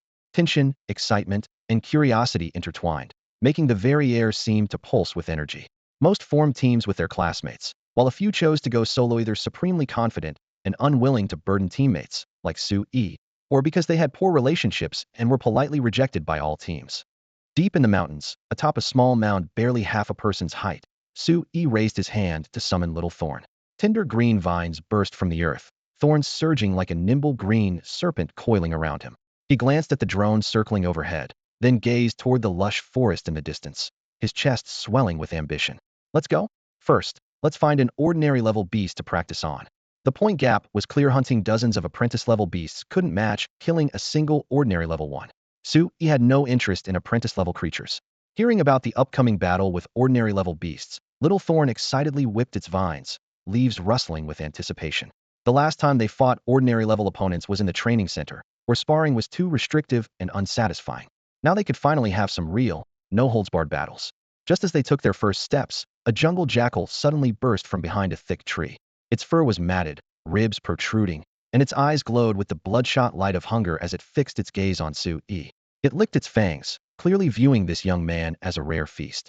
Well, an apprentice-level beast bold enough to deliver itself to my doorstep?" Su Yi chuckled lightly. "I wasn't planning to bother with apprentice-level creatures, but since you've thrown yourself at me, don't blame me for what happens next. Little Thorn, take care of it." Mum. Little Thorn's leaves vibrated, as if nodding. The jackal looked confused. These human and plant not only weren't fleeing, but actually planned to fight back. After glancing at Little Thorn, it felt even more confident. Just an apprentice-level 7-star plant type, while it was apprentice-level 9-star, on the verge of breaking through to ordinary-level. Advantage was clearly on its side. With this thought, contempt flashed in its eyes as it let out a hoarse howl and lunged at Little Thorn, intending to teach them a harsh lesson. In the next instant, 3 thick vines twisted together in the air before whipping down with the sound of cracking whips. Crack! The vines struck the jackal's spine with precision, hitting with the force of a hammer on steel. It didn't even have time to cry out before its spine snapped. Overwhelming pain crashed over it like a tide, and consciousness was instantly swallowed by darkness. Before losing consciousness, only one bewildered thought remained in the jackal's mind. What just happened? The advantage was supposed to be mine. Thorn Ghost Vine emerges victorious in battle. Skill proficiency increased. Dissipating soul force detected. Absorbing. Absorption complete. Gain 9 soul force points. Current total soul force, 358 points. Su Yi dismissed the panel and looked down at the fallen jungle jackal at his feet, feeling both surprised and relieved it was actually killed in one hit. While the jungle jackal wasn't considered a top-tier beast, its spiritual energy level was no joke, and it definitely wasn't the type of creature that could be taken down with just any random strike. Soon enough, he figured out the reason. A wolf's weakness had always been described as copper head, iron bones, tofu waist. Little Thorn's whip had struck precisely at the waist, a critical hit on a weak point. Combined with the base power of Wolf Fang Lash, which rivaled intermediate-level skills, and with proficiency already at mastery level, the instant kill was perfectly logical. "Excellent work. I hereby crown you the king of apprentices." Su Yi called out cheerfully, patting the tip of the Thorn Ghost Vine's tendril. Little Thorn loved this kind of praise and was absolutely delighted, its vines swaying gently, clearly enjoying the compliment. 5 points can't let them go to waste. Better report this first. Su Yi estimated the beast's value while casually wiping the sweat from his palms. Looking up to confirm there were no branches blocking the sky above, he pulled out his emergency locator from his pocket and pressed the green button. The indicator light flashed, and ring-shaped signal waves immediately spread outward. At the outskirts of Lion Peak mountain range, inside a makeshift shed hastily constructed with metal frames and waterproof canvas, dozens of monitors continuously received real-time footage transmitted by drones. So many people scoring kills in just 10 minutes, but they panicked too much when encountering beasts. Dong Lianshan stood before the monitoring wall, commenting while scanning the screens. Something occurred to him, and he turned to look at the 30-plus students who had already withdrawn from the assessment. "Keep your eyes wide open and watch carefully how your juniors handle themselves in the wild. Learn from the good examples. Remember the mistakes, it's all valuable experience. The students nodded repeatedly, not daring to interrupt. Good, you can be taught. Keep watching the screens and report any anomalies immediately. Dong Lianshan yawned and walked over to a nearby reclining chair, plopping down. The students exchanged glances. The examiner was using them as free labor. When they withdrew from the assessment, they thought a bus would take them straight back to school, but due to staff shortages, they'd been dragged here to serve as temporary monitors. In fact, it wasn't just the students, all accompanying teachers were pressed into service. Some remained at the shed as command center, while others followed rescue teams deep into the mountains, both to assist students in danger and to verify battle results on site. Just then, Dong Lianshan's walkie-talkie crackled to life. Captain, Student 62 has reported a kill. Drone 34 has locked onto the carcass. Please review, Captain. Dong Lianshan immediately sat up straight, his gaze shifting to monitor 34. On the screen, a jungle jackal's corpse lay on the grass, with a tall, slender young man standing beside it. Only one person? He was somewhat surprised and looked down to check Student 62's information. Su E, Class 14. Bonded Beast is a mutated thorn vine. Apprentice level 7 stars. Dong Lianshan held the assessment roster in his hands, his gaze sweeping back and forth across the surveillance wall. Plant-type bonded beasts like the thorn vine were naturally inconspicuous, especially the one on screen, dark green throughout with slender vines that looked no different from ordinary creepers. He frowned. The beast was both unremarkable and acting alone. Was its temperament too stubborn to follow the group? But then he recalled the vivid scene of Su E single-handedly taking down the jungle jackal, and nodded approvingly. The performance was acceptable. He pressed the intercom button, his tone steady and brief, notifying nearby personnel to go verify. Over. Copy that. Over. Came the immediate response through the intercom. Monitor 34 nearby was displaying Su Yi's live feed. Yao Yuning, who had been temporarily assigned as a surveillance operator, caught a glimpse and froze. It was actually her classmate Su Yi. Thinking of the jungle jackal's razor-sharp fangs from earlier, she couldn't help but bite her lip gently. Against such a fierce beast, she probably wouldn't last more than a few rounds. It seemed Su Yi was indeed a bit stronger than her. Her mood dampened somewhat. Lion Peak Ridge. Mountain winds rustled through the leaves as the triangular locator's green light suddenly went out, indicating the examiner had preliminarily confirmed the kill. Su Yi smiled and whispered to the thorn vine at his feet. That's enough. Let's continue searching for ordinary grade beasts. Happy. Excited. The vine tips quivered, their sharp barbs gleaming coldly in the sunlight as they unhesitatingly followed their master deeper into the forest shade.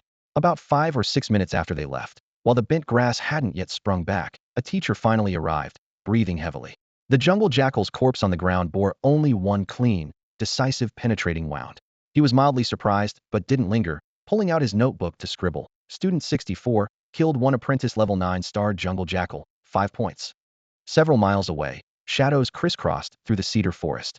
The stern-faced Li Yuanhang advanced slowly under the protection of his swift cheetah, his pace leisurely, as if strolling through a garden. From Class 16, one of the seed candidates, his swift cheetah had already reached ordinary level 4 stars and had been under close observation since entering Lion Peak Ridge. Dong Lianshan had even specially deployed a drone to film his activities continuously. Li Yuanhang looked down at his map, confirming in a low voice. According to the markers, the target area is just ahead. As soon as he finished speaking, he looked up toward the dense cedar grove, quiet confidence written on his face as his pace noticeably quickened.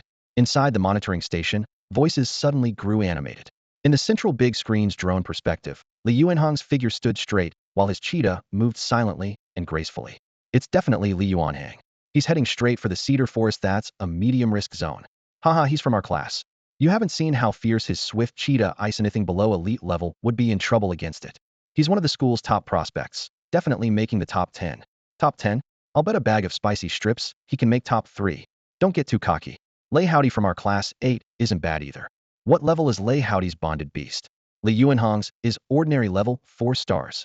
Only 2 stars difference. Ascent make much difference in overall strength. What's there to brag about? Before the argument could reach a conclusion, a female student suddenly exclaimed, Quick, look! Li Yuanhang's endangered a black-backed tiger. Everyone immediately crowded around the screen. In the footage, a muscular black-backed tiger leaped out, its stripes barely visible in the shadows, its sheer size alone imposing tremendous pressure. Students with deeper assessment experience immediately recognized this black-backed tiger was at least ordinary level 6 stars or above. Black-backed tigers are excellent fighters. Li Yuanhang's luck is a bit rough. So what? I believe Li Yuanhang can definitely defeat it. Not only the students, but Dong Lianshan and the other teachers who had stayed behind also gathered around when they heard the commotion. It seemed Li Yuanhang was planning to face the black-backed tiger head-on. A flash of approval crossed Dong Lianshan's eyes, but he still raised his walkie-talkie. Notify the rescue personnel closest to student number 71 to converge immediately and await further orders. Over. Copy that. Over. As soon as the words fell, the black-backed tiger, which had been in a standoff for so long, suddenly let out a deafening roar and lunged fiercely at the swift cheetah opposite it. The black-backed tiger was a metal attribute extraordinary creature with astonishing strength and destructive power. Its claws could easily slice through thin steel plates. The cheetah didn't dare to block directly and relied on its agile form to leap sideways, causing the black-backed tiger to miss its target. Taking advantage of the moment when its opponent landed, the cheetah struck back with its claws, aiming straight for the black-backed tiger's neck with swift and vicious movements. Although its claws weren't as sharp as the black-backed tiger's, they still posed a threat that couldn't be ignored. The black-backed tiger's paws had just touched the ground, leaving no time to dodge, but there wasn't a trace of panic in its eyes. Instead, they showed contempt. In the next moment, spiritual energy surged within its body, and a bronze-colored aura appeared on the surface of its fur. Screech! The cheetah's claws scraped against the light membrane, creating a piercing friction sound like iron blades scraping steel. Copper skin. Li Yuanhang, who had been composed until now, finally showed alarm. This black-backed tiger had actually mastered copper skin. Though it was a low-level skill, it was extremely valuable among creatures of the same rank, significantly boosting defense. Data showed that at most 1 out of 10 wild black-backed tigers could learn it. What terrible luck! In the monitoring shed, the teachers and students recognized this skill and all held their breath for Li Yuanhang. Having one more skill versus one less made a world of difference in overall strength. The already troublesome black-backed tiger, now with copper skin, had become an elite among ordinary-grade fierce beasts. Dong Lianshan became increasingly restless and urged the rescue team to accelerate once more. However, the first round of combat actually resulted in mutual damage. After its strike missed, the cheetah quickly jumped back, vigilantly watching its opponent and looking for the next opening. Li Yuanhang's expression grew more serious accordingly, yet he still had no intention of retreating. He could see that this black-backed tiger had just learned copper skin and was still at the beginner level. Though its defense was strong, the coverage wasn't complete, only protecting the head, neck, and back, while the limbs and abdomen remained exposed. If he could seize the opportunity, the cheetah wasn't without a chance of breaking through its defense. After a brief standoff, the black-backed tiger, driven by impatience, lunged again, attempting to tear the cheetah apart with its steel-like claws. Now's the time. When sprint. Li Yuanhang's eyes lit up as he vigorously swung his fist. His swift cheetah, perfectly attuned to his thoughts, immediately unleashed a wind dash. In that instant, it became like a drawn crossbow, seizing the gap when the black-backed tiger raised both claws high, transforming into an arrow that shot forward. Sharp claws wrapped in howling wind struck directly at the opponent's belly. This was the wind-rending claw. In front of the screens, seeing the cheetah's claws surrounded by sharp airflow that tore through the air, many students gasped. Wind-rending claw and copper skin were both high-tier beginner skills, equally matched. The swift cheetah mastering wind-rending claw was like the black-backed tiger mastering copper skin. One technique could completely transform combat power. No wonder Li Yuanhang was rated as a seed contestant. Truly lived up to his reputation. Many students couldn't help but think of themselves. By the time I graduate from senior year, will I be able to catch up to where he is now? As the thought flashed by, what remained was mostly a sense of helplessness and disappointment. Indeed, comparisons are odious. Before the thought could settle, the swift cheetah had already reached beneath the black-backed tiger's belly, its claws slashing viciously. The black-backed tiger was horrified, bringing down its massive claws to force back the enemy that had suddenly appeared so close. But the cheetah excelled in speed, pressing its advantage relentlessly, continuing to tear at the belly. Crash! A brutal tearing sound erupted as the black-backed tiger's belly was ripped open, blood and entrails spilling out, causing some viewers to immediately cover their mouths and retch. At the same time, the black-backed tiger's steel claws struck hard against the cheetah, one claw sweeping directly across its neck, leaving a horrifying bloody gash deep enough to show bone, arterial blood spurting out. Die! Li Yuanhang roared. The wounded swift cheetah didn't retreat but advanced, striking again with wind-rending claw, this time actually tearing out the black-backed tiger's heart. The black-backed tiger let out a piercing wail and crashed to the ground, lifeless. Leopard head. Li Yuanhang rushed over, tearing open a medicine bottle with one hand and pouring a healing potion into the cheetah's mouth, while emptying another bottle entirely onto the wound on its neck. Within moments, the bleeding stopped and the wound began closing at a visible rate. Only then did the teachers and students in front of the screens realize they had been holding their breath, and they all began breathing heavily. Amazing! He actually killed the black-backed tiger that had mastered copper skin. Brother Li is incredible. That beast must be worth at least 500 points. Other people's scores haven't even reached double digits. He's in a league of his own. Praise erupted from all sides. Even students from other classes were convinced. Dong Lianshan's eyes lit up as he nodded approvingly. If such a talented youth could be recruited into the Guanqing Corps, he would surely become a fierce general in a few years. While everyone was still immersed in shock, someone suddenly cried out in alarm. Report, Chief Examiner. Drone 34 has detected an anomaly. A student is surrounded by a wolf pack, and among them is a jungle wolf king. What? Dong Lianshan's heart tightened as his gaze quickly fell on screen 34. Indeed, a pack of jungle wolves had formed a crescent-shaped encirclement around a lone student, with the jungle wolf king clearly leading them. The wolf king was elite among its tier, with combat power no less than the copper-skinned blackback tiger. Worse still, the pack included several jungle jackals that had also reached ordinary tier. A single person trapped in such an encirclement had virtually no chance of survival. Dong Lianshan recognized the student had just reviewed the files not long ago. The name was Su Yi. What a pity. He sighed softly. Even if he immediately dispatched the nearest rescue personnel, they wouldn't make it in time. This kid is finished. At Lion Peak Ridge, Su Yi watched the 6 jungle wolves rapidly approaching and couldn't help but smile bitterly. Why wolves again? Was he naturally cursed to encounter these creatures? After a brief assessment, data immediately surfaced in his mind. 3 of the 6 wolves had reached ordinary rank, with one being the jungle wolf king. Its strength would certainly not be inferior to the wind wolf king he had encountered in that secret realm. Fortunately, this pack belonged to the non-elemental type the Beast Tamer Association preferred to call it balanced attribute. Their strength, speed, constitution, and other indicators were as evenly distributed as if measured by a ruler, with no obvious weaknesses, but also no outstanding advantages. In 2 words, mediocre.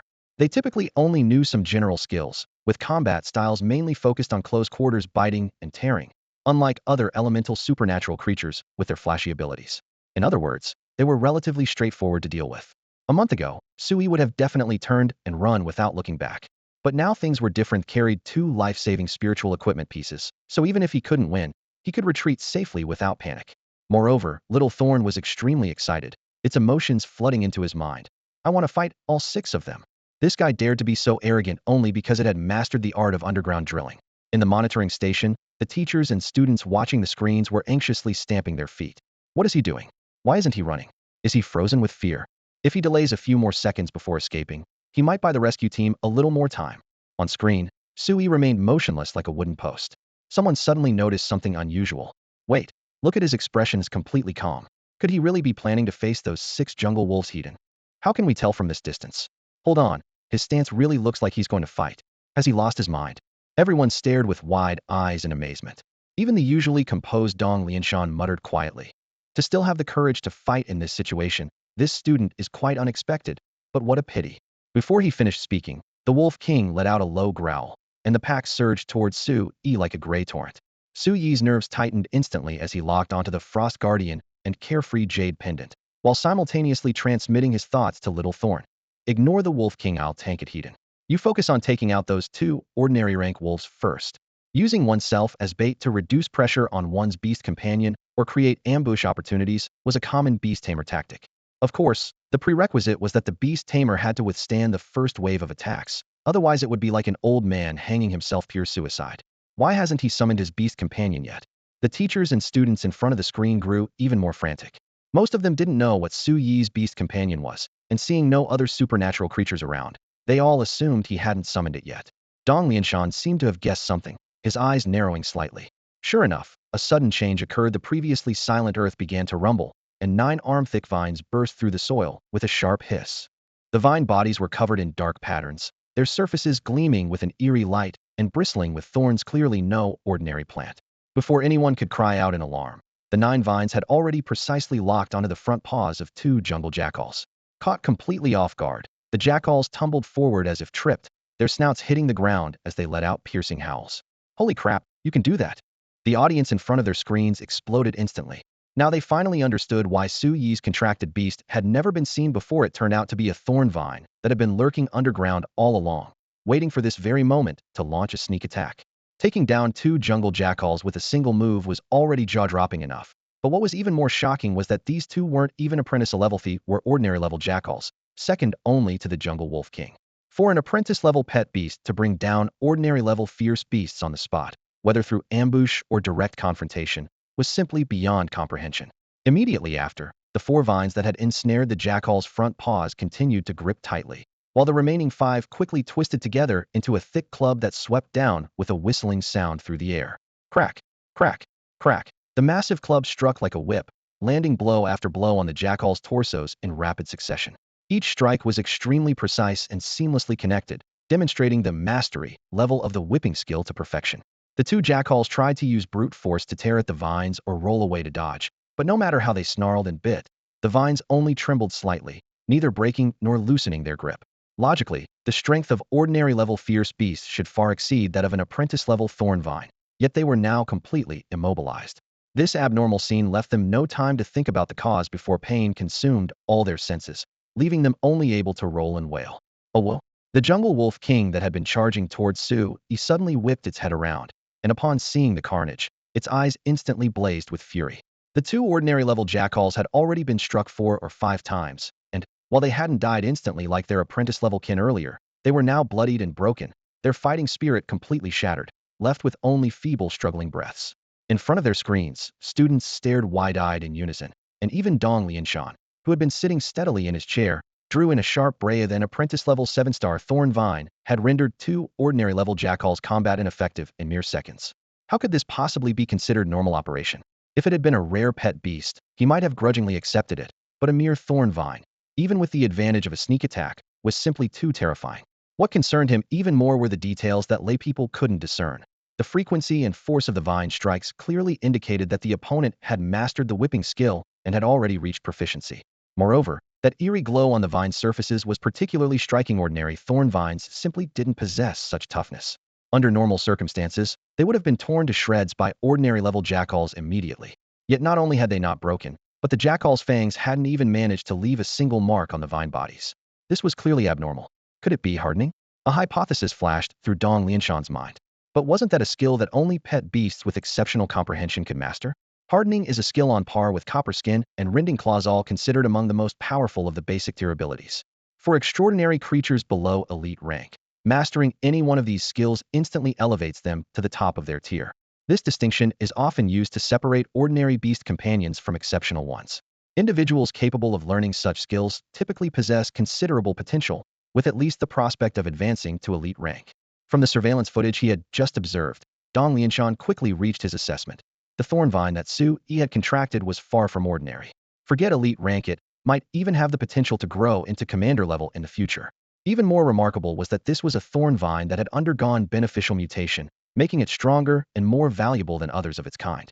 A beast companion with such talent was enough to place Su Yi among the ranks of outstanding students. Once his beast advanced to ordinary rank, he would have the strength to stand shoulder to shoulder with seed candidates like Liaozhai. At this thought, Dong Lianshan's heart tightened, his expression growing grave as he silently prayed for Su Yi to hold out for 2 more minutes until the rescue team arrived. Losing such an exceptional student here would be an irreplaceable loss for Guan City. Despite Little Thorn's impressive display of power, he still didn't believe Su Yi could defeat the Forest Wolf King. The latter was already among the elite of same-tier extraordinary creatures, and its level was a full major rank higher than Little Thorn's. As if confirming his fears, on the surveillance screen, the Forest Wolf King suddenly threw back its head and roared furiously. The ambush that had instantly killed its 2 lieutenants had completely ignited its savagery. It no longer bothered with Su Yi, spinning around abruptly and charging straight toward Little Thorn. As it ran, the Forest Wolf King's body began to swell like an inflating balloon, muscles bulging in chunks, its fur rapidly turning an eerie blood red, as if it might seep actual blood at any moment. Its savage eyes locked onto the target with crushing intensity that made it hard to breathe. This was Blood Rage. Su Yi immediately recognized the skill the opponent had activated. Blood Rage would send an extraordinary creature into complete berserker state, dramatically boosting strength, speed, and constitution across the board. Given the Forest Wolf King's original power, its physical capabilities now likely rivaled some of the weaker elite rank extraordinary creatures. Little Thorn also sensed the enemy's transformation and didn't dare engage directly. It decisively released the 2 ordinary rank jackals, whipping out a vine in a probing strike toward the Wolf King. Bang! Before the vine could connect, massive claws swept it aside. The terrifying impact sent that vine spinning out of control, sharp claw tips carving several horrifying gashes across its surface. That was a vine reinforced with hardening, yet it had been torn right through. Realizing that direct confrontation meant certain death, Little Thorn quickly burrowed underground to hide. By the time the Forest Wolf King reached the 2 ordinary rank jackals, The thorn vine had already vanished without a trace. The enemy had escaped. Oh, whoa. The jungle wolf king let out a furious roar, its rage now having nowhere to vent, driving the already berserk beast into even greater madness. Even the three apprentice-level jackals grew fearful at the sight and quietly retreated several steps. Fury consumed its last shred of reason as its bestial gaze locked onto Sui. Muscles tensed, and in the next second, it thundered off the ground, lunging forward once again. Little Thorn was the one who provoked you, not me. Why are you taking it out on me? Sui joked outwardly, but inwardly he was more tense than anyone. Two life-saving treasures were already locked in his perception, ready for immediate escape if things went south. Before the viewing screens, the spectators collectively gasped. The blood-raged jungle wolf king's combat power was approaching that of an elite-level beast. Even Liaozhai would probably turn tail and run at the sight of it. Too fierce. Where did the thorn vine go? It's over now. It's targeting Sui directly. This isn't supposed to be a beast battle. Is it proper for a contracted beast to just hide? Wait, blood rage has a time limit. If he can just hold out, the Wolf King will weaken, and maybe he can turn the tables. Hold out? The way that Wolf King is now, it'll bite anything that moves. Even his contracted beast can't withstand it. The chaotic chatter was cut short by Director Dong's sharp rebuke. His knuckles gripped the table edge as he stared intently at the screen, fearing he might witness the outcome he least wanted to see. At that moment, the Jungle Wolf King was less than 5 meters from Sui, its foul breath rushing forward. At this critical juncture, Little Thorn, which had been lurking underground, suddenly burst from the earth. It didn't charge the Wolf King directly. Instead, it silently burrowed beneath the three apprentice-level jackals, thick vines suddenly wrapping around one of their hind legs. Immediately after, 6 thorn-covered tendrils transformed into swift serpents, delivering a flurry of crack-crack lashes. Spikes pierced flesh, blood sprayed, and the 3 jackals let out heart-rending howls before they could react. Sounds so loud they seemed to drop thunder through the dense forest. The howls pierced the air, and the Jungle Wolf King abruptly halted its charge. Turning back, it saw Little Thorn brazenly beating its cubs and descendants right before its eyes. Its fury instantly peaked as it roared and wheeled around, abandoning Sui. Claws churning up fallen leaves, it charged madly toward Little Thorn. Cut it by time. Sui wiped the cold sweat from his forehead, quickly issued the command, then bolted, hiding behind an ancient tree. He no longer dared expose himself to the Wolf King's line of sight. The other jackals had been tied up and dealt with by Little Thorn now. It was an unknown between it and the Wolf King. Of course, this unknown wasn't a direct confrontation. As one of the top 5 in theoretical courses for his entire grade, Sui knew well that weakness always followed blood rage. As long as he could drag out the time, he could reverse the advantage. Little Thorn had perfected its burrowing technique and excelled at hitandron tactics and attrition warfare. This, too, was a form of counter. What a complete turnaround. The teachers and students who had been holding their breath for Sui just moments ago now stared at the screen in stunned silence as the battle situation dramatically reversed. Not only had Sui escaped danger, but he had completely withdrawn from the battlefield, while the frenzied Jungle Wolf King was now desperately chasing after Little Thorn. The Jungle Wolf King's eyes blazed crimson red, having completely lost its sanity. The blood rage state granted it incredible speed that Little Thorn simply couldn't match, but he had mastered his burrowing ability to perfection. Whenever the Wolf King lunged close, he would suddenly dive into the earth and vanish instantly. When he resurfaced, he would either appear dozens of meters away or emerge right behind the Wolf King, taking the opportunity to lash out with his vines. Though each attack was either dodged or swatted away by the Wolf King, the creature's blood pressure kept rising, preventing it from calming down. Even worse, every time the Wolf King used its claws to bat away the vines, several thorns would inevitably pierce into its paw pads. Could he actually win this? In the monitoring station, the students who had been terrified just moments before watched the chase that had now become a game of cat and mouse, their faces filled with disbelief. If this dragged on a little longer, the blood rage would end, and when that happened, the Wolf King would not only drop back to ordinary level, but would also fall into a brief state of weakness, with its strength probably reduced to that of a common wolf. Little Thorn had previously taken out 2 such wolves in one. Goth scales of victory were quietly tipping in Sui's favor. Dong Lianshan had also seen through the situation and was deeply shaken. This student named Sui was simply a tactical genius. On the surface, Sui hadn't performed any flashy maneuver. She had simply made precise use of his pet's advantages against the enemy's weaknesses. But achieving such precision was incredibly difficult. Throughout the entire battle, he had remained calm, with every single command being 100% correct, operating like a precision instrument with 0 errors. Forget students, even many battle-hardened beast tamers might not possess such composure. Calling him a genius was no exaggeration. After a moment's hesitation, Dong Lianshan picked up his radio again and calmly ordered, Notify the rescue team to observe the situation first when they arrive on scene. Don't rush to intervene. His confidence in Su-yi had been rekindled. Su-yi didn't disappoint anyone. In the mountains of Lion Peak, after Little Thorn had led the Wolf King in circles for 4 or 5 minutes, the blood rage finally ended. The Wolf King deflated like a punctured balloon, its form instantly withering as its spirit became extremely listless. Only then did it regain some semblance of reason. Realizing how foolish it had been to chase after a thorn vine that could burrow underground, it should have recognized this as a trap from the start. Unfortunately, this realization had come far too late. Little Thorn, who had been chased for so long, also had pent-up anger burning in his heart. This was the one and only Thorn's Pike ghost vine, and being chased around by such an extraordinary creature as the Jungle Wolf King was utterly humiliating. It had to reclaim its dignity. Therefore, the moment it sensed the Jungle Wolf King's weakness, it immediately turned around, furiously burrowing into the earth and charging straight back to the battlefield. The Jungle Wolf King's heart tightened as it tried to flee, but exhausted as it was, its running speed couldn't even match the Thorn's Pike ghost vine's underground drilling. Within mere seconds, a thick vine burst from the earth and wrapped around its hind leg with a sharp snap. The Wolf King was terrified, roaring and struggling with all its might. A minute ago, it could have easily torn this vine to shreds, but now, all it could do was drive the thorns deeper while making the vine crackle and snap, barely breaking a few fibers. Next, the remaining 8 vines spun and converged in the air, instantly twisting together into a massive spiked club that hammered down repeatedly on the Wolf King's spine with thunderous blows. A whoa! The agonized howl echoed through the dense forest. The weakened Wolf King was like a lamb to slaughter, with no room for resistance, left only with humiliation and unwillingness.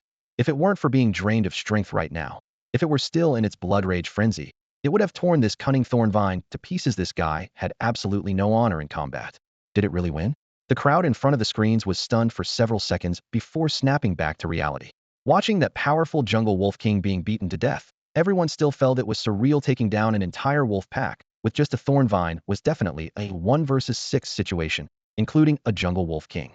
If they hadn't seen it with their own eyes, they never would have believed it. By the way, who is this person? Which class is he from? How come we've never heard of him before? A student finally spoke up. Everyone had been too tense earlier to ask, but now they had the leisure to wonder. Hearing this, Yao Yuning, still in shock, finally came to her senses and stammered. He's from our class, class 4 of grade 11, Su-yi. As his classmate, she knew Su-yi's track record better than anyone, so the impact on her was the greatest. That handsome boy who had almost been expelled from number 1 high school was actually this powerful? She wasn't dreaming, was she? Su-yi. Even several teachers looked puzzled, with one of them quickly pulling out his phone, preparing to report this matter to the school. Interesting. Dong Lianshan quietly memorized this name.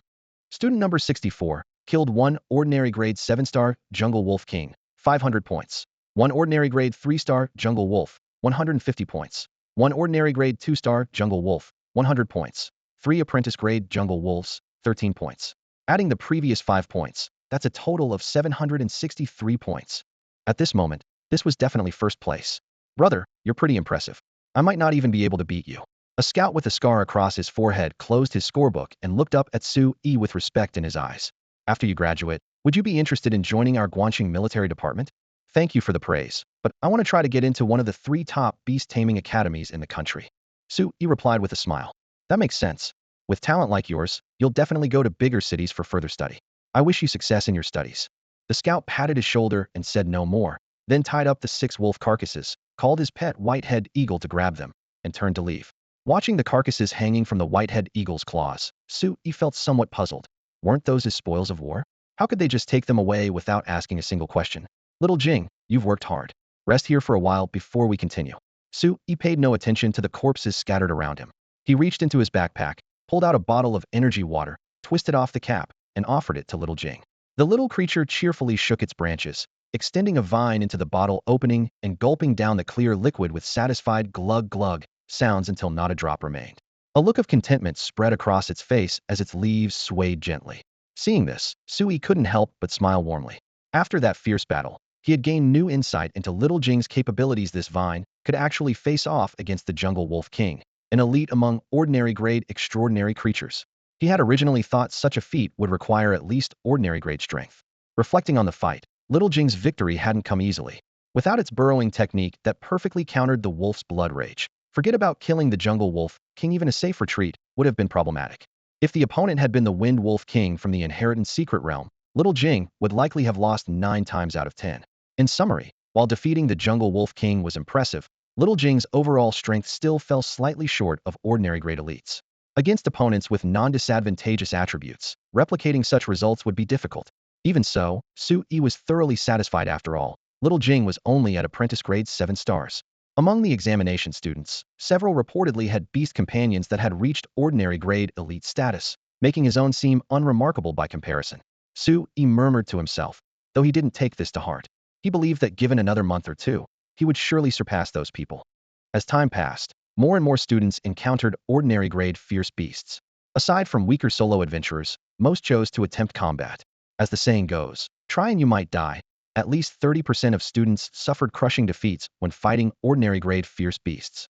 Mind you, they weren't facing elite monsters like the Jungle Wolf King, just the most common ordinary grade fierce beasts. This wasn't surprising. Most beast companions hadn't yet broken through to ordinary grade, and not everyone possessed Little Jing's ability to fight above its level.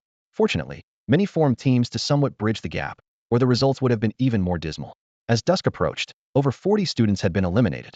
Some, sensing trouble, withdrew voluntarily, while others were forcibly removed by rescue personnel. According to regulations, rescue teams only intervened when students faced mortal peril with no hope of survival otherwise. Once rescue was required, the examination was deemed failed. These evacuated students were fortunate, though severely injured, they kept their lives. However, not everyone was so lucky. By dusk, 2 students had already perished in the Lion Peak Mountains when danger struck. They couldn't hold out until rescue arrived. When the rescue team arrived, one of them was found with half their body devoured by a ferocious beast, leaving only half a corpse to recover. This horrifying scene hung over all the students like a dark cloud, finally making them realize that this assessment wasn't a game, they could actually die. When the 2 mangled bodies were dragged back, many students froze on the spot, their eyes vacant. The accompanying counselor had to intervene immediately, providing emergency psychological support and summoning her psychic-type companion Biasta bamboo flute bird, letting its clear, soothing melody echo through the valley to calm their nearly shattered nerves. According to the original plan, all assessment students were supposed to camp overnight in the Lion Peak Mountains on their own. After all, sleeping outdoors was standard practice in inheritance realms. However, after consultation between the supervising dean and Dong Lianshan, they made a last-minute adjustment, establishing 3 camps throughout the mountains and broadcasting coordinates to students via their emergency locators, requiring them to camp at the nearest site after dark. Although headquarters had set a 10 casualty allowance, these students were all carefully selected prospects from the academy. Losing even one would be heartbreaking, let alone actually reaching that 10 threshold. Little Jing, steel spikes. Beautiful. Wrap it up, don't let it escape. In the dim forest, the thorn ghost vine coiled around a golden python like a massive gray-green whip. The python was a metal attribute beast with scales hard as refined iron, but it hadn't learned defensive skills like copper hide, making it vulnerable to the proficient level steel spikes. Sharp thorns pierced its body like a string of pearls, instantly creating thousands of tiny holes as blood gushed out like water from a punctured bag. The golden python thrashed its tail frantically, trying to break free, but could only watch helplessly as its life drained away with its blood. Minutes later, its body went limp and crashed to the ground. Thorn Ghostvine victory, Steel Spikes proficiency 1. Dissipating soul force detected. Absorption complete. Gained 23 soul force points. Current total soul force, 521. Su Yi wiped the sweat from his forehead and took a deep breath. Including the forest wolf from earlier, this was his 6th ordinary grade beast kill. Combined with the apprentice-level creatures he'd picked off along the way, his soul force reserves had successfully broken the 500-point barrier. Just 2 or 3 more, and Little Jing can evolve into a thorn demon flower with 800 soul force points, Su Yi calculated. My score's over 1,000 too. I could coast tomorrow and still make the top 10. He looked up at the sky. Dusk was falling, and the forest was rapidly darkening. Pressing the green button on his locator would bring a teacher or scout to record his achievements, but with night approaching, making people trek back and forth seemed inappropriate. After weighing his options, he had Little Jing drag the golden python while he carried the frost guardian, heading directly for the nearest camp. The mountain night was eerily quiet, with branches blocking out the sky, not completely dark yet, but already shadowy. Su Yi had 2 life-saving treasures and Little Jing's protection, giving him some confidence, though he still debated whether to pull out his flashlight early. Just as he reached for his backpack, a sharp scream from behind nearly made him jump out of his skin. Turning around, he saw 4 students, 2 boys, and 2 girls emerging from the tree line. The girl in front was crouched down with her hands over her mouth, staring in terror at Little Jing and the bloody python corpse it was dragging. The other 3 had already retreated behind their respective companion beasts, their faces showing a mix of shock and fear. Seeing this scene, Sui immediately understood their misunderstanding and awkwardly spoke up. Um, sorry, that's my companion beast and my trophy, not some wild monster. Upon hearing someone speak, the four students finally noticed there was another person in the shadows ahead, wearing the same standard combat uniform from Guanxing No. 1 High School. The four exchanged glances and fell silent. Hey, classmate, dragging such a long beast corpse around this late at night could scare people to death. The short-haired girl with more courage whispered, though her voice still carried reproach. Her gaze fell to the ground. A vine covered in eerie patterns was dragging a blood-soaked golden python, its fierce serpentine head still menacing under the moonlight, looking exactly like some unknown monster. It's barely evening though. Sui muttered to himself, but still nodded sincerely. Sorry, I didn't expect to run into classmates. Only then did the short-haired girl get a clear look at the corpse and recognize it as a golden python. Surprise flashed in her eyes before she dropped her reproachful tone and bent down to help the girl who was still crouching on the ground. She didn't want to easily offend someone with the strength to hunt a golden python alone. Besides, this guy was quite easy on the eyes. Huh. The two male students' memories were triggered by Su Yi's voice, and they suddenly looked toward the figure under the tree shade. Are you Su Yi? Qiuqi? Fangziyue? What a coincidence. Su Yi recognized them too, then seemed to remember something and asked puzzledly, Where's Wan Ziheng? Isn't he in your group? Is now really the time to worry about that? The two stared blankly at the golden python on the ground, unable to believe it. Did you kill this? Yeah, took quite a bit of effort. Su Yi admitted with a smile, making no attempt to hide it. A golden python that even two people would struggle with. The two still wanted to argue but couldn't convince themselves this metal attribute extraordinary creature was known for its strength and thick defense, always troublesome. They knew that even working together, they might not fare well against it. The short-haired girl extended her hand proactively. Are you their classmate? Hello, I'm Mo Jianting, and she's Wu Yingying. We're both from Class 9, Grade 1. After studying Wu Yingying, she wore a faint smile, clearly having moved past the earlier misunderstanding. Nice to meet you both. I'm Su Yi from Class 4, Grade 1. Su Yi approached and looked at Wu Yingying with concern. Were you scared just now? Sorry about that. Honestly, he had been startled by that scream too. He even suspected that these three companions weren't just frightened by the golden python, but probably stunned by Wu Yingying's vocal power as well. Wu Yingying's cheeks flushed slightly as she said softly, It's fine. I'm just too sensitive. Sorry for embarrassing myself. Actually, my poison thorn rose is quite powerful. It's already at ordinary level, so I wouldn't be afraid even if I really encountered a golden python. Poison thorn rose. Su Yi raised an eyebrow. Like his own thorn vine, it belonged to the plant category, but poison thorn rose was more precious, being dual attribute with both wood and poison. So your beast companion is a poison thorn rose.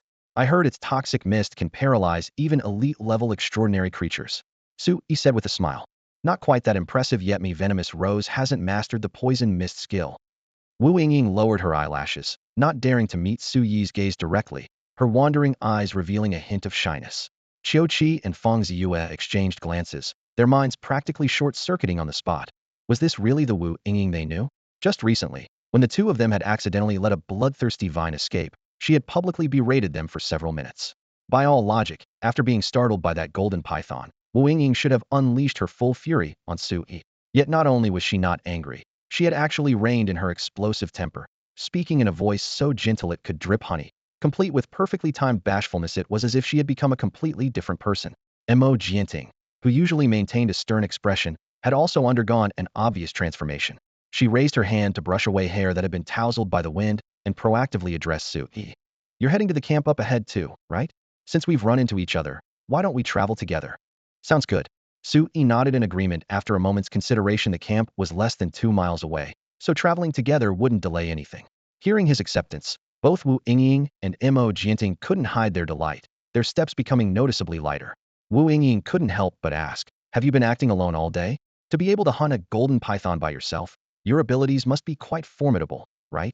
Qiuqi coughed and interjected with a correction. You all saw if this beast companion is just a mutated thorn vine with a low spiritual energy level. Only apprentice rank 7-star. What's wrong with a thorn vine? What's wrong with a low level? Can your beast companion hunt a golden python solo? Wu Yingying shot back without courtesy. Qiuqi was left speechless. Remembering how Wu Yingying had looked disgusted when she learned his lightning rat was only apprentice rank 8-star, he now completely failed to understand her logic. But if the golden python really had been killed by Su Yi alone, that would indeed be worthy of respect, but was it even possible? Without direct evidence, he remained skeptical. Mo Jianting pursued the topic with curiosity. Student Su Yi, how did you kill that golden python? If I'm not mistaken, your thorn vine must have some special qualities, right? In her view, the python had obviously died recently, and combined with Su Yi's good looks, she didn't believe he would lie. Su Yi pondered for a moment before answering frankly. Probably because my thorn vine comprehended hardening. This skill has greatly enhanced its capabilities. Since it would be impossible to hide eventually, he decided to come clean. Hardening. Mo Jianting and Wu Yingying exclaimed in unison, while even Xiu Qi and Fang Ziyue's eyes lit up. Hardening was an extremely powerful basic skill. Generally, if ordinary-grade extraordinary creatures mastered this technique, they could almost certainly grow to elite level in the future, not to mention that Su Yi's thorn vine was currently only apprentice level, making its potential absolutely explosive. The two female students' gazes towards Su Yi instantly became more intense. This guy was not only handsome, but also had serious prospects. Su Yi waved his hand modestly. These are all just rumors without substantial data to back them up. They shouldn't be taken too seriously. Wu Yingying suddenly remembered something important and asked, by the way, what's your current point total? Jianting and I teamed up to hunt 3 ordinary-grade fierce beasts, and each earned over 200 points. There was obvious pride in her voice as she said this. Very impressive. Su Yi praised sincerely. Wu Yingying's face glowed even brighter as she pressed. What about you? I had slightly better luck and managed to take down a few more ordinary-grade fierce beasts along the way. Me total points should have broken 1,000 by now. Su Yi's tone remained calm. Wow. The two female students instantly transformed into fangirls, their eyes sparkling. Behind them, Xiu Qi and Fang Ziyue exchanged glances once more, each seeing shock and bewilderment in the other's eyes. What on earth was happening? Why did the world suddenly feel so unreal? 1,000 points? Sui. The so-called campsite was actually just an open area suitable for camping. At dusk, 2 scouts and 2 supervising teachers assigned the early arriving students to their respective areas. Sky blue, army green, and gray-white tents were pitched shoulder to shoulder, forming an irregular circle. Although there was no fence, the teachers and scouts would take turns keeping watch throughout the night. This promise alone served as an invisible barrier, bringing considerable peace of mind to the students experiencing their first real camping trip. Are you really not joining us tomorrow? If the 3 of us team up, we can dominate anything except elite-level beasts. Wu Yingying dropped her backpack on the ground, her bright eyes sparkling with anticipation. Sorry, I'm more used to working alone. Maybe we can team up next time? Su Yi politely declined. What a shame. I guess I'll have to temporarily team up with these 2 tomorrow. Wu Yingying shrugged, glancing helplessly at Xiu Qi and Fang Ziyue nearby. Are you being polite right now? Xiu Qi was left speechless by her tone, while Fang Ziyue could only manage an awkward laugh. Since their abilities were inferior, arguing would only put them at a disadvantage. With the campsite right ahead, Emote Jianting suddenly turned back. Student Su Yi, we've reached the campsite. See you next time. Su Yi nodded in response. The 2 girls stepped into the tent circle first. Watching their retreating figures, Su Yi murmured softly. 2 very gentle girls, just a bit too enthusiastic. Gentle?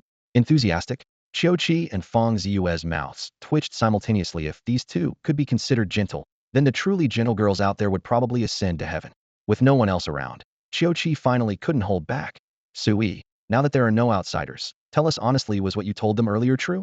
Has your thorn vine really mastered hardening? Of course it's true. Otherwise, how do you think I killed that golden python? Su Yi countered. Getting a definitive answer, the 2 exchanged glances and seemed to make up their minds. Then, can the 3 of us team up tomorrow? Su Yi raised an eyebrow. I just turned down those 2 girls who are stronger than you both. Do you think I'd agree? Besides, you've already teamed up with them. Those kinds of capable and gentle, polite girls are what many guys can only dream of, right?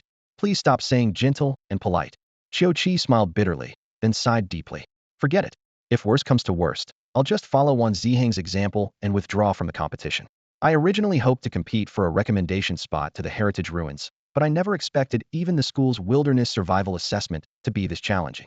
With that, he waved to Fang Ziyue and walked dejectedly toward the campsite, completely lacking the high spirits he'd had when signing up. Student number 64 eliminated 1 common grade 5-star golden python, earning 250 points. Scout Song Guofeng entered the data into his terminal. Total points, 1,331, currently ranked 3rd. Young man, you've got real potential. Only 3rd. I thought I might take 1st place. Su Yi smiled calmly. Song Guofeng patted his shoulder. Don't aim too high too fast. Your beast companion is still only apprentice level, so achieving this result is already remarkable. Among the current top 10 in points ranking, you're the only one whose beast companion hasn't grown to common level yet. Song Guofeng was at a loss for words. Thanks for the reminder, Brother Song. I'll keep that in mind. Su Yi nodded respectfully, a hint of curiosity flickering in his eyes. By the way, Brother Song, could I ask who the 2 students ranked ahead of me are? Since you're calling me Brother Song, I don't mind telling you. Song Wufang waved his hand dismissively and gestured toward the tactical map. First place is student number 73, Li Yuanhang, and second place is student number 99, Xia Yihan. Here's another piece of news for you three both in our camp. If you're interested, you could go chat with them and expand your network. It wouldn't hurt you, kid. Thanks, Brother Song, but I'll pass.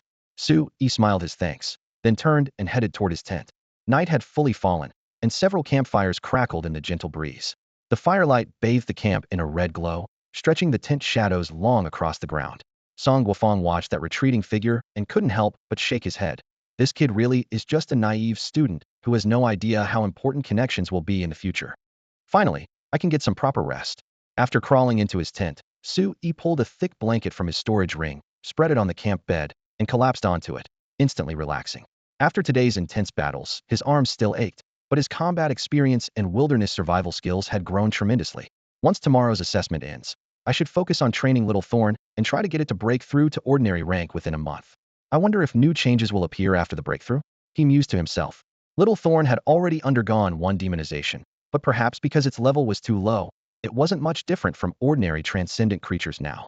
By true demon standards, it wouldn't even qualify as a lesser demon. Forget it, no point overthinking. He shook his head lightly, pushing aside these stray thoughts, and closed his eyes to enter meditation. No matter how high his ranking, he couldn't afford to be careless.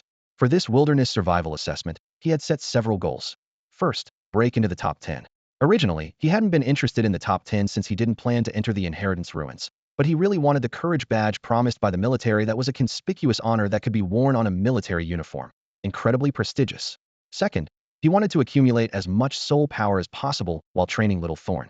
Though Little Thorn was formidable, its 3 skills Lash, Hardening, and Steel Spike were only at proficient level, with huge room for improvement.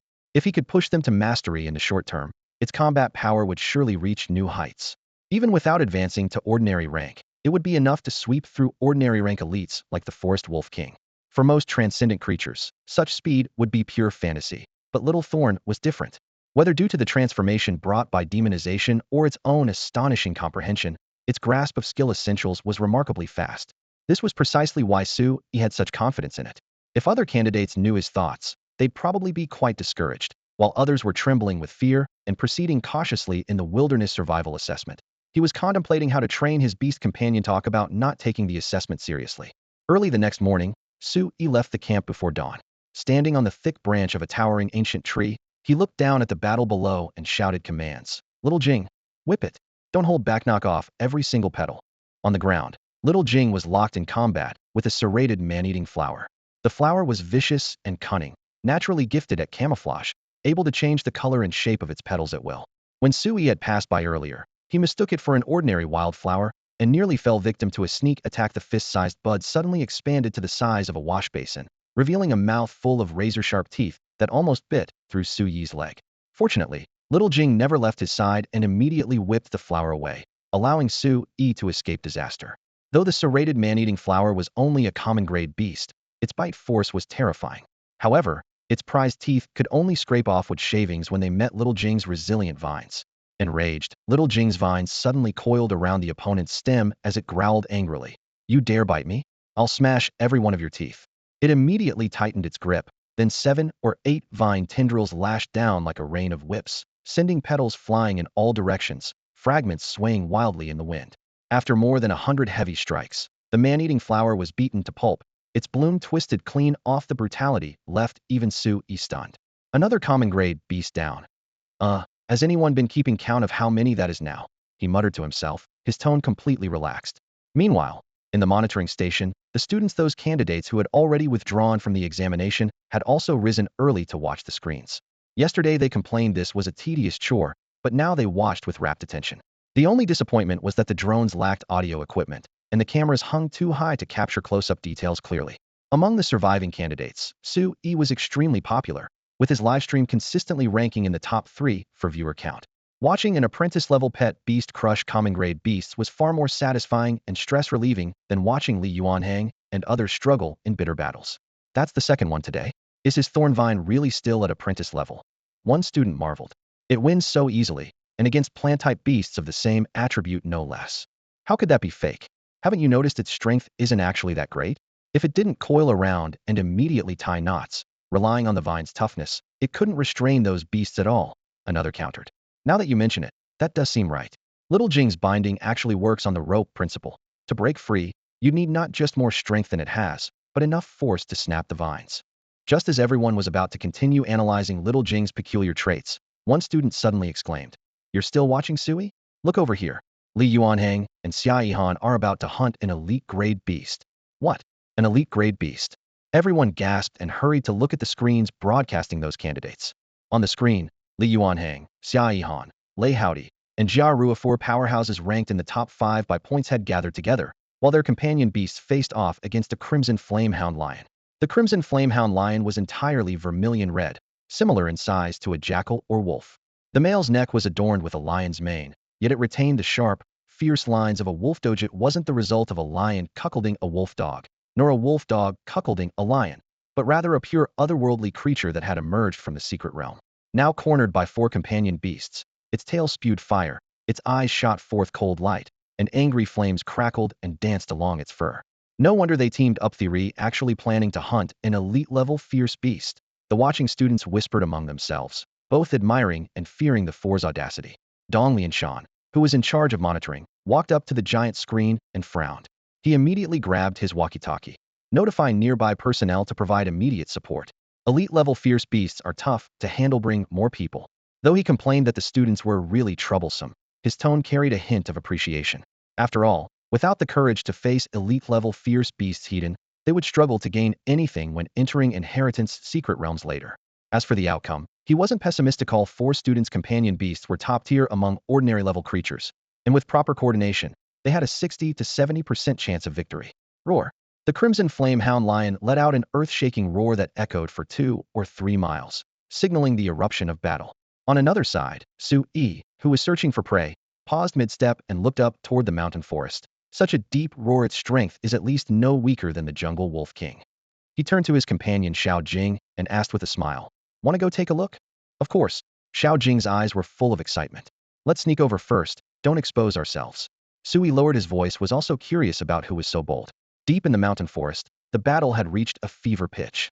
The mud rock beast, with its thick limbs, used its comprehended monstrous strength to lock the crimson flame hound lion's neck from behind, forcibly restraining it in its embrace. Blazing flames frantically burned along the hound lion's fur, causing the rock armor to crack and fill the air with a burnt smell. Meanwhile, the rock armor turtle charged forward, opening its mouth to release a gravity field that forcibly slowed the hound lion's movements, finally stabilizing the situation somewhat. Li Yuanhang, Xia Yihan, attack now. The mud rock beast and rock armor turtle can't hold on much longer. Lei Haodi's voice boomed like thunder.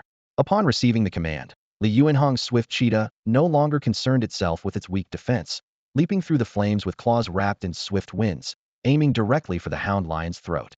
Simultaneously, Xia Yihan's electric bird soared high above, and a purpler lightning bolt crashed down. Are they about to succeed? The teachers and students in front of the screen unconsciously held their breath. However, just as the wind-rending claw was about to hit its target, the crimson flamehound lion took a deep breath and roared again. More than 10 blazing fireballs shot out like meteors, flying toward the cheetah on the ground and the electric bird in the air. "Explosive flame missiles!" everyone exclaimed. Sui, hidden behind a large tree, was also shocked by this scene. These 4 are actually hunting an elite-level fierce beast. They've got some serious guts. He gripped his short bow tightly, but soon smiled bitterly. If it were any other elite-level fierce beast, he might be able to intervene. But facing the fire attribute crimson flamehound lion, unfortunately, this type of fire attribute extraordinary creature was Xiao Jing's natural enemy, so they could only wish for the best. Sui poked his head out to take a look and found that the situation over there wasn't as dire as he had imagined. The swift cheetah had charged too close, and despite desperately twisting its body to dodge, it was still struck squarely in the chest by 2 scorching fireballs. The entire beast tumbled across the grassland as if hammered by a heavy blow, its fur charred black with blood seeping through, suffering severe injuries on the spot. In contrast, the electric bird circling high above was in much better shape. It had distanced itself from the battle and, with only a limited number of fireballs flying toward it, managed to dodge them all one by one, leaving only trails of searing flames in the wake of its wings. Even more impressive, the lightning it had previously gathered struck accurately on the flamehound lion's back, and the intense electric arc immediately caused the fire attribute beast to convulse all over, with wisps of blue smoke even rising from its forehead. The mud rock beast and rock shell turtle entangled with it suffered collateral damage, trembling together like sieves. But Xia Yihan still wasn't satisfied. After a moment's hesitation, she cried out delicately, "Continue." The next moment, another purple-white lightning bolt gathered in the dark clouds and crashed down thunderously on the three extraordinary creatures. Liaozhai and Jia Rui felt their hearts ache so much their eyelids twitched, opening their mouths to intervene, but swallowing their words at the last moment. "Then continue." Xia Yihan cried out again, seemingly determined not to rest until the flame-hound lion was completely struck dead. The teachers and students watching from their screens felt their hearts tighten. Being repeatedly struck by teammate lightning 3 times in a row, how miserable must that feel? Fortunately, both the mud rock beast and rockshell turtle were earth attribute creatures with constitutions much stronger than ordinary extraordinary beings. Otherwise, 2 or 3 more lightning strikes might have actually sent them to their doom by friendly fire. How ruthless! Su Yi clicked his tongue secretly. Though he understood in his heart while the method was crude, it was effective. If they continued this lightning bombardment, the flame-hound lion would eventually be finished off. He just wondered how extensive Liaozhai and Jia Rui's psychological trauma must be at this moment. Just as this thought crossed his mind, he suddenly heard the soft rustle of dry leaves behind him. "Who's there?" Su Yi spun around sharply to see 5 adult men dressed as hunters quietly approaching from about 10 meters away. The 5 men each carried weapons, ranging in age from their 20s to 40s. The middle-aged man leading them had a face full of fierce features, with cold, sharp eyes like a hawk's. The spiritual energy fluctuations he emanated alone revealed his identity: elite-level beast tamer. Seeing that Su Yi had noticed them, the middle-aged man forced a fake smile and said in a feigned friendly tone, "Don't be nervous, young man. We're just professional beast hunters passing through. I see you're wearing a Guan City No. 1 high school uniform. Those should be your classmates up ahead, right? The battle looks quite intense. Do you need our help?"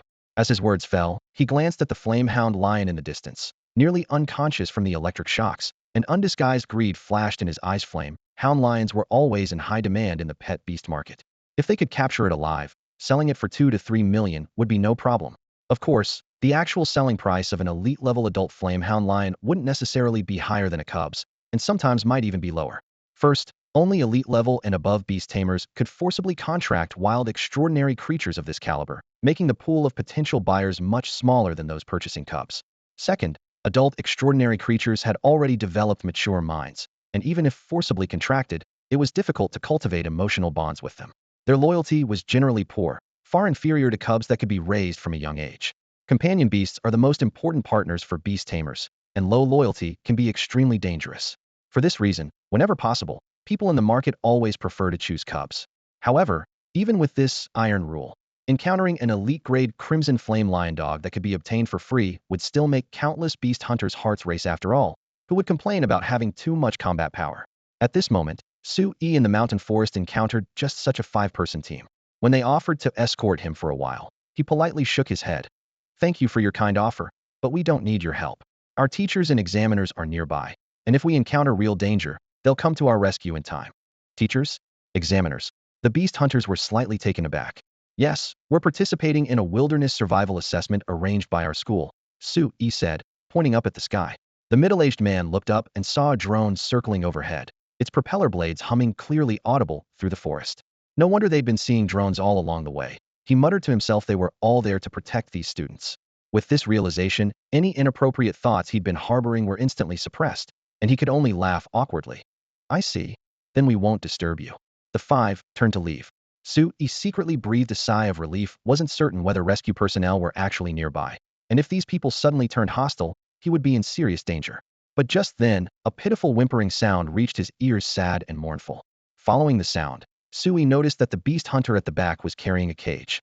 Inside the iron cage cowered an injured red fox, wearing a spirit-suppressing collar around its neck. Its fiery red fur was stained with blood, and its wet eyes looked at him pitifully, like a damsel in distress pleading for rescue. Information appeared before Su Yi's eyes. Red fox.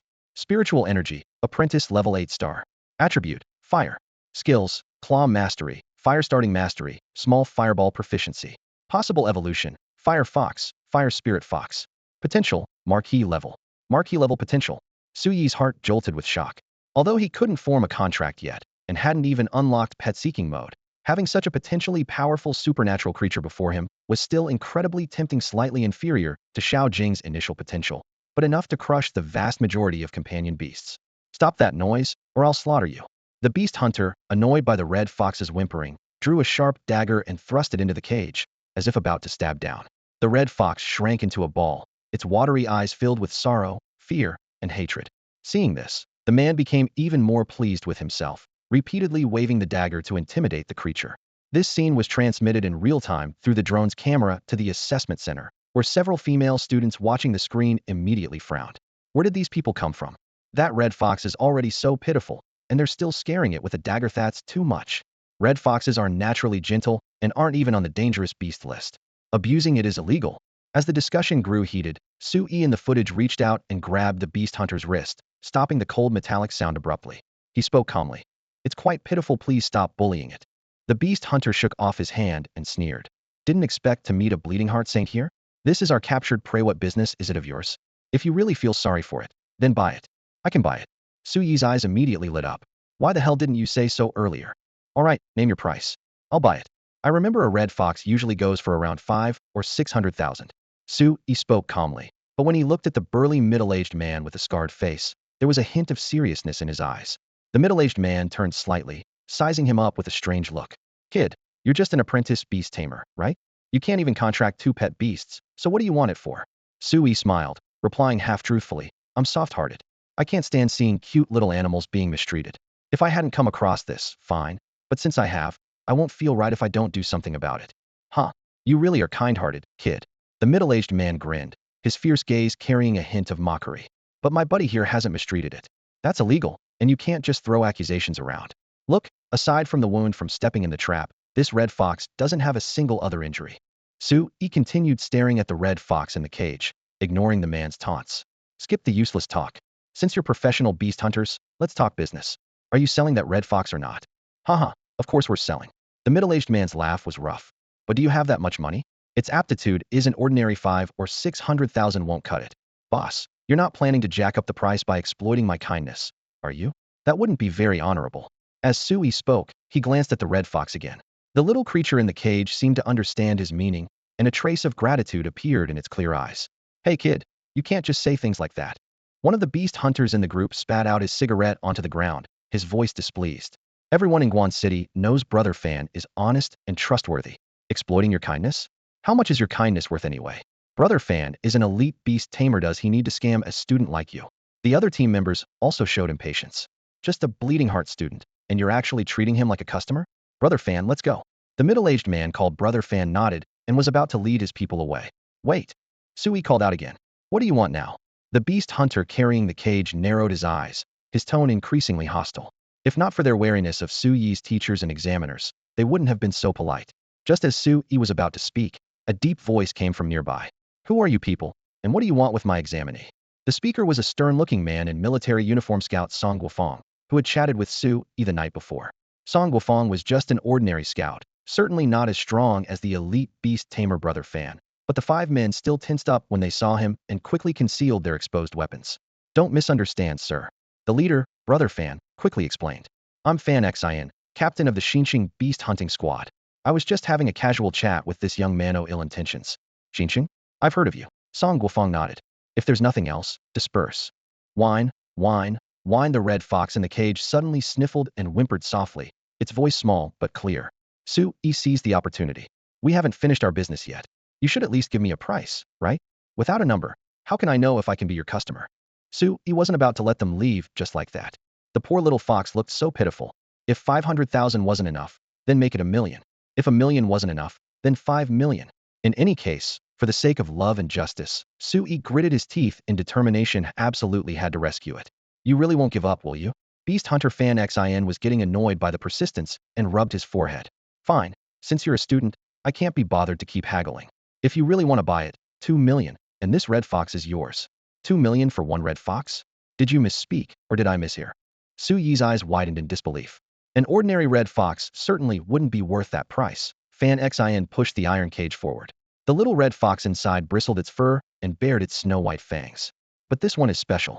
Its claws can easily tear through my protective gear. Its proficiency is at least at the mastery level.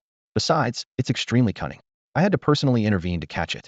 While ordinary red foxes might possibly grow to elite level, this one I guarantee it will 100% reach elite level, and there's a good chance it could even break through to commander level. 2,000,000 isn't high at all. You talk a good game, but you haven't had it appraised by a beast identifier. How do I know if you're telling the truth? Sui frowned, clearly skeptical. You can ask around about Fan Xian's reputation. I never deal in fakes. Fan Xian shrugged and made a show of picking up the cage to leave. If you don't believe me, forget it. Wait. Suyi's gaze fell on the red fox, his voice full of heartache. 1.6 million, I'll buy it. Oh, Fan Xian raised an eyebrow. You're really going through with this? All right, since you're being straightforward, I'll knock off another 200,000. 1.8 million, that's my bottom line. Not a penny less. Suyi's lips trembled as he hesitated for a long while, as if weighing his bank account balance. Finally, like someone making a momentous decision, he nodded firmly. Deal.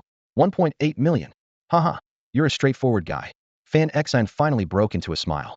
Song Guofeng nearby frowned, wanting to intervene, but ultimately deciding against stopping them on the spot. He pulled out his radio to request instructions from his superiors.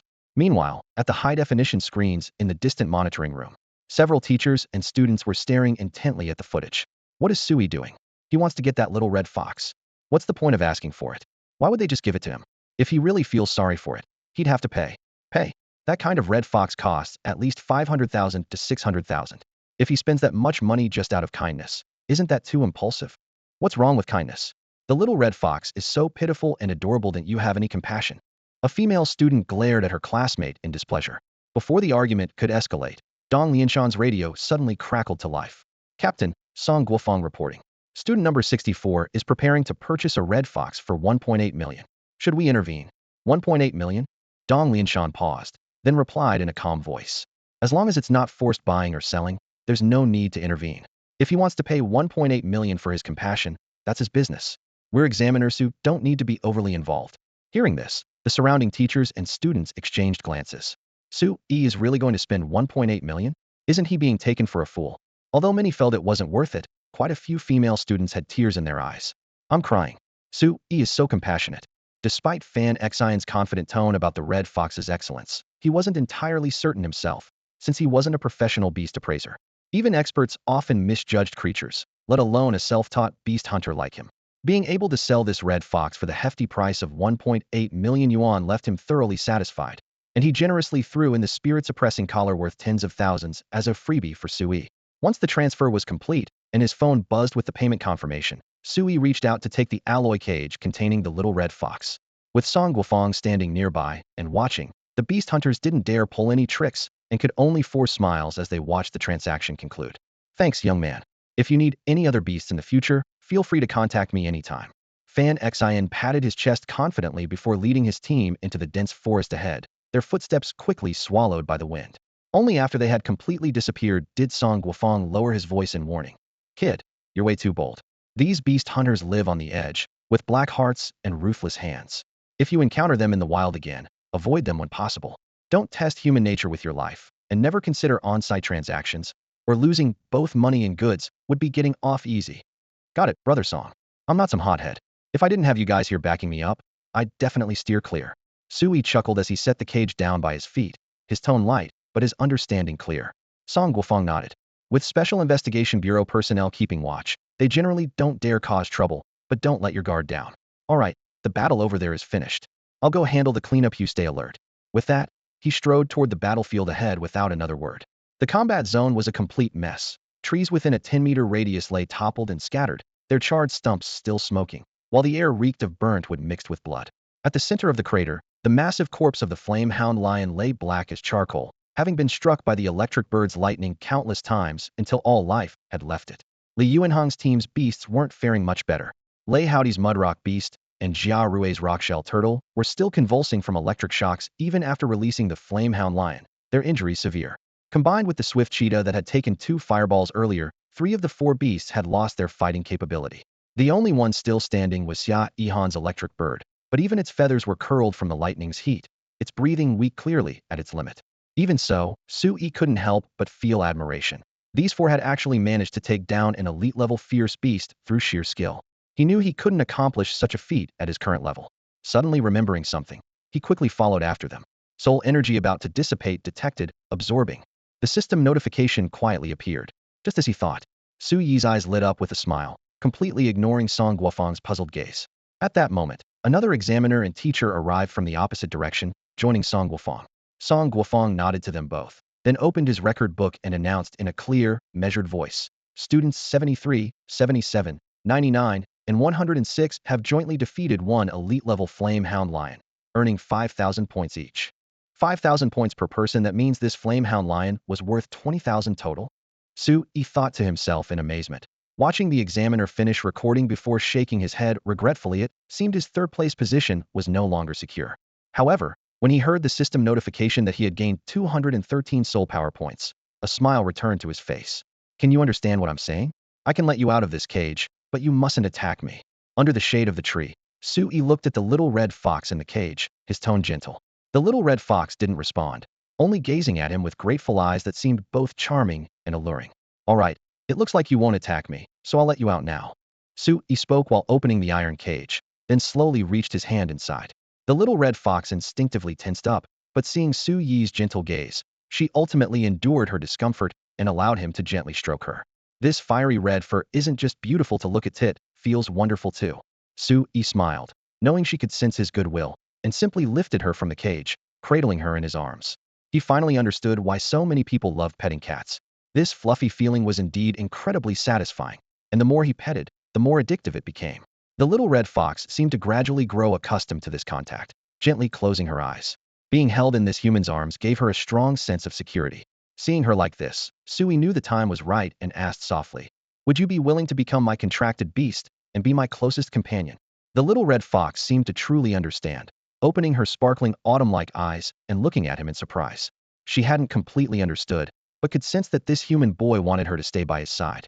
She hesitated, as staying with this boy would mean beginning a completely new and unknown life. But this boy had saved her, and she also really liked his scent. After a long hesitation, she finally made her decision, closing her eyes again and gently nuzzling into Sui's embrace as her answer. Is this an agreement? Sui was somewhat surprised and delighted. As expected of an extraordinary creature with marquee-level potential, her intelligence was indeed high. He then couldn't help but check the little red fox's detailed information, specifically looking at her gender. Female. Ah, what a relief. It wasn't that he discriminated against males. In fact, if he were just an ordinary beast tamer, he wouldn't care about such things. But he wasn't ordinary. His pet beasts would definitely undergo demonification in the future. He could certainly accept ordinary male pet beasts, but spending all his time with male demons? What would that look like? After checking the gender, he turned his attention to the evolvable species column. Evolution to Fire Fox required. Apprentice level 6 star, and 1 low-grade Fire attribute Spirit Fruit. Evolution to Fire Spirit Fox required. Apprentice level 9 star, 1 Fire Spirit Stone, and 100 soul power points. To evolve from Red Fox to Fire Spirit Fox, the spiritual energy level needed to reach Apprentice level 9 star. This condition was far more demanding than Little Thorn's first evolution. However, she had already reached Apprentice level 8 star. If Sui was willing, he could help her grow to Apprentice level 9 star within a few days. It really wasn't difficult. Speaking of which, Sui felt somewhat fortunate. Thank goodness this little red fox hadn't eaten a low-grade Fire attribute Spirit Fruit after growing to Apprentice level 6 star, or she would have automatically evolved into a Fire Fox. Missing one demonification opportunity was equivalent to missing a chance to improve potential, which would have a significant impact on an extraordinary creature with only marquee-level potential. The soul power is sufficient, and the Fire Spirit Stone and spiritual energy level aren't problems either. It seems I can try to help her undergo demonification when I return. Sui murmured to himself. However, what made him hesitant was that he still couldn't contract this little one yet. If he helped her undergo demonification now, what if she turned against him later?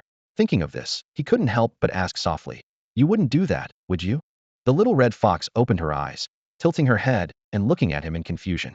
At 4 o'clock in the afternoon, the 2-day wilderness survival assessment finally came to an end, and students who received the notification gradually returned to the entrance of Lion Peak Ridge. Although it was nominally 2 days, the actual duration was far shorter than what appeared on the schedule. However, for these first-year students who were truly stepping into the wilderness for the first time, this experience was enough to leave a deep mark in their memories. In the temporary monitoring shed erected at the entrance, Dong Lianshan had already instructed the staff to compile all the data. Over 140 students had signed up for the assessment, but only about 50 had actually passed. At the foot of the mountain, behind the low protective barrier, a student who had been waiting for a long time suddenly pointed at the mountain trail exit and shouted, "Look! Liaozhai, Xia Yihan, and their group of 4 are back." The crowd instantly erupted. It really is them. Damn, Liaozhai is so handsome, and Xia Yihan is still so beautiful. Oh wait, there's Sui too. It's not fair. Why do the strong ones also have such high looks? Bro, when you say that, are you considering Lei Howdy and Jia Rui's feelings? Those two aren't ugly either, they're just not as obviously handsome. As fellow first-year students, Li Yuanhong's group could already hunt elite-level beasts, while most others didn't even dare to fight ordinary-level beasts heathen. Looking down at their own single-digit scores, many students sighed quietly, feeling like failures. The four emerged side by side from the tree-lined path, their school uniforms soaked with sweat, their boots splattered with dried blood and mud. Seeing their classmates' admiring gazes, they maintained a cool exterior while secretly feeling a small sense of pride, and even their aching legs seemed to feel lighter. However, this spotlight lasted only a few seconds. The next moment, the waiting students erupted in even louder exclamations. Look at Sui. Sui is back too. Everyone looked in the direction of the voice and saw Sui carefully walking while holding the little red fox he had rescued from the beast hunters. The red fox curled up in his arms, its fluffy tail brushing against his dust-covered sleeves, as docile as a toy. Oh my god, is that the red fox from the live stream? It's so cute, I want to pet it. Girls, haven't you noticed that Sui is even more handsome in real life than what the drone captured? I never noticed our school had such a handsome guy hidden away. Don't just focus on his looks, also really strong. His score was consistently third yesterday, and he's so gentle and caring. I want to be his girlfriend. Faced with the surge of intense gazes, Sui stood frozen, completely confused about when he had become the center of attention. He had no idea that the live stream footage had already pushed his image of being strong, caring, and wealthy to the forefront, destining him to become a new campus celebrity alongside Li Yuanhang and the others. After all students had returned, Dong Lianshan turned from the window and quietly instructed the supervising teacher beside him. Begin announcing the results. The teacher nodded in acknowledgement, took the score sheet, walked in front of the crowd, and announced loudly, "All right, everyone, quiet down. We're now announcing the results of this wilderness survival assessment. First place, Li Yuanhang, 7,755 points. Second place, Xia Yihan, 7,423 points. Third place, Liaozhai, 7,289 points. Fourth place, Jia Rui, 7,011 points. It's still those four as expected. Their scores are way too high, all starting from 7,000. I only got a little over 100. Discussions arose one after another, growing louder and louder. Everyone be quiet. The teacher coughed loudly and continued announcing. Fifth place, Sui, 2,442 points. Amazing. Cheers erupted from the edge of the crowd. Sui really made it into the top 5. Someone whispered calculations. If it weren't for Xia Yihan's team killing that crimson flame dog lion, they probably wouldn't even have scored as high as him. And he's probably the only one in the top 10 whose pet beast hasn't grown to ordinary rank yet, right? More exclamations followed one after another. The rankings continued scrolling down. Starting from 6th place, no one had scored above 2,000 points, and 10th place only had around 800 points. The huge gap left many students looking embarrassed. Even more surprising was that only 2 upperclassmen from the 2nd and 3rd years appeared in the top 10, both ranking at the bottom. It was worth noting that upperclassmen made up more than half of the participants in this assessment, yet they were ultimately crushed by the first-year freshmen. Upon reflection, this made sense. 2nd and 3rd year students still at apprentice level were likely limited in talent or resources, so being surpassed by the most outstanding freshmen wasn't surprising. Only after the top 10 did the upperclassmen gradually gain an advantage and barely balance the ratio. After the results were announced, the most exciting moment arrived. Under everyone's watchful eyes, Major Dong Lianshan personally awarded the Courage Medal, certified by the Guan City Military Department, to the top 10. This honor could be written into their life resume, a medal that made all students' eyes shine with envy. After the award ceremony, he solemnly declared, "This wilderness survival assessment is officially concluded. Passing this assessment means you all possess the basic qualities to become warriors. I hope you will continue your efforts and become the nation's pride." Finally over, many students breathed sighs of relief, laughing and patting each other's shoulders. After 2 days of struggling in the wilderness, all they wanted was a hot shower and to collapse into bed. Sui clenched his fists in the crowd. Although he only ranked 5th, he knew his gains were probably the greatest. 1. Courage Medal, successfully obtained as hoped. 2. Little Thorn, combat experience greatly increased, now capable of directly confronting fierce beasts like the Jungle Wolf King. 3. Soul Power, unknowingly accumulated to 893 points. If Li Yuanhong's team hadn't killed the Crimson Flame Dog Lion, he wouldn't have even broken 700. His current soul power was enough for Little Thorn to evolve into Thorn Demon Flower, and after hunting 1 or 2 more apprentice-level fierce beasts, he could prepare for Little Red Fox's demonization. 4. Little Red Fox. This was the true priceless treasure Marquis-level potential. Even Guan City Lord Luo Yanfeng's strongest pet beast was only at this level. Thinking of this, Sui's eyes blazed with intense light. Red foxes were fire-attributed, and he happened to possess an intermediate pet beast skill stone containing Great Flame Burst. That was a true intermediate skill, higher level and more terrifying than explosive flame projectile.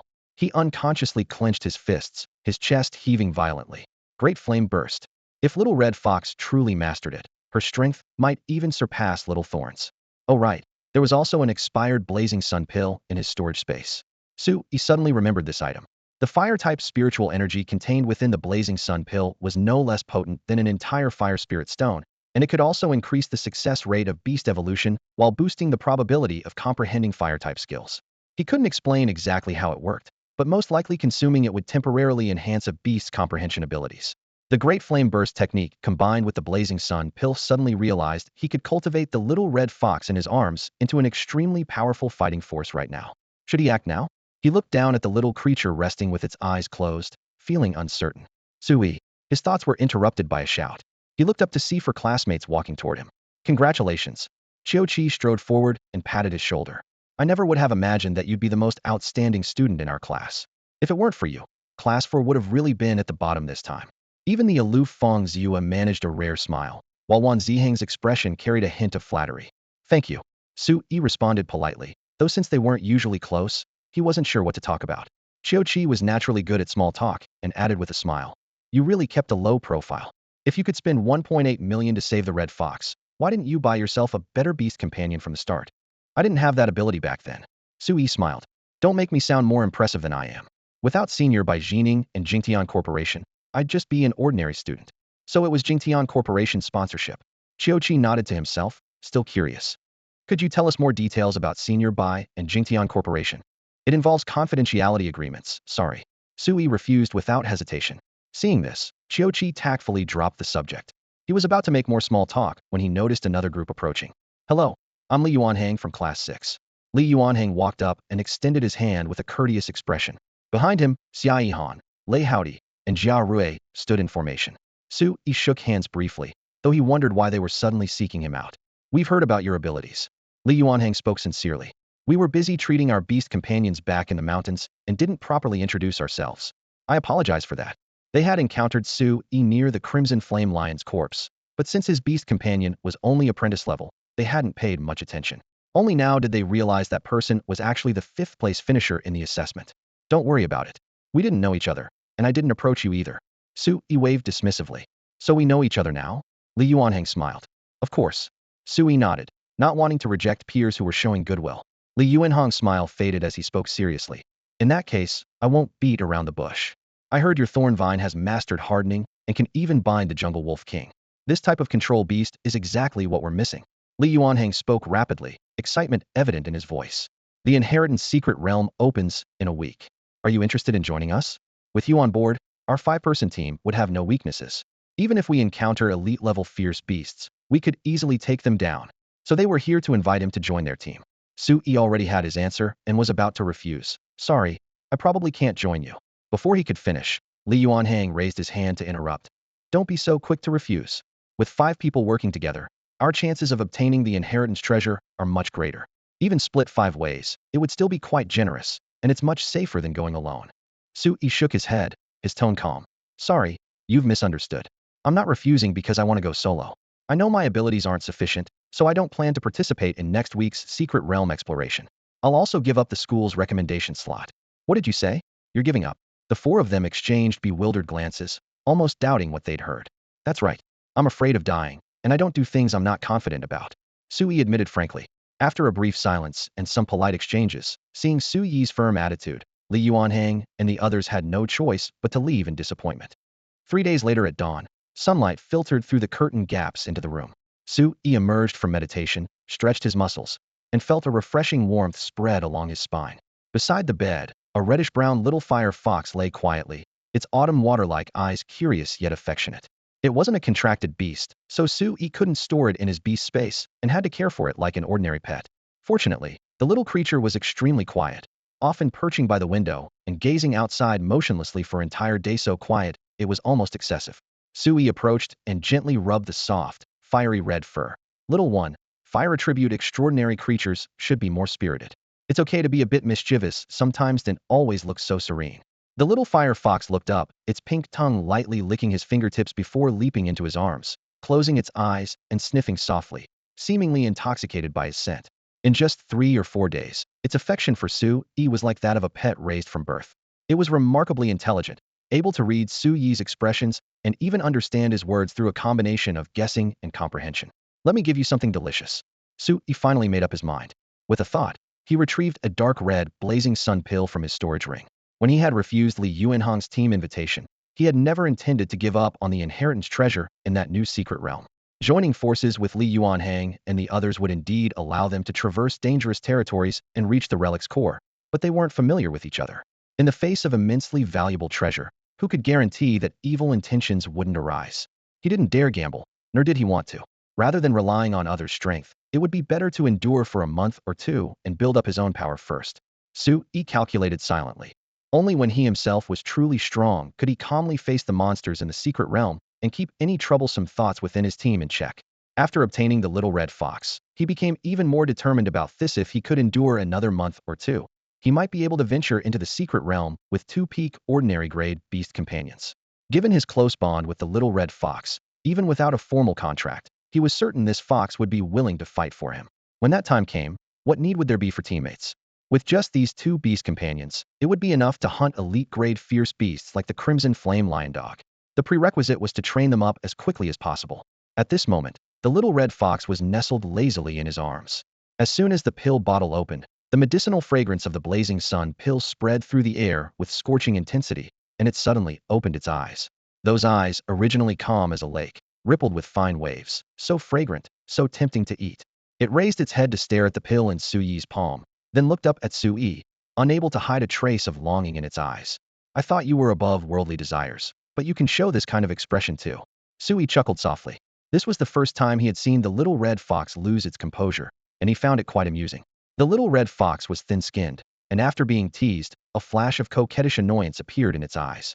It forcibly suppressed its desire and put on an air of tranquility. But then Su-yi raised his hand and gently placed the blazing sun pill into its mouth. The little red fox froze for a moment, wanting to stubbornly spit it out, but its throat betrayed it with an involuntary swallow. The pill went straight down into its stomach. Shame and indignation flashed through it, and just as it was about to struggle, the medicinal power had already transformed into a scorching torrent, instantly washing through its limbs and bones, filling every cell with pure fire attribute spiritual energy. Don't get distracted, absorb it properly. Su-yi watched it intently, without daring to blink. This was his first time feeding a pill to a beast companion, and moreover, this pill's storage age was uncertain, so he couldn't help feeling anxious. A few minutes later, aside from its body surface being slightly warm, the little red fox showed no abnormalities and instead hummed softly in comfort. At the same time, Su-yi clearly sensed its spiritual energy rapidly climbing. Ding, the red fox has met all demonization conditions. Do you wish to consume 100 soul power points to assist its evolution into a fire spirit fox? The system prompt suddenly rang out. How are all the conditions met? Su-yi was startled. Although the little red fox had already reached apprentice level 9 stars, it was still missing a fire spirit stone. After a moment's thought, he understood. Fire spirit stones only supplemented fire attribute spiritual energy, while the fire attribute spiritual energy in the blazing sun pill was even more abundant, naturally serving as a substitute. With this realization, he decisively confirmed. The next second, countless gray-white light points flew out from his body and drilled into the little red fox's body, while his soul power value dropped from 893 points to 793 points.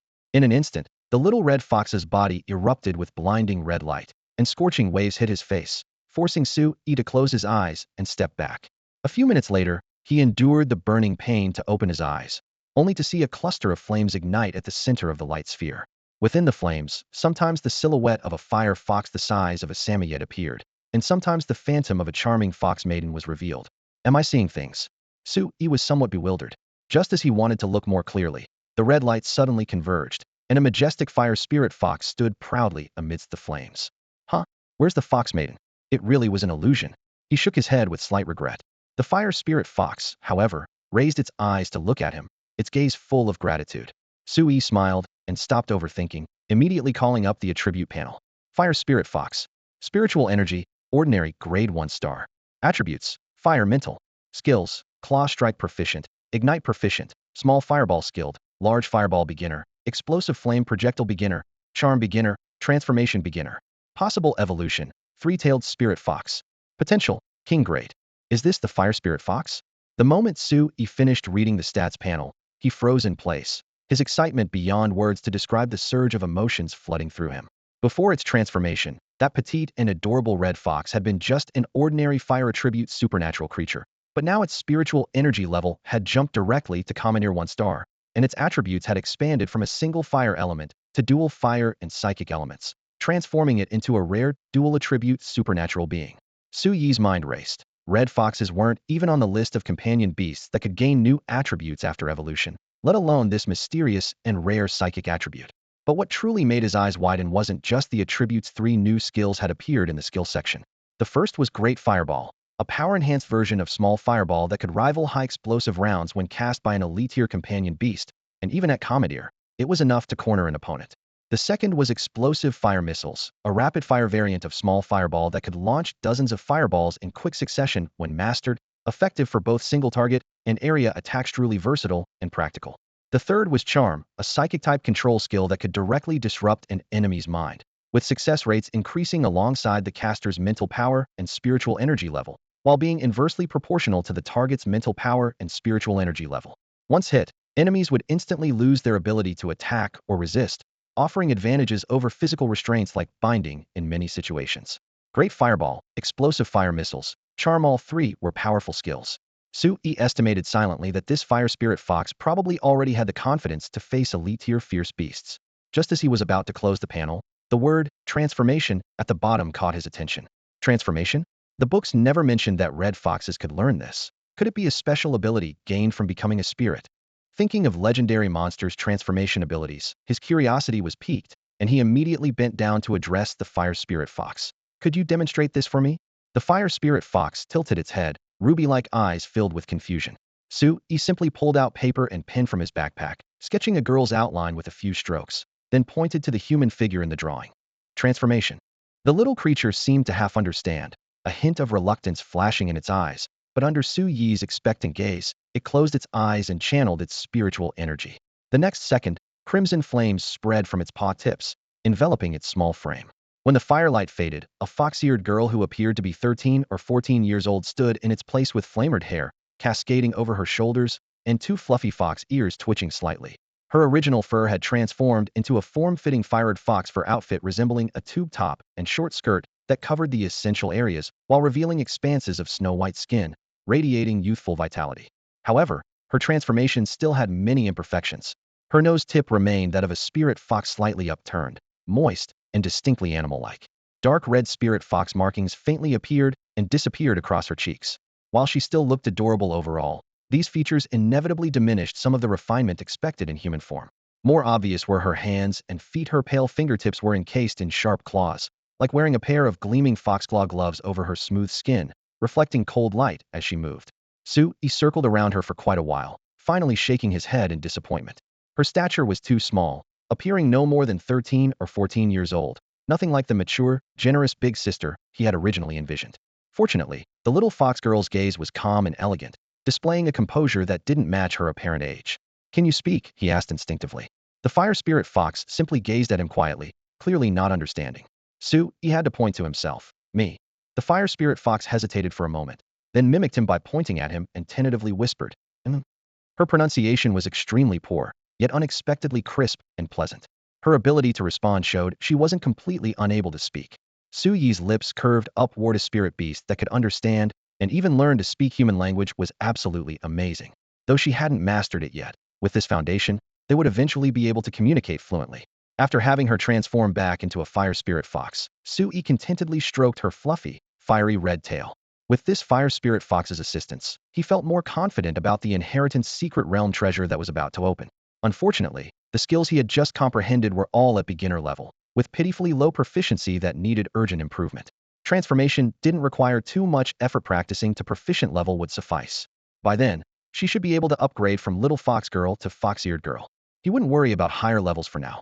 This wasn't due to any special preferences, but because time was precious, and he preferred to focus on skills like Great Fireball and Explosive Flame Missile that directly enhanced combat power. Speaking of Great Fireball and Explosive Flame Missile, he suddenly felt a headache coming on. Relying solely on energy water for replenishment wouldn't be enough for practicing fire-type skills. Need to buy fire attribute spirit fruits to sustain high-intensity training. Other beast tamers could let their spirit beasts slowly recover spiritual power naturally, but the efficiency was too low. Take Great Fireball as an example. With recovery-type spirit herbs, he could practice hundreds or even thousands of times per day. With natural recovery, at most a few dozen to 100 times the difference was enormous. However, reality was harsh. After spending 1.8 million to purchase the Fire Spirit Fox, only about 200,000 remained in his bank account. For a beast tamer working hard to improve his strength, this amount was far from sufficient. After lingering for a moment and seeing that class time was approaching, he quickly jumped out of bed to wash up, down the white porridge Jiang Xiaoxiao had prepared in advance in just a few gulps, grabbed a bicycle, and rushed out the door toward school. He didn't bring the Fire Spirit Fox with him after all. It wasn't his contracted beast, making it inconvenient to carry around. Moreover, evolving from a red fox to a Fire Spirit Fox in such a short time would definitely attract unwanted attention. Sui carefully examined his pet beast. Its appearance was almost identical to an ordinary fire fox, except for its larger size and brighter fur. As long as she didn't use her charm ability in public, no one would suspect her true species. As for the world-shaking transformation ability, he had repeatedly forbidden her from using it. Worried that the little one might get bored at home alone, he specifically taught her how to turn on the TV and use the remote control, repeatedly warning her never to transform at will. It was no secret that extraordinary creatures possessed high intelligence, so watching TV wouldn't matter even if his mother Jiang Xiaoxiao caught her. But if she saw the transformed appearance, his mother's worldview would probably collapse entirely. The first class in the morning was firearms training. The firearms instructor, in a rare moment of generosity, brought several real guns. Pistols, submachine guns, automatic rifles, sniper rifles, and machine guns, a complete arsenal for students to take turns experiencing. They had already mastered the theoretical knowledge inside and out. They just lacked hands-on practice, which this session finally provided. The following classes were all theoretical, and the morning passed quickly.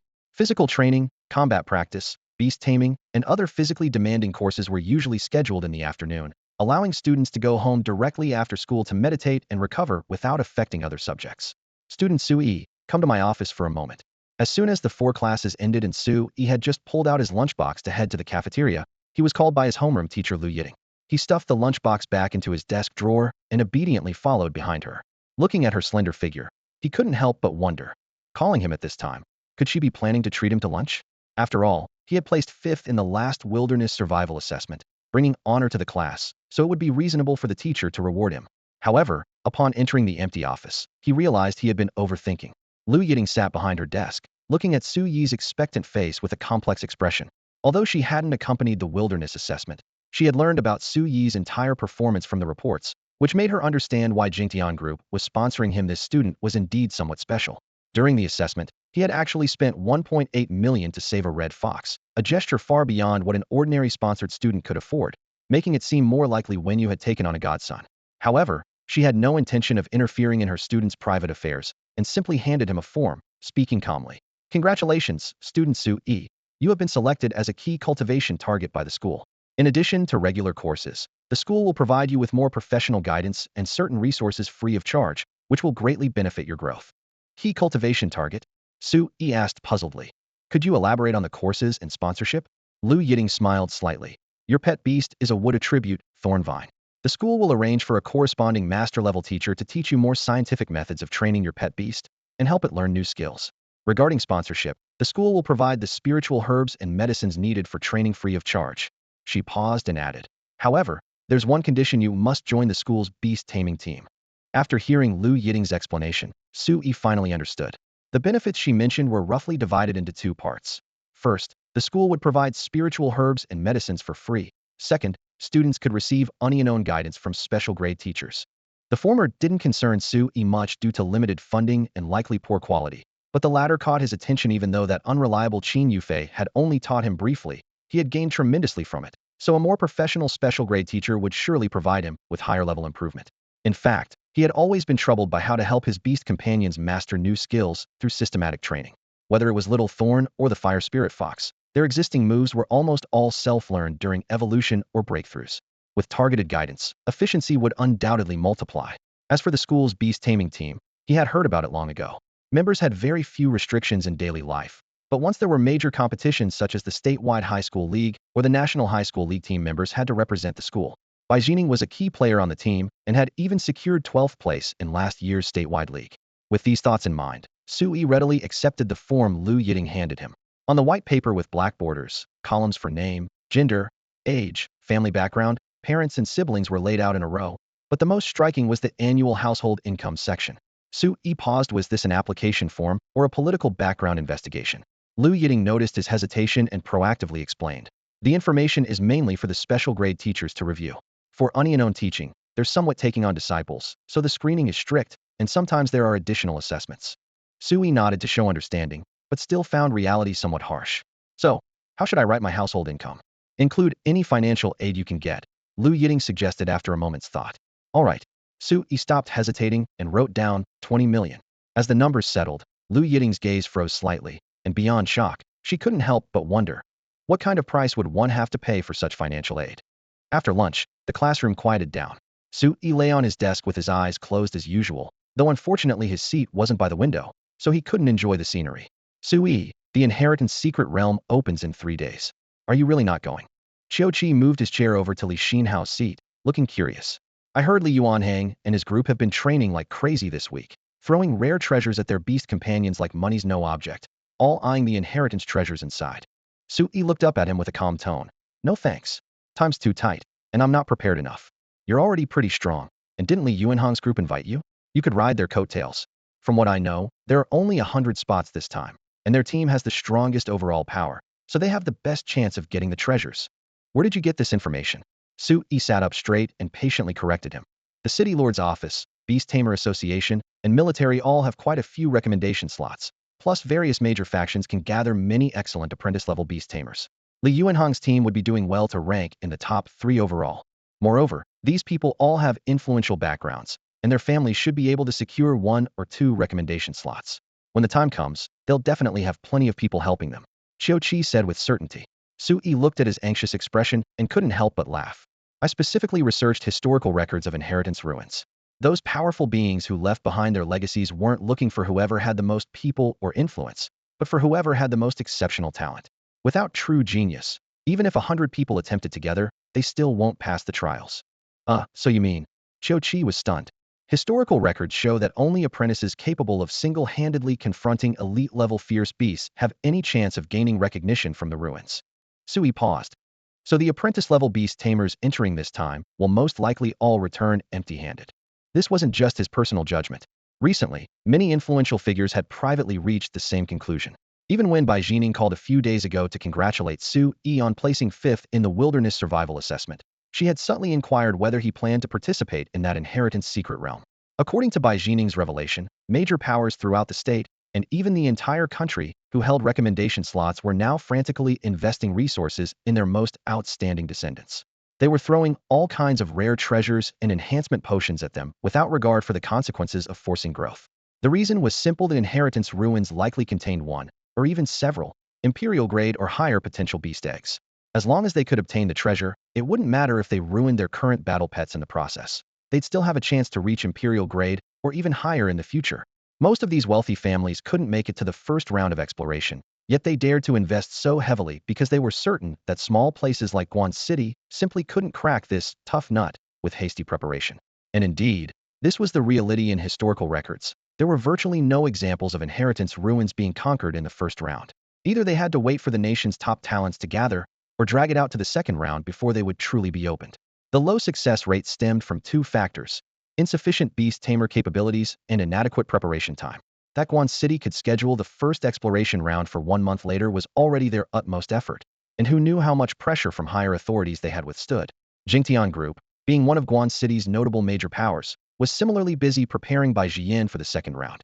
If not for Bai Jian's slightly insufficient strength, Bai Jingtian and Li Wenyu would have even wanted her to directly attempt the first round. On the surface, all seemed calm, but underneath, undercurrents were already surging. Countless eyes from across the nation were fixed on this suddenly manifested inheritance ruin. Su Yi was also making preparations, but compared to those wealthy second-generation beast tamers, he appeared quite modes that couldn't even afford the daily training potions for his battle pets. I need to find another way to make money. He sighed deeply. If he really let loose, he had plenty of ways to earn money. Gambling on secret treasures or venturing into secret realms for treasure hunting could both yield quick returns. However, gambling on secret treasures would create too much commotion and attract attention. The remaining option was only secret realm treasure hunting. Actually, he had long planned to systematically sweep through those low-risk secret realms and dig out all the overlooked treasures. With his current combat power, moving freely through such realms shouldn't be a problem, and he could also give Little Thorn and Fire Spirit Fox practical combat experience while improving their skill proficiency much better than shadowboxing. That's right. He suddenly remembered something. The system notification had mentioned that the small island in the center of the lake in the Lakeside Forest secret realm contained a mid-grade secret treasure. Mid-grade secret treasures weren't street food. Even the cheapest consumable items or spiritual materials would sell for several million. At this thought, his eyes lit up. The money had just presented itself. He was strapped for cash and couldn't wait a moment longer. Early Saturday morning, he took a taxi to Huanhu Forest. The morning sunlight had just begun filtering into the streets and alleys, yet the small town outside the forest entrance was already bustling with life. While the town couldn't be called prosperous, it was particularly lively due to the constant flow of beast tamers coming and going. Equipment shops, potion stores, and simple inns lined the square in a neat row, their signs swaying gently in the breeze. The air was filled with a mixture of fresh vegetation and the scent of beast companions. This secret realm had long been thoroughly explored, with genuine treasures now few and far between. However, its complex terrain and complete range of exotic beasts still made it a top choice for many beast tamers seeking training. This wasn't Su Yi's first visit. As he stepped onto the familiar stone path, he couldn't help but recall his last time here back then. He didn't even have a single beast companion and could only tag along with other teams, carefully hiding in the rear. Hello. Please show your beast tamer certification. Two armed guards at the fortress gate stopped him. The secret realm entrance was inside the fortress, and ordinary people were strictly forbidden entry without special permission. He knew the rules well and readily handed over his documents. Apprentice-level beast tamer? The guard glanced at it, and seeing him wearing Guanxing First High School's combat uniform, was about to offer some advice when he suddenly noticed the fire spirit fox following behind Sui. His gaze immediately froze. That tail covered in crimson flames, those steady steps without looking closely, it was clear this beast companion had already reached ordinary level. Something wrong? Sui asked, raising his chin in confusion. Nothing. The guard returned his documents and pointed toward the ticket office to the side. Tickets are 2,000, half price for students. You'll also need to sign a liability waiver in a moment. There's an entrance fee? Sui was momentarily stunned, having assumed it would be free. Then he felt Relievate 1,000 yuan could be considered an investment cost. Once he obtained that intermediate-level secret treasure from the island in the lake center, he could earn back both money and training. A sure win. He cheerfully swiped his card, signed the papers, received an emergency positioning device, and then stepped into the space tunnel glowing with ethereal blue light. Although this wasn't his first time crossing through, the twisted spatial fluctuations in the narrow tunnel still made him instinctively hold his breath, fearing that one day the tunnel might collapse and hurl him into endless void. The light dimmed, and he landed steadily on the transmission platform at the edge of the secret realm. Unlike the quiet scene from his last visit, over a dozen beast tamers had already gathered around the platform. Come one, come all. Ordinary level beast tamer leading the group, absolutely safe. Only 20,000 for one day, limited spots available. Hey there, young man, are you alone? My team is just missing one last member. Golden Summit Guild, guaranteed reputation, only 20,000. We'll keep you safe during training. 2 or 3 ordinary-level beast tamers crowded around him, their voices as enthusiastic as salespeople. Sui smiled and patted the fire spirit fox beside him. The fox's tail tip flared with a hiss, orange-red firelight reflecting on everyone's faces, heating the air around them. Only then did the group realize he didn't need an escort at all, and they dispersed awkwardly. Activate treasure hunting mode. Sui silently commanded. His gaze followed the semi-transparent cursor floating in the air, pointing toward the lake direction. Then he strode away from the transmission platform. After walking for some distance and seeing no one else around, he summoned Little Thorn as well. Perhaps it had been too long since its last battle, but Little Thorn seemed absolutely delighted after emerging, swaying left and right as if searching for prey. However, the moment it spotted the fire spirit fox, it immediately straightened up and pretended to be a proper lady. Let's go. Attack any fierce beasts we encounter without asking for my permission. Sui declared with hands on his hips, radiating unmistakable confidence. Combat training officially begins. Following the forest trail, they didn't encounter a single ordinary-grade fierce beast until reaching the lakeside. Along the way, they did clear out several waves of apprentice-grade beasts, but these weaklings weren't even enough to fill the gaps between his pet's teeth. The greatest threat came from a pack of 6 tusked wild boars. The fire spirit fox opened its mouth and unleashed explosive flame bullets. 6 fingernail-sized fireballs shot out simultaneously, striking each boar with perfect accuracy. Boom, boom, boom. The small fireballs exploded into bloody mist as the boars screamed and collapsed, creating a gruesome scene. Seeing them barely clinging to life, Little Thorn couldn't even be bothered to deliver finishing blows, merely shaking its vine leaves in disgust. If we want real training, it looks like we'll have to go to the island in the lake, Su Yi sighed. The island sat across the water with boats available at the dock, but the prices were painful. 500 for a one-way trip, 1,000 round trip, basically buying another ticket. Su Yi glanced at his system notification, 2.3 kilometers north, intermediate treasure detected, and could only grit his teeth. He'd endure it. The wooden boat slowly cut through the water. Seeing the fire spirit fox crouched on deck, the boatman kindly warned, "Young man, even though your fire fox is ordinary grade, you'd better be careful on the island. There are plenty of ordinary grade fierce beasts there, and occasionally elite grade ones appear. Someone gets hurt almost every month." Su Yi's expression stiffened. Why didn't he mention this before boarding? The money was paid. They were in the middle of the lake. Wasn't it too late for warnings now? The boatman shrugged. How is it too late? We're exactly halfway now. If you really want to go back, I won't charge extra any further, and I'll have to add fees. So that initial 500 definitely won't be refunded, right? Su Yi couldn't be bothered to respond further. 10 minutes later, they reached shore. The island's forest was even denser, and just dozens of meters into the depths, he encountered an ordinary grade, fierce Biasta-tusked monster. Little Thorn, I choose you. Su Yi clenched his fist and summoned Little Thorn again. Using both pets against this level would be bullying and wouldn't provide proper training. Only when facing elite grade beasts or something like a forest wolf king would he consider having Little Thorn and the fire spirit fox team up. Little Thorn trembled with excitement, immediately burrowing into the soil and charging straight for the tusked monster's ankles. Monday morning, class for classroom. Su Yi lay sprawled across his desk, drowsy. Su Yi, your face. A gentle female voice came from beside him. Su Yi looked up to see Zhang Xiaodong and quickly sat up straight, touching the scab on his face with a smile. Just a minor injury, nothing serious. Got it yesterday in the lakeside forest.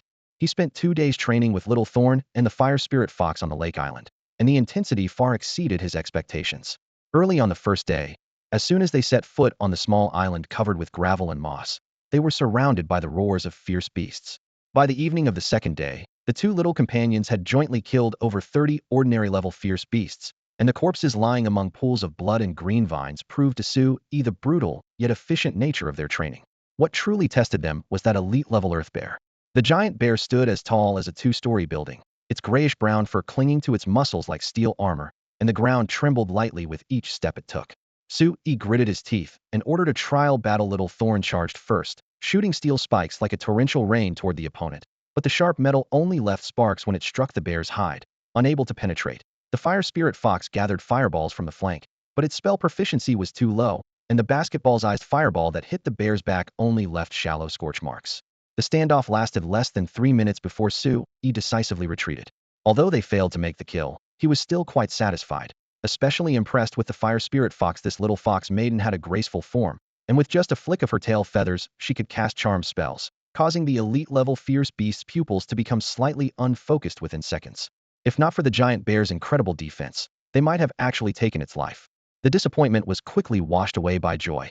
Su Yi touched his storage ring, inside which lay quietly the Wu Earth Mystic Crystal, glowing with a warm earthy yellow radiance in the dim light. This was the intermediate-level treasure from the lake island, a consumable item of higher grade than spirit stones. Its market value was at least 8 million, and like spirit stones, there was no worry about finding buyers. Once sold, the spirit herbs and medicines needed for training would be easily affordable, even enough to support Little Thorn's breakthrough to ordinary level. After returning to the classroom, his cheeks still bore several bloody scratches from thorn cuts. Zhang Xiaotong looked serious as she raised her hand to summon her water spirit.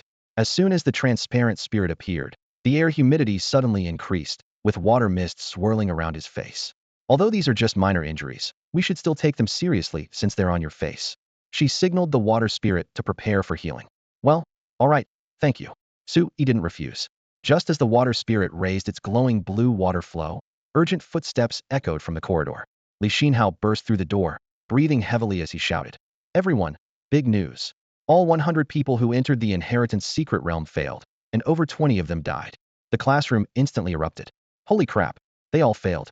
Those were the strongest 100 apprentice-level beast tamers in Guan City. Is the inheritance ruin really that terrifying? These people were the future of our Guan City, and to lose so many at once is devastating.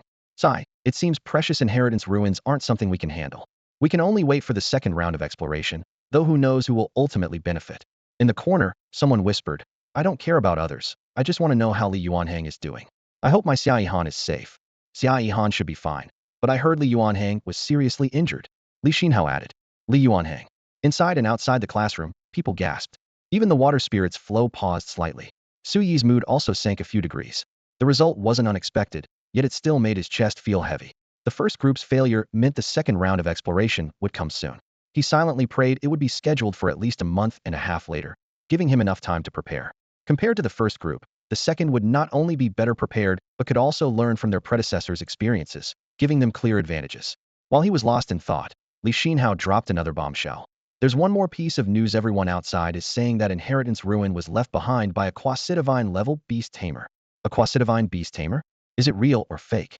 There isn't a single Quasidivine beast tamer on the entire Blue Star right now, though there are quite a few Emperor-level beast tamers. Everyone seems skeptical about this claim. How would I know if it's true or false? That's just what people are saying out there. Liaozhai frowned and spread his hands. Besides, how many years has our Blue Star been in the beast taming era? What do we have to compare with the beast taming dimension? His tone was full of helplessness, yet he couldn't help but argue back. In the classroom, several students were about to ask more questions when the vice-class monitor Wei Heshuan suddenly looked up and swiped twice on his light screen. The Quasidivine beast tamer seems to be real. This is currently the #1 trending topic online. Holy crap, it's trending! Someone in the back row exclaimed, their chair scraping loudly. A small place like Guan City actually made it to the trending topics? Wei Heshuan enlarged the page. Not just one trending topic. Look again, there are several entries all related to that inheritance secret realm. Su Yi had been lying on his desk grooming his pet beast Xiao Jing's fur. Hearing this, he put down the obsidian beast comb in his hand, opened his optical brain projection, and quickly searched. First trending topic, Quasidivine Inheritance Ruins. Following closely behind. Second, first round exploration of Guan City Inheritance Ruins ends in total annihilation. Third, White Eagle Beast Tamer Association President expresses willingness to send elites to assist our country in exploring the inheritance ruins. The first two topics seemed normal enough, but the last one instantly caused an uproar in the entire classroom. The White Eagle Beast Tamer Association President? What the hell? Someone slammed their desk. Is this idiot trying to be cute? Wanting to get their hands on our inheritance ruins? Get lost and stay as far away as possible. Don't they still have a state occupied by a frost dragon? Another male student snorted coldly. They should reclaim their own lost territory before meddling in our affairs. Calm down.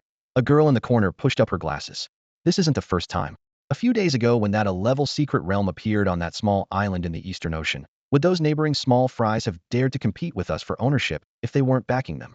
Curses erupted one after another, but Su Yi didn't join in. He glanced at the comment section. The White Eagle President's avatar was flashing with new reply notifications, looking more disgusting the more he looked at it. So he simply swiped away. Looking at it for even one more second would be a waste of time. Clicking on the first trending topic, a detailed report appeared. Beast Taming Morning News. According to members of the first group to enter the Guan City Inheritance Secret Realm, there stands a stone tablet deep within the realm recording the life story of the ruin's owner. The tablet's surface is severely weathered, with only phrases like seeking to ignite divine fire barely discernible. From this, it can be inferred that the ruin's owner was very likely a Quasidivine beast tamer preparing to break through to the divine level. So it really is Quasidivine. Su Yi's fingertips trembled slightly, his heartbeat inexplicably accelerating. If the news was true, this inheritance ruin most likely contained beast eggs with Quasidivine potential. While beast eggs might be a tremendous opportunity for others, they weren't exactly a pressing need for him if he continued the demonization process. Xiao Jing and the fire spirit fox's potential would eventually surpass this level. However, if the person who left behind the ruins was truly a Quasidivine beast tamer, then besides beast eggs, there would be legendary or even divine-level spiritual equipment, beast skill stones, rare materials. Any one of these would be enough to make his heart race. Lost in thought, Su Yi looked up toward the playground outside the window, where sunlight cut the cloud shadows into fine golden threads, as if reminding him to seize the opportunity. No more thinking after school today. He would take that Wutu mysterious crystal to the beast taming mall and sell it. Oh right, there's also an ice spirit stone to sell along with everything else. Then I'll buy a wood spirit stone to help little Thorn break through to the common grade. Su Yi clenched his fists, knuckles cracking softly as his chest burned with determination. At this moment, little Thorn's spiritual energy level had completely stabilized, even showing signs of pushing toward apprentice grade 8 star. Rings of emerald spiritual energy flickered around its surface, as if reminding Su Yi that it was time to continue feeding it precious materials like with spirit stones. As a plant-type beast, little Thorn's 3 core skills Whip Strike, Hardening, and Steel Spike had all advanced beyond proficiency. Combined with its signature technique, Fong Whip Strike, its attack power rivaled intermediate-level skills. Once it broke through to common grade, its combat strength would soar, and its thorns might truly pierce through an earth bear's thick hide. With some free time on his hands, He pulled out his phone and opened the beast taming commerce app, fingers sliding rapidly across the screen. This time, he didn't head straight for wood spirit stones, instead typing keywords like comprehension and skill enhancement into the search bar. Wanted to find spiritual medicines or materials that could boost comprehension short-term or directly strengthen skill power. After all, despite Little Thorn's diligence, it still hadn't managed to push Whip Strike, Hardening, and Steel Spike to perfection. He planned to give it another helping hand. Meanwhile, Fire Spirit Fox's skill proficiency was also progressing sluggishly. At this rate, by the time the Inheritance Secret Realm opened again, she might not have mastered Great Fireball and Explosive Flame Bullet to proficiency. When the search results refreshed, the screen displayed quite a few treasures.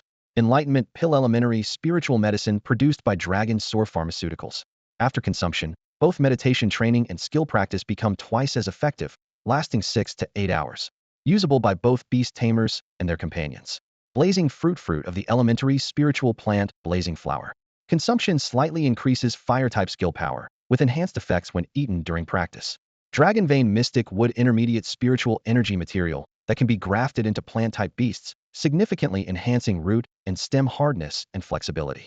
Sui stared at the descriptions, sighing inwardly.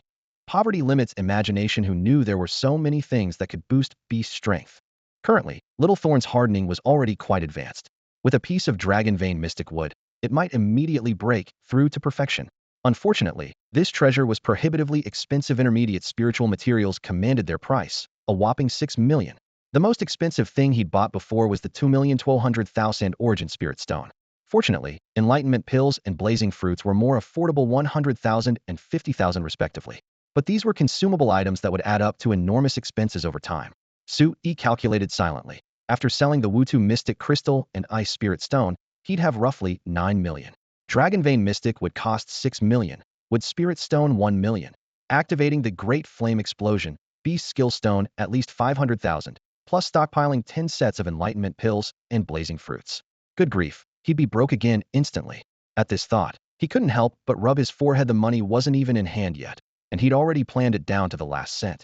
Whatever, money's meant to be spent, he laughed self-deprecatingly. Worst case, I'll take another trip to Blackstone Wasteland or Pine Forest Snowfield this weekend. It's just 1,000 yuan entrance fee. I can still afford that. In the heart of the city, towering skyscrapers pierce the clouds, overlooking the endless stream of vehicles and pedestrians below.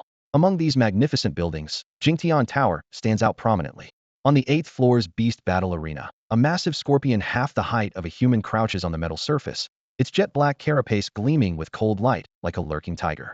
Several meters ahead, a black-backed tiger lies collapsed on the ground, foaming at the mouth, while a beast medic busily administers a sedative injection. Below the platform, Bai Jian, dressed in a black puffy dress, pumps her small fists in the air, nearly jumping with excitement. Black-backed tigers are renowned for their strength among ordinary-grade extraordinary creatures. Yet her purple-tailed scorpion, now evolved into a poison dragon scorpion, has defeated it effortlessly without sustaining a single scratch. This means its combat power has surpassed most beings of the same rank. Not far away, a fashionably dressed, beautiful woman brushes back her hair, her flawless face showing no traces of time, her curved eyes sparkling with a smile. Beside her stands a middle-aged man with an upright posture, quietly observing the battle. In his early 40s, he possesses both handsome features and weathered maturity. His dignified bearing, adding an air of authority, is none other than Bai Jingtian, controller of Jingtian Group, honorary deputy mayor of Guan City, and a master-level beast tamer. Jian's poison dragon scorpion has indeed made remarkable progress. Bai Jingtian withdraws his gaze, though a trace of worry clouds his brow. But obtaining that inheritance in the secret realm will still be no easy task. Even emperor-level beast tamers from the capital never guarantee success for their own descendants. Don't worry too much, Li Wenyu responds softly. Had it not been for her husband's full support, she would never have wanted their daughter to participate in that inheritance competition. If she succeeds, it's a blessing. If not, that's fine too. Safety comes first. After a moment of contemplation, Bai Jingtian suggests tentatively, what if we let the poison dragon scorpion absorb another gold spirit stone? Its strength might advance another level. Absolutely not. Li Wenyu's expression suddenly turned serious. It used the diamond mystic crystal just last month, and its foundation is still stabilizing. Using external forces to boost its power now would only drain its potential at best. It would halt all future progress. At worst, its spiritual energy could spiral out of control, causing it to explode and die. She doesn't voice the most terrifying consequence. Injecting high-grade spiritual materials in rapid succession could very well kill the beast outright. Bai Jingtian's heart skips a beat as he grasps his wife's firm stance. After weighing the options briefly, he abandons the idea. After all, the poison dragon scorpion is Bai Jian's lifelong companion. Sacrificing its future would mean sacrificing Bai Jian's future. If he could truly obtain the inheritance from the secret realm, it would be worth it. But even forcibly enhancing the venomous dragon scorpion's strength would only give a slim chance of gaining the ruin's recognition.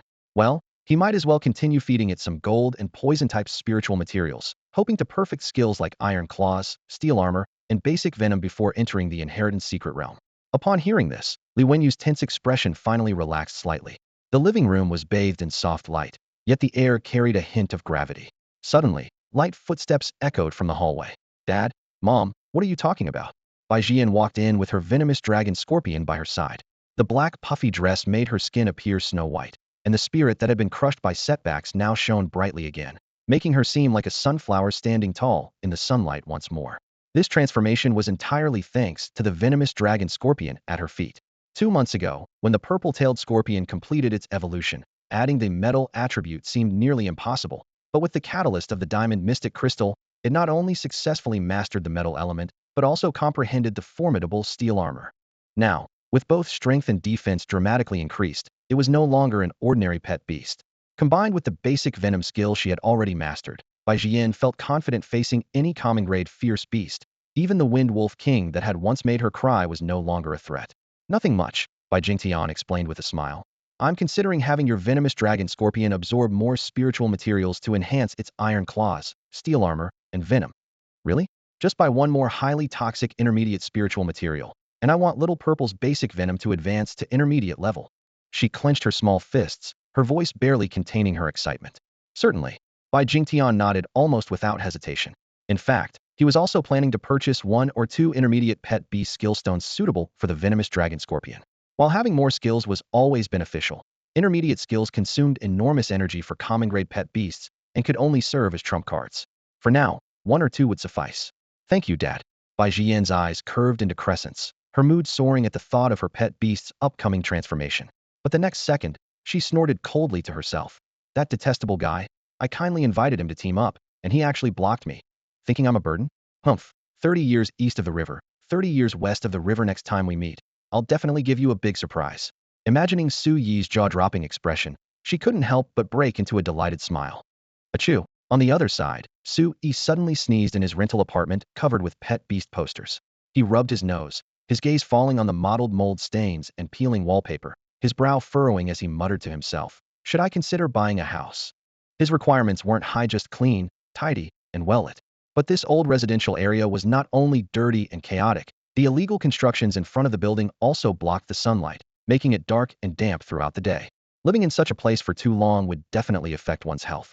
Back when he had no money, there was no choice, but now, spending 1 or 2 million on a decent house was nothing to Su Yi. After all, this place was just a rental, and his mother hadn't returned yet. When she came back, they could discuss it together. A mere 1 or 2 million really wasn't worth worrying about. With this thought, he boldly made the decision. A few days ago, he had explored the Blackstone Wasteland's secret realm. Though that realm had been thoroughly searched by beast tamers, Su Yi still managed to unearth 3 elementary treasures: an earth spirit stone, a metal spirit stone, and a large piece of granite spirit rock. All 3 were elementary grade, yet quite valuable, especially the granite spirit rock, which stood half a person's height. After weighing it, the beast taming mall directly offered a purchase price of 3.2 million. Adding this to the earth and metal spirit stones, plus the income from previously sold Wutu mystic crystal and ice spirit stones, his account balance shot up to 14 million again. To avoid drawing attention, he sold the items through 3 different channels, some to the beast taming mall, some on the Beast Tamer Association's trading platform, and he rented a stall at the Haitao market for a day to sell 2 spirit stones. Beast tamers earn money quickly but spend it just as fast. Over 10 million really wasn't that comfortable. Su Yi felt elated, thinking this amount of money was nothing to him now, but when buying resources, he discovered how frighteningly fast it disappeared. He purchased a section of dragon pattern mystic wood, a wood spirit stone, and 20 portions of spirit awakening pills and flame fruits, leaving only about 4 million in his account. "Come here, Little Thorn. This dragon pattern mystic wood is for you." Su Yi summoned Little Thorn while cradling the piece of wood in his palm. The mystic wood was as thick as a bull's mouth, about half a meter long, entirely dark green, with patterns resembling winding dragons and serpents visible on its cross-section. "This is..." Little Thorn excitedly coiled her vines. She couldn't identify it by name, but instinctively sensed that the wood contained essence extremely precious to her if absorbed. It would significantly boost her strength. She swayed her vines and looked up at Sui. So, it's for me? Her vines looked around like little heads, seemingly unable to believe her beast tamer had suddenly become so generous. She remembered clearly when she had secretly absorbed a wood spirit stone before.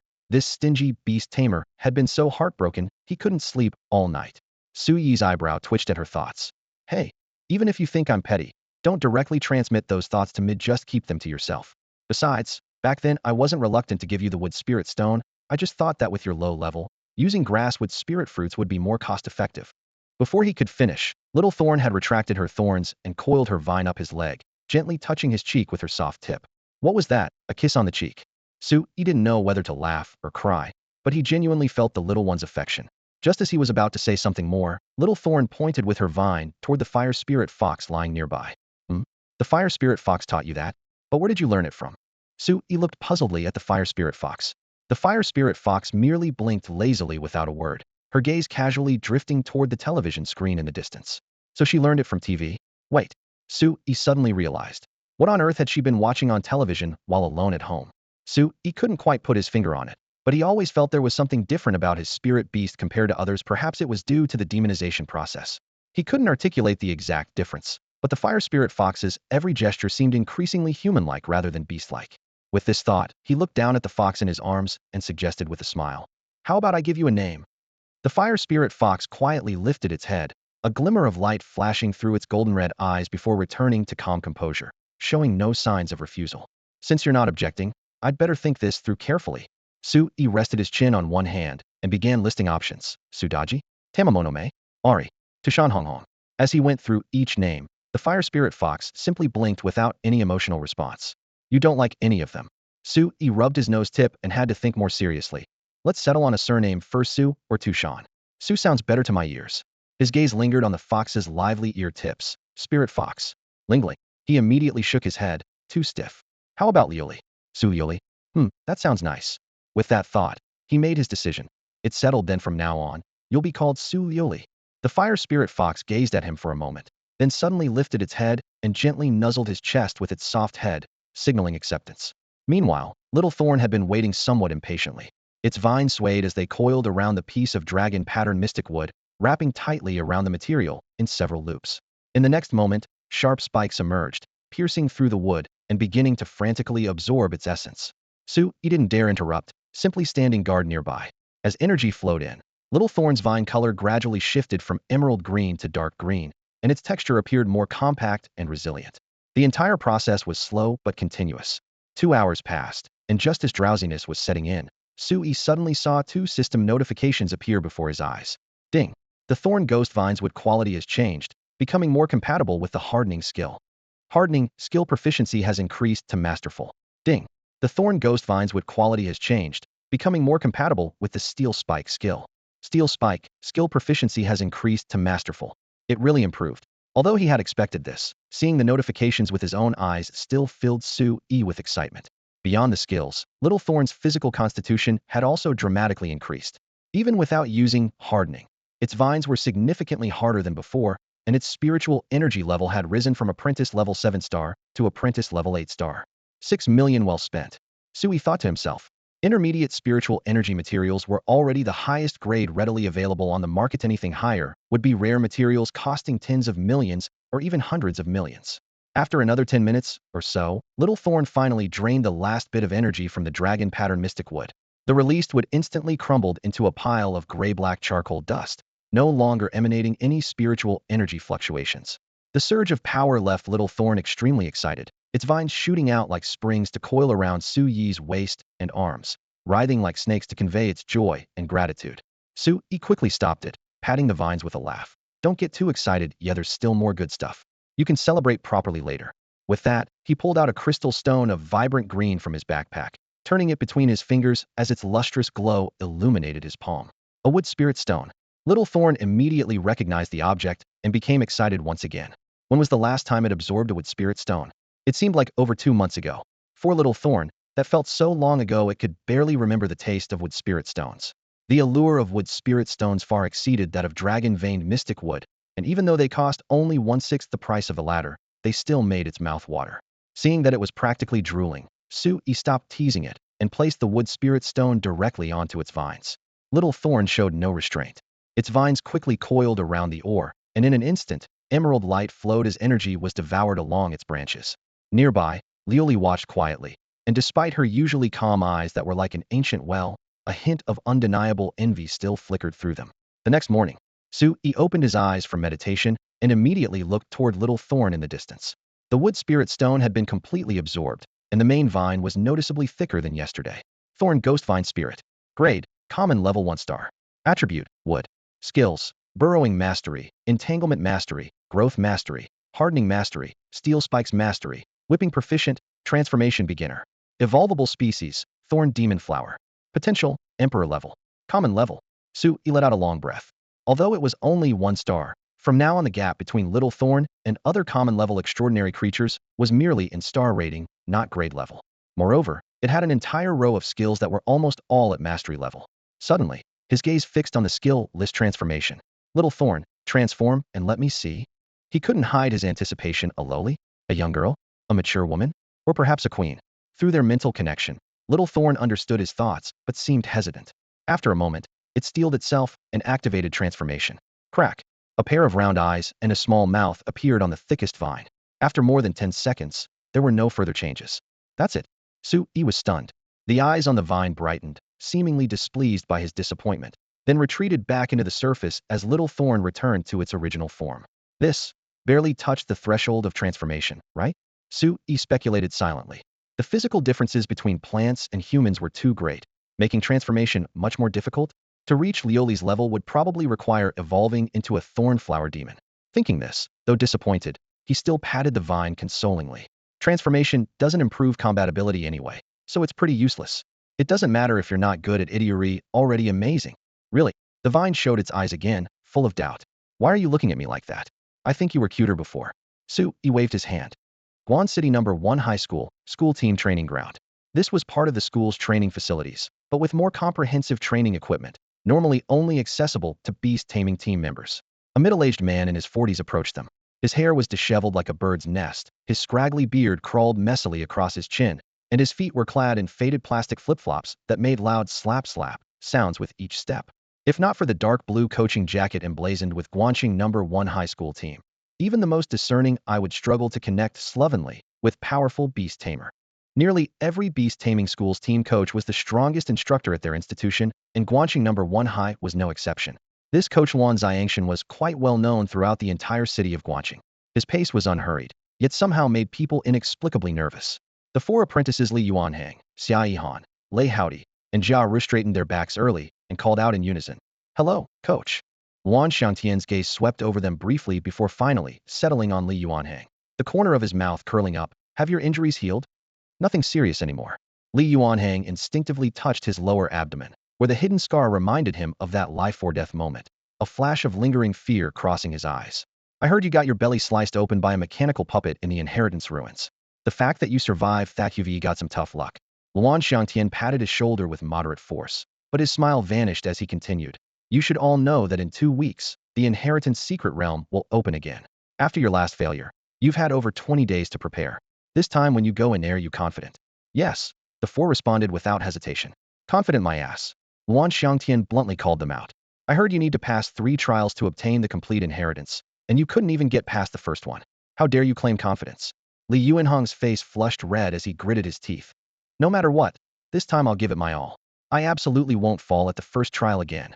Though Xia Yihan, Lei Howdy, and Jia Rue remained silent, they each clenched their fists. Good spirit. Luan Xiangtian chuckled lightly. However, this time, apprentice-level talents from across the entire Xizjiang province will be competing for spots. Guangxing received a total of 10 recommendation slots, and our school gets only 3. 3. Though the 4 had anticipated this, their hearts still sank slightly. Lei Howdy couldn't help but ask. So one of us 4 is bound to miss out on qualification? Not 4 people, 5 people. Luan Xiangtian shook his head. Out of 5 people, 2 won't get recommendation slots. Who else? Lei Howdy frowned, and Li Yuanhang, Xia Yihan, and Jia Rue all looked puzzled. There were clearly only 4 apprentice-level beast tamers on the school team. Before anyone could respond, a neatly uniformed teenager jogged over from the other end of the track, sweat trickling down his temples. Sorry, coach. I got too absorbed in meditation last night, lost track of time, and arrived late. After speaking, he glanced over Li Yuanhang and the others before naturally taking his place in line. Sui, Li Yuanhang called out his name in surprise. Long time no see. Sui smiled back and nodded politely. Lei Howdy seemed to remember something and narrowed his eyes. You want to compete for the recommendation slots too? Yes, please take care of me. Sui admitted frankly. Take care of what? Lei Howdy's face immediately filled with hostility. Last time you gave up your recommendation slot, and now you're back to compete again. Don't you find that ridiculous? I gave up last time because I wasn't ready yet. Suyi's tone remained calm, but carried conviction. But this time, I believe I am. Huh.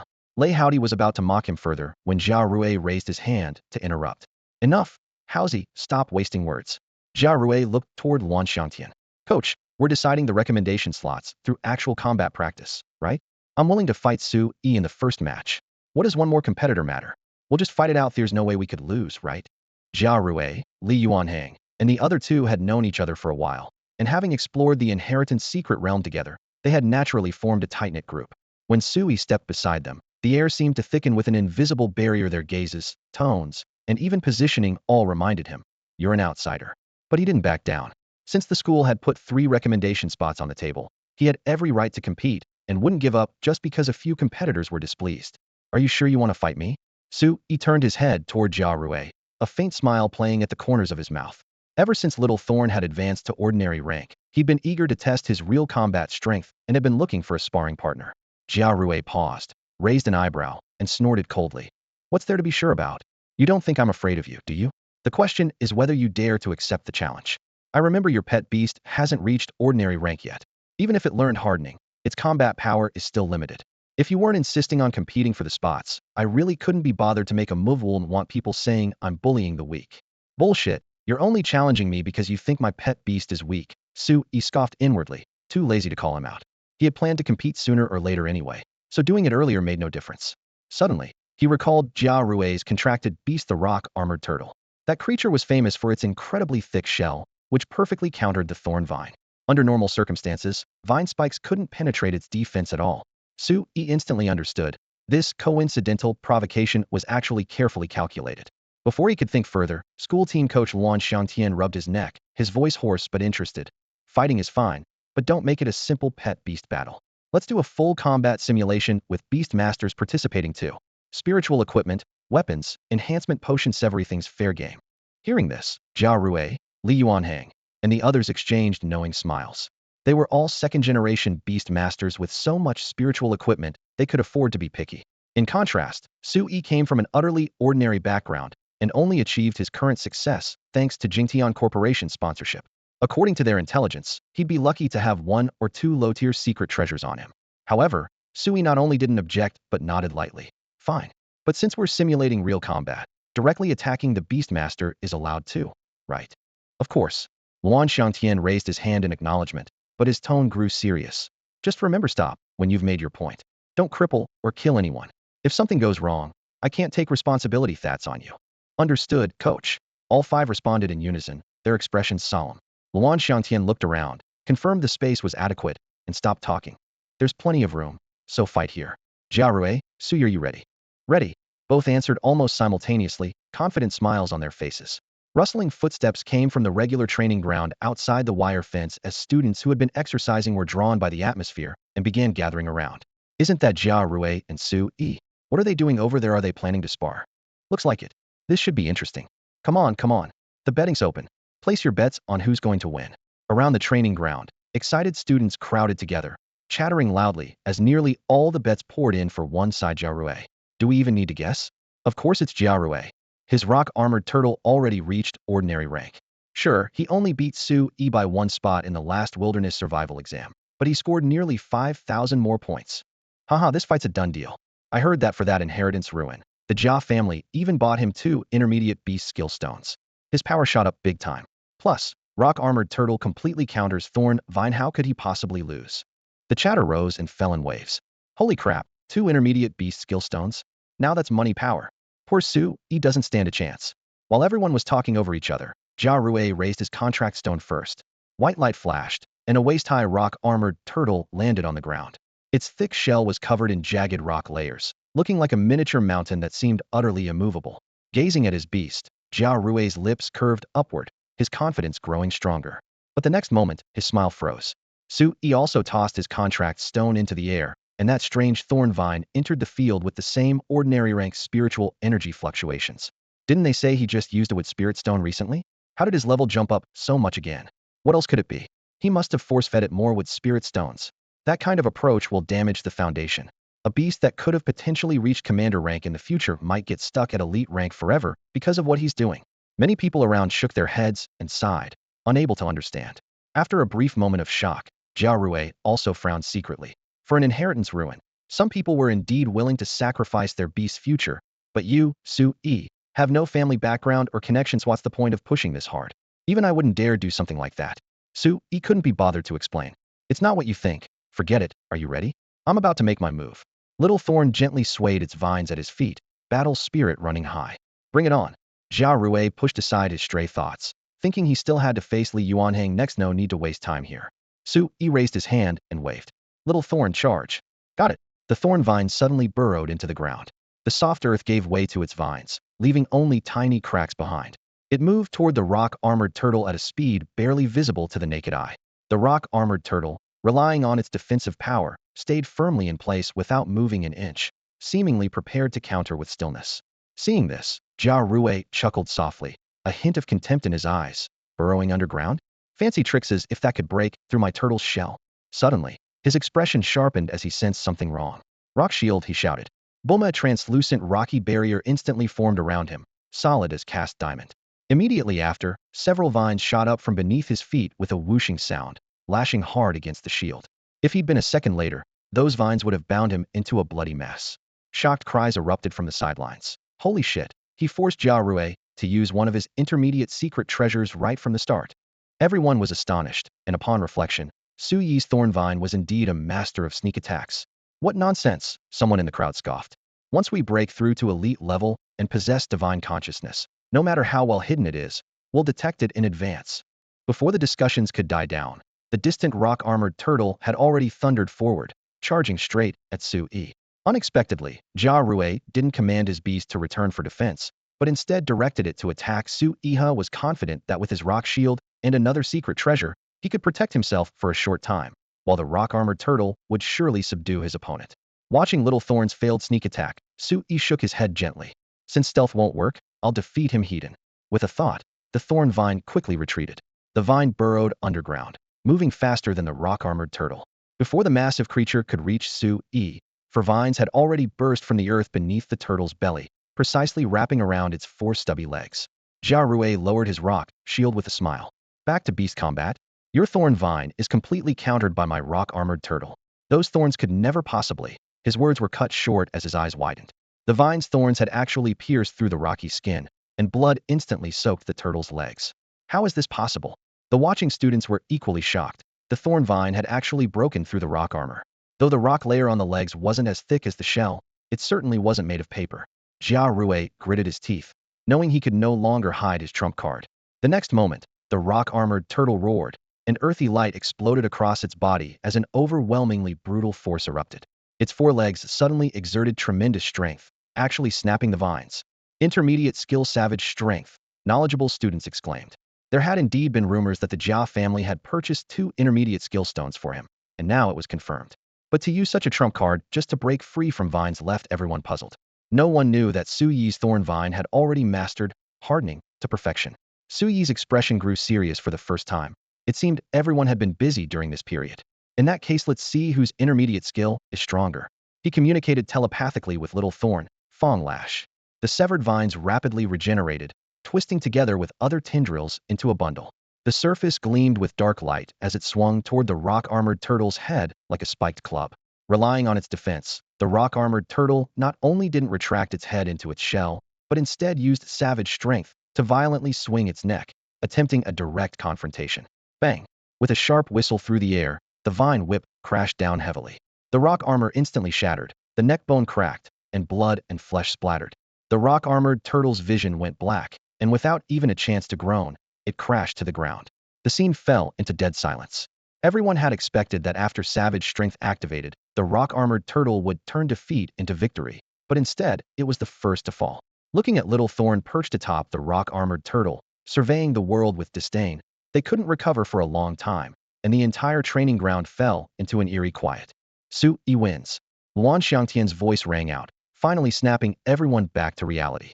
On the iron mesh arena in the center of the training ground, the air still carried the lingering force of the vine whip strike, while shattered stones on the ground reflected cold glints under the lights. The watching students exchanged bewildered glances, their minds haunted by a single question. Could that move have been an intermediate-level skill too?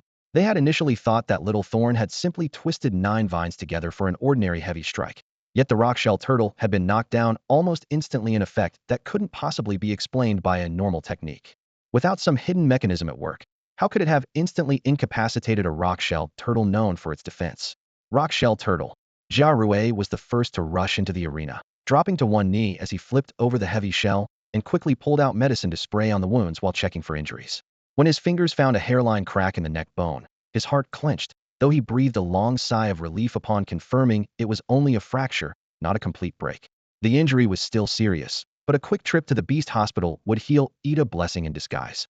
Come back, little Thorn. Su Yi saw the vine still posing triumphantly on the turtle's shell and quickly recalled it to the beast's space, wanting to avoid any complications. What skill did your beast just use? Jia Rue looked up, his eyes showing 3 parts confusion and 7 parts unwillingness. A combination technique I figured out myself, hardening plus lash. Su Yi answered honestly, though he didn't reveal all the details. A combination technique? Jia Rue repeated softly, clearly shocked. The crowd also turned their attention. Simply mashing 2 skills together wasn't difficult, but making them completely merge and produce an effect where 1 plus 1 exceeded 2 was what truly qualified as a combination technique. Su Yi's Thorn Vine had not only achieved this fusion, but had forcibly pushed several basic skills to intermediate-level power. If he hadn't seen it with his own eyes, he would never have believed it. Yet the more Jia Rue understood the intricacies involved, the more unwilling he felt. He pressed his lips together and finally couldn't help addressing Luan Xiangtian. Coach, I was careless just now. In terms of overall strength, my rockshell turtle is definitely not weaker than his Thorn Vine. Let me fight him again tomorrow. Thinking about how he had actually let the rockshell turtle use its most vulnerable neck to directly tank the opponent's combination technique, he almost wanted to slap himself. Wasn't that basically feeding the enemy? Not to mention the rockshell turtle had an intermediate skill that never got used before losing, leaving him so frustrated he felt ready to burst. Luan Xiangtian merely lifted his eyelids, his tone ice cold. A loss is a loss. Where do you get off making so many excuses? Whether it's carelessness or underestimating your opponent, you pay the price yourself. Coach, Jia Rue tried to argue but was decisively cut off by Luan Xiangtian. Enough. Take your rockshell turtle for treatment first. With the coach's firm stance, Jia Rue could only clench his fists and reluctantly retreat to the sidelines, unwilling but helpless. Next, does anyone else want to compete? Luan Xiangtian turned to scan Liaozhai, Xia Yihan, and Liaozhai, his tone calm, yet carrying irresistible pressure. Just as the 3 were about to respond, Su Yi suddenly raised his hand. Coach, could I fight a few more matches? If I beat 2 more of them, the recommendation spot should be secure, right? Whoa. At these words, the students gathered around the iron mesh collectively gasped. Bold enough indeed, even making Luan Xiangtian raise an eyebrow. The faces of Liaozhai and the other 2 immediately darkened, especially Liaozhai, who stepped forward and spoke coldly. If you want to keep fighting, I'll oblige. Don't think mastering one combination technique makes you invincible. If Jia Rue hadn't been caught off guard by incomplete information, today's victory might not have been yours. Su Yi spread his hands, his tone steady. I didn't mean anything else by what I said. If it caused any misunderstanding, I apologize. Su Yi's attitude was completely sincere. Enough talk. Let's do this. I've been wanting to fight you for a long time, Liaozhai said, raising his hand with a sweeping gesture. A deep rumble accompanied swirling dust as a rock-armored mudstone beast landed heavily in the center of the training ground. Another Earth-type extraordinary creature with incredible defense. Su Yi cursed inwardly while maintaining a calm expression. He took a deep breath, spiritual light flickering in his palm as the emerald thorn vine little thorn boost from the earth once more. Compared to the rockshell turtle, the mudstone beast lacked that shell which even elite-level fierce beasts could barely crack, making it theoretically easier to handle, but still not to be underestimated. Seeing both pet beasts in position, Luan Xiangtian simply nodded and stepped aside without another word. Another fight? The crowd of students outside the wire fence grew larger, with even upperclassmen mixing in. Is Su Yi planning to fight Liaozhai and all the others one by one? Whispers spread through the crowd. A sophomore stared at Su Yi for a moment, then suddenly slapped his forehead and exclaimed, "Isn't he that freshman who defeated Meng Hao at the Jingtian Training Center?" Wait, what did you just say? Sui defeated Meng Hao? You've got to be kidding. It's not as impressive as you think. Another person shook his head. He only barely won against Meng Hao's mudstone beast through some clever tricks. That was Meng Hao's second pet beast, not even fully trained yet. Still, that's pretty amazing, right? Meng Hao's mudstone beast should be on par with Liaozhai's, shouldn't it? A month ago, there was definitely a big gap. Back then, Liaozhai's mudstone beast couldn't even use quicksand technique. But now it's hard to say these freshmen have all gone all out for that inheritance ruin. We'll have to see the match to know how much they've improved. The chatter grew more intense, heating up the atmosphere. They're moving, a student shouted, eyes wide. Roar. With a deafening bellow, Liaozhai's mudstone beast struck first, swinging both arms as several fist-sized rocks whistled toward Little Thorn. The vine instantly burrowed underground, dodging the flying stones while racing along the ground toward its target. But the next second, as if sensing its location, the mudstone beast suddenly leaped high into the air, its massive body casting an enormous shadow before crashing mercilessly toward the ground. War stomp. Boom. With its feet as the epicenter, the earth within a 5-meter radius instantly cracked, hard stone shattered into fragments, and dust shot skyward. So powerful. Using an intermediate skill right from the start. Even Sui broke out in cold sweat, clearly not expecting his opponent to unleash a killing move immediately. As the dust settled, Little Thorn was nowhere to be seen. Many faces showed regret. Was the match already over? Some even began to pity Sui, thinking his pet beast might have been crushed by that single devastating blow without any chance to prepare. Liaozhai's lips curved upward, as if victory was assured. Though this was the mudstone beast's first time using War Stomp in actual combat, the technique's incredible range was enough to cover the entire training ground. He was certain that mutant Thornvine couldn't have escaped. Even if it survived, it must be severely injured. Just as he hesitated whether to suggest Sui surrender, the broken earth at the edge of the area suddenly bulged upward. Little Thorn burst out from beyond the War Stomp's range, its vine covered in fine cracks and debris, leaves slightly curled, looking particularly battered. It appeared somewhat disheveled, clearly having been injured in the recent assault. However, this didn't frighten it at all. Instead, it ignited its fury, and 9 vines immediately twisted together, lashing mercilessly toward the mudrock beast. It actually hadn't lost its fighting ability. The watching student's eyes went wide. That berserk charge from the mudrock beast just now was enough to kill an ordinary grade extraordinary creature. Yet this thorn vine acted as if nothing had happened. Bang! The thick vine struck hard against the mudrock beast's chest, shattering its rock armor and sending flesh and blood flying as the giant beast crashed to the ground. Fortunately, this whip landed on its shoulder. Otherwise, it would have already followed in the rock-armored turtle's footsteps. Even so, its left arm was a bloody mess and couldn't even be lifted. Holy crap, a thorn vine can do this.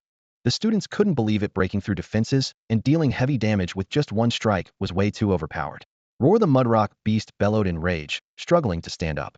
Little Thorn had gone berserk, completely disregarding spiritual energy consumption as it unleashed another wolf fang lash, aiming straight for the head. Obsidian war armor. Liaozhai's heart skipped a beat as he shouted a warning.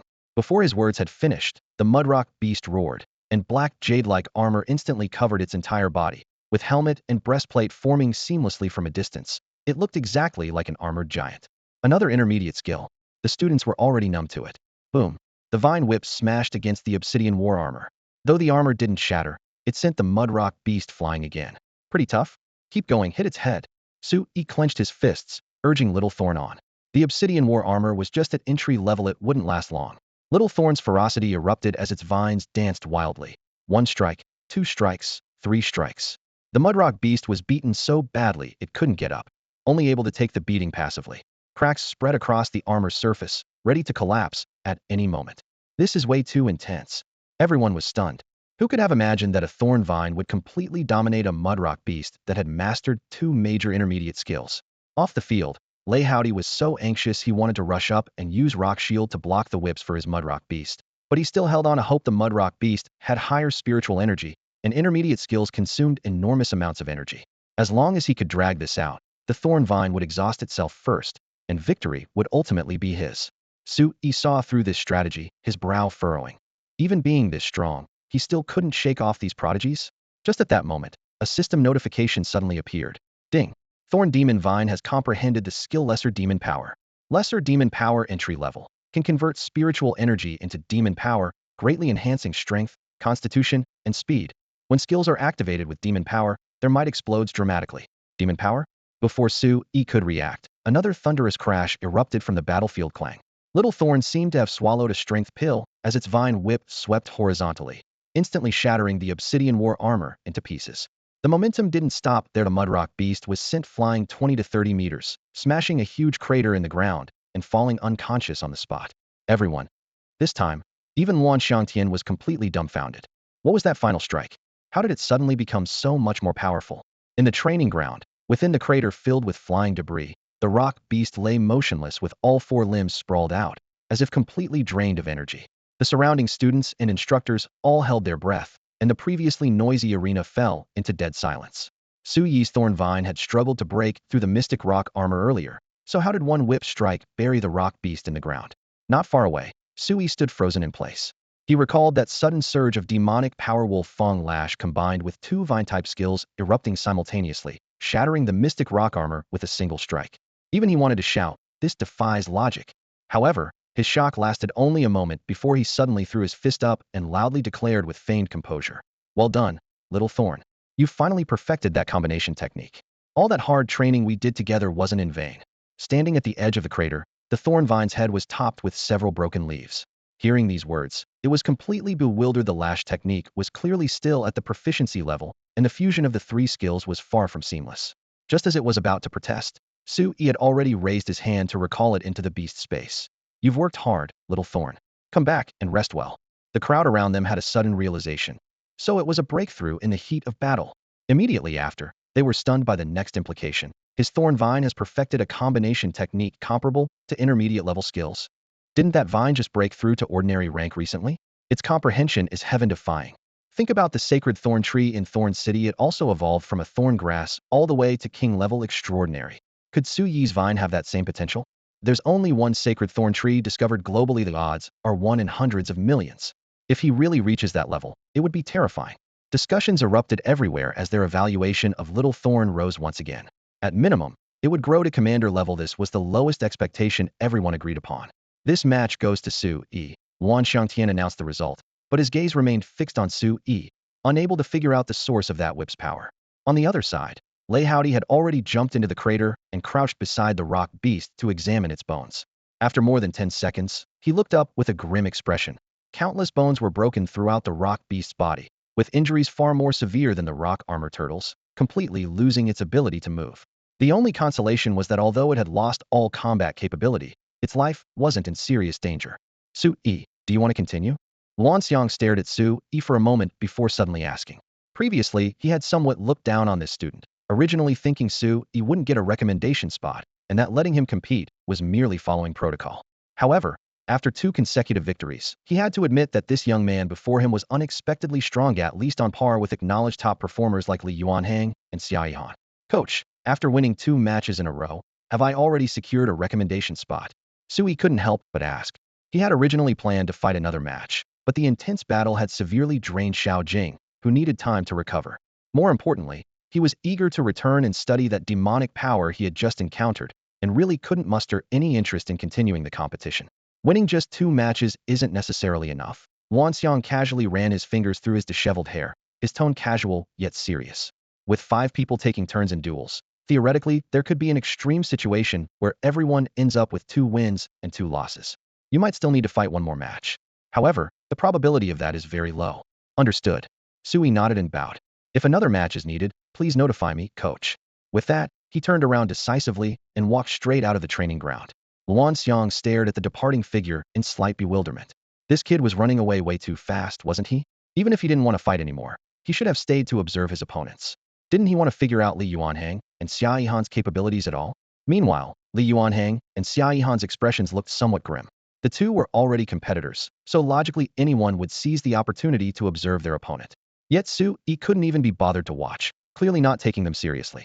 Though they felt uncomfortable about it, neither dared to underestimate Su Yi anymore. That Thornvine's mastery of combination techniques rivaled intermediate level skills, and he had refined them to perfection. This level of strength was enough to make them feel pressured. Night fell, and the dim yellow light illuminated the shabby rental apartment.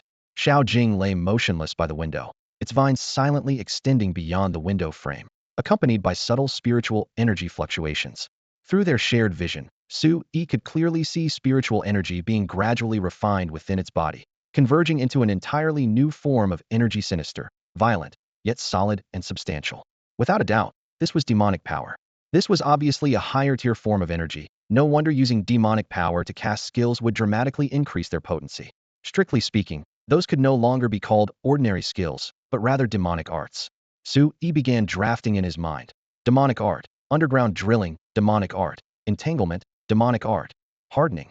Just thinking about the names made him feel the prestige instantly elevated. What truly shocked him went beyond even this.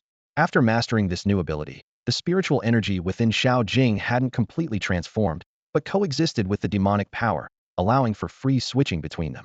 As long as it didn't actively convert, it appeared no different from an ordinary supernatural creature. Even if someone captured it for dissection and research, they wouldn't discover anything unusual. Once demonic power is activated, the creature instantly transforms from a companion beast into a demon beast, with dramatic improvements in strength, constitution, speed, and all other attributes. Su-yi conducted a simple test and confirmed that in demon beast form, Xiao Jing's physical capabilities approached those of elite-level fierce beasts, with only minimal differences. Even more impressive was the skill enhancement. Take burrowing, for example, with demonic power amplification. Xiao Jing's underground movement speed nearly doubled, and other skills showed similar improvement rates. This level of combat power was enough to overwhelm ordinary elite-level fierce beasts. The inherent secret realm is about to open, and you've mastered such a powerful ability at this crucial moment. Xiao Jing, you really know how to make me proud.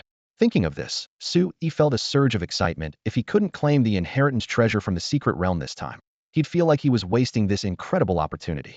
Xiao Jing straightened its vine-like body, the wooden patterns on its chest slightly swelling with obvious pride in its transformation, though it still couldn't understand why it had suddenly awakened this ability. Su-yi casually rubbed its main trunk, then turned his attention to the fire spirit fox, Luli. Since Xiao Jing can awaken demonic power, this fire spirit fox that looks even more demon-like should be able to do the same. He began recalling Xiao Jing's entire awakening process. At that time, Xiao Jing had repeatedly used Wolf Fang Lash to strike the Mudrock beast. During the process, it was severely injured by War Trample, anger surged, and demonic power erupted. There seemed to be no other key factors in the whole event. Could anger be the trigger condition? Like a super scion, he narrowed his eyes and looked at Lu Li with a mischievous smile. Want to experiment? What could make you really angry? Lu Li caught the playful glint in his eyes and immediately shook her head, curling her golden red tail to her chest, her eyes full of resistance. Su-yi had to give up. If he misjudged the situation and things got out of hand, it would damage their relationship instead. All right then, let's start training. We've already wasted 15 minutes. Can't afford to waste any more. He patted both companion beasts on what would be their shoulders. With only 2 weeks left until the inheritance secret realm's second opening, time was running short. Xiao Jing whooshed into the beast taming space, sitting cross-legged directly beside the central spirit spring to absorb the floating spiritual energy.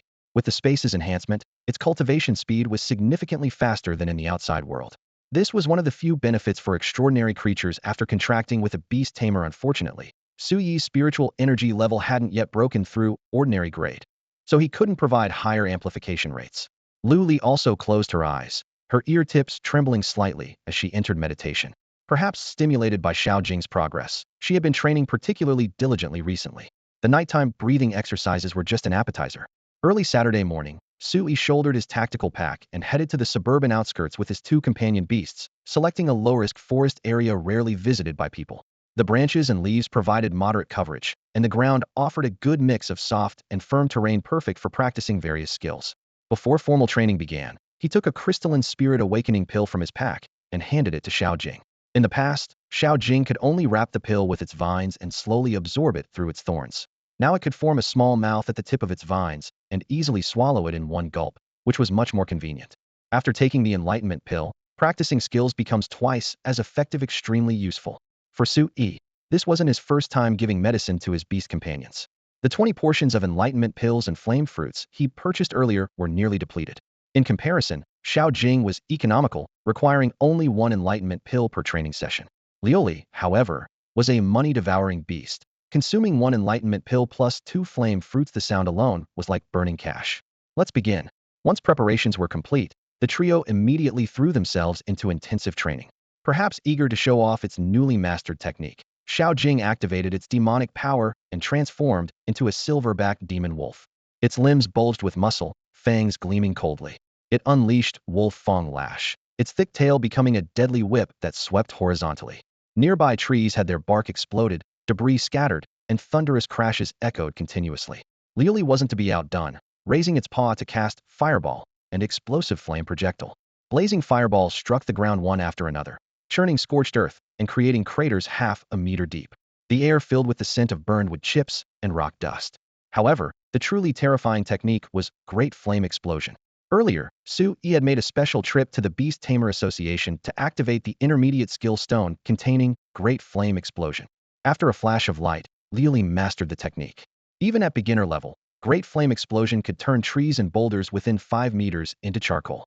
If practiced to proficiency or even mastery, a casual strike could extend the sea of flames beyond 10 meters. After finishing fire-based skills, Liaozhai still needed time to practice psychic abilities, charm. This technique required a sparring partner, so Su-yi had to step in personally. For him, this was also mutual training. If he could break free from the charm through willpower, his mental strength would become more resilient. The problem was that Liaozhai's charm struck too directly at the heart. Once his nerves were stimulated, Su-yi instantly plunged into seductive illusions filled with familiar faces, some alluring, some cute, some sweet, each scene making his blood race. The first time he faced it heat-in, he was completely unprepared.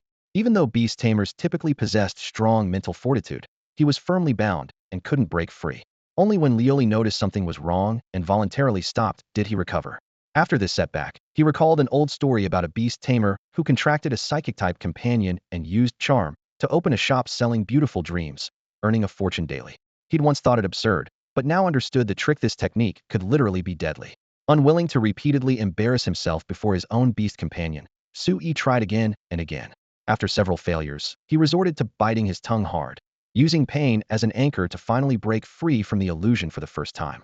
That brief moment of clarity felt like spiritual transcendence. From then on, Liaozhai's charm could no longer completely bind him. As training continued, his willpower grew increasingly solid under repeated assaults, and the time needed to break free from illusions became shorter and shorter. After experiencing the charm ability firsthand, Su-yi discovered it was practically a divine skill that could be used for combat, cultivation, and even entertainment. The first time he was enveloped by the ability, he almost believed he had fallen into an intricately woven illusion. The scenes were so realistic they felt like being there in person, striking precisely at the most hidden desires in his subconscious, completely surpassing any inappropriate AR action films on the market. Every frame was tailor-made for the target, and if one indulged without defenses, it would be an utterly unforgettable dream. But this dream was equally terrifying. The charm ability would leave people dazed and confused, with their rationality severely weakened, and their bodies and minds quickly dominated by the most primitive impulses. Breaking free was far more difficult than imagined. Even with Su-yi's considerable mental strength, he could barely grasp a thread of consciousness. What made it worse was that the scenarios appearing in the illusions completely contradicted his moral values. Mothers and daughters, sisters, despicable acts. Scene after scene pierced his heart like countless thorns, filling him with strong resistance and guilt. He gritted his teeth and swore he was not that kind of person. Even staying one more second felt like a boulder pressing on his heart. Through his exceptional willpower, he finally struggled out of the illusion. Based on this alone, he felt he was already ahead of 90% of his peers. However, it still wasn't enough. Had lingered in the illusion for too long. So for an entire month, he voluntarily accompanied Lu Li in practicing the charm ability every day. From the initial 5 or 6 minutes, he shortened it to 4 minutes, 3 minutes, 2 minutes, until one day, he broke free in just 3 seconds. Su-yi simply treated this as a special form of cultivation, and the results were unexpectedly good. When the time was reduced to 3 seconds, the benefits began to diminish. Just then, Lu Li's charm skill underwent a breakthrough upgrade, entering the proficient realm. With improved proficiency, those under the charm retained even less rationality, and Su-yi once again became helpless. His escape time was pulled back to 2 minutes. Under this extremely torturous training, his mental strength and willpower climbed steadily. His spiritual energy level, which had been somewhat unstable due to absorbing spirit stones recently, also seemed close to being completely consolidated. Monday morning at Guan City No. 1 High School. In the classroom, Su-yi propped his head up, his gaze falling on a seat by the back window not far away, the king's homeland. With grades as good as mine, I'll probably never have a chance to sit there, he thought with a bitter smile. While daydreaming, the class suddenly stirred with whispers. Li Xinhao, sitting beside him, excitedly nudged him with his elbow. Su-yi, look. It's Xiaoyihan. Xiaoyihan is coming to our class. Su-yi looked up and saw that youthful, beautiful figure at the doorway. Like other students, she wore the blue and white school uniform. Guan City No. 1 High School's uniform followed a fitted design that hugged her curves, outlining her graceful figure perfectly. Combined with her handsome and pretty face, it was no wonder she could make countless male students lose their minds. Privately, Some had even rated her as the class beauty of the first-year grade, with explosive popularity.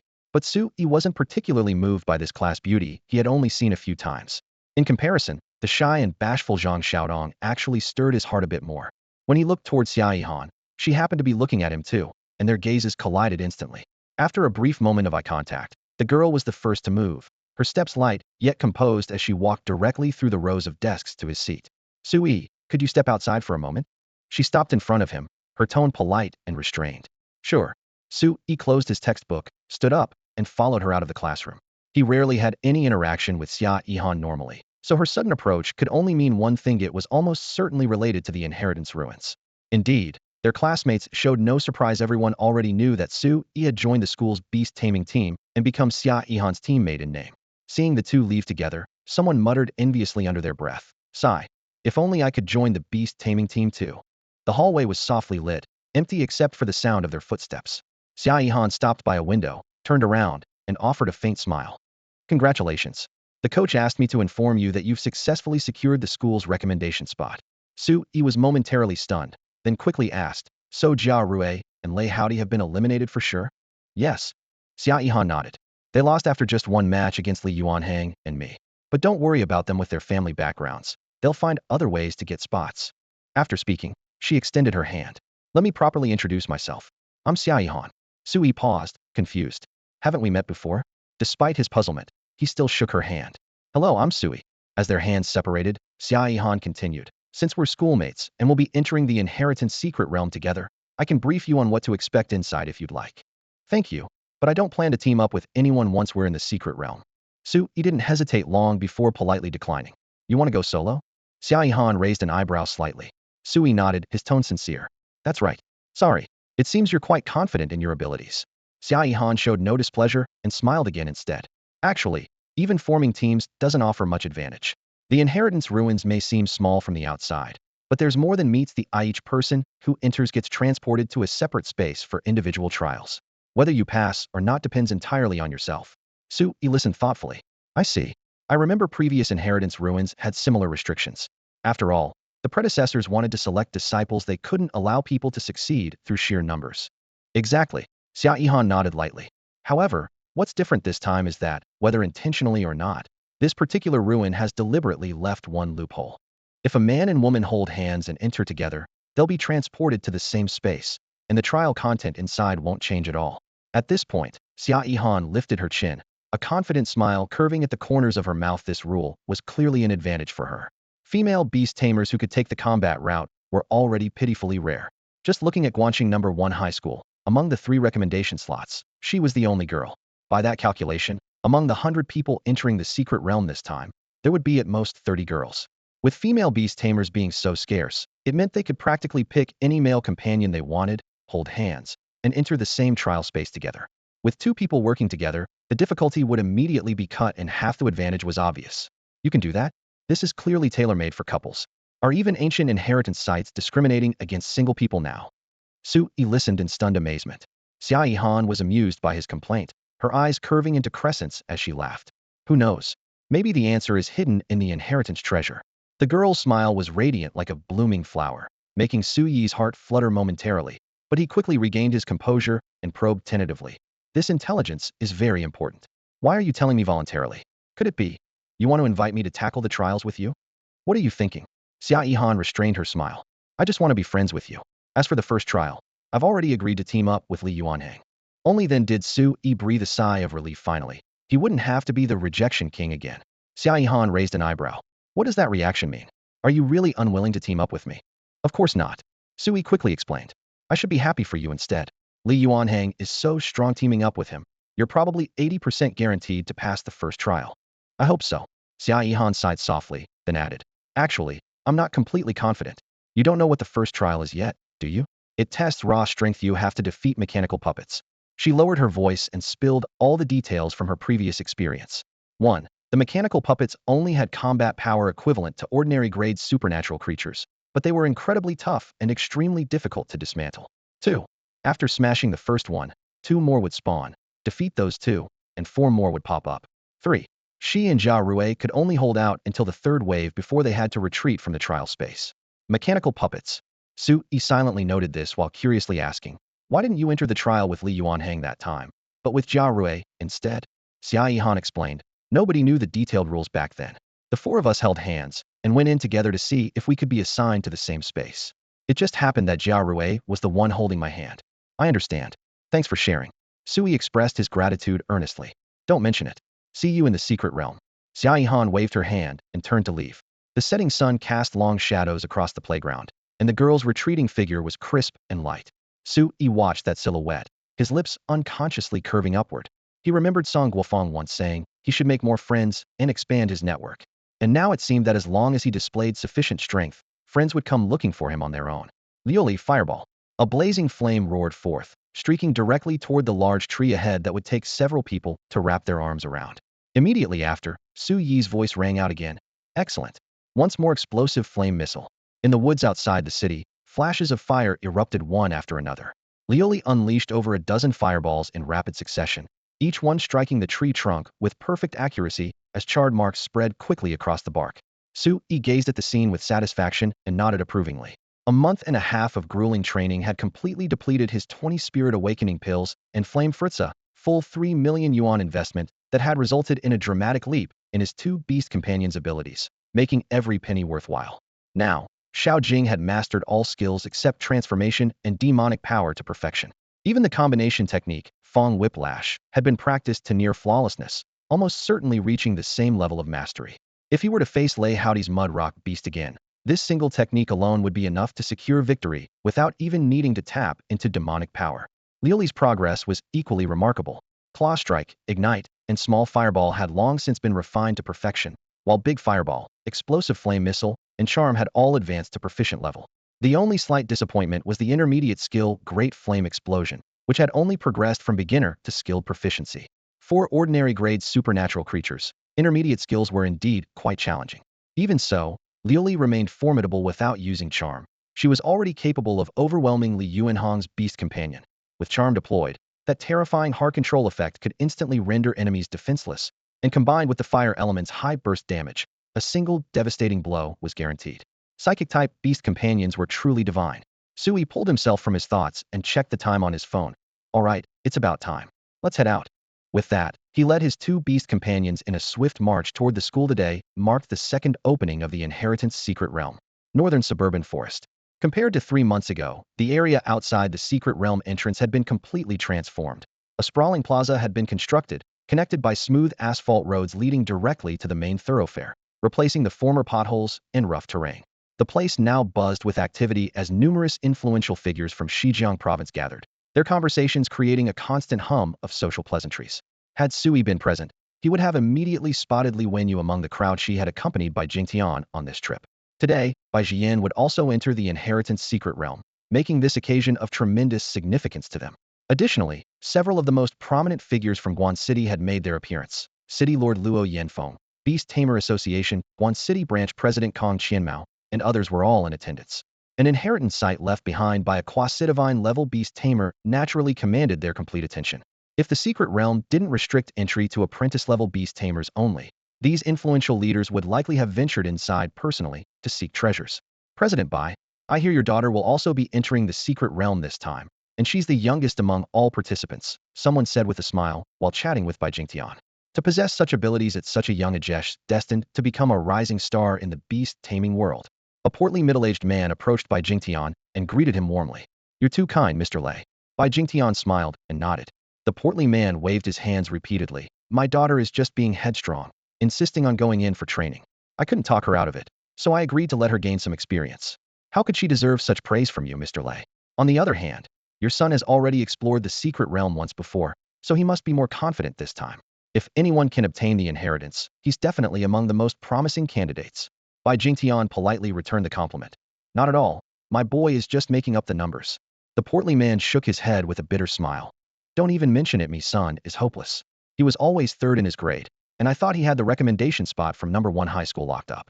Who knew he'd be pushed out by some student with no connections? Now I have to run around trying to secure him a spot.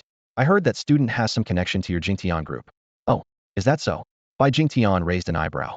If that's true, then I owe you an apology first, Mr. Lei. You're joking, Mr. Bai? My son didn't get the spot because his skills weren't good enough. It has nothing to do with anyone else. I'm not an unreasonable person. After exchanging a few more pleasantries, the portly man apologetically cupped his hands and turned to chat with others. Once his figure had moved away, Bai Jingtian pondered for a moment before turning to ask Li Wenyu. The student recommended by #1 high school named Su Yi, is he the young man you mentioned? Li Wenyu nodded. Yes, I checked. It's him. This kid keeps surprising us. Bai Jingtian murmured quietly. I thought my evaluation of him was already high enough, but he keeps breaking through expectations. Li Wenyu recalled her shock upon hearing the news. During the last wilderness survival assessment, Su Yi had placed 5th, which she already found incredible. In just a month and a half, he had climbed 2 more places to reach the top 3. Even witnessing this speed firsthand left her stunned. Bai Jingtian gently shook his head. Though unexpected, it's too rushed.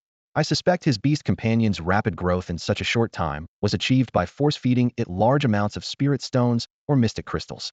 A beast with decent potential might have lost most of its future prospects because of this. From a logical standpoint, this made sense, but Li Wenyu instinctively felt that Su Yi wouldn't do something so short-sighted. Though the thought crossed her mind, she still nodded in agreement without arguing. Never mind, Bai Jingtian waved his hand. Regardless, this counts as a good deed.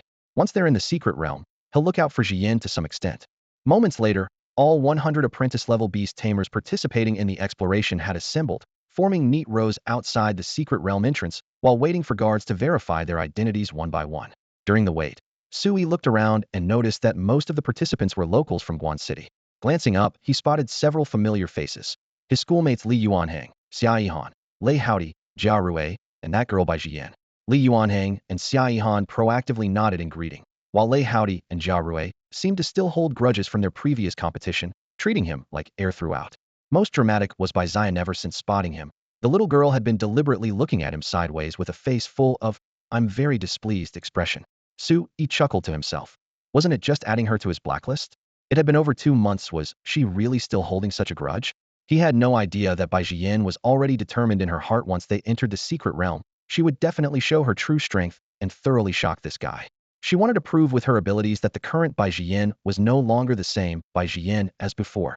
Most of these 100 explorers came from well-established families and, being from the same city, were generally acquainted with one another, though their relationships varied from friendly to hostile. As they approached the secret realm's entrance, the group naturally divided into circles of varying sizes based on their familiarity, engaging in hushed conversations punctuated by occasional laughter or snorts of derision. Sui quietly observed the scene, and, aside from Li Yuanhang and Xia Yihan's group of 4, was surprised to spot Bai Jiyan surrounded by her own circle several second-generation beast tamers, whose prestigious lineages were immediately apparent, along with a young military officer in uniform whose mature demeanor set him apart from his peers. There were plenty of lone wolves as well, standing with arms crossed or eyes closed in meditation, each radiating confidence in their own abilities. Some even tilted their chins skyward, their gazes dripping with contempt. Su Yi casually activated his detection device to examine these individuals' beast data. They were indeed formidable, with several creatures matching the combat power of Li Yuanhang's team. But everyone present was among the elite of their generation, so a bit of arrogance wasn't particularly unusual. While he was pondering this, a guard responsible for identity verification approached Su Yi. After checking his beast tamer certification, the guard looked down at the glossy-coated firefox at his feet and frowned slightly. This firefox isn't your contracted beast, is it? You want to bring it inside with you. She's not my contracted beast yet, but I've been raising her and she follows my commands completely. Su Yi explained straightforwardly. The regulations don't seem to prohibit bringing such extraordinary creatures inside, do they? Well, no, they don't. The guard had clearly never encountered this situation before. After a moment's hesitation, he turned and hurried toward a superior officer nearby to report. That officer was none other than Dong Lianshan, the chief examiner from the previous wilderness survival test. After hearing the report, he looked up at Su Yi and caught sight of the fire fox, surprise flashing in his eyes. Wasn't this the red fox Su Yi had purchased during the examination? In such a short time, it had already evolved into a fire fox and advanced to ordinary grade. Dong Lianshan mused to himself. The kid's got some nerve, investing resources in training a beast without a contract. However, considering Su Yi's performance, he raised his hand and signaled, let him bring it. Yes, sir. The guard saluted, returned to continue checking others' documents, and dropped the matter of the fire fox. With permission granted, Su Yi secretly breathed a sigh of relief. If Lioli couldn't enter, his overall combat strength would be significantly diminished. At that moment, Bai Jian's voice drifted from behind, laced with contemptuous laughter. Humph. What's the point of bringing an uncontracted beast? Even if it's obedient, Once you enter the ruins, it'll be classified as an independent entity and won't be able to undergo the trials alongside you. Got it. Thanks. Sui turned around and flashed her an infuriatingly smug smile. Thanks for what? I was mocking Yotsant Utel when you're being mocked. Bai Jian didn't give him a pleasant look. Jian, do you know him? He looks unfamiliar. Is he a friend of yours? The young man in military uniform asked quietly, glancing towards Sui at the back of the group, clearly hoping to make a new acquaintance. Bai Jian tossed her short hair and replied indifferently. No, I don't know him. He's not even in my contacts.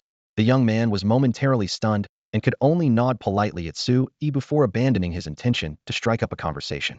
The identity verification ended quickly. Kong Qianmao, the branch president of the Beast Tamer Association's Xizjiang province chapter, dressed in a gray suit and silver-framed glasses, walked over with measured steps. His sharp gaze swept across the 100 explorers before he smiled and spoke. You are all the young talents of Xizjiang province and the future of this state. I hope you will all return from this secret realm with great rewards. He raised his hand, pointing toward the twisted spatial light curtain in the distance, his voice not loud, but every word crystal clear. You understand the significance of inheritance ruins better than I do. If you can bring back the inheritance within, Xizjiang province might welcome a new emperor-level beast tamer, or even our first quasi-god-level beast tamer. Personally, I hope it ultimately remains in our province. Kong Qianmao's gaze sharpened. Do you have confidence? Yes, the 100 explorers responded in unison. Excellent. He laughed heartily. Set out then, and we await your good news. City Lord Luo Yanfeng waved his hand gently, and the guards stationed at the entrance immediately cleared a path. The 100-person team entered the swirling spatial rift according to their assigned numbers. Finally inside, after a brief moment of dizziness, Suyi's feet touched solid ground, and the scenery around him instantly transformed from the gray light curtain to a lush forest sea. Unlike most explorers who immediately rushed toward the central area, he took out the official map he had just received and spread it across his arm.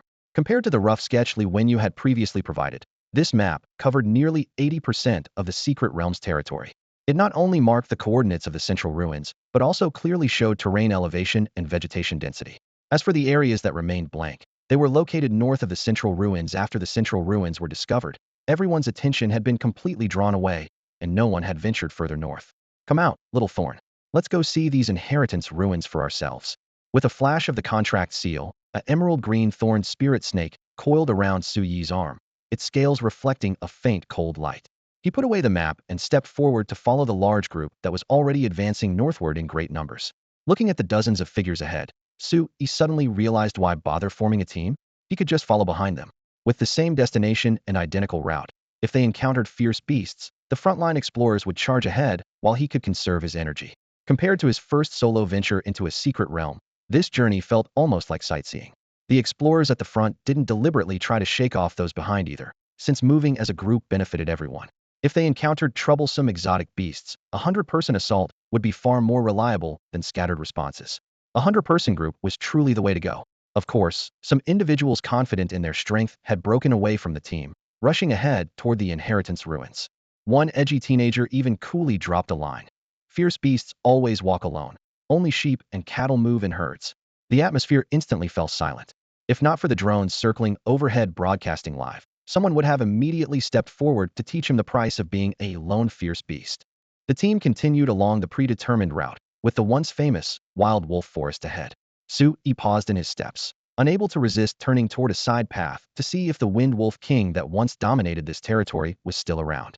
The Wind Wolf's den had long been abandoned. The entrance had collapsed, spider webs filled the cracks between stones, and scattered bones lay about. Su Yi nodded silently. It seemed the first official exploration team had already cleared out this unfortunate king-level beast. Its territory happened to block the direct path to the ruins, so when it clashed head-on with the large groups of explorers, the outcome was predictable. It wasn't just the Wind Wolf King.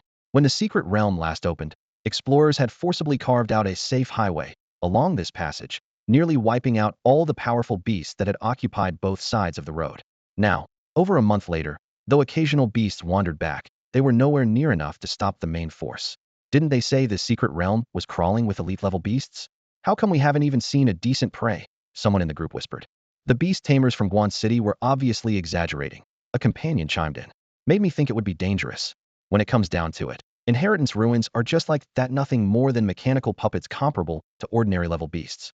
How powerful could they really be? Haha, my blackback tiger may only be ordinary level, but it could take on 4 at once, no problem. Boastful voices rose one after another. Before the words had even finished echoing, several people had already eagerly broken away from the main group, speeding toward the ruins in a mad dash, afraid someone else would beat them to it. The experienced Li Yuanhang and Xia Yihan, however, remained unhurried. They knew well, if the inheritance treasures were truly this easy to obtain, the previous batch would have cleaned them out already. Since someone was willing to charge ahead, they let them scout the way perfect for figuring out the second and third trials. Su Yi shared this mindset, deliberately slowing his pace, and even considering whether to search for some secret treasures first. Just then, his vision filled with consecutive notifications. Ding. 2.3 kilometers southeast, elementary secret treasure detected. Ding. 1.1 kilometers northwest, intermediate secret treasure detected. As expected from a new secret realm, treasures everywhere. Su Yi marveled silently. The nearby spiritual herbs and fruits were also ridiculously abundant. Just picking some casually could fetch hundreds of thousands outside. Unfortunately, most explorers were currently fixated on the inheritance ruins, turning a blind eye to these scattered riches. Some second-generation beast tamers wouldn't even bother bending down to pick them up when they stumbled across them, considering them too low-grade. The team continued forward for who knows how long. Just as Su Yi was preparing to arrive at the ruins with the main group, his vision suddenly erupted with another series of system notifications. Ding. 4.9 kilometers north, divine-level secret treasure detected. Ding. 4.9 kilometers north, legendary secret treasure detected. Ding. 4.9 kilometers north, legendary secret treasure detected. Holy crap.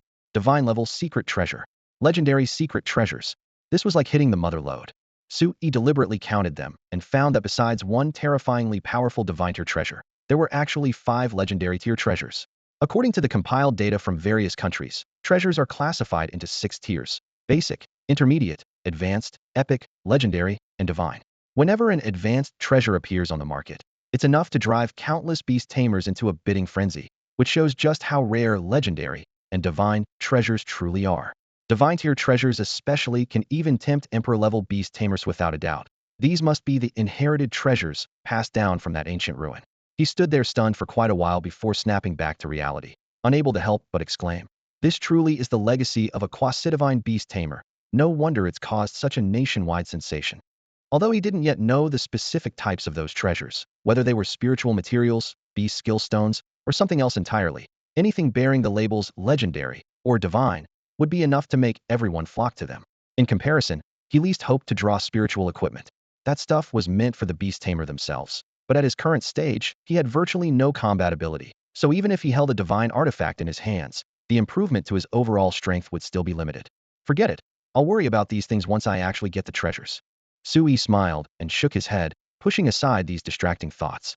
Suddenly, he remembered another urgent matter and silently thought. Enter pet-seeking mode.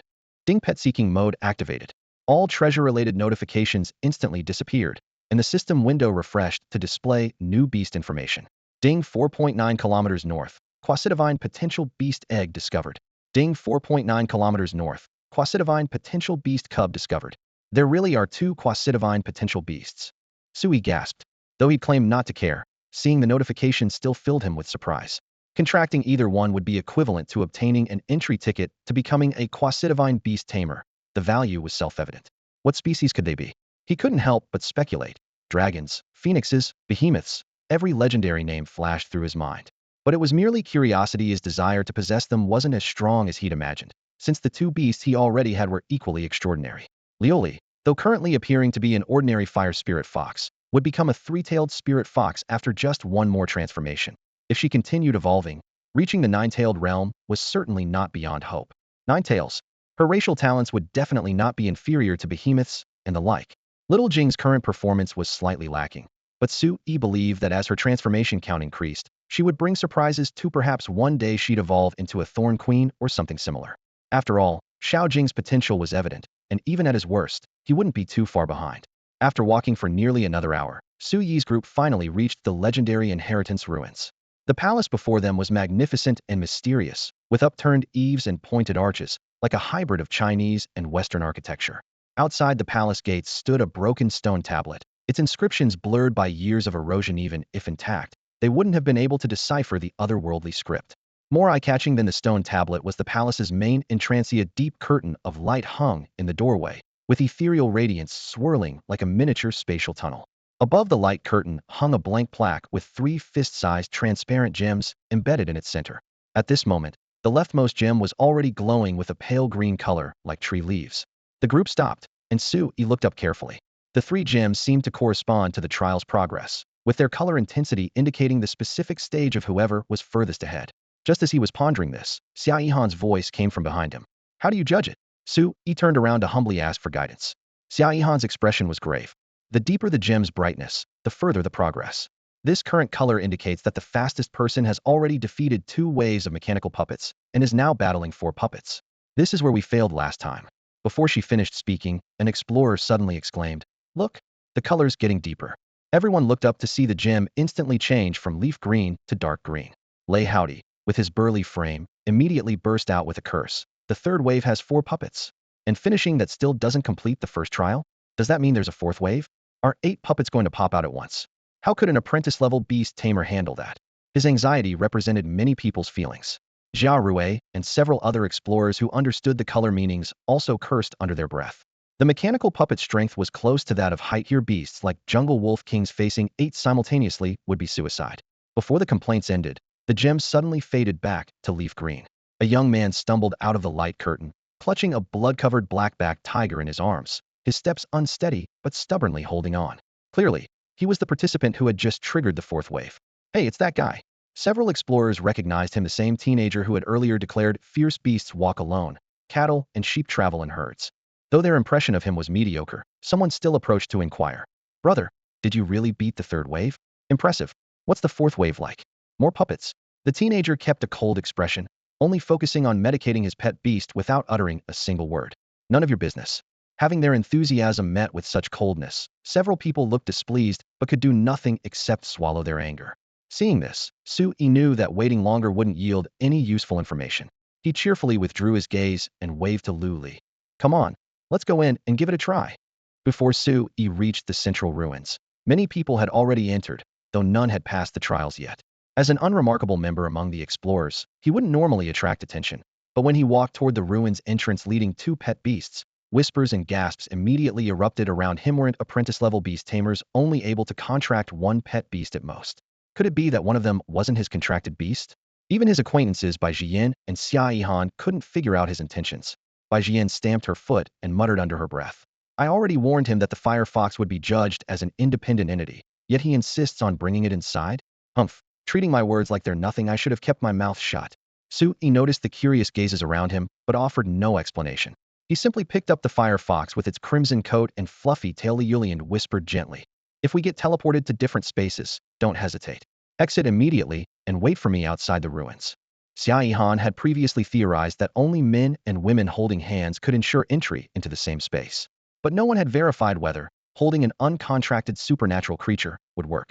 Besides, since Lioli could transform into a fox girl, she could arguably be considered female, so Sui decided to take the gamble. Lioli heard him clearly, her golden eyes calm as she nodded lightly. On the other side, little Thorn stood by his feet, its vines swaying gently. Taking a deep breath, Sui stepped into the light barrier. He actually went in. The crowd outside stared wide-eyed, expecting to witness a spectacle, but instead saw a brilliant white light instantly engulf Sui and his 2 pet beasts. All 3 became a single beam of light and disappeared. Holy crap, that actually worked? Explorers familiar with the rules were stunned. If it was a single beam of light, it meant they were sent to the same space. If it were 3 separate beams, they would be scattered apart. This was clearly the former. Does this count as exploiting a bug? Someone muttered. Others stared at the firefox's pale golden fur and speculated. Maybe in that otherworldly predecessor's eyes, there's no difference between female supernatural creatures and human women. Didn't some Western countries already allow citizens to marry humanoid supernatural beings? As these words fell, several male beast tamers who couldn't find female teammates exchanged glances, their eyes quietly shifting to their companions' pet beasts as bold ideas began to form. Meanwhile, Sui passed through the light barrier and felt his mind grow hazy. When his vision cleared, he found himself standing in a wasteland where withered grass bent in the wind beneath a gray sky. Looking up to confirm, he saw that Lioli and Little Thorn had indeed appeared beside him. He smiled slightly. Looks like I bet correctly. Before he could examine his surroundings more closely, a clear message suddenly invaded his mind. Welcome, stranger. Obtaining my inheritance won't be easy. Prepare to face the first trial. This wasn't a voice or text, but something akin to brainwave, similar to telepathic communication. Sui's heart skipped a beat. Could this be the lingering consciousness left behind by that quasi-divine beast tamer? Before the thought could fully settle, the space before him suddenly trembled, and a six-pointed star formation materialized out of thin air. White light flickered as a mechanical puppet over 2 meters tall crashed heavily to the ground. The puppet had elongated limbs and was forged entirely from an unknown metal. Only 2 crimson lights flickered where its head should be, replacing all facial features. Its blade-like arms gleamed coldly in the light, sending chills down one's spine. Mechanical puppet. Type: psychic technology, hybrid mechanical creature. Rank: common grade. Gold skills: iron armor, whirlwind blades, energy missiles. Traits: exceptional strength and resistance to physical attacks. The overwhelming presence made Su Yi instinctively focus his mind. This was his first time facing such an opponent, requiring utmost caution. Little Thorn, however, was so excited it could barely contain itself, repeatedly requesting permission to fight through their mental link. Su Yi chuckled and gestured with his hand. Go ahead, but watch out for the blades on its arms. With permission granted, Little Thorn instantly burrowed underground and charged toward its target. The mechanical puppet's red lights blazed brighter as the blades on both arms clicked into position, ready to strike at any moment. However, just as it locked onto the target's position, the soil 3 meters away exploded, and Little Thorn burst forth from the earth. Fong Lash. 12 thick vines grew wildly, rapidly intertwining in midair to form a towering pillar that swept toward the puppet with tremendous force. Boom. The perfectly executed Fong Lash struck its target. The mechanical puppet was sent flying before it could react. It tumbled through the air, and upon landing, one mechanical arm snapped clean off while its metal chest caved in deeply. Sparks and electrical arcs scattered everywhere, making it look like a pile of scrap metal. Su Yi was stunned. A one-hit kill. This creature was considered a formidable threat by countless explorers. Even more incredible was that Little Thorn had yet to activate its demonic power, achieving this result with just a combination technique. Fong Lash was already comparable to an intermediate-level skill, and with its masterful proficiency, let alone an ordinary mechanical puppet, even Liaozhai's rock mud beast, with its mystic rock armor, would likely struggle to survive such an attack. Sensing his amazement, Little Thorn quietly manifested a pair of eyes on its vines and shot him a smug glance. Su Yi shook his head with a laugh. What's there to be proud of? The trial isn't over yet. Don't get distracted. Sure enough, just as his words fell, another tremor rippled through the space. Immediately, 2 hexagram magic circles for summoning mechanical puppets appeared. The second wave truly began. Su Yi glanced down at Liaozhai beside him. The girl's clear eyes sparkled with eager anticipation, and he couldn't help but smile. You can join in this time too. 1 puppet each. Liaozhai understood, her breathing quickening slightly, though she maintained her calm exterior as she walked toward the left hexagram circle. The light quickly faded, and 2 identical mechanical puppets rose from the ground, standing heavily in place. They scanned Xiao Jing and Liaozhai, their dark cannon barrels immediately rising as their energy cores gathered pale blue light, ready to fire missiles at any moment. However, Xiao Jing and Liaozhai were already poised for action. Before the energy missiles could launch, Xiao Jing's spiked whip cut through the air with a sharp whistle, striking one puppet's head viciously. A crisp crack accompanied the sound of breaking gears as the puppet's metal skull was knocked clean off. Immediately after, the unfired energy missiles exploded within the cannon barrel due to system malfunction, and the steel body was instantly consumed by its own flames. On the other side, Liaozhai raised her hand to form seals as fire elements gathered frantically. Great flame burst. This was a genuine intermediate fire skill, and even though her proficiency wasn't quite at its peak, it was enough to tear through the metal shell before her. With a dull explosion, the second puppet was engulfed in flames, its armor falling away in chunks. After collapsing, only a broken shell remained, occasionally twitching as its red, glowing eyes quickly dimmed. Another instant kill. Su Yi felt reassured. It seemed the first trial wasn't as challenging as he'd imagined. Even if 8 puppets appeared simultaneously next time, it would just be a matter of crushing them effortlessly. What he overlooked was that by fighting with 2 beast companions, he was already considered a mixed team under the rules. Before he could think further, new hexagram circles lit up about 10 meters ahead, 4 of them this time, just as Xia Yihan had predicted. But Su Yi remained calm. In terms of raw power, Xiao Jing and Liaozhai were clearly a level or 2 above these mechanical creations. Even doubling their numbers wouldn't bridge that gap. Outside the ruins entrance, more and more people passed through the light barrier. Xia Yihan didn't want to delay either, turning to Liaozhai. Let's go in too. With our current strength, even if we really encounter 8 mechanical puppets, we have a 70% chance of winning. Liaozhai pondered for a moment, then nodded in agreement. All right, let's go.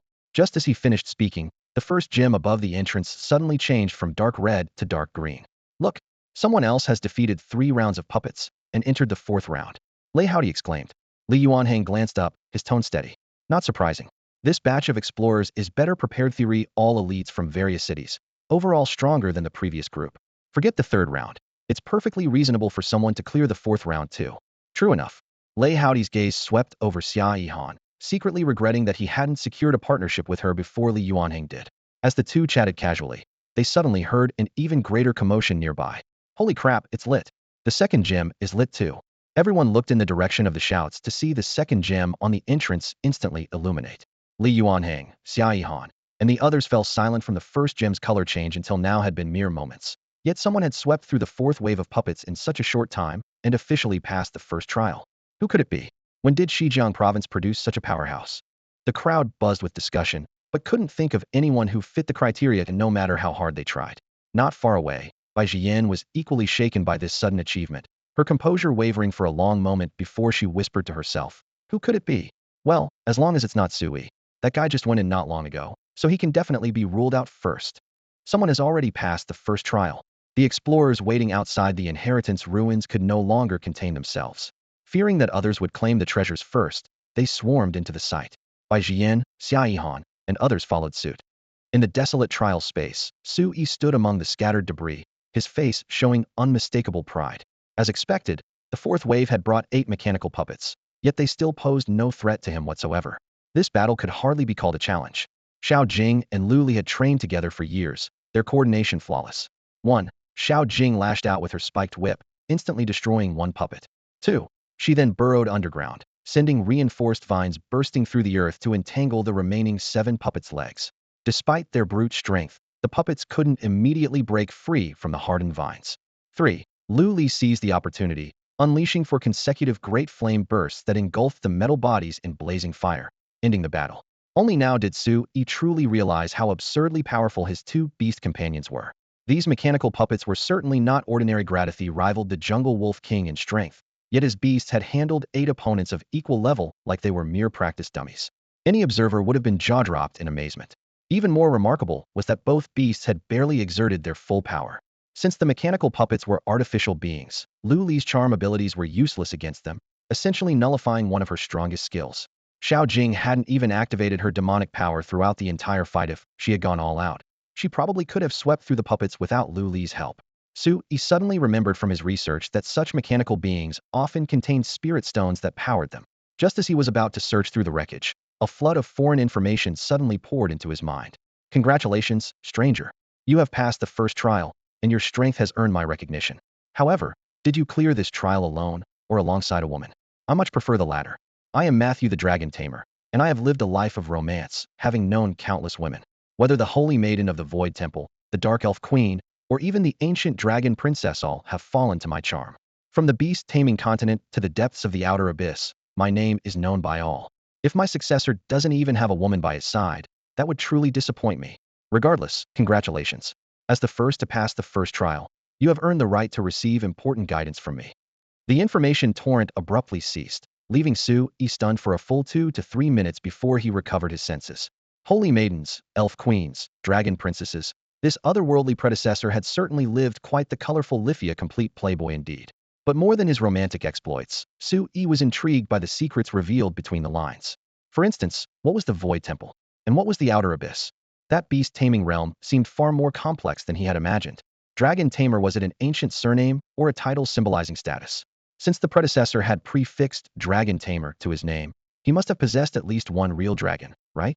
At this thought, Su Yi's blood began to boil. If his speculation proved true, wouldn't his wild fantasies of dragon maids, more precisely, the spectacular scene of dragon riding, be about to become reality? Before these wild thoughts could fully ferment, a crystal stone emanating soft white light suddenly materialized out of thin air, floating quietly before his eyes. Su Yi was momentarily stunned, then murmured in realization, "Teleportation crystal." The information that had flooded his mind earlier mentioned it. Not only was it the sole credential for the next 2 trials, but also a life-saving trump card. Simply crushing it would instantly transport him out of the ruins. Of course, it would also mean voluntarily abandoning the remaining trials. Toying with the crystal, he couldn't help but sigh. This otherworldly predecessor, who called himself Dragon Tamer Matthew, was quite merciful, at least leaving an escape route. After all, many inheritance ruins offered no way out once entered. It was either success or death, with mortality rates easily exceeding 90%. The moment this thought crossed his mind, his palm tightened. Before he could examine the crystal's patterns closely, The surrounding scenery twisted violently like water. In the blink of an eye, he was ejected from the trial space and landed in a magnificent hall. The hall was so vast that echoes could be clearly heard. The supporting pillars on both sides were jet black like jade, their crystalline surfaces faintly reflecting light. The pillars were carved with legendary creatures, soaring dragons with outstretched wings, divine phoenixes with blazing feathers, mighty behemoths, enchanting medusas, roaring three-headed hellhounds, flame lords wreathed in fire. Each sculpture was lifelike, lending the hall an air of both mystery and solemnity. Just teleported out like that? My spoils of war are still in there. Thinking of those 15 mechanical puppets, his heart clenched. That was a full 15 spirit stones. Before he could lament further, new information suddenly lit up in his consciousness. Welcome to the second trial survival slaughter. Please wait patiently for 1 hour. The trial will begin promptly. Good luck, stranger. May you become the final victor. Simultaneously, explorers still fighting in their respective trial spaces receive the notification. The second trial will commence in 1 hour. Those who fail to pass the first stage will be deemed failures and eliminated. Come on, strangers, it won't be fun if too few make it to the second stage, huh? There's even a time limit. Everyone's hearts trembled in unison. Not daring to be distracted any longer, they all accelerated their attacks on the mechanical puppets, determined to break through before the countdown ended. In the Great Hall, Sui carefully pondered the 4 words survival slaughter and shook his head darkly. It seemed he couldn't avoid confrontation with other explorers after all. Fortunately, probably not many could break into the second stage, and they all held teleportation crystals, so it wasn't necessarily a fight to the death. Thinking of the several crucial hints exclusive to first-time clearers that he possessed, the corners of his mouth couldn't help but curve upward. Those inheritance treasures were as good as his. Taking advantage of the free time, Sui pulled out several bottles of energy water and handed them to Xiao Jing and Lu Li to help restore their spiritual energy and stamina. After unleashing their ultimate abilities repeatedly in the trial space, both pet beasts had consumed quite a bit of energy. Xiao Jing had no resistance to such supplements whatsoever. A tender green vine shot directly into the bottle opening and slurped it clean with loud gulping sounds. Lu Li, however, first stared at the bottle, then glanced up at Sui. Seeing he had no intention of feeding her personally, she hesitated briefly before suddenly transforming into a small fox girl with crimson hair and fox ears, grasping the bottle with both hands to pour it into her mouth. Sui's heart skipped a beat as he quickly took the bottle from her. Let me feed you instead. Don't transform carelessly when we're outside. Lu Li's gaze remained calm, neither arguing nor acting coquettish. She transformed back into her fire spirit fox form and obediently waited for him to bring the energy water to her lips. The hour-long wait seemed lengthy, but it allowed them to restore their condition to optimal levels. After Xiao Jing and Lu Li finished drinking, their stamina and spiritual energy recovered to about 70 or 80%, bringing a satisfied smile to Suyi's face. This is also an advantage, he calculated silently. Those who haven't passed the first trial yet probably won't even have time to heal their wounds when they arrive. In this survival slaughter, I've got a real edge. At this thought, he couldn't help but chuckle softly, then shook his head self-mockingly. When competing for an inheritance, where was the honor and victory? Before he knew it, more than 10 minutes had passed. Sui was growing somewhat impatient and was about to stretch his muscles when the surrounding space suddenly fluctuated. 2 flashes of light appeared as a male and female beast tamer tumbled awkwardly into the Great Hall. Both appeared to be around Suyi's age, wearing combat uniforms from other schools, clearly high school students as well. The boy's right sleeve was torn with dried bloodstains, while the girl's face was covered in dust with sweat beading on her forehead. Their pet beasts were similarly injured, having obviously fought fierce battles against the mechanical puppets. Sui studied them while they sized him up, in return alone, yet composed, which raised their guard. They didn't exchange pleasantries, instead focusing on treating and replenishing their pet beast's energy, while keeping a wary eye on Sui, clearly having received the survival slaughter notification. What would happen if I forced them to use their teleportation crystals right now? A bold thought crossed Suyi's mind, though he was still weighing his options. Before the thought fully formed, with a whoosh, 2 more figures materialized. Sui. The newcomers recognized him immediately, their faces lighting up with surprise. Well, if it isn't Xia Yihan and Li Yuanhang. Congratulations, congratulations. Sui waved with a smile. Xia Yihan brushed the dust from his chest with a bitter smile. What's there to congratulate? You're the impressive one. Passing the first trial alone really caught me off guard. Looks like I underestimated you before. He spoke while walking towards Sui, but halfway there, he suddenly froze in place. Clearly, she had received the notification too. Xia Yihan suddenly stepped back half a pace, her fingertips gripping her cloak tightly as her gaze locked onto Sui once more, that wariness almost instinctive. The prompt was crystal clear. The second trial was survival slaughter, winner takes all, and only the last person standing could enter the third trial. In other words, from this moment on, Everyone in the hall was a potential enemy. For the inheritance of a quasi-divine beast master, even blood brothers might draw swords against each other, let alone mere friends. She couldn't afford not to be cautious. Su-yi sensed her concerns and smiled, raising his hands in a gesture to ease the tension slightly. You must have received the details of the second trial too, right? Don't worry, I'm not the type to casually attack friends. Even if it comes down to just the two of us in the end, I'll definitely warn you before making my move. Xia Yihan nodded awkwardly, forcing a strained smile at the corner of her mouth, yet still instinctively moved closer to Li Yuanhang. But as soon as she approached, she remembered Li Yuanhang's desire for this inheritance, and her body stiffened again. She stole a glance at him if it really came to a life-or-death moment. Could she trust Li Yuanhang? Meanwhile, the man and woman who had entered the hall first also exchanged glances, their previously relaxed expressions instantly becoming tense. In an instant, the entire ancient hall felt as if cold wind had swept through it, the air thick with oppressive tension. What are you all doing? Li Yuanhang suddenly burst into hearty laughter, breaking the suffocating atmosphere. Student Su-yi, Yihan, we're natural allies here. We don't even know how many more people will come in later. If we don't stick together and instead become suspicious of each other, fighting separately, we'll definitely be picked off one by one. Su-yi narrowed his eyes. Oh, so what are you suggesting? Let's team up. Li Yuanhang's smile faded as his tone became serious. The three of us working together this inheritance treasure is definitely within our grasp. Sounds good. Su-yi maintained his smile. But how do we divide the inheritance? Since we're teaming up, naturally we split everything equally. Li Yuanhang replied without hesitation. This is a treasure left by a quasi-divine beastmaster. Even taking just 1/3, we'd have hope of advancing to emperor-level beastmaster in the future. Xia Yihan felt her heart stir, her eyes brightening slightly. Su-yi nodded gently but kept his gaze fixed on Li Yuanhang, his tone calm, yet sharp. If we could truly split things equally, that would indeed be tempting. However, as far as I know, preserving beast eggs or cubs in frozen storage for hundreds or even thousands of years is extremely difficult. In inheritance sites like this, there's usually only 1 or 2 beasts left behind. When the time comes and there are only 1 or 2 beasts for 3 people, I'm afraid equal division won't be possible. Li Yuanhang laughed heartily. You're thinking far ahead. If we really encounter that situation, we'll have a contest and let strength decide the winner gets first pick. Rest assured, I, Li Yuanhang, guarantee on the honor of the Li family that I will never betray our agreement. Xia Yihan blinked, clearly swayed by his words. The pair on the other side of the hall, however, gripped their weapons tighter, knowing that if these three truly formed an alliance, they would likely be the first to be eliminated. Just as everyone waited for Su-yi to nod in agreement, he gently shook his head, his tone calm but uncompromising. Sorry, but you two should team up instead. I have absolutely no interest in forming alliances. If you want to eliminate me, I won't hold it against you. Of course, if I happen to win, I hope you won't hold it against me either. Su-yi raised his hand slightly, his tone calm, yet sharp. Let's treat this as a competition. Win or lose, let's not hurt our friendship. Once we're out of here, we'll still be friends. With that, he quietly stepped back a few paces with Xiao Jing and Lu Li, clearing an open space. Li Yuanhang and Xia Yihan exchanged glances, both showing a flash of bewilderment. Their previously tense shoulders relaxed slightly due to Su-yi's retreat, but the atmosphere in the great hall tightened once again invisibly, like air strangled by a noose, leaving no room to breathe.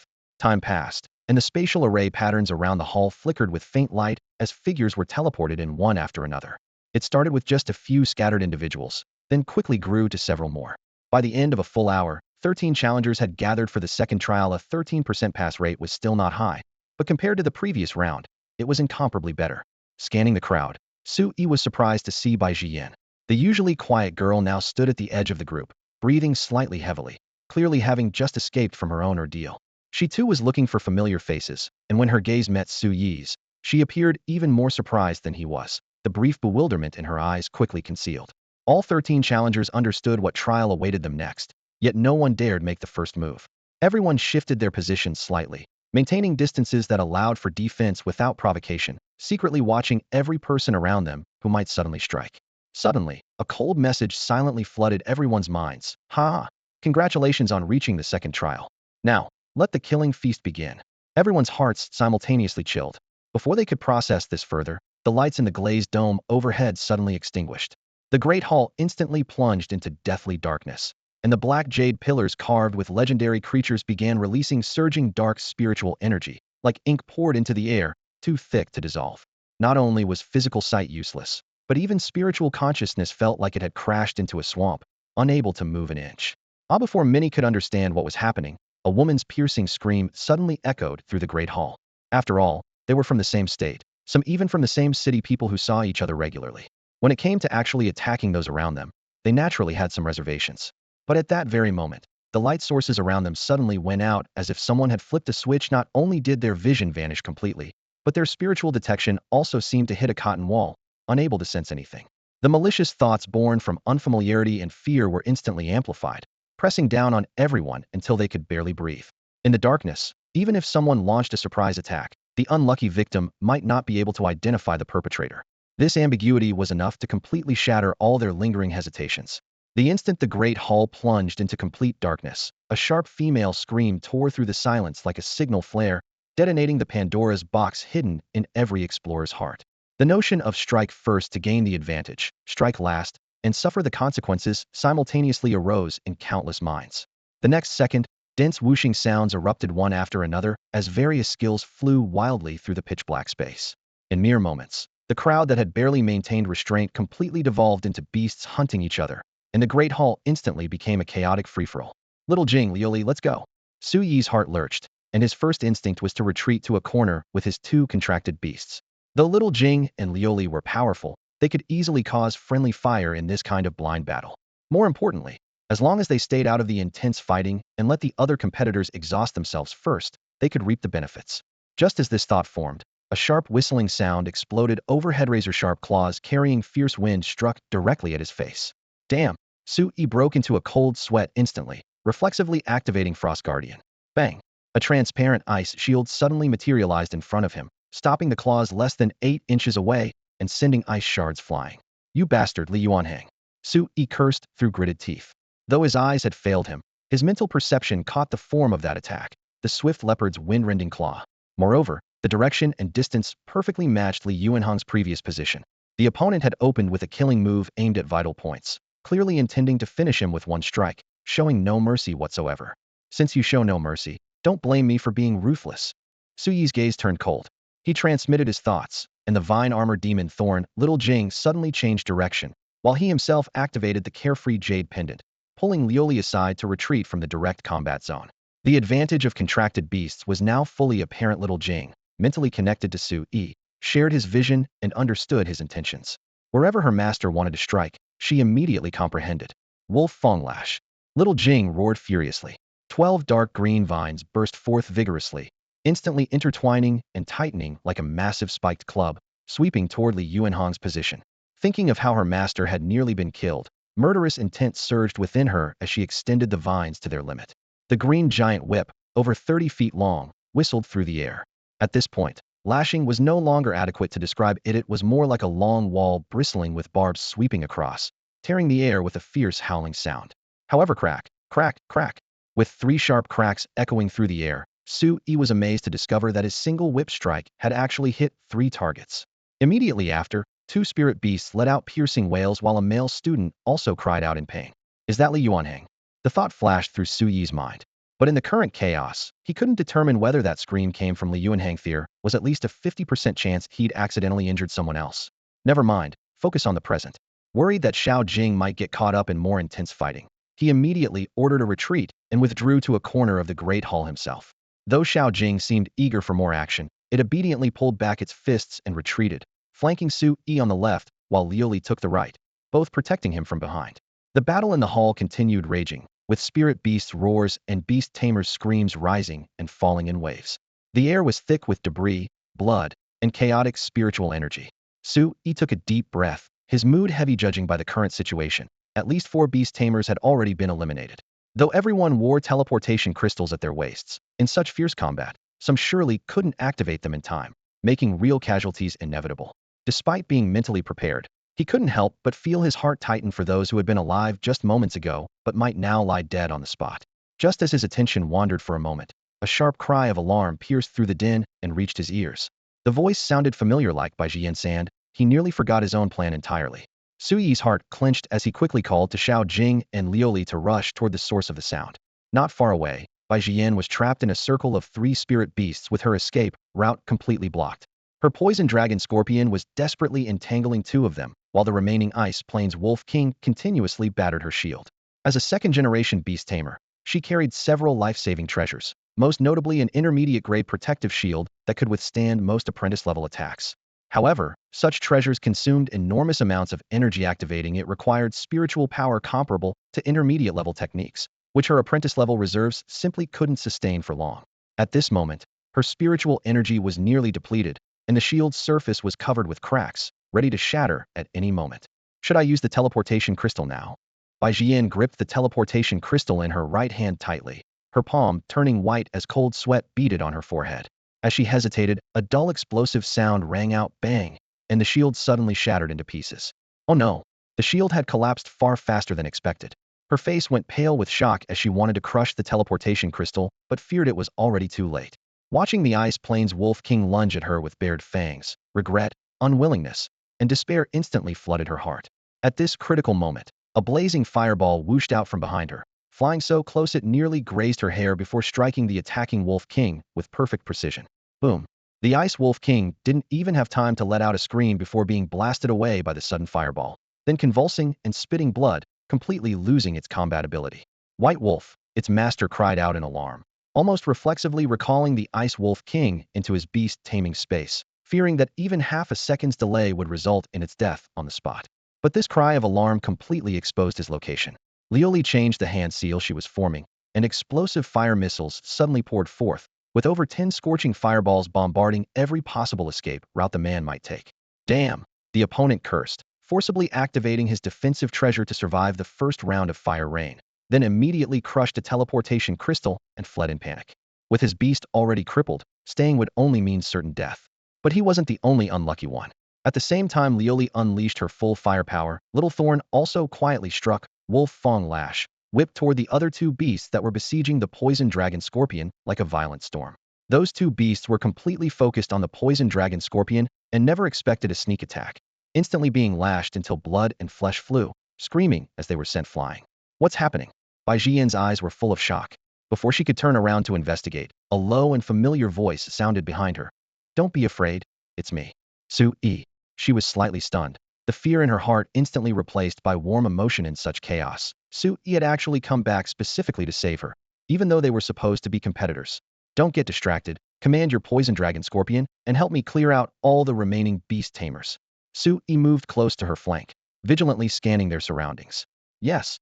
Though Bai Jian was willful, she obediently complied at this moment, and the two charged together toward the two beast tamers who hadn't yet escaped. Little Thorn's heavy blow had already severely injured those two beasts, and now they could barely hold on for even a moment longer, quickly crushing their teleportation crystals and retreating in defeat.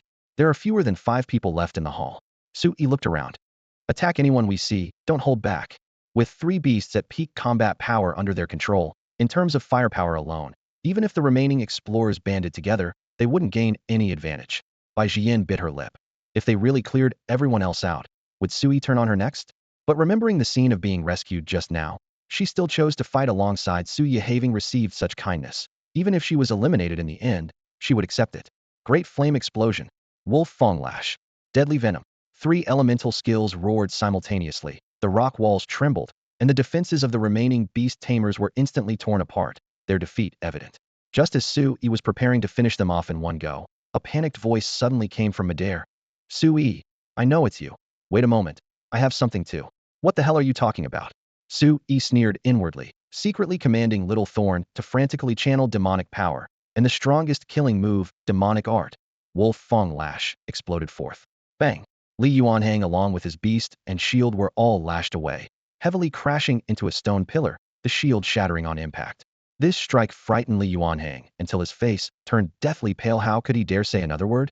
He hurriedly crushed his teleportation crystal, his figure dissolving into white light, feared that continuing to stay here would truly result in Su-yi killing him. After a few more minutes, the entire hall returned to complete tranquility. The magnificent stone pillars emerged once again in the light. The residual dark spiritual energy in the corridors quickly dissipated, and the air returned to its original crisp coolness. At this moment, only Su-yi and Bai Jian remained in the hall. Now that there's no one else but the two of us, what comes next? Shouldn't you eliminate me? Bai Jian crossed her arms, her gaze slightly lowered. In the silence, her words rang particularly clear. Su-yi's lips curved upward. What are you talking about? Why would I make a move against you? Why wouldn't you? Bai Jian shook her head. That person just now was Liaozhai, right? He's not only your schoolmate, but also a member of Guanxing First High's beast taming team. If you could bring yourself to eliminate even him, why not me? Besides, the instructions said that only the last person standing can pass the trial. If you don't eliminate me, the second trial won't end. Her reasoning wasn't without foundation. The hall still bore traces of their companions' defeats, reminding her of the cruel survival rules. She was about to voice more doubts when suddenly, a clear stream of information flowed into both their minds. Congratulations on passing the second trial. Almost instantly, all the spirit crystals embedded in the hall's ceiling blazed to life. The dark spiritual energy receded like a tide, and within moments, everything returned to complete calm. It's over. Bai Jian was stunned. Didn't it say only the last person remaining would pass? What's so strange about that? Su Yi shrugged. Since the earlier stages allowed male-female teams to take the trial together, it's perfectly normal for one male and one female to emerge victorious together, right? In other words, as long as only one male remains on the field, even if multiple females are present, they'll all be judged as having passed. He paused, then added, according to Dragon Tamer Matthew's own words, he claims to be gallant toward women. How could he force his successor to fight against females? That does make sense when you put it that way. Bai Jian pondered thoughtfully, unable to help picturing that predecessor in her mind. Who would have thought this otherworldly predecessor would be so considerate, thinking of couples everywhere? He must be a very devoted and romantic gentleman. Su Yi's expression stiffened. Devoted? Didn't you receive his self-introduction? That predecessor constantly boasts about conquering temple priestesses, elf queens, and dragon princesses. If that counts as devotion, then I could crown myself a saint. Though his words were teasing, he realized that Bai Jian likely hadn't seen the additional information. The first person to pass the trial space indeed received different hints.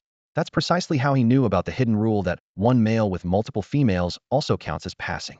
Not only that, but the hint also stated, bringing female companions into the third trial would yield surprises, and the more female companions, the greater the surprise. He naturally looked forward to what surprises a quasi-divine level beast tamer might offer. Bai Jian snapped back to attention, confirming once more. You really won't make a move against me? There's only one final trial left. If I pass it too, are you willing to share those inherited treasures with me? Bai Jian looked up at Su Yi, clearly still harboring some doubt. After all, these were treasures left behind by a quasi-divine beast master, and any single item would likely make even emperor-level beast masters green with envy. Who would willingly share such precious treasures? Even if they weren't just casual acquaintances, even blood brothers might fight to the death over such riches. Su Yi looked at the girl before him with a serious expression. Don't worry, if I really wanted to harm you, I wouldn't have saved you just now. But to avoid future disputes, we need to establish this upfront. If we do obtain the inheritance treasures, I'll have the final say on distribution. His tone was calm, yet carried an unquestionable firmness. Upon hearing this, Bai Jian frowned slightly. You get to decide the distribution? Doesn't that mean you could give me nothing at all and still justify it? So you kept me around just to use me as a tool to pass the third trial. Realizing she had nearly been exploited, she felt frustrated. Even though you saved me, isn't this going too far? What kind of person do you think I am? Su Yi shook his head with a wry smile. Since you're worried, I'll add another condition. If there are any beast eggs or cubs in the treasure, I'll give you at least one. Are you serious? Bai Jian's eyes widened. Beast companions from inheritance treasures, even if they didn't have quasi-divine potential, would likely possess emperor-level potential enough to drive most beast masters mad with desire. Of course. Su Yi nodded. Bai Jian pressed further. But what if there's only one? Even if there's only one, it's yours. Su Yi gave a definitive answer.